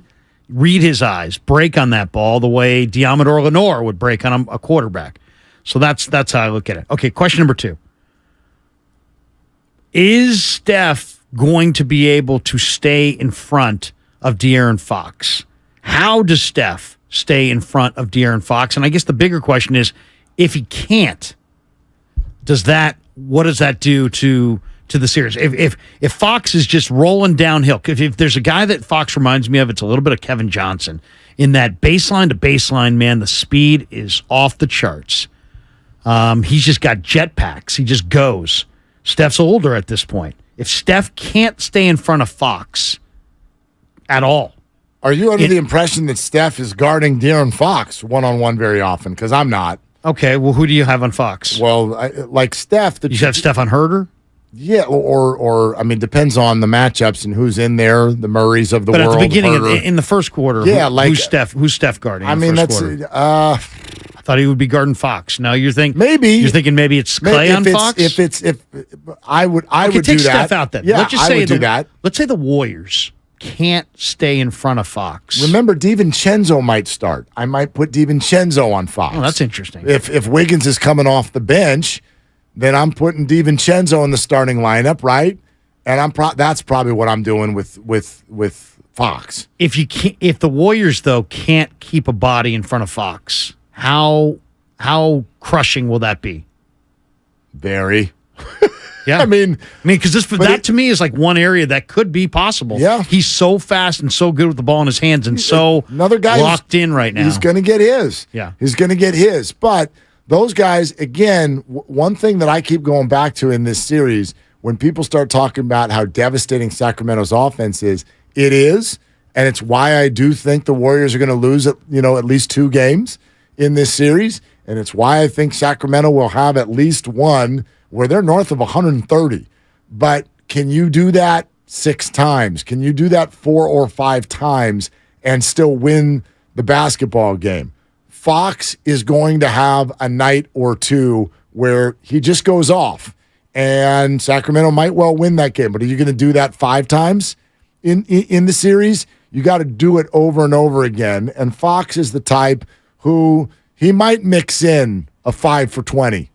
Do you know what I mean? Yeah. And that's what you're hoping for. And that's what the Warriors did to Tatum. That's what they did to him last June. In some ways, I thought Tatum just had a bad game plan as far as where he shot the ball from. All right, number 3. Transition defense almost promises to be a huge factor in this series. Who do you think is going to play the better transition defense? Half-court defense, I feel very confident in Golden State. But transition defense. I know. Where are the... You know what I would love to look up? And, Grandy, maybe you can do this. Find the pace stats and tell me where the Warriors and Kings sit. I'm sure both of them are very high.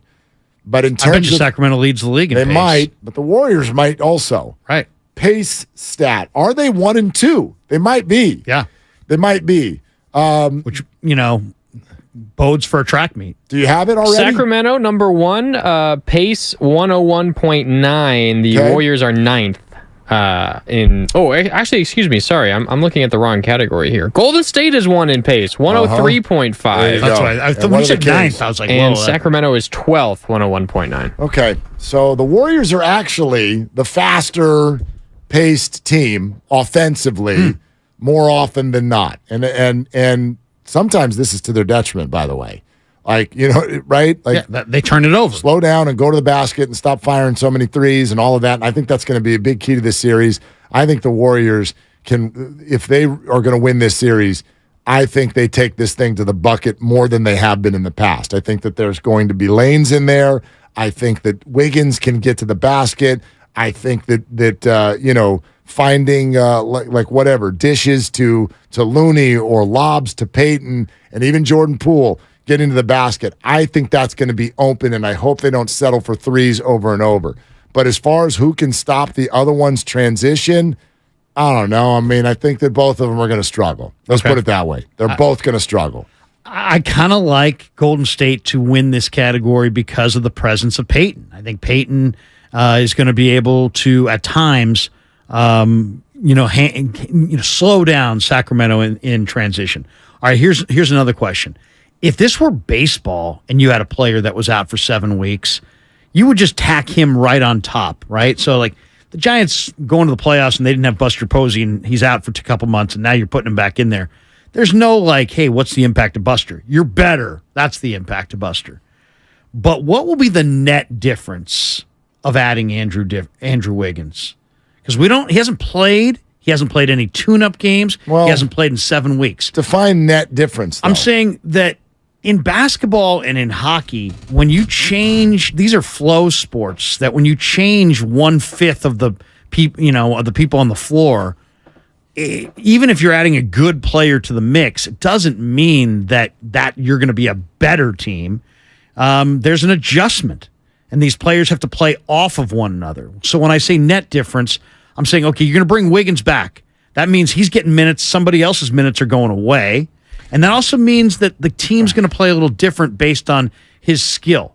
But it doesn't necessarily mean for sure, even though he's a good player, that they're going to be better than they were. They could be an adjustment period, and there could, he himself could add 12 points, 7 boards, and 5 assists. But the net difference could be negative if the Warriors don't play as well with his addition. You're sort of asking, like, what's the wins above replacement, in other words, because we're like, oh, Wiggins is back. But, yeah, now you're subtracting out whatever the Warriors were getting in Wiggins' place. And the feeling and all how these players play off one another. They haven't played with him in 7 weeks. I said yesterday that it is a concern of mine, the cohesion on the defense, how the minutes trickle down with Wiggins out. But, the fact that he is going to be in there some, that's great. But who loses out on their flow because of that? Does Kuminga, for instance? I worry about him. Does Moody even get in the game? Poole, DiVincenzo, all of that. Like, that's something for Kerr to really manage. However, my overall answer would be that it's a significant net difference, and here's why. In theory, in the playoffs, there are fewer possessions. Things are going to slow down a little bit. These two teams are very high-paced, as we just said, high scoring, but by the same token, I think that this might look a little different than the way that both of these teams play in the regular season, and that's really Wiggins' strength. Wiggins is one of the best Warriors at driving to the basket, getting to the free throw line, the defense that he can add in a half-court setting. He is one of their best half-court players, and in the playoffs, it's more of a half-court game.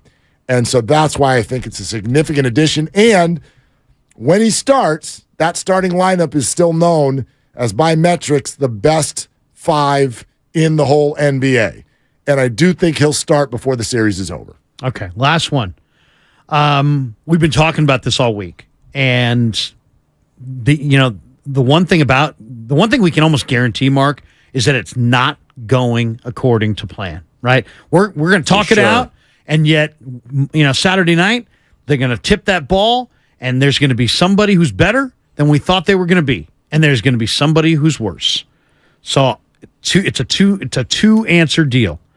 Give me the Warrior player that you think elevates in the playoffs to more than what he was in the regular season, and on the flip, give me the Warrior who's going to be disappointing. Who shrinks? Who's going to disappoint? Who's a candidate to disappoint? Who's a candidate to elevate from the Warriors? Who's going to elevation sensation with our guest coming up later? Tim Roy, 20 minutes, 15 minutes. And and who's likely to disappoint? Okay. And disappoint's kind of hard because, you're kind of putting the hex. Yeah, like I think that... And then you're just like, what, are you going to root against some guy? No, not at all. There's a name that comes to mind, and the only reason I'm going to say this is because, I think that he's maybe on the verge of getting a little worn out because he's playing more minutes than he's used to, and he also had such an amazing regular season. I feel like Klay, he can only go down from here. No, it's actually DiVincenzo. I think he's going to have a fantastic series, but he's been so surprisingly good. He's been so much better than you could have even hoped him to be. I got to think in the playoffs, there's a chance that he's a little bit lesser version of that, especially with Wiggins coming back. I feel like he's going to get minimized a little bit by the end of the series. I think he's a starter at the beginning of the series. I don't think he's a starter by game 3. And so it doesn't mean he's going to play poorly, but maybe a little bit less than you expect him to be. The guy who I think is going to elevate, because he's taken a lot of hits this regular season, He is considered to have a worse regular season than he did last year. He is the whipping boy whenever something goes wrong. And I think he is ready to have a couple of these games be his games, is Jordan Poole. I think we're going to come out of this series with a different feeling about Jordan Poole than we've had all regular season. I'm going to say the man who's going to elevate is Draymond Green. Just, he's a money player, and there's money on the table. He's about stakes. There's stakes. He elevates. I love steak. There you go. Oh, you meant steaks. He's what's your cut? What's your cut? Are you a porterhouse man? New York. New York strip. Yep. New York strip. Thank you. Okay. Not a filet? I love a filet, but a chef will tell you that while a filet is the most tender thing around, it is not the most flavorful. That's what a chef will tell you now. So listen, the bottom line is Grandy just said it's all about all. What is it? I don't know. John said all but the ribeye. Oh, there's not. Oh, ribeye. So I got to go ribeye. See, here's the thing. Who the hell is John? Whatever you throw at me, I'm going to agree with you. This is kind of like I'm the guy. Like a steak is no different than a pizza. Did I just call somebody by the wrong name? No, you said John. Oh, okay. Or you said both their names. So somebody it said was it. John. You credited it to me, but it was John. It was John. There you go. Yeah. So I'm going to say Draymond elevates. I thought we were still talking steaks. Sorry. No, I did.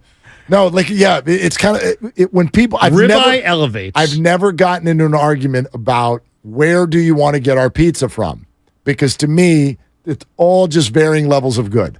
It's kind of like what? Yeah, bad pizza. Have you ever? Yes. Really? Bad pizza? I'm saying I can think of like 5 chains that I would never go to. Oh God, really?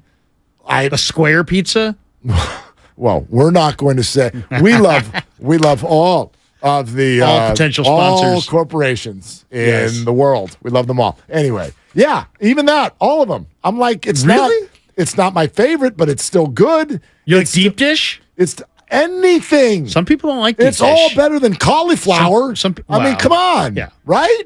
Okay. All right. You were saying. Okay, so now I'm going to say Draymond's a money player. The money's on the table. He elevates. I'm going to say Jordan Poole is the guy who maybe doesn't elevate. I don't know. I mean, he's the guy that's frustrated everybody all year long. So, I mean, how could it get worse? I know. Everybody thinks he's had a worse regular season. If you noticed in this final 10 games, when we've given him so much credit for their 8-2 record, who was crushing it in the fourth quarter, some of those close games?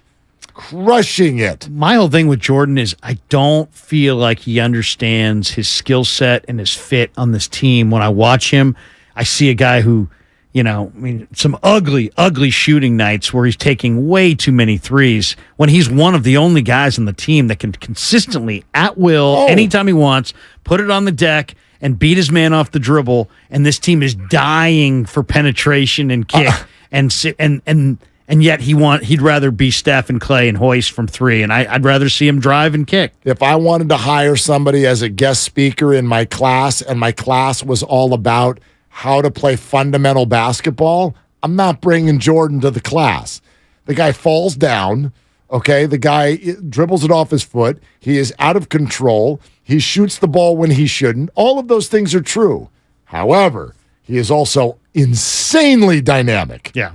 Insanely dynamic, and he's the little girl with the curl. I do feel like he's getting better. I do feel like he's getting better in these last 3-4 weeks. When he's good, he's good. Oh, my man. That Philadelphia game, because Embiid was unstoppable, and Jordan was just like, I'm not letting you win. He was unreal in that game. If you've got Jordan Poole PTSD, go watch the fourth quarter of the game against Philadelphia here at Chase Center a few weeks ago, and you'll just be like, holy hell. I mean, he's special when it's right. On one end of the floor. Yeah. I mean, do you know how many offensive players in the NBA you also rave about their defense? No, I know. There's just like very 4. few. Yeah. But I would like to see a little bit more interest in the defensive end. That's fine. I mean, we did that. Did Steph not feel that way when he was 23? Reminds me of the guy who holds up the red cape with the bowl. Yes. That kind of. But honestly, when Steph was 23, what did we say about Steph when he was 23? Well, you guys a turnstile. Complete, and it doesn't bother us, right? So that's I don't know. That's kind of par for. You're not wrong, but it's par for the course. Yeah. So there you go. Those are the 5. Okay. You went through pretty good answers there. I felt like we only got to 4. What was it? What were the? No, how will they defend Sabonis? Can Steph or anybody stay in front of Fox? Yeah, Fox. Transition defense more important for which team? Then the net difference of Wiggins. Oh, Wiggins, and right. then yeah. the elevation Those are sensation good questions. versus. You should interview people for a living. Thank you. Thank you. Those are There you great. go. Yeah. I'll be at the Chuckle Hut in Dayton. Tip your waitresses 2 drink minimum. Oh, Filmo's on. Hey, Filmo. What are you calling about? Filmo, what are you doing? Oh man, I'm chilling. You so listen, man. I'm trying to do a lemon herb chicken on the grill. I'm trying to. Ooh, look at you. I'm making tacos tonight, Filmo. I know it's not Tuesday, but I'm crazy like that. So let's do this. I hope you're not using New York strip steak on the tacos, man, because you was tripping on that take with the New York strip steak. I don't know where you from. I know you from Cali, Southern Cal, but ain't nothing better than a ribeye steak. What are you smoking? You smoking? You not smoking what I'm smoking. What did I tell you, Filmo? That's a SoCal in you. Yeah, I am not loyal when it comes to steak. John brought up ribeye, and I went, "Oh yeah, that's good too." He said you're from Southern Cal, and you didn't push back. Yeah. By the way, I'm not from Southern Cal. I'm from Foster City. Damn it. You know where the streets are mean here in the Bay Area. I grew up on a cul-de-sac. He's Filmo. from the South, south of South City. That's right. Hey man, it's some mean streets in New York, Foster City, man. That's right. I gotta stay out of there, man. You better watch out. Foster City, Mark Willard. We do not mess around. Mark Willard. No, we do not. And by the way, I am making steak tacos tonight. I make all kinds of meats when we're making tacos. Out of what? Flank? There'll be chicken. There'll be ground turkey because that's what the little man likes. He likes turkey tacos. What kind of steak though for the tacos? Oh, we'll get no, it's diced up flank, diced up stew. You know the stew meat that they get. Okay, a little It's tough. just more, but it's just for tacos. Yeah. We just season that thing up. It's just kids eating it for crying out loud. I'm the only adult who's going to be eating it. It doesn't need to be perfect. Thank you, Filmo, for an evil laugh. I appreciate that. Thank you very much. You know what? I had a friend. We talked him off his ledge. That was good. When I was growing up, my parents, if they made steak, we all ate steak. But I had a friend whose mom and dad would have steak and the kids would have hot dogs. Now, how do you feel about that? To I me, struggle with this. I struggle with this. I kind of believe that whatever I'm eating, my kids are eating. No, I know. And that's kind of the French way. I know that there are a lot of those, the parents who you're like, rub some dirt on it. It's like, look, this is what's dinner. Eat the freaking dinner. But then what happens when you have a kid that's like, sweet, I'm not eating. I'll eat tomorrow. I mean, he prefers the hot dog. Well, there's always that kid. Listen, that's usually a pretty young tried kid. it right. Like the little guy is a little tough. The high school kid's not saying, give me a hot dog, Dad. No, 16-year-old, this is what we're eating, and he's actually a great, great eater. 9-year-old's not there yet. So do we make some concessions? Yes, we do. And if that makes me soft, that's because I'm from Foster City. So deal with it. From the Southland. But tacos is one thing I can get. I can get 3 thumbs up across the table. What's your favorite taco? I will go carnitas diced up. Yeah, and then some. Again, it's like pizza. There's no bad taco. I'm not a big fish taco guy, but there's no bad taco. Beans or rice? I don't. I'll go a little rice, but Chicken. I can't go beans. No, I'm both, and I mix them together, and then that's why we're getting 4 baskets of chips. I like the minimalist taco. All right. Minimalist taco. Yeah, because I don't need beans and rice. I mean, I like a Mexican restaurant so that you can be a minimalist. I want a street taco. What are you doing? I want a real taco with just what onions. Makes it a street taco? Because you bought it on the street? No, I don't think I've ever had beans in a street taco. Don't put the beans in the taco. The beans are on the side. Like a refry on the side. Okay. Come on, that's what's the 8th basket of chips for? Ooh. The salsa's gone. We got to dip it in something. That's what the beans are for. It's presented by Fremont Bank. Full service banking. No compromises. How about Tim Roy? He's coming up next on Willard and Debs. No. Okay, you right.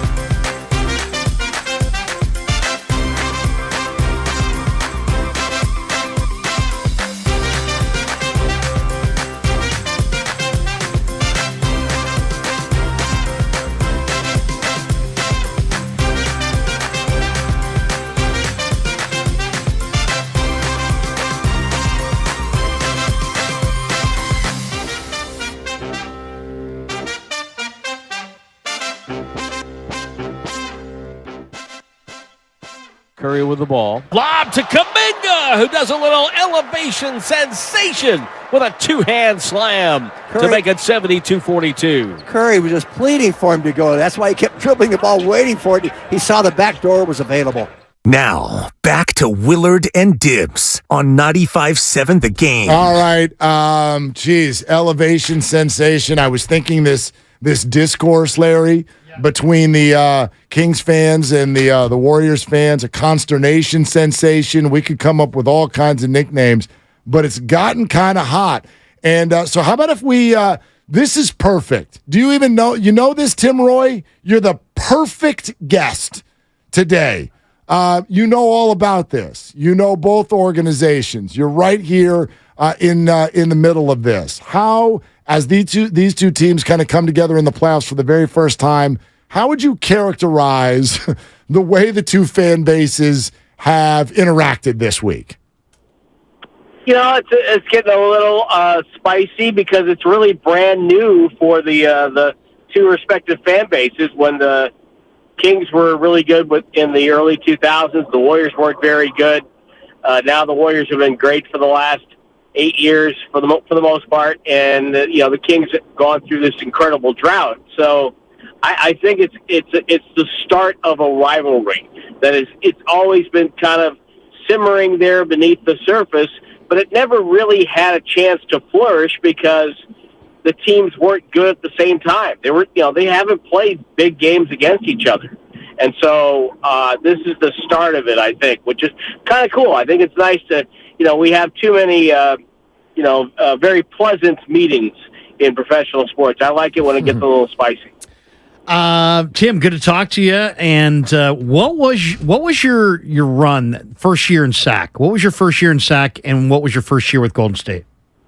89 to 95 with the Kings, and my first year with the Warriors was 95-96. So. You have seen a lot of incredible basketball in the last, and we all have seen a lot of incredible basketball, but we also, us long-standing Warrior fans, have seen some rough basketball. I was trying to put my finger on we can point to a lot of these championship years as the high point, but the low point is hard to identify. Is there one moment or one trade or one sequence that you can think of and say, man, looking back on it, that was the low point for Golden State? Well, I think one of the low points, I'm in my car, so I can't really tell you which year, but it was either 01-02 or 00-01, and the Warriors won 17 games. And if you look at this game by game, they went, I think, 1-31 in their last 32 games. They won one game after the All-Star break.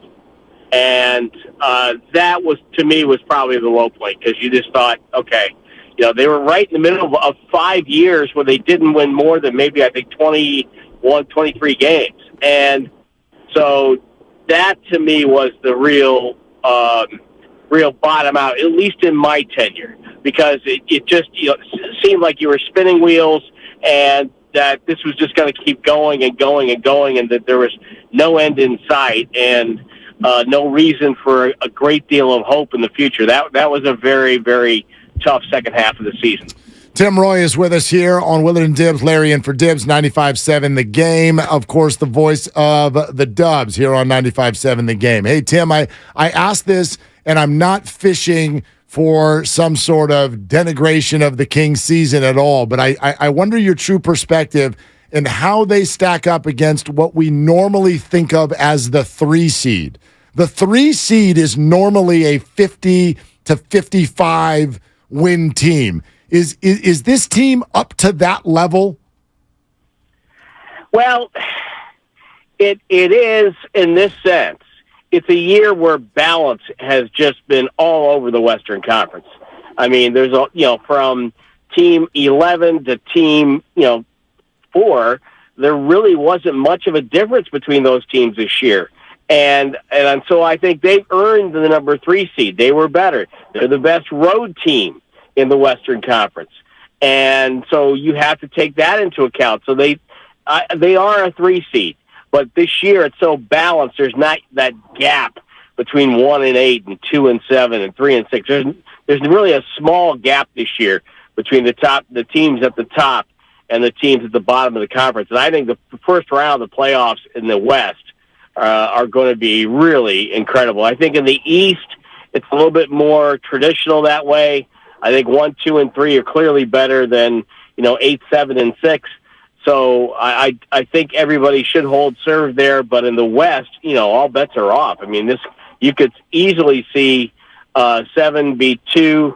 Not so sure about 8-1, but certainly it's not going to be a walkover type series. Tim, the Warriors this year, 114.4 defensive rating. It was 17th in the NBA. But since GP2 has hit the floor, they're a phenomenal defensive team.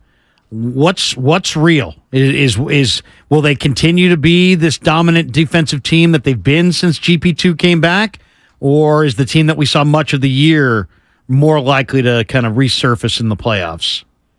I think you're going to see a better defensive team because they've got Gary Payton II back, and now you're going to get Wiggins back. And what does that mean? Now you've got multiple players who can guard wings. DiVincenzo can guard wings. Wiggins can guard wings. We know GP2 can guard wings. Klay can guard wings, especially some of the bigger guys. He's been very, very adept at that this year. Kuminga is a better defender now. So I think they're kind of hitting their defensive stride. I think you had a lot of, moving parts and for whatever reason, they just couldn't dial it in on the road this year defensively. But I think now in the playoffs, I think there'll be a much better focus for them. And like I said, I think they're getting healthy and all the right people in the right spots at the right time of the year. So, Tim, I wonder about that. Like Wiggins coming back, we can say the obvious things about the talent on both ends of the floor that's wonderful to have back. But how would you describe the challenge of sort of re-entering him into the rotation and what that means for other players? How difficult will that be? I think in this case it won't be as difficult as in the past because if you look at, everybody from Poole, Kuminga to Gary Payton II has played with Wiggins. Okay, they understand who he is, where they need to get him the ball. Maybe, for a guy like Dante, it might affect his minutes a little bit because Gary Payton II's around too. So the minutes will be a little bit different, but I really think I don't think it's going to be as big an issue just because there's so much continuity, in what's going to be their playoff rotation. What do you view as the number one concern going into Game 1? Wow, number one concern, Game 1. I would say that their defensive transition had better be on point because Sacramento, as we saw in some of the games that they played against the Warriors this year, they don't care if it's a made basket. They're taking the ball out of the basket and they're going. So I think their defensive transition's got to be on point. I think they have to find a way in the half court to try to disrupt the handoff game that Sabonis is really, really good at. And, whether it be with Fox, with Herter, with whomever. And then I think on the other end, I think the Warriors just need to not be overly sloppy with the ball because Sacramento is not a great defensive team. They're okay, but I think the Warriors can take advantage of that. And if they don't have those, unforced errors, we all know what they look like. That, offhand, cross-court, off-the-dribble pass that never seems to get on target. If they can keep those to a dull roar, I think they're going to give themselves a much better chance of winning. Tim, help me with something here because you've watched every minute for all of these years, this whole thing. And I want to know if we're being irrationally loyal. In other words, are we ignoring something that's right in front of us? You just mentioned they were never able to dial it up on the road, and whatever they do in these playoffs, it's going to have to be on the road. Why should a Warrior fan rationally believe that they will suddenly be good on the road when they never were this year? Well, let's go back a year. Maybe this will help you. Go back a year. What was the narrative going into the playoffs last year? Steph Curry's coming back. He's going to start coming off the bench. And the Warriors haven't been this dominant defensive team in the second half of the year. in part because Draymond, remember, missed a bunch of time. He had that back issue that was causing his calf to tighten up. And so, the Warriors aren't as great defensively. And what happened in the playoffs? They kind of locked it in. They got to where they needed to be. And so I think that to me, if I'm a Warrior fan, that's what I'm looking at. Last year they were able to overcome a second half of the season where they weren't great and their defense was not nearly as good as it was early, but they got it going at the right time. And again, the other part about it is that having gone through these championship series, they have belief.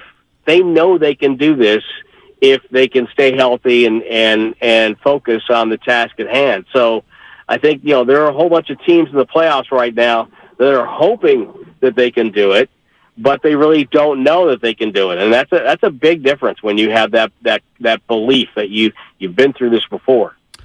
I'm always love watching Draymond Green this time of year. I was just looking at his career stats. I mean, in the playoffs, he's averaged 11.8, 9 rebounds, and 6 assists, which are better than his regular season stats. What level do you see that he gets to, and what's the impact? Because you can feel the will, Tim, coming through the TV screen when you're watching him in the playoffs. He just gets to another level, and he finds a way to he's ferocious, and he gets a way to the rest of the team elevates with him at times. Yeah, he's probably one of the top competitors that I've ever seen, in any sport. He's able to, look at a situation and he just says, no, they're not going to score on me. We're not going to give this up. And so, that to me, it's his will to take a team on his back and say, hey, we're going to play a better defensive or so. And so but he's able to do it. He does it at a very high level, and he does it consistent basis. And when you add in the intelligence factor, that's when he becomes, the future Hall of Famer, I think.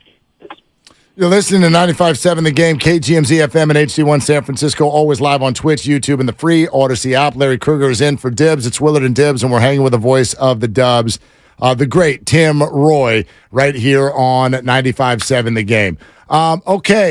Tim, the environment in both arenas, what do you expect, and how do you expect each road team to be affected by it?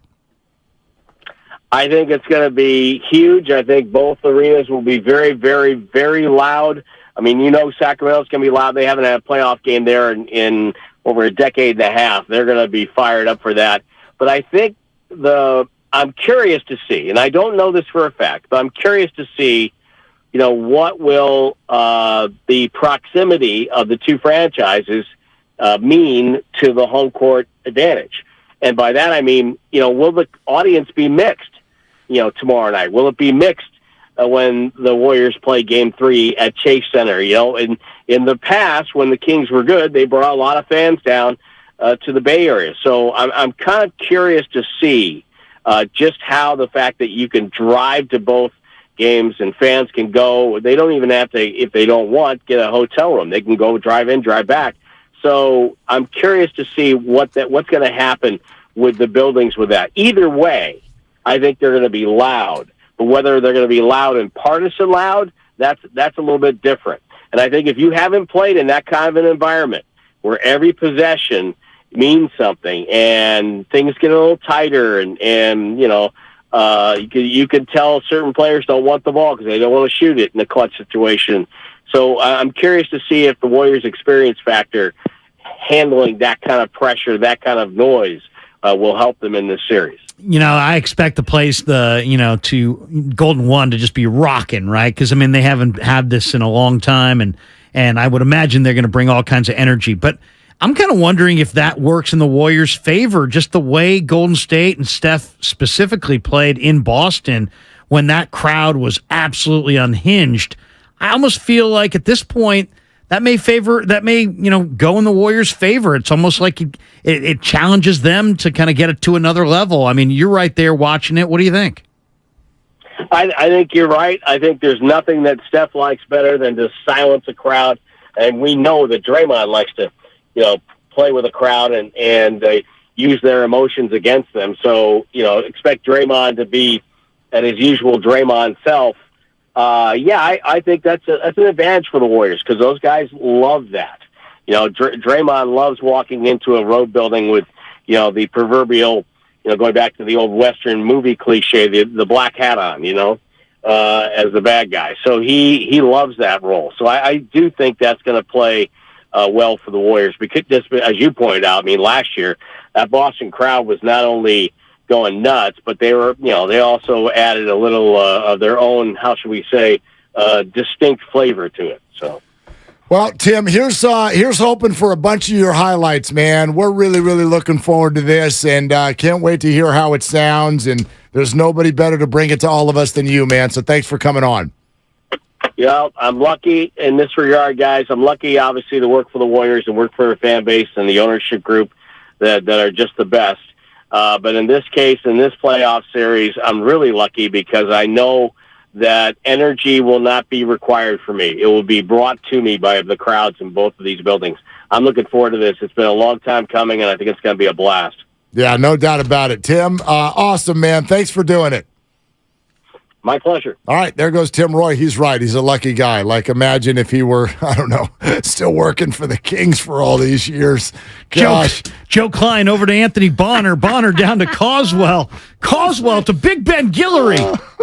I think both, actually, I was going to make a Willie Cauley-Stein reference, but then again, I think the Warriors are a little triggered by that too. Yeah. So anyway, but no, it was great to have Tim Roy on. Tim Legler's going to join us in about 40 minutes, and we'll keep going with you, 888-957-9570, with regard to this matchup, where it's been, where it's going. I'm being told two little birdies in the air. And one of them, I don't know where Lucas ran off to, but I want to hear more about this whiteout with purple trim or whatever that's planned for game fans? one. Yeah, what's going on? Tell me how this is going to work now. They're going to wear white. They want the fans to wear white T-shirts. White T-shirts. Then I think they're going to try some form of a black light. Deal, you ever been to a blacklight club? Sure. Well, no, I don't. It's not a. Not in a while. I know what a black light does. Yes, you've been to a blacklight party, right? Where it's purple lighting and anything where you're wearing white stands out. Yes. Your tennis shoes or whatever. Yeah. So I think that's what they're hoping for. They're gonna try to light up the crowd by having them wear white and then go blacklight. Okay. Adorable. It is. When's the last time someone won a championship with a team that sent out little messages to its fans? Do you know what we want you to wear tonight? We want you to wear purple and white, and we're going to have lights and signs, and we're going to have snacks, and it's going to be a great parade. Like, what? It's adorable. Again, I'm not even ripping it, but it's so freaking cute. One King fan on the phone to another fan. Hey, man, what are you wearing? Oh, my gosh. What are you wearing? Do you know what the Warriors are asking all of the Warrior fans to do Thursday night? You want to know what they're asking? Just show up and have a good time. We don't need to give everybody directions on what to do when they get to the game. You're not wearing the assigned T-shirt, Mark. Just come to the game and root for your team and get there on time. Right. Be in your seat when the game starts. Unfortunately, the Warriors have had to say that before playoff games. They had to say that last year. Get there on time. Get there on time. Get to your seat. Wear the designated white T-shirt so that we will all be together. There's another little birdie also, though, that is telling me that our good friends on ESPN 1320 in Sacramento, D'Lo and Casey, who are just getting all kinds of mentions. Apparently, they're not getting as much run on our show as we're getting on theirs. Really? I'm being told that maybe a thing or two that I had to say about Kyle Draper's performance on their show last night and my comment that the Warriors are the best thing to happen in the NBA since Y2K, apparently they might have gotten a segment or two out of that in Sacramento. Wow. You're welcome. Maybe they're closing down ranks. I did shoot a text to my boy Carmichael Dave. He has not shot a text back. Ooh. So maybe Carmichael Dave. Maybe there's been a Kruger out. That's almost like I was actually. I don't know if I just saw an ad about this the other day or whatever, but as part of that, the documentary about the Redeem Team, about how Kobe Bryant told his teammates they're about to play Spain.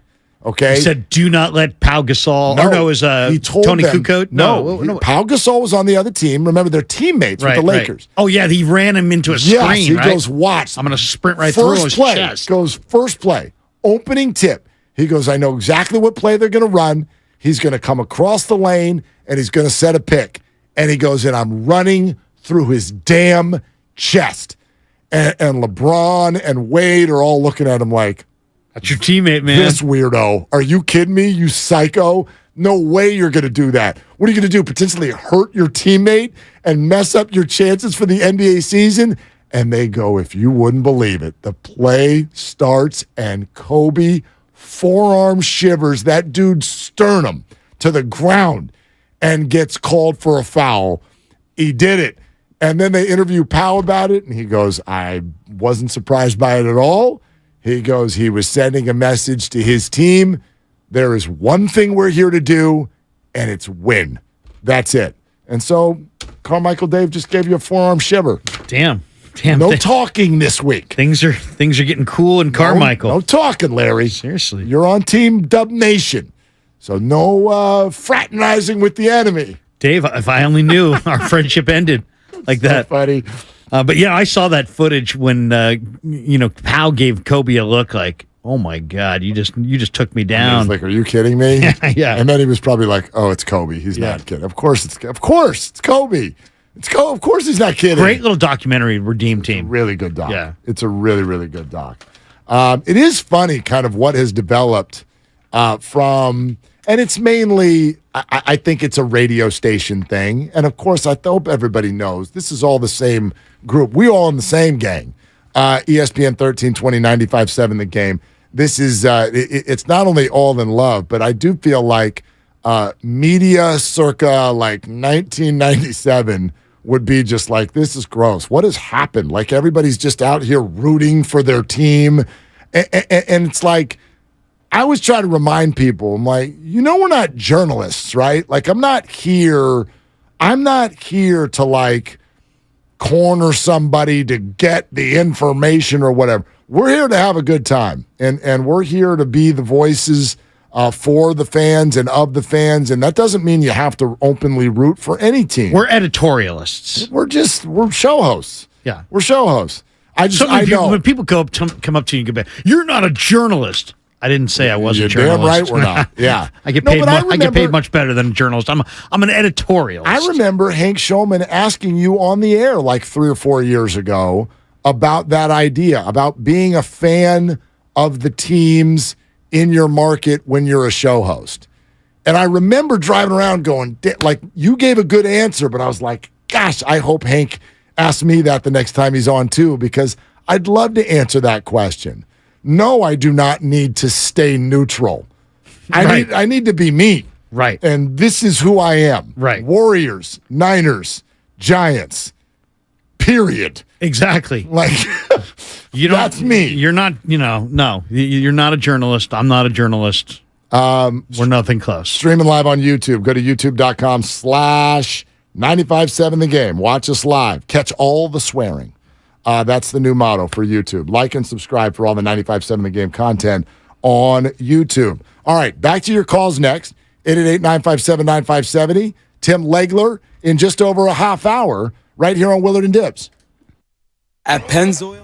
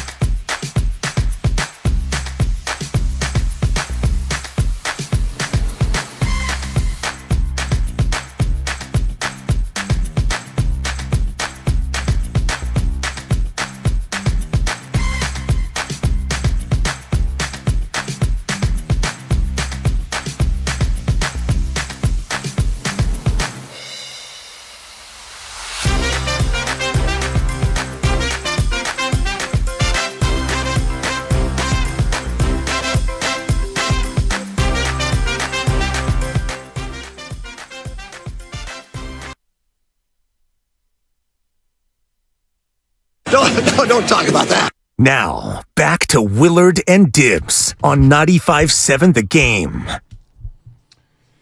Watch Party Willard is in full effect. The lovely Christy is, she's all ramped up, just like Andrew Wiggins, hopefully. She's all ramped up for a party tomorrow night. I put it out to Guru. He can't make it tomorrow.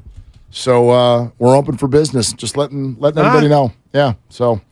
What kind of party? You going to have I was day drinking. You tapping a keg or? Oh, yeah, dude. I'm strobe lights. Pony keg? Yeah. One of those types of parties. Blacklight? Blacklight? Oh, my gosh. You're going to be just upside down by the time this thing's over. But there will also be lentil dip. So you're just going to have to deal with that. Oh. Yeah. You want to come over? What time? Game time. What do you mean, what time? What time's the game time? 5:30? Yeah. Come over for the game. I don't know. Yeah, I'm the kind of guy. You're going to try to stop by, aren't you? I'll bring the real penny. It's the worst answer people give. Yeah, I'll try to stop by. I'll try to stop by. It's not an open house. When people say, I'll try to stop by, you might as well just look me in the eye and be like, I can't stand your face. I ain't going to your damn party. It feels the same way. It's just like when you text someone and you're like, hey, how you been? We should catch up. And then they like it. Or thumbs up. Like your it's like, okay, if you want me to go away, just say go away. Because that's essentially the message I got. Mark and I were actually talking about this back here, and I just recently moved in with my girlfriend, and I start using that as a thing. Anyone that offers to do anything, I have to check with her first, just in case, and that's typically my out to not have to do anything. Yeah. I just got to check with the missus. So I want you to know, John, as a newbie in this whole world of like moving in with each other and everything, I can tell. Just understand that's a very slippery slope you're on. You're in the stage where it's like, oh, this is a cool new toy. I can use this to get out of stuff. Understand that means in a couple of months, everybody you know will think you're a wimp. That's all that means. Seriously. They're like, this guy can't do anything without asking his girl. Yeah, seriously. I mean, you need help? I mean, the other one is, what's the next step? So you've moved in. Are you guys going to get a cat together? Or, now we have a dog that we share? There are people that... Yeah, do you have animals, John? Baby steps, little baby steps towards a marriage. We do not have any animals. I'm probably an animal for the both of us. But she is not a did you just call yourself her pet? Is that what you just said to us? No, he just said he's a freaking animal. The guy's an animal. I don't know if that's what he said. Oh. I didn't hear that. I heard that she pets you late at night and you fall asleep in the fetal position. That's what I heard. Baby. Okay. baby. Bow chicken bow wow. Dude. John, let the animals lead. I've shared this with you, Larry, but the audience doesn't know. Like I met the lovely Christy at the dog park.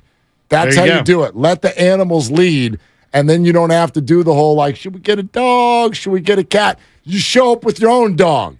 And it's a good excuse to keep going back there. This is my dog, and if I can't move in with the dog, I'm not moving in. Well, I'm a big dog guy. She's not a huge animal lover as far as owning a pet. How do I get past that with her, Mark? Dump her? Yeah, exactly. Have your dog bite her? I don't know. What? Wow. What do you mean she's not an animal lover? What does that mean she doesn't want a hamster, or does that mean she doesn't like your dog? She just doesn't want to take care of a pet at home when I'm there to clean up after. What kind of dog you got? I don't have a dog. I'm trying to get a dog, and she won't let me get a dog. I see. Okay. But wait, you're making her clean up after you? Is that what you're saying? We circled all the way back to she won't let me. I've heard this sentence now 3 times in the last 2 minutes. Seriously. She won't let me. Okay. Well, John, you're going to have a great life. Yeah, be careful with those whip marks. Sometimes it takes us dudes until we turn 45 to stand up for ourselves. I will say that. You just keep being you. That's right, just John. Hope for the best. That's right. You know what? You just come home one day with a dog.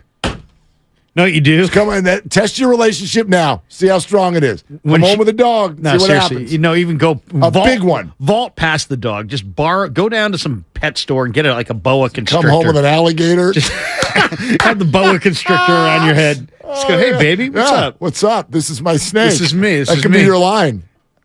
Okay, that got weird. Anyway. Don't talk about that. That was the stupidest conversation we had all week. Yes. But that was fun. All right, Tim Legler's going to be on in about 20 minutes. Larry is in for Dibs. It's Willard and Dibs. It's 888-957-9570. That is the number. Steve Kerr was on with us yesterday. We've talked a lot about, and I really do think this is one of the things a lot of us are looking at tomorrow. It's great that you have Wiggins back, but is there a fallout, a temporary one, in terms of other players losing minutes, bench chemistry? Wiggins, is he on the bench? We still don't even know that for sure. Is he on the bench? Is he in the starting lineup? Steve would not tell us. What if he's yesterday. rusty? Do you keep investing more and more minutes in him, or do you dial him back? Let's say you got one plan for how many minutes you want to play him, but what if all of a sudden he gets out there and he looks rusty and he looks uncomfortable and the flow's not there? Do you go back? Do you give those minutes? Do you dial back his minutes? Personally, I loved what I saw out of Kuminga in the last month or so, and I really loved what I saw out of Moody in the last week or so. I would have no problem playing those guys. I got no problem, especially Moody, the way he played at the end of the year. Yeah, but we also know, I mean, Wiggins, they don't win that title last year without him, obviously. There's so many swing things that he does on both ends of the floor, guarding people on the wing, being able to drive, not being so reliant on the three-point shot like some of their other guards are. So, I think you lean into that until you find out otherwise, until it doesn't look good. Here's what Steve Kerr told us yesterday about getting Andrew back. Yeah, well, he's scrimmaged over the last week probably 4 different times, and he's gotten better and better. He's one of those guys who just he's such an incredible athlete. He's got such great genes, great gifts, that a little bit like Andre Iguodala, you rarely see those guys get tired. You don't see them really fall out of shape. They don't add any weight. There's no sort of big transition period where it's like, oh boy, this is going to take a long time, for this guy to work his way back in. So I think the biggest thing with Andrew will just be the rhythm, going from not playing to the playoffs. That's a pretty big leap, but he's looked great over the last week in all these scrimmages, and he's feeling good and he's ready to go. Yeah, so remember, the report yesterday was that the Warriors are leaning toward bringing him off the bench 20 to 25 minutes, but they won't confirm anything, which does make me wonder, Larry. Like, I will be, count me, hand in the air, not surprised at all if he gets announced coming out of the tunnel in the starting 5. Whose minutes does he take? Who's getting less minutes with Wiggins getting more minutes? Well, I would think the first answer, as his minutes grow in the series, I think it means less for DiVincenzo, and I do think it means less for Moody. And I also think it potentially means a quicker hook for Kuminga. Those are the 3 names that come to mind. Kuminga and Moody both. Whenever they get their chances, their leash will be short. I like it when Kuminga plays 30 minutes a night. I like those when he gets to that level. And to me, that's when I think he is his best games. Now, he's a young player and he's, game to game. But I like the look when Kuminga gets 30 minutes. I just think he's a finisher. He's a defender. He's a great, sometimes the numbers don't always reflect it, but he has got that quickness to loose balls and to long rebounds. There are nights, though, Mark, where you can play 20, 28 minutes, 29 minutes, he won't grab any rebounds. So it's like, to me, that's the one thing. It's like, can you emphasize to Jonathan the importance of rebounding in this series? Because I think it could be one area where he could really contribute. Well, I think he is the one who answers that question. He leads the way. That's a chicken or the egg conversation. How many minutes Kuminga gets depends on how Kuminga plays in the first 10 minutes that he gets, right? He's going to earn more time if he plays well, but if he starts to play like a rookie and he kind of makes those mistakes on defense, or as Steve was really good yesterday detailing how different Kuminga is now versus how he was last year or even early in the year. And the number one thing he pointed to was Kuminga's understanding of how to defend the other team's good players without fouling. Like learning the line, where the line is. Well, and learning each player, learning about that other star player and what his tricks are, right? He mentioned Chris Paul. He goes, we'd put him on Chris Paul, and Chris Paul would swing the arms and go straight to the free throw line in the bonus late in a game. Chris is a crafty old veteran. So this is going to be about Kuminga learning a little bit about some of these Sacramento offensive players, maybe he already has, and what their tricks are, and not falling for him. And if he can do that, he stays on the floor.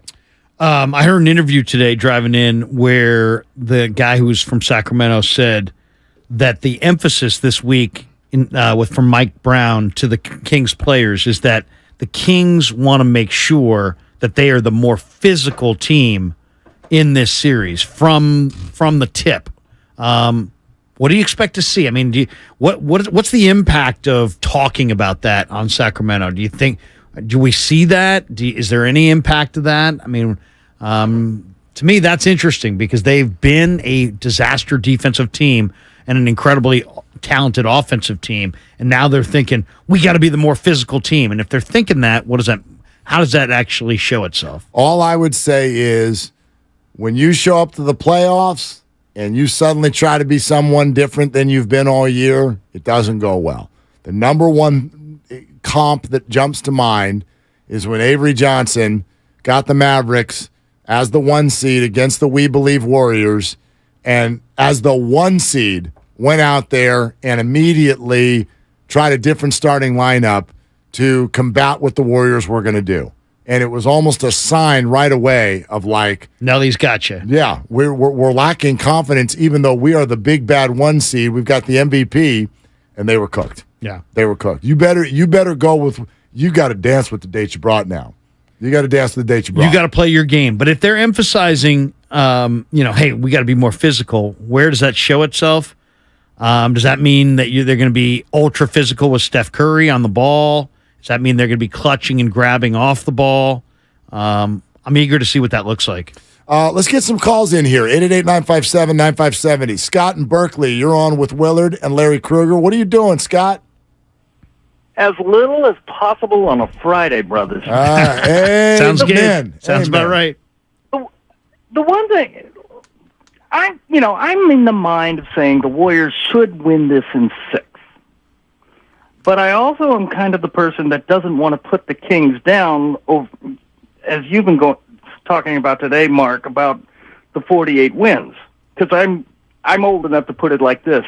The 74-75 Warriors won a title on 48 wins. Yeah. I mean, so I don't dismiss that number necessarily. Having said that, I look at the Warriors now, and it's kind of like if you look at a bunch of, shall we say, older guys on a playground, and you're playing to 16, and they might be at 11, and all of a sudden they run off 5 and take everybody off the court.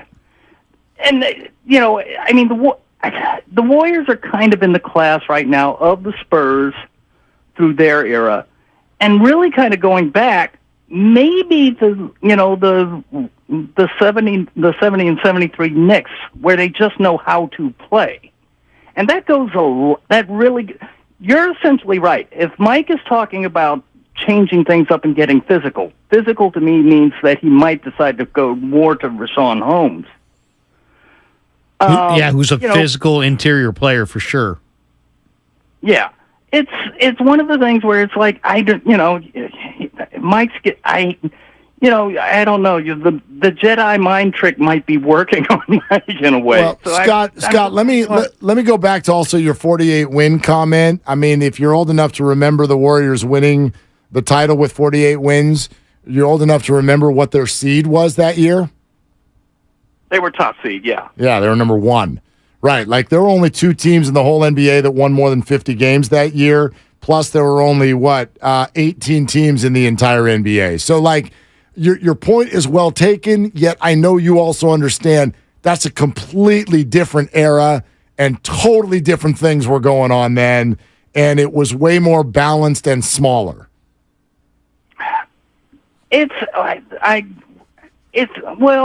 Tim, I think, had a good point.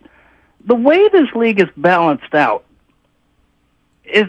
I wouldn't be surprised if whoever wins it, and if we're talking about the Warriors winning with 44 hasn't been done since I think the Bullets and Portland and the Bullets back to back. And if we go back if we go a little bit further forward, Houston, in backing up their title in '95, I think was a 46-36. And I think they were also a 6 seed, right? Yeah, look, Scott, I at the same time of what I'm saying about the Kings, let me be very clear about the Warriors. And I've said this a number of times, and not every Warrior fan likes this over the last 2 weeks. I hope you all understand how unlikely this is that the Warriors win a title this year. Like right now, I'm talking about the Warriors and the Kings. The idea that the Warriors are going to run through the whole NBA out of the 6 seed and do it all on the road when they've been bad on the road all year is not the easiest thing for me to wrap my head around. I will be totally honest. I'm not telling you it's impossible. I'm not telling you I don't believe it. I'm telling you this is the only way I can put it is this way. If the Warriors win it all this year, this will be the unlikeliest of the 5. Absolutely, in my mind. This is the unlikeliest of the 5 by far. So there's a point to be made there, too. Right now, I'm only talking about the Warriors and the Kings. With regard to a bigger picture, we'll get there if and when the Warriors win this series. I just think that right now, there's a little bit of an overemphasis, especially in Sacramento, on we're the 3 seed and we deserve respect. You're 4 games ahead of the Warriors. And you won 48 games, which is traditionally actually a 6 or a 7 seed. It's traditionally a 6 or a 7 seed. They're like almost always the 3 seed is like 53 wins, which is what it was for the Warriors last year. 55 wins, 50 wins at least. 48 wins, they're good, but it's not a great team. Well, it's not a great team. These teams are literally forget the records. They're the same team. Look at the team's record. Look at Sacramento against teams 500 or above, 22 and 26. Look what the Warriors' record is against teams that are 500 and above. They're 23 and 26. I guess maybe it's 22 and 25, maybe for Sacramento. But then against below 500 teams, Sacramento this year was 26 and 8, where Golden State had a good record, 21 and 12, but not as good as Sacramento. Right. So Sacramento, what I think we're really looking at is a young team that was trying to prove themselves in the regular season versus an older team that may have been a little bit complacent and may have just deferred a little bit. And as far as, you know what, we're not all about tonight. We're really about April, May, and June. And now we're in April, and obviously May and June basketball to follow, hopefully. But I think that's really what we're looking at, guys. We're looking at teams that are very similar. Sacramento just expended a little bit more energy in playing the bad teams in the league than the Warriors did. Yeah, won a few more games. And I think it bears repeating. This is not a criticism whatsoever, but the Sacramento Kings have been relatively healthy and the same thing all year long. That's a good point too. And the Warriors have been through a ridiculous journey, filled with injuries, disappearances, and teammates punching one another. And, Steve Kerr spoke to us about that yesterday on, the health of the team. We asked him about the physical health, and listen to where his answer goes. Yeah, I would. The health is physically and I think also emotionally, spiritually, however you want to put it. I feel like we're in a really good place. We've been through a lot together this year, so many ups and downs, so many individual storylines within that. Every one of our guys has had to go through a lot to get to this point, but this is what we wanted. We just wanted a chance to defend our title, hopefully be healthy and playing well when that chance came around. And that's where we are. We won 8 of our last 10, and, we got Wiggs back. We got Gary Payton back. We've got guys healthy and playing at a high level. So we're in a good spot. All right, that yesterday I thought was maybe his most important answer when he immediately talked about the emotions, the mental side, what they've been through. And as I said yesterday, I think a lot of those things we know, and I bet there's a lot we don't know that they've been through this year. And the Kings, good for them. They've been through a very, very smooth road, relatively, as far as NBA seasons go. And if you try to sum up what Steve said there, is just he's like basically saying we're peaking. You know, there's ways that you guys can see that we're peaking, but let me tell you, there's other ways that you can't see that we're also peaking. And, you know, we'll see. We're going to find out what that exactly looks like tomorrow night. Look at this graph. I'm just going to hold this up to you. Do you see that right there? Yeah. Do you see that bubble graph? Do you see all the NBA teams that are named there? Do you know what that is? No. That is NBA man games missed due to injury. Sacramento's all the way to the left there. By far and away, the least in the entire NBA. They are sitting there at approximately 50 games total on their whole roster. The Warriors, in turn, and by the way, this is only up through March 16th. It's the last time I had access to this graph, so it doesn't even get all the way to the end of the season when the Warriors continued to be missing Andrew Wiggins. The Warriors are up around 200. The Warriors are up around 200. Memphis and Phoenix and the Lakers are up around 200. The Kings are at 50. They've been far and away the healthiest team. And they won 4 more games. So I think that matters. Let's go to Carlos and Vallejo. Hey, Carlos, you're on with Willard and Kruger. What are you doing? Hey, what's going on? I'm a first-time caller. I used to be driving around for my job and visit to you, everybody on the station throughout the day. Appreciate it, man. I just want to change a little bit of the weather. Yeah, just want to change a little bit of the topic and weather right now. And just want to give you an announcement. I believe I just saw 4 charter buses being escorted towards Sacramento by at least 20 CHPs. And I tell you, I got goosebumps. And I looked like the senator was being transported to the Capitol. Senator Curry, if you will, Carlos. Or are you talking about Harrison Barnes? Think, what are we calling this serious? I mean, we have the king versus the state, you know? So what are we calling this serious here? And also another point that I want to bring is this is really a battle of coaches. You have, Steve Kerr that has always had Mike Brown with him, and we've won titles with him. As we know, he knows everything about the Warriors lineup, how they play, where to punch us. This is going to be, by far, to me, one of the best series out of all NBA because we have the apprentice against the master. And we're going to see who comes out on top. What do you guys think about that? I think that's exactly what this is. Carlos, thanks. I mean, that's the Western Conference this year. And in fact, somebody help me. I was thinking about this earlier. Through the whole Warrior dynasty, is this easily the most intriguing first-round series? It has to be. It has to be. Right? Well, to me, it's incredibly intriguing just because of the unknown connected to Andrew Wiggins. He's one of the key cogs on the team. He's been gone for 2 months. Right. Yeah, so that right there. But I mean, matchup-wise, like most championship years, can you even remember who they played in the first round? Didn't they play the Clippers one year in the first round? I mean, I know they lost to the Clippers the year before they won the whole thing, right? Did they play? 2019 Clippers was the first round. That was the series where the Clippers came back from like a 30-point halftime deficit, and they forced a game 6. They got 2 games off the Warriors in that one. Got it. Yeah. Yeah. I do remember there being an awful lot remember. A lot of heat in that series. You remember who they played in the first round last year? Denver. Yeah, right? Yeah, Denver. Denver. But see, it takes because I predicted Denver to beat them last year in the first round. Did you really? Yeah, I did. What the hell were you doing?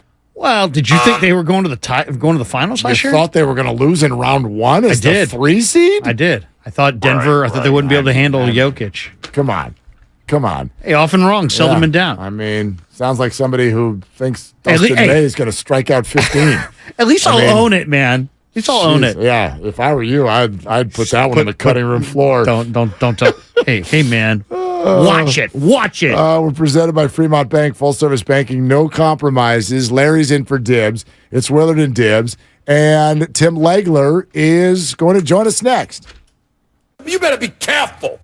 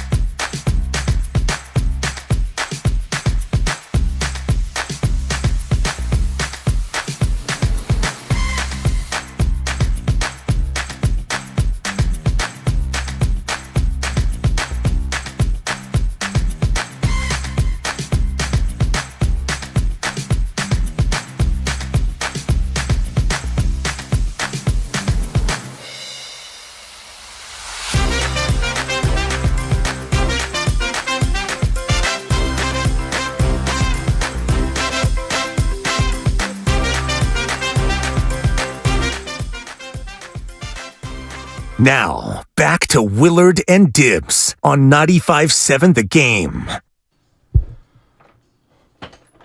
Okay, we are just getting closer and closer. We're kind of at the 24-hour mark now, 24 and a hook, if you will, and we're going to have action. Kings and Warriors tomorrow night, game 1 right here on 95.7 The Game. And it's Kruger in for Dibs, Willard and Dibs. So glad you're with us.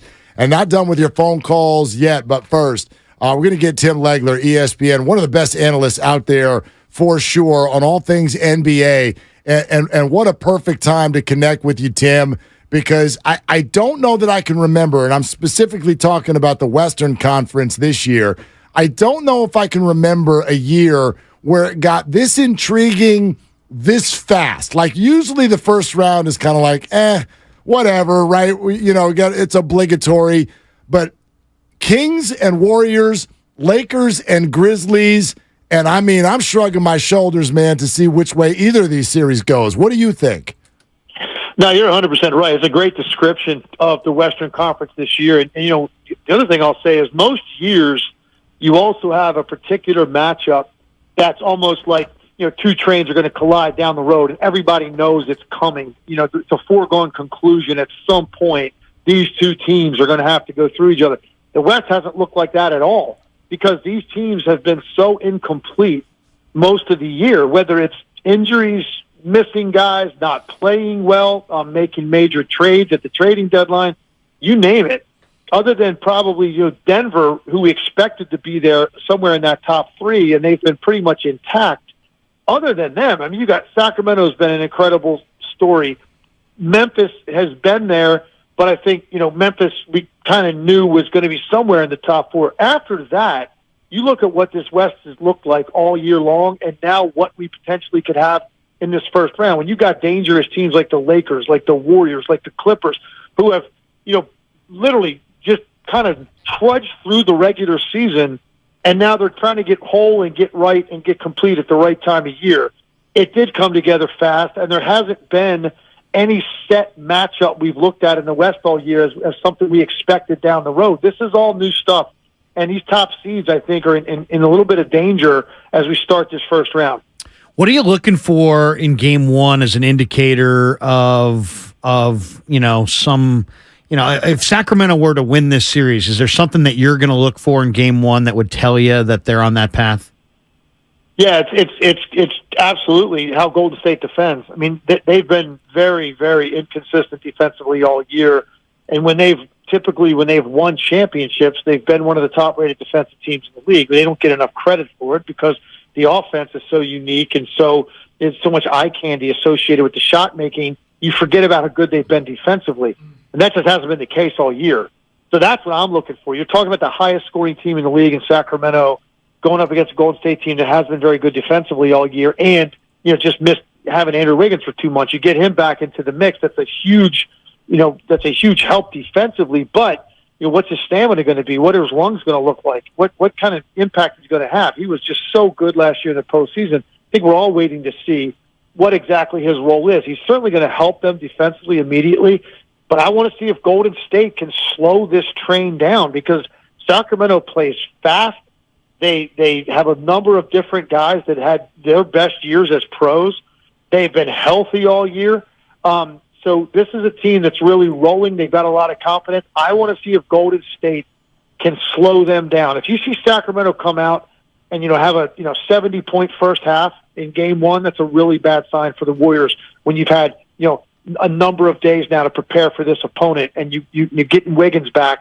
If they can't slow them down in game 1 and show me that defensively they're prepared for what this series is going to present, the challenges, that's a bad sign for Golden State. The interesting thing here, Legs, is the fact that everything you just said about the Warriors defensively trying to slow down the Kings, I guess I could make the same point in the other direction on the other side. Like, the Kings have been, by metrics, like one of the most poorest defensive teams in the whole league all year long. What kind of and I know the NBA is a little different this year with regard to that, but what kind of prospects do you give them in the playoffs in that they don't seem to actually ever play defense? Yeah, I mean they win games differently. They've been doing it all year long. They've They play with a lot of initial pressure up the floor with De'Aaron Fox. They've got guys running to the three-point line. And because they have a number of guys that can hurt you from deep, they spread you out, and Sabonis dominates in the middle with all that space he gets in there.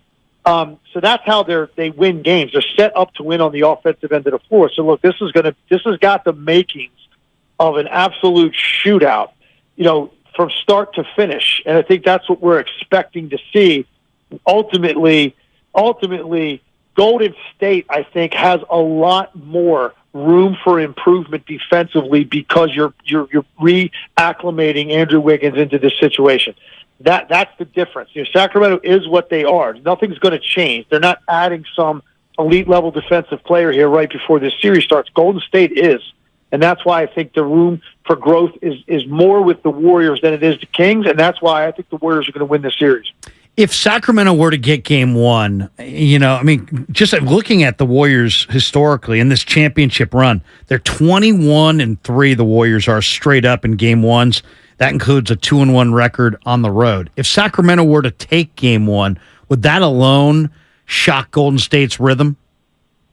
No, I don't think so, because look what they've been through as a group, and their core and the number of must-win type situations they have faced over the years on the road or in any playoff series.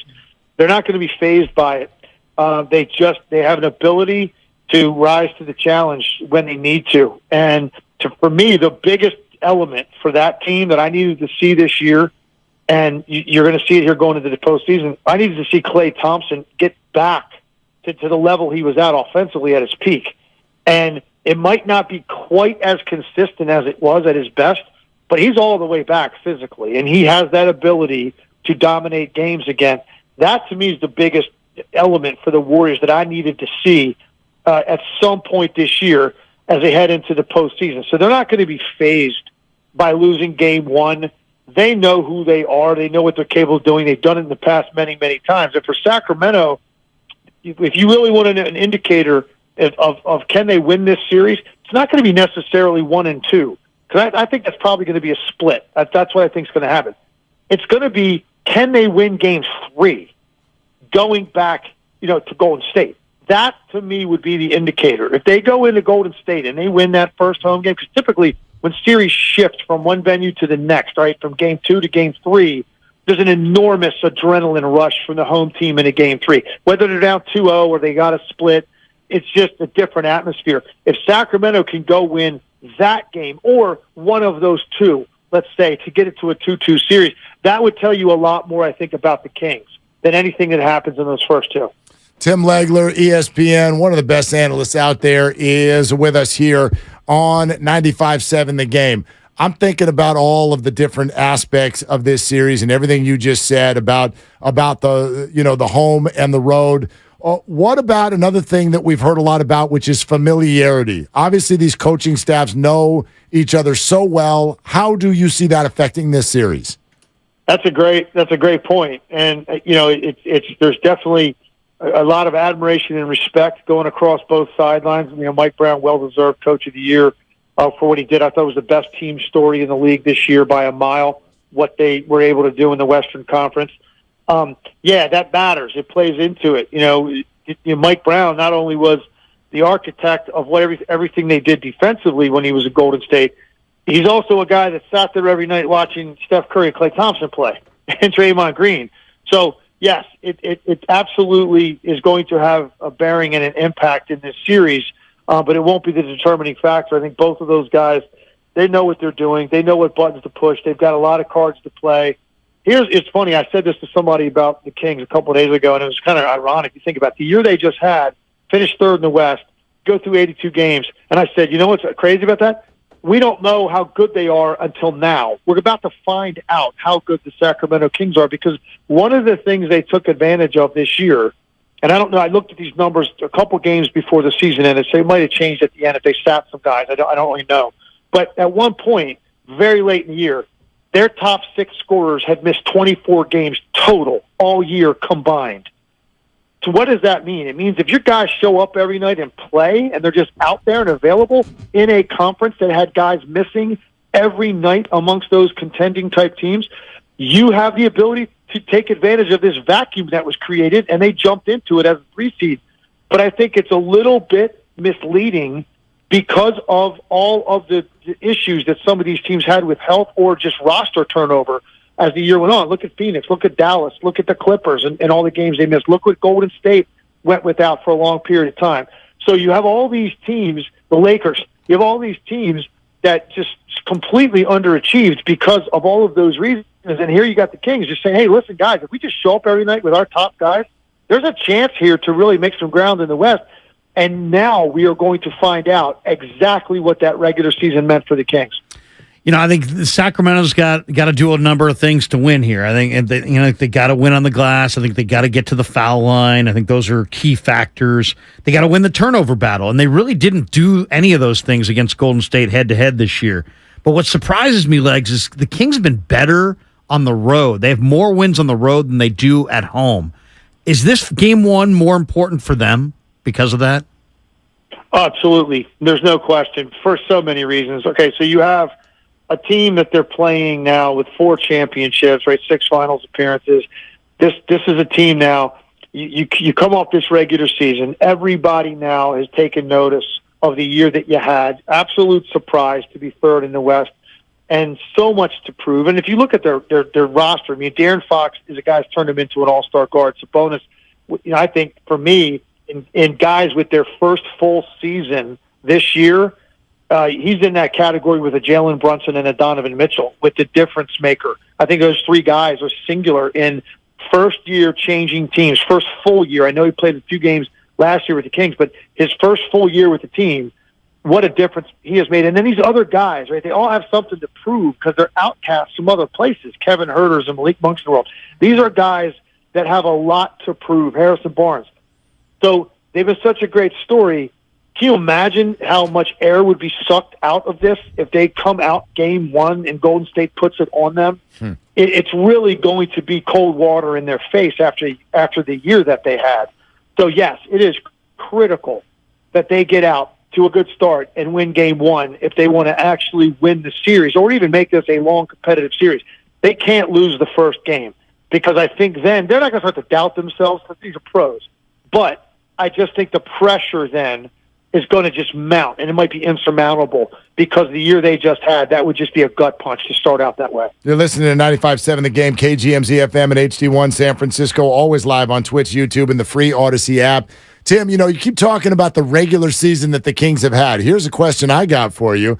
If the Warriors and the Lakers end up winning these first-round series, especially with their, mediocre records, the way they handled the regular season, what does that say about the NBA regular season? I've been saying it all year. It's been almost rendered meaningless, and I mean that. And it's because of load management plays a big part in it. But it's not just load management, because load management, what that really is a number of games that are penciled in before the season even begins or as they're playing, where on a given night a healthy player is not going to play to rest, okay? That's one problem. Another problem is the amount of time that is taking guys to come back from injuries. Like the same injuries that guys have now are the same injuries they had when I played from 1990 to 2000. They're the same injuries that guys had from 2000, to 2010. Same injuries. Tight hamstring, rolled ankle, the same stuff we all deal with. Guys just take twice as long to come back from those things now. So that just extends the number of nights when these guys are not out there. And then just the way that teams go about the lack of urgency for seeding and where they want to finish, because you don't even know who they are until the All-Star break and trades are made, and then you've got 25 games to get yourself together, slap it together, and go make a run. So I think in large part, a lot of the NBA regular season has been rendered meaningless. It's not great for the league. It hurts the product that these guys don't play. The fans pay the biggest price, but it's not just the fans. It's networks. It's the advertisers. Everybody pays by guys not being there when you sit down to watch a game. And as a result, if you get teams like, Golden State, I'm not saying Golden State necessarily treated it that way as much as some of these other teams, but if those two teams advance out of the first round with the years that Memphis and Sacramento had, yes, it says a couple things. One, those teams have a ton of talent, but it also says as long as you have guys right when the postseason starts, that ultimately is all that matters to these teams. If you can go then and make a successful run through it, very few teams have been able to pull it off. Maybe this is the year that teams can, having a regular season that's very mediocre, getting right at the right time, and then making a run through the postseason. Legs, I love GP2's game. I mean, he's such a dominant defender. I mean, he kind of reminds me of Michael Cooper going way back to the 80s. But what would you do if you're Kerr? Where would you want to deploy him? Do you make him smother Malik Monk and just try to take away Sacramento's number one bench scorer? Do you put him on Fox? How would you utilize GP2? Yeah, all over. But I think if you're going in and you're targeting it, I don't necessarily think it's going to be on De'Aaron Fox as much. De'Aaron Fox is going to have the ball so much, and so much of what he does is going to be off-ball screen offense. And that's hard. That's not really about an individual defender. That's a team concept, and that's making sure your communication's tight, your coverage is right. The screener, the guy defending the screener, has to be able to do his job. There's going to be a lot of switches involved in that. So you can get him off of De'Aaron Fox because of the number of ball screens you get. So that's not going to play out that way. But if you put him on a guy like Monk, you put him on a guy like Herter, guys that are coming off pin downs, guys that are not going to be as creative with ball screen offense, and go chest to chest and go no help responsibility and deny and fight over these pin downs. And then when you do get beat off a curl or you get beat off, continuing to track and come from behind with your hand over the top as these shooters try to make shots, I think that can have a bigger impact than putting him on a guy that's going to get 50 to 60 ball screens a night and can almost dictate who he wants to play against because of all the switching that takes place in this league. Legs, I hate two-part questions, but I'm going to try to ask one that's super clean and easy to follow. You already said you think the Warriors are going to win. I need to know how many games, but the extension of that is, and the second part of the question, how many teams do you have as possible to come out of the West? And are the Warriors one of them? Warriors are definitely one of them. It's crazy because I picked them to repeat before the season, right? So we put our preseason predictions in, which don't mean a whole lot, but I picked the Warriors over the Bucks in the NBA Finals. I feel pretty good about the Bucks getting there. I haven't felt great about the Warriors most of the year, honestly, but always in the back of my mind, I was making sure to never dismiss them. Whenever I would do a list all throughout the season, hey, give me your top 5 power rankings, whatever. Once a month I'm doing this on the air. I always had the Warriors somewhere around there because of my pick and because of just the danger that they represent by who they are. And if they ever get right, in watching Klay, I'm like, he's back. Don't dismiss them. So for me, I think the Warriors are definitely one of those teams. I'm not going to be shocked if it's Denver. I mean, they're legit. They're a number one seed for a reason. I love their starting 5. I love the impact and the number of ways that Jokic could beat you. So I think Denver would be in that category. And then I would say Phoenix. I think those are the 3 teams. And I thought the Clippers had a shot. If Paul George was able to be 100% coming in and they didn't match up with Phoenix, I thought the Clippers could have a legit chance. They're not going to beat the Phoenix Suns with a Paul George that's not 100%. I think Phoenix clearly is that team that maybe by the end of the first round, a lot of people are going to be looking at and saying that's actually the team to beat. These teams play incredibly fast-paced basketball, and when they played head-to-head this year, it was far and away the fastest pace in the league. If the pace at any point slows, does it favor one team or the other? No, it definitely favors Golden State if it slows because of the experience they have playing deep into the shot clock. It's one of the things that has been so tough about them with the way that they play. And, like, for instance, particularly a guy like Curry, the number of motions and movements that he's willing to go through on one trip up the floor and the way that they will make you play in all the way down inside of 5 seconds on the shot clock without settling for something, and they still continue to get a layup cut, a curl cut, a drive, kick out 3 very late in the clock because they don't play panics. They play with poise in those situations, and their movement dictates you've got to guard them for the entire clock. So if you talk about a game that slows down where shots are taken inside of 6 seconds on the shot clock, that's definitely going to favor the Warriors. Tim Legler, ESPN, great stuff. Okay, so Warriors in how many games in this series? I'll go 6. I think they'll end up winning that 6th game on the road. Wouldn't be shocked if it ended up I'm sorry, Game 6 at home. It wouldn't be shocked if it went 7 and the Warriors won a road game in Game 7. But I think they win it in 6. Oh, gosh. That gave me a mini heart attack, Warriors in 7. But I don't know if I could take that. But, Tim, great stuff, man. Thank you so much for doing this. My pleasure, guys. Anytime. Thanks, Tim. Talk to you soon. Yeah, absolutely. Tim Legler, ESPN. Man, he's awesome. Good, yeah, he's really, really good. Underrated Warrior, too. No doubt. He was I an think people underrated forget Warrior. that. Yeah. He was great. But his content, his brain, the way he kind of, his conviction that he doesn't just say things, he says it with conviction. To me, he's always the analyst. And whether it's this series or any series, he's the guy that I like to hear from. No, he's up there. And I thought an interesting comment when he said something that you said right at the beginning of this week. I think a lot of us want the Warriors and the Lakers for multiple reasons. A, that means the Warriors beat the Kings. B, it means the Warriors would have home court advantage in the second round.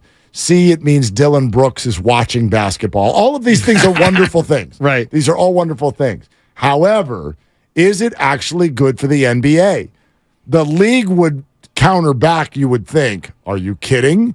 A Warriors-Lakers second round? How could it not be Delicious good? Yeah. ratings.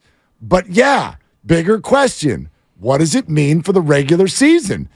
If the 6 and the 7 seed, who often load managed or whatever, had problems and worked their way through the season and at times didn't even look like they were trying for home court advantage, if they end up both tossing aside the Kings and the Grizzlies right out of the gate, there's some messaging there that I don't think is so great for the league. I agree. I absolutely agree. One trend that I saw today that I think is kind of interesting, going back to 1969, there have been 6 times when the lower seed has been favored to win the series, not including the 4-5 matchup. Okay. Right? Take out the 4-5. But since 1969. Since 1969. Since 1969, Gosh, is that it? Only 6 times have there's been a lower seed that was favored against the higher seed. In this case, obviously, the Warriors are the lower seed. The lower seed in those 6 series have gone 1-5 in the series. So that's a trend that favors Sacramento. And we'll see if it bucks the trend or if it follows the trend. But isn't that interesting? You take out the 4-5 matchup, go back to 1969, 6 times a lower seed has faced a higher seed in the first round, and the lower seeded team has gone 1-5 in those 6 series. So this is the 7th time. This I think is or the 6th. This is the 6th. Oh no, this is the 7th time. This You're is right. the 7th time. This is the 7th time. And by the way, the Lakers are not favored in their series. The Grizzlies are favored. Right. The Grizzlies, it's not a huge favorite, but they are favored in that series. But the Warriors are a pretty significant. I would love to even go back to those previous 6. How big of a favorite were they? Because the Warriors are like a huge favorite. Like a very, very big favorite. I mean, I guess not like totally overwhelming, but minus 270 versus plus 230 for the Kings. That's fairly heavy. That's fairly heavy. Like the Warriors are a bigger favorite in their series than the Cavaliers are in theirs in the Eastern Conference. Wow. And to add one more wrinkle to that stat I just gave you, the lower seed's 1-5.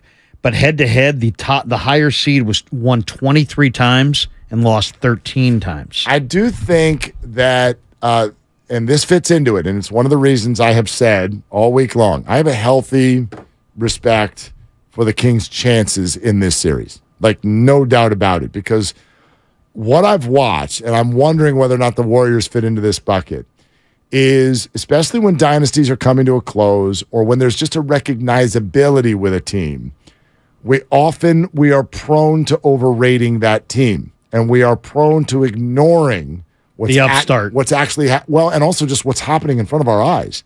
The Warriors were barely over 500, and we ignore it because of recognizability, history, resume, habit, whatever word you want to use, and we ignore it. And we might be right.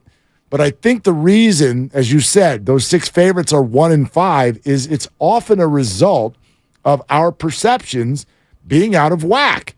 And I think that's where it comes from. I watched this as a much lower level, but I'm covering the Lakers however many years ago when they brought in Dwight Howard And here, cover Sports Illustrated, Steve Nash, and all these people, and here we are preseason. They were the 8th seed, and they got bounced in the first round in a sweep by the San Antonio Spurs.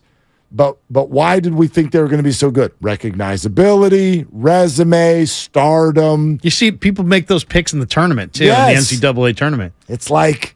I'm going with Michigan State. So that's that's the number one thing I'm waiting for this weekend and beyond, because one game won't tell the whole story. But are we perceiving this incorrectly out of habit? Or do we not believe in the regular season in the NBA? Because I'm looking at ESPN's predictions, and they got like 25 people here, and like 3 of them are picking the Kings. Of course. Because I think the flip side to what I just said is that the Warriors are only 4 games worse than the Kings, lost 200-plus man games to injury while the Kings lost about 50. And if you normalize that out to healthy rosters, which they now are, which one would have won more games in the regular season? I think it's a fair opinion to say it would have been the Warriors if they had been as healthy as the Kings. Yeah. I don't know this, but it's a fair opinion to have. Are you surprised that the Kings have more road wins than home wins?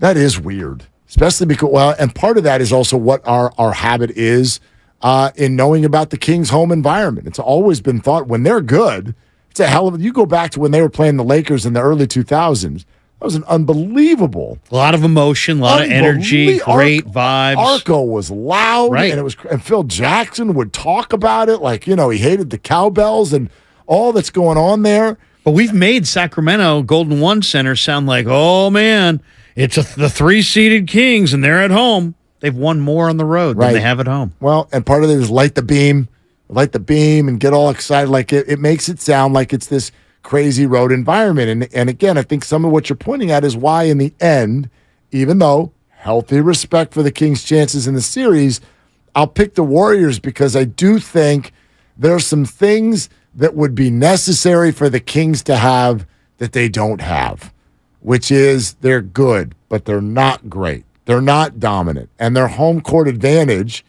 is not really that big a deal. But, it is, but on the flip side, they have more road wins than any other team in the Western Conference. But road wins in the playoffs are a different animal. Right, I would agree. Those are a different animal. Again, going back to last year, the Warriors lost at home one time.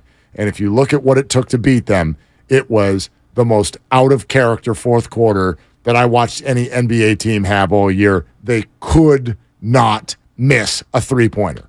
They just went on and I remember my take the next morning, and a lot of Warrior fans got mad at me because they thought I was brushing off a huge loss. I remember the next morning, I came in here, and I'm like, chill, the Celtics went on a heater. There's nothing you could do about it. They absolutely... It did feel like, the one got away, man. It did, because you had the lead, and you... Derek White had a huge game off the bench. Got outscored by 24 in the fourth quarter alone. Oh, it feels like a total choke job. Yeah. The flip side of it was, dude, NBA team went on a heater. What are you going to do? They couldn't miss. They went blind. They visited the zone. Whatever cliche you want, they went crazy, and they won the game. Flick it. Don't worry about it. And... in that case, I was right. The Warriors won 4 of the next 5 games, and everything was fine. So, one thing that's interesting is when you look at the way this lays out, will Sacramento have the urgency in Game 1 and Game 2 that they should have because they do have more road wins than they do home wins. But now they're playing the Warriors on the road, and the Warriors have only lost 8 times all year. So it's like the beginning of the series. Is there more pressure on the Warriors to show that they're not the team that was in the regular season? Or is there more pressure on Sacramento knowing that they win on the road, but the Warriors are flat out dominant in their building? I do lost 8 times all year. I know, but also we do remember halves where, it's not like they overwhelm you at home. They win. They win. They find a way. A lot of times it takes a miracle second half, and they do it. But it's not overwhelming like you can't play there. It's not like visiting Arrowhead Stadium. Do you know what I mean? Right. It's not that. But it's a great home field in the NFL. I like what Legler said, which is if you want to just barrel it down to tomorrow night's game, the Kings need it more than the Warriors do. There's no doubt in my mind about that. If you're a Warrior fan and the Kings win tomorrow night, you can get up Sunday morning, you be okay, and you can feel like, unless they lost by 35. Well, does it matter? See, I think the Warriors I think the Warriors are so resilient. A 1-point win, a 1-point loss, a 30-point loss. I don't think it matters. Well, except for what Tim said, I think is true, which is that this Sacramento offense, if your Warriors defense does come out and look awful, and they run you for 137 points, that's a concern.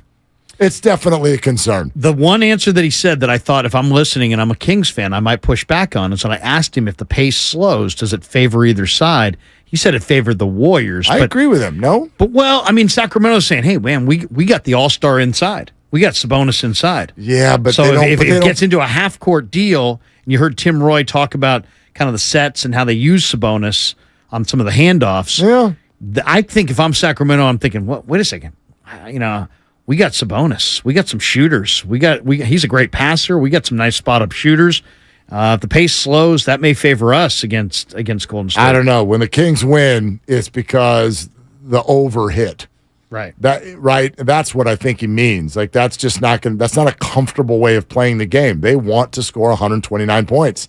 They don't want to beat you 105 to 102. I loved Leg's answer. He was like, hey, the Warriors with the shot clock ticking down are much more lethal. Yep. And they're much more comfortable, let's say, in that situation than probably Sacramento That is. sounds right. Yeah. All right, let's hit the phones. 888-957-9570. Larry Krueger in for Dibs. Hey, Steve in San Francisco, you're up. What are you doing?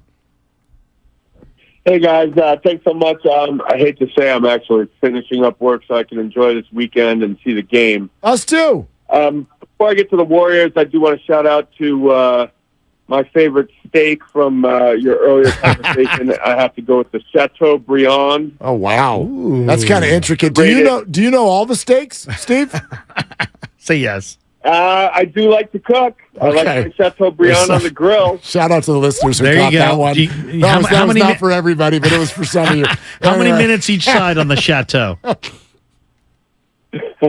How many minutes each side? You have three minutes each side, or just we could just leave it. Do it with like a mushroom sauce. Ooh, there you go. Oh, you had me at mushroom. All right, go ahead, Steve. What do you want to say?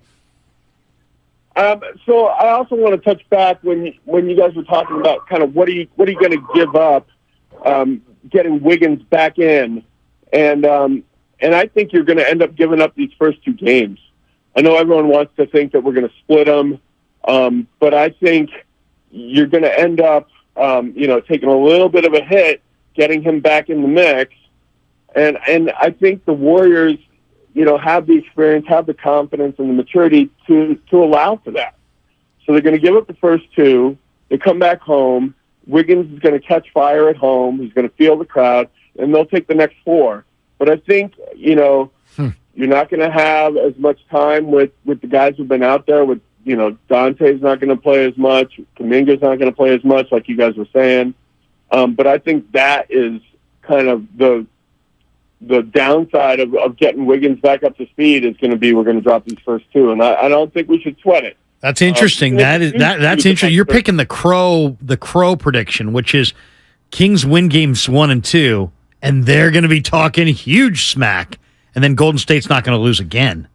That's his prediction. Yeah, Steve, I appreciate your call. I do not like your plan because that's not like I can think of one series in my life that sort of played that way. Isn't that the way it played when in Dirk's title? I feel like when the Mavericks, and maybe I'm remembering this incorrectly, when the Mavs beat the Heat, didn't they lose games 1 and 2? That's a good question. And then win 4 in a row? I might be wrong on that, but I think that might have been that way. But that's very rare. I mean, do you know what the percentages are of winning a series after losing games 1 and 2? It's got to be single-digit percentage. Especially if you do it at home. Yeah. I think of baseball and 96 Yankees against the Braves in the World Series. Braves won Game 1 and Game 2 behind Andrew Jones in the Bronx. Yeah. And then the Yankees with Leyritz and all those guys came back and beat them 4 straight. Yeah. By the way, Grandy confirms. 06 finals, yes, the Mavericks lost the first 2 games and then won 4 in a row. Were they on the road, though? No, I think they... Were the first 2 in Miami? I think so. I don't know. I don't remember that. Grandy, can you look up who was at home for games 1 and 2 of that series? Because you lose first 2 on the road. I mean, has anybody? If you lose the first 2 at home, then you go. Then good Lord, yeah. That might have been back when it was 2-3-2. So then it's really hard. You're winning 3 in a row on the road. I like 2-3-2 more than the 2-2-1-1-1. I don't. Dallas was the home team in their first 2 games. Yeah, they were the higher They seed. lost the So first they 2 lost at home. the first 2 at home. And still won. And then they won 4 in a row? No, Dallas was the home team. Dallas won games 1 and 2, and then Miami won 4 in a row after that. Then Miami won. Oh, I thought it was when Dirk won. So we had 2 Miami-Dallas series. That's right. Yeah. Okay. You're talking about one of the ones that Miami won. Oh, yeah, the first Dwayne Wade, Shaquille O'Neal title. I knew it was one of those. That was a fix, by the way. Didn't Dwayne Wade get 2 end-of-game fantasy phantom ref calls at the rim? Decided that series. I thought that series was reffed. Stolen from the Mavs. At the end of every NBA series, people are mad at the refs. Right. That's like, just get ready for.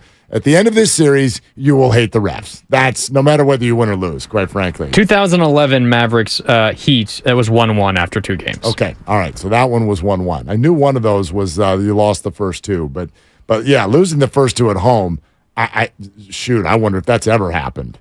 I doubt that. That's especially in an indoor sport like basketball. Right. I mean, I think that's.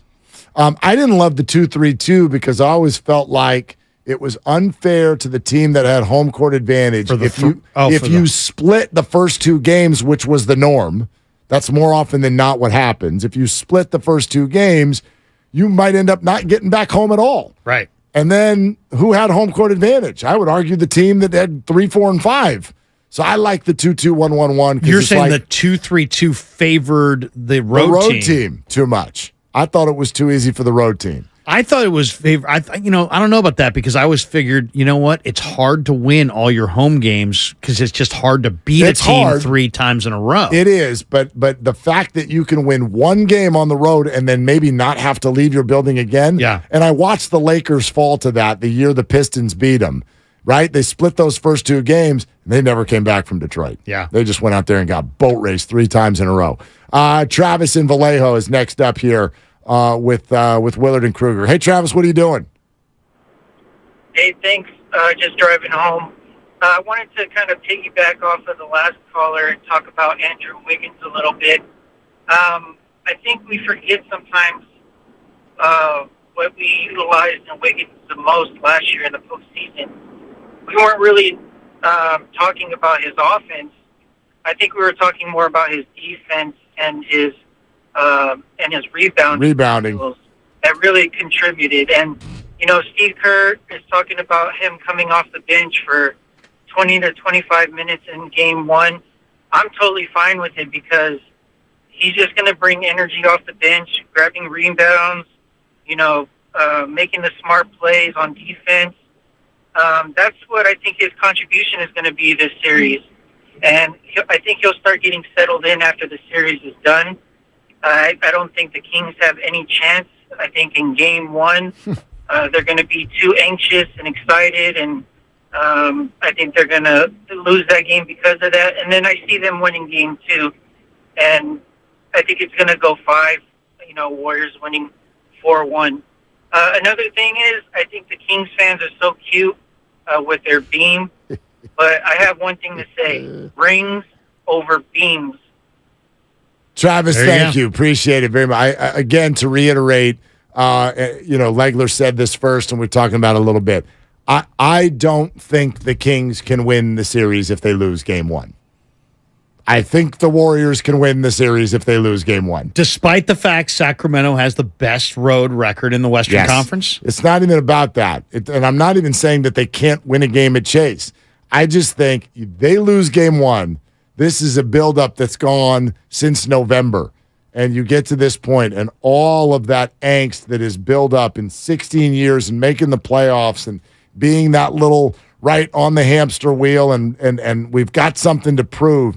If you go out there after all of that and the Warriors walk into your building with 16 years of energy on your shoulders and the Warriors still beat you, how do you not question your chances? I think it's just an absolute confidence blow. Yeah, and I'll say this. If the Kings win game one, I think the ratings for the series nationally go way higher. I do too. I think that there's a lot of people thinking, you know what? Yeah, it's Kings of the higher seed, but the Warriors are the defending champ. They're going to put them away. And if Golden State comfortably wins game one, I think the ratings are kind of flat. If Golden State loses game one, people will be like, wait a second.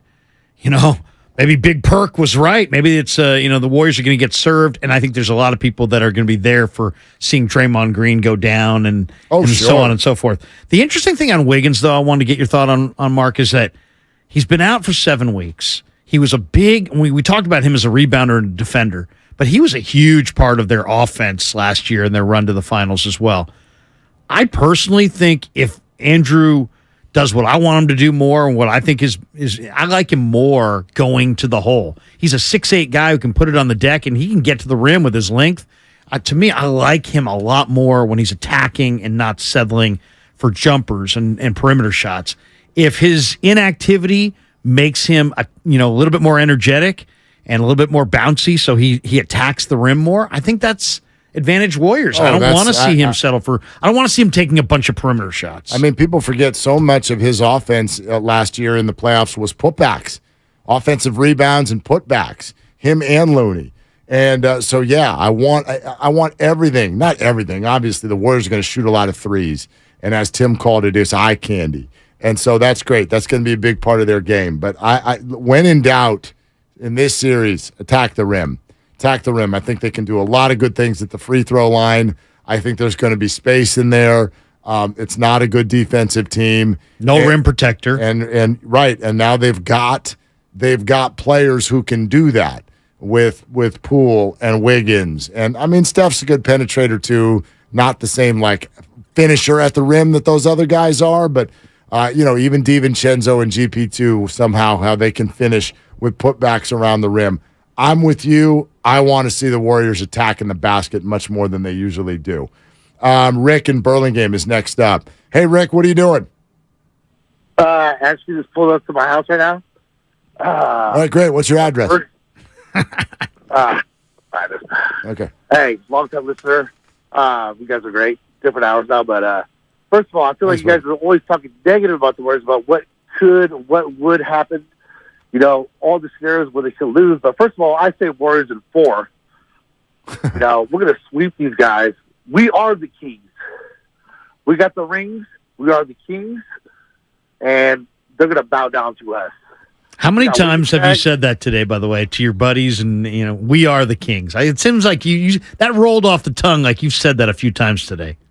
I'm actually going to make my own shirt saying that when I go to game 3. Well, I think it's a game 3. I like it. This whole series. Is it Kings or is it rings? I think that's a fun way to do it. Although I'd say, maybe the Warrior fans, let's fight the idea of mottos, like campy little motto. Light the beam. If you want to do that, fight the beam. That whatever you can come up with motto, but I don't think this is kind of what I'm saying. The Kings are being asked to show up with wardrobes and lights. Color coordination. Right. We've got rules. We've got guidelines. There might be pamphlets. Warriors, just do what you normally do in April, May, and June. Go to the game and root for your team. Sounds like a great T-shirt, though. You stand out in front of the arena. We are king. We are the Kings. Exactly. We are the Kings. We get the Warrior colors on that. You can probably sell a few of those T-shirts. You like the Kings, you like the rings. That one's easy. Our good YouTube buddy, Drew Down, is on the phone. Hey, Drew Down, what are you doing, man? Hey, Mark, what's going on? What's going on, Larry? What's going on, man? Appreciate you stepping in for Dibs. I love the YouTube content. You and the D Plus is off the hook. So love appreciate all that. You. Appreciate Mark, you. Apparently is Sacramento public enemy #1. Yeah, Drew, did you hear this? Tell me what happened. Because by the way, I already sent. I sent both of them. I sent both of them. Butch and Bonte were going to go on ESPN 1320, and I'll be completely honest. I love 10-2, but sometimes some of the plan is incredibly on worst case scenario, and I'm sorry, but I can't do that. I get it, that losing and all that's a possibility, but when that's all you focus on, I'm sorry, I can't do it. So I hopped over to 1320 to kind of get some other perspective. Shout out D-Lo and KC. They honestly have a great show over there. They do. I love what they do. They do. It's super interactive. It's honestly, it's really good. But I like to get a perspective of Kings fans and what they're thinking and how obviously I'm not going to get any inside information, but just kind of get the pulse of their fan base and kind of see what they're feeling. But yeah, Mark, bro, yeah, you were definitely a hot topic, man. You might get a check in the mail for some content you provided for them. I'm not sure if the W9's over there with 1320. But what was the consensus? What was the consensus on Mark? I mean, how did the audience feel about Mark? Well, of course. What they did was, and this is what I think is really cool. They're actually when they're on the live, they actually pulled up the 95.7 the game clip. I'm not sure. It looked like it was on social media, so they pulled up the clip and they played it, and it was just talking about how Golden State. I honestly didn't hear everything, but it was just about they painted it, and it could have been a mischaracterization sensation, but they painted out that Mark was like, oh, the Warriors won the most titles since Y2K. That was basically the gist of how they painted it. Well, the Warriors are won the most titles since Y2K, and then it came out, actually the Lakers won 6, and the UConn women won 7, and the U.S. men cornholers team won 8 championships too. So yeah, it turned into a bit of that. So yeah, I just want to let you know that you're definitely they're like, Mark Willard, call in. So yeah, you were definitely you might get a check in the mail, Mark. I'm not sure if there's any contractual agreement. But you might get a check in the mail. First of all, I'll say the same thing to them that I say whenever I walk in a room. You're welcome. And then also they know damn well I can't call in the show because our show's on at the exact same time. And something tells me they won't get a check in the mail. Something tells me. Not quite how our business works, is it? Yeah. I did not say that the Warriors won the most titles since Y2K. I said they're the best thing to happen to the NBA since Y2K, and I stand by the statement. Mark, drinks are going to be double at Club Toomey in Sac. By the way, here's another thing. And thank you, Drew Dowd. Public enemy number one, Mark Willard. Can I go on another very brief rant about something that we do? You're not going to be welcome at Harlow's. The Lakers did not win whatever they wanted to say, 6 titles, which it wasn't, by the way, but 6 titles since the turn of the century. Those are different teams. I don't care. This is something that we do that I actually really don't like in sports. Just like group everybody together. Shaq and Kobe and Pau are not the same team. Just because they wore the same jersey, they're not. There was one player, maybe 2, Derek Fisher, whatnot, that was on both of those. That's not the same team. Same coach, but it's not the same team. Like, it has to be the same core of people. So if the Giants had won the 2002 World Series, you wouldn't say they won not 4. The same team. No, like the Giants fans won 4. did. The fans did, and the Laker fans did. But like, why would I give Barry Bonds credit for 2012? Why the hell would I do that? He was there sitting in good seats. Shaq does not get credit for Kobe and Pau. You don't get to do that. And that is literally the core of my point. People do this. Oh, the San Antonio Spurs. Why are we giving David Robinson credit for what Kawhi Leonard didn't even play together? That's not the same team. That's the beauty of this. And I acknowledged in my point that Kevin Durant is a little bit of a quirk in my point, but Steph, Klay, Dre, you get them all.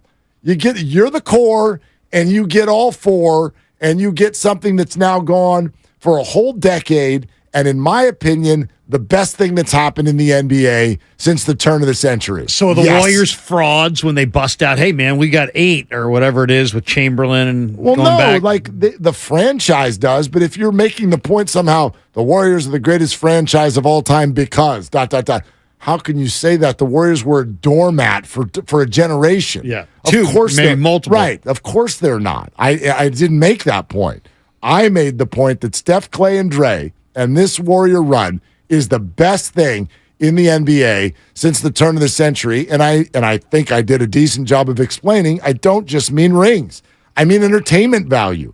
You're going to give me the impact on how the game's played. You're going to give me the triangle offense versus the Splash Brothers? And you can't throw Miami in there, some hand-picked team, like decision and the whole deal. That won 2 rings and stayed together for a total of 4 years? And when they boasted they were going to win not 5, not 6, not 7. I mean, come on. Come on. Not 6, not 7. Said what I said. I said what I said. And I stand by it completely. And yes, you're welcome. Sacramento. Well, it's a little Popeye that I said what I said. I am what I am. I am what I am. And that's all that I am. I used to run around the house singing that. That was right. I am what I am. Well, that was my sweet spot. What year did that come out? Robin Williams as Popeye. I never saw that. I'm talking about the actual cartoon as a kid. Well, that's different. But my parents took me to that thing, man. Hang on. Popeye, the movie. Some of those remake movies are creepy, man. The Grinch remake was very creepy. Popeye, box office, $60 million. Popeye the movie with Robin Williams. That's a bomb, by the way, $60 million, right? Was it back then? I don't know. This was 1980. I was 5 years old. Yeah, I never saw it. My parents took me to that, and I thought it was the greatest thing ever. I got the record, and I played the soundtrack. You're running around and I sing the peninsula. whole thing. I am what I am. Yeah, and one of those stupid accents. I am what I am. I need a corn pipe. Where's my corn pipe? Ridiculous. But I loved it. I was 5. What are you going to do? All right. Larry Kruger's in for Dibs. We got a lot of you that want to weigh in. Let's roll. We're coming straight to you next, and we'll rapid fire all the way to the end of the week, and Warriors Kings takes over after that on Willard and Dibs. Mom, Dad, Sis? Here we go again. Why are you in a suit? Picture, if you will, a world with the best network imaginable. I'm talking about the Xfinity 10G network.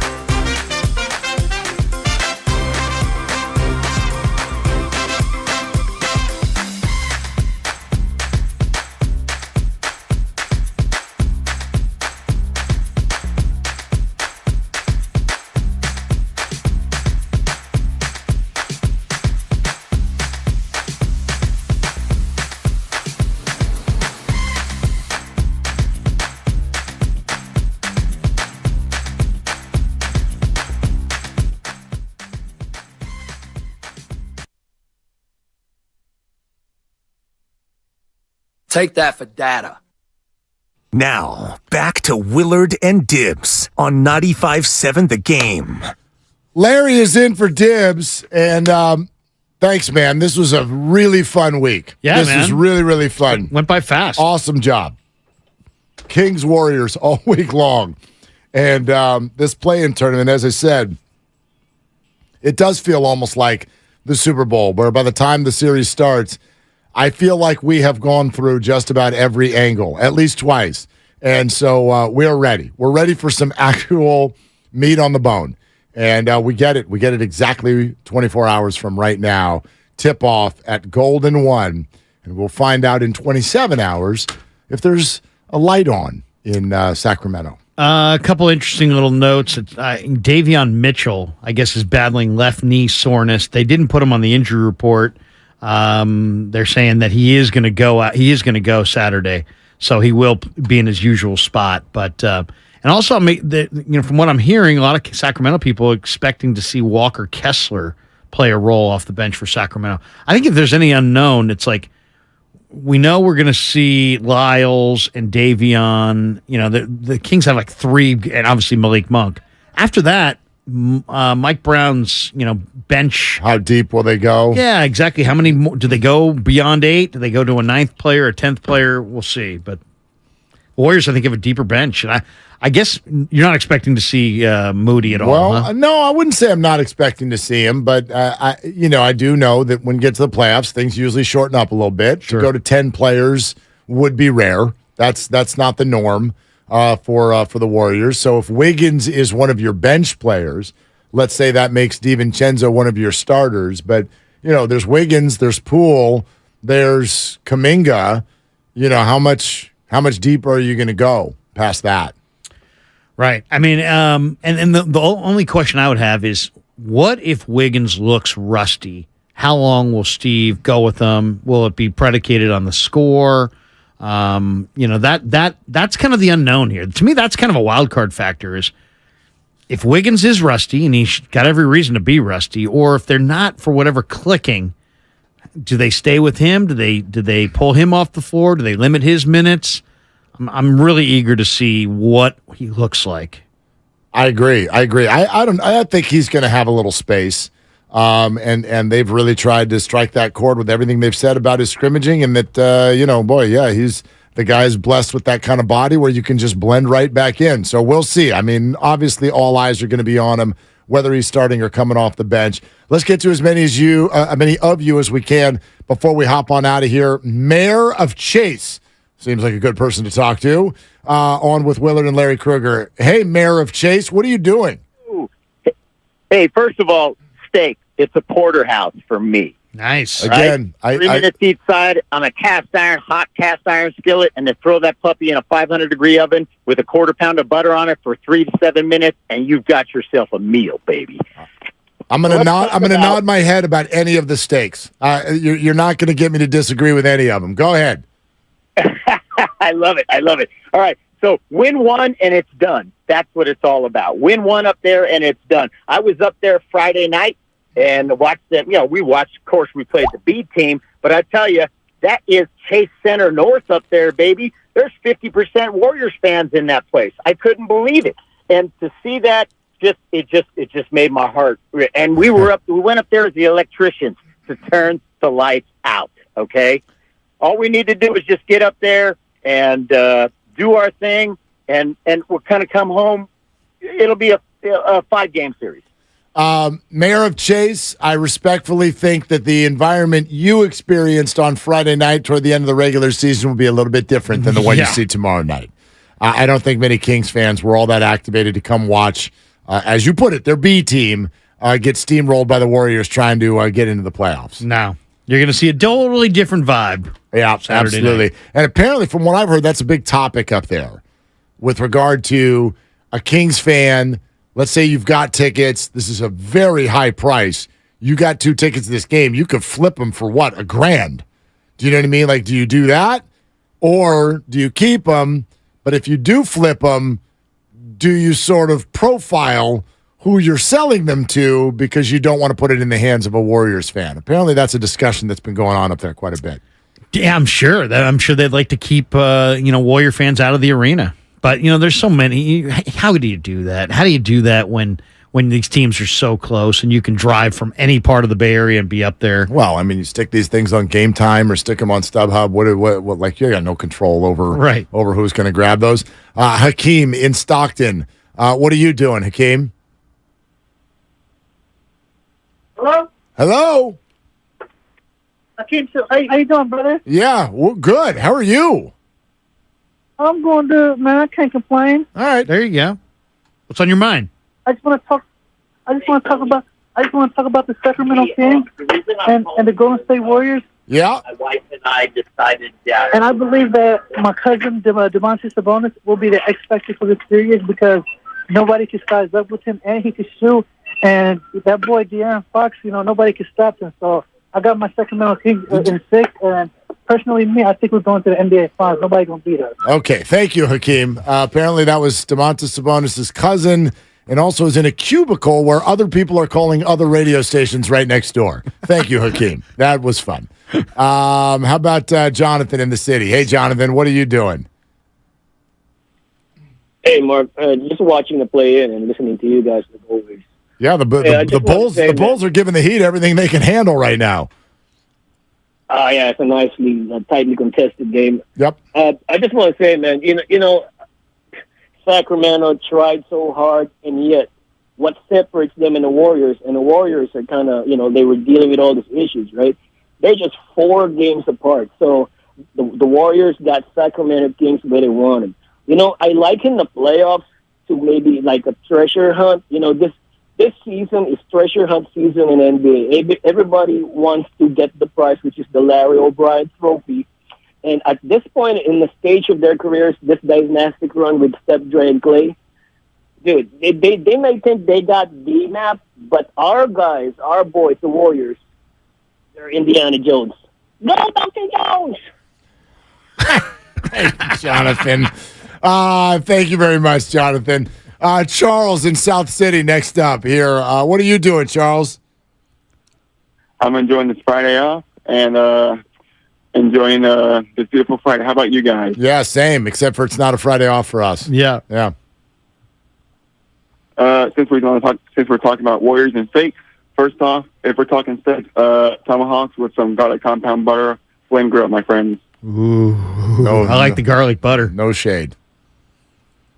And then for Warriors, look, man, Willard, I'm a Warriors fan, and I've been falling out laughing every time you call the Kings adorable.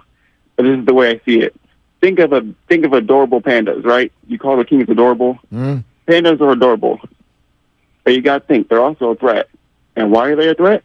Because they're also bears. So the Kings are adorable, but they're also still a threat. But other than that, I see the Warriors just walking all over them, and I feel like the stakes should be higher. Winner of this series, their city should be the new capital of California. How many games? How many games for Golden State? 5. Warriors in 5. Yeah. I don't know if Sacramento would agree to that because they're like, we already are the capital. That means we're the only ones that's putting up something to risk. Like, like, could we have a bridge or something like that if you lose? Like, what if the Kings win? Could you send one of your bridges up here or something like that? Do they even have a bridge? Yeah, you could probably one of those like little small bridges, little river hoppers. Oh, there's actually a little bridge there to Rayleigh Field. Little teeny ones, yeah. Marquise in the creek. Hey, Marquise, what are you doing? Yo, what's up, guys? Right now, I am door dashing. I just finished my job knocking doors, so now I'm door dashing. That's kind of how my Friday is going. How you guys doing? Doing well, man. Get those tips. Hopefully, people give you some good tips. What I'm saying? Like, oh yeah, I'm in Walnut Creek. Great tippers out here, man. So good. But I kind of just want to talk about trust for a second. If you guys got a little time, I'm gonna roll my windows up. Just want to talk about trust and trust in our professionals. Steve Kerr, he's a professional. Wiggins, he's a professional. You guys were talking about a little bit earlier about how maybe he's going to be rusty and whatnot, and what if they don't click? Well, I'm just thinking back to last year in the first round of the playoffs where Steph Curry was coming off the bench, another professional. So off the bench, I'm not worried about Wiggins. I think Steve Kerr is going to put him in where he fits in, and Wiggins is going to be Wiggins. That guy is a professional, and he's built for the playoffs. Is what I got to say. He's also not a volume shooter. I mean, he's a guy that blends.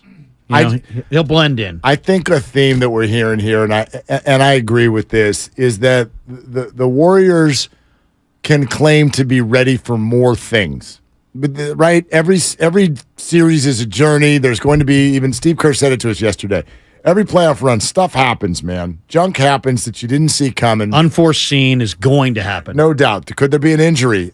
Sure. But the Warriors are probably able to handle more things that get thrown at them than the Kings. And I do think that's something that factors in tomorrow night. It's why I don't really think the Kings could recover from losing a game one.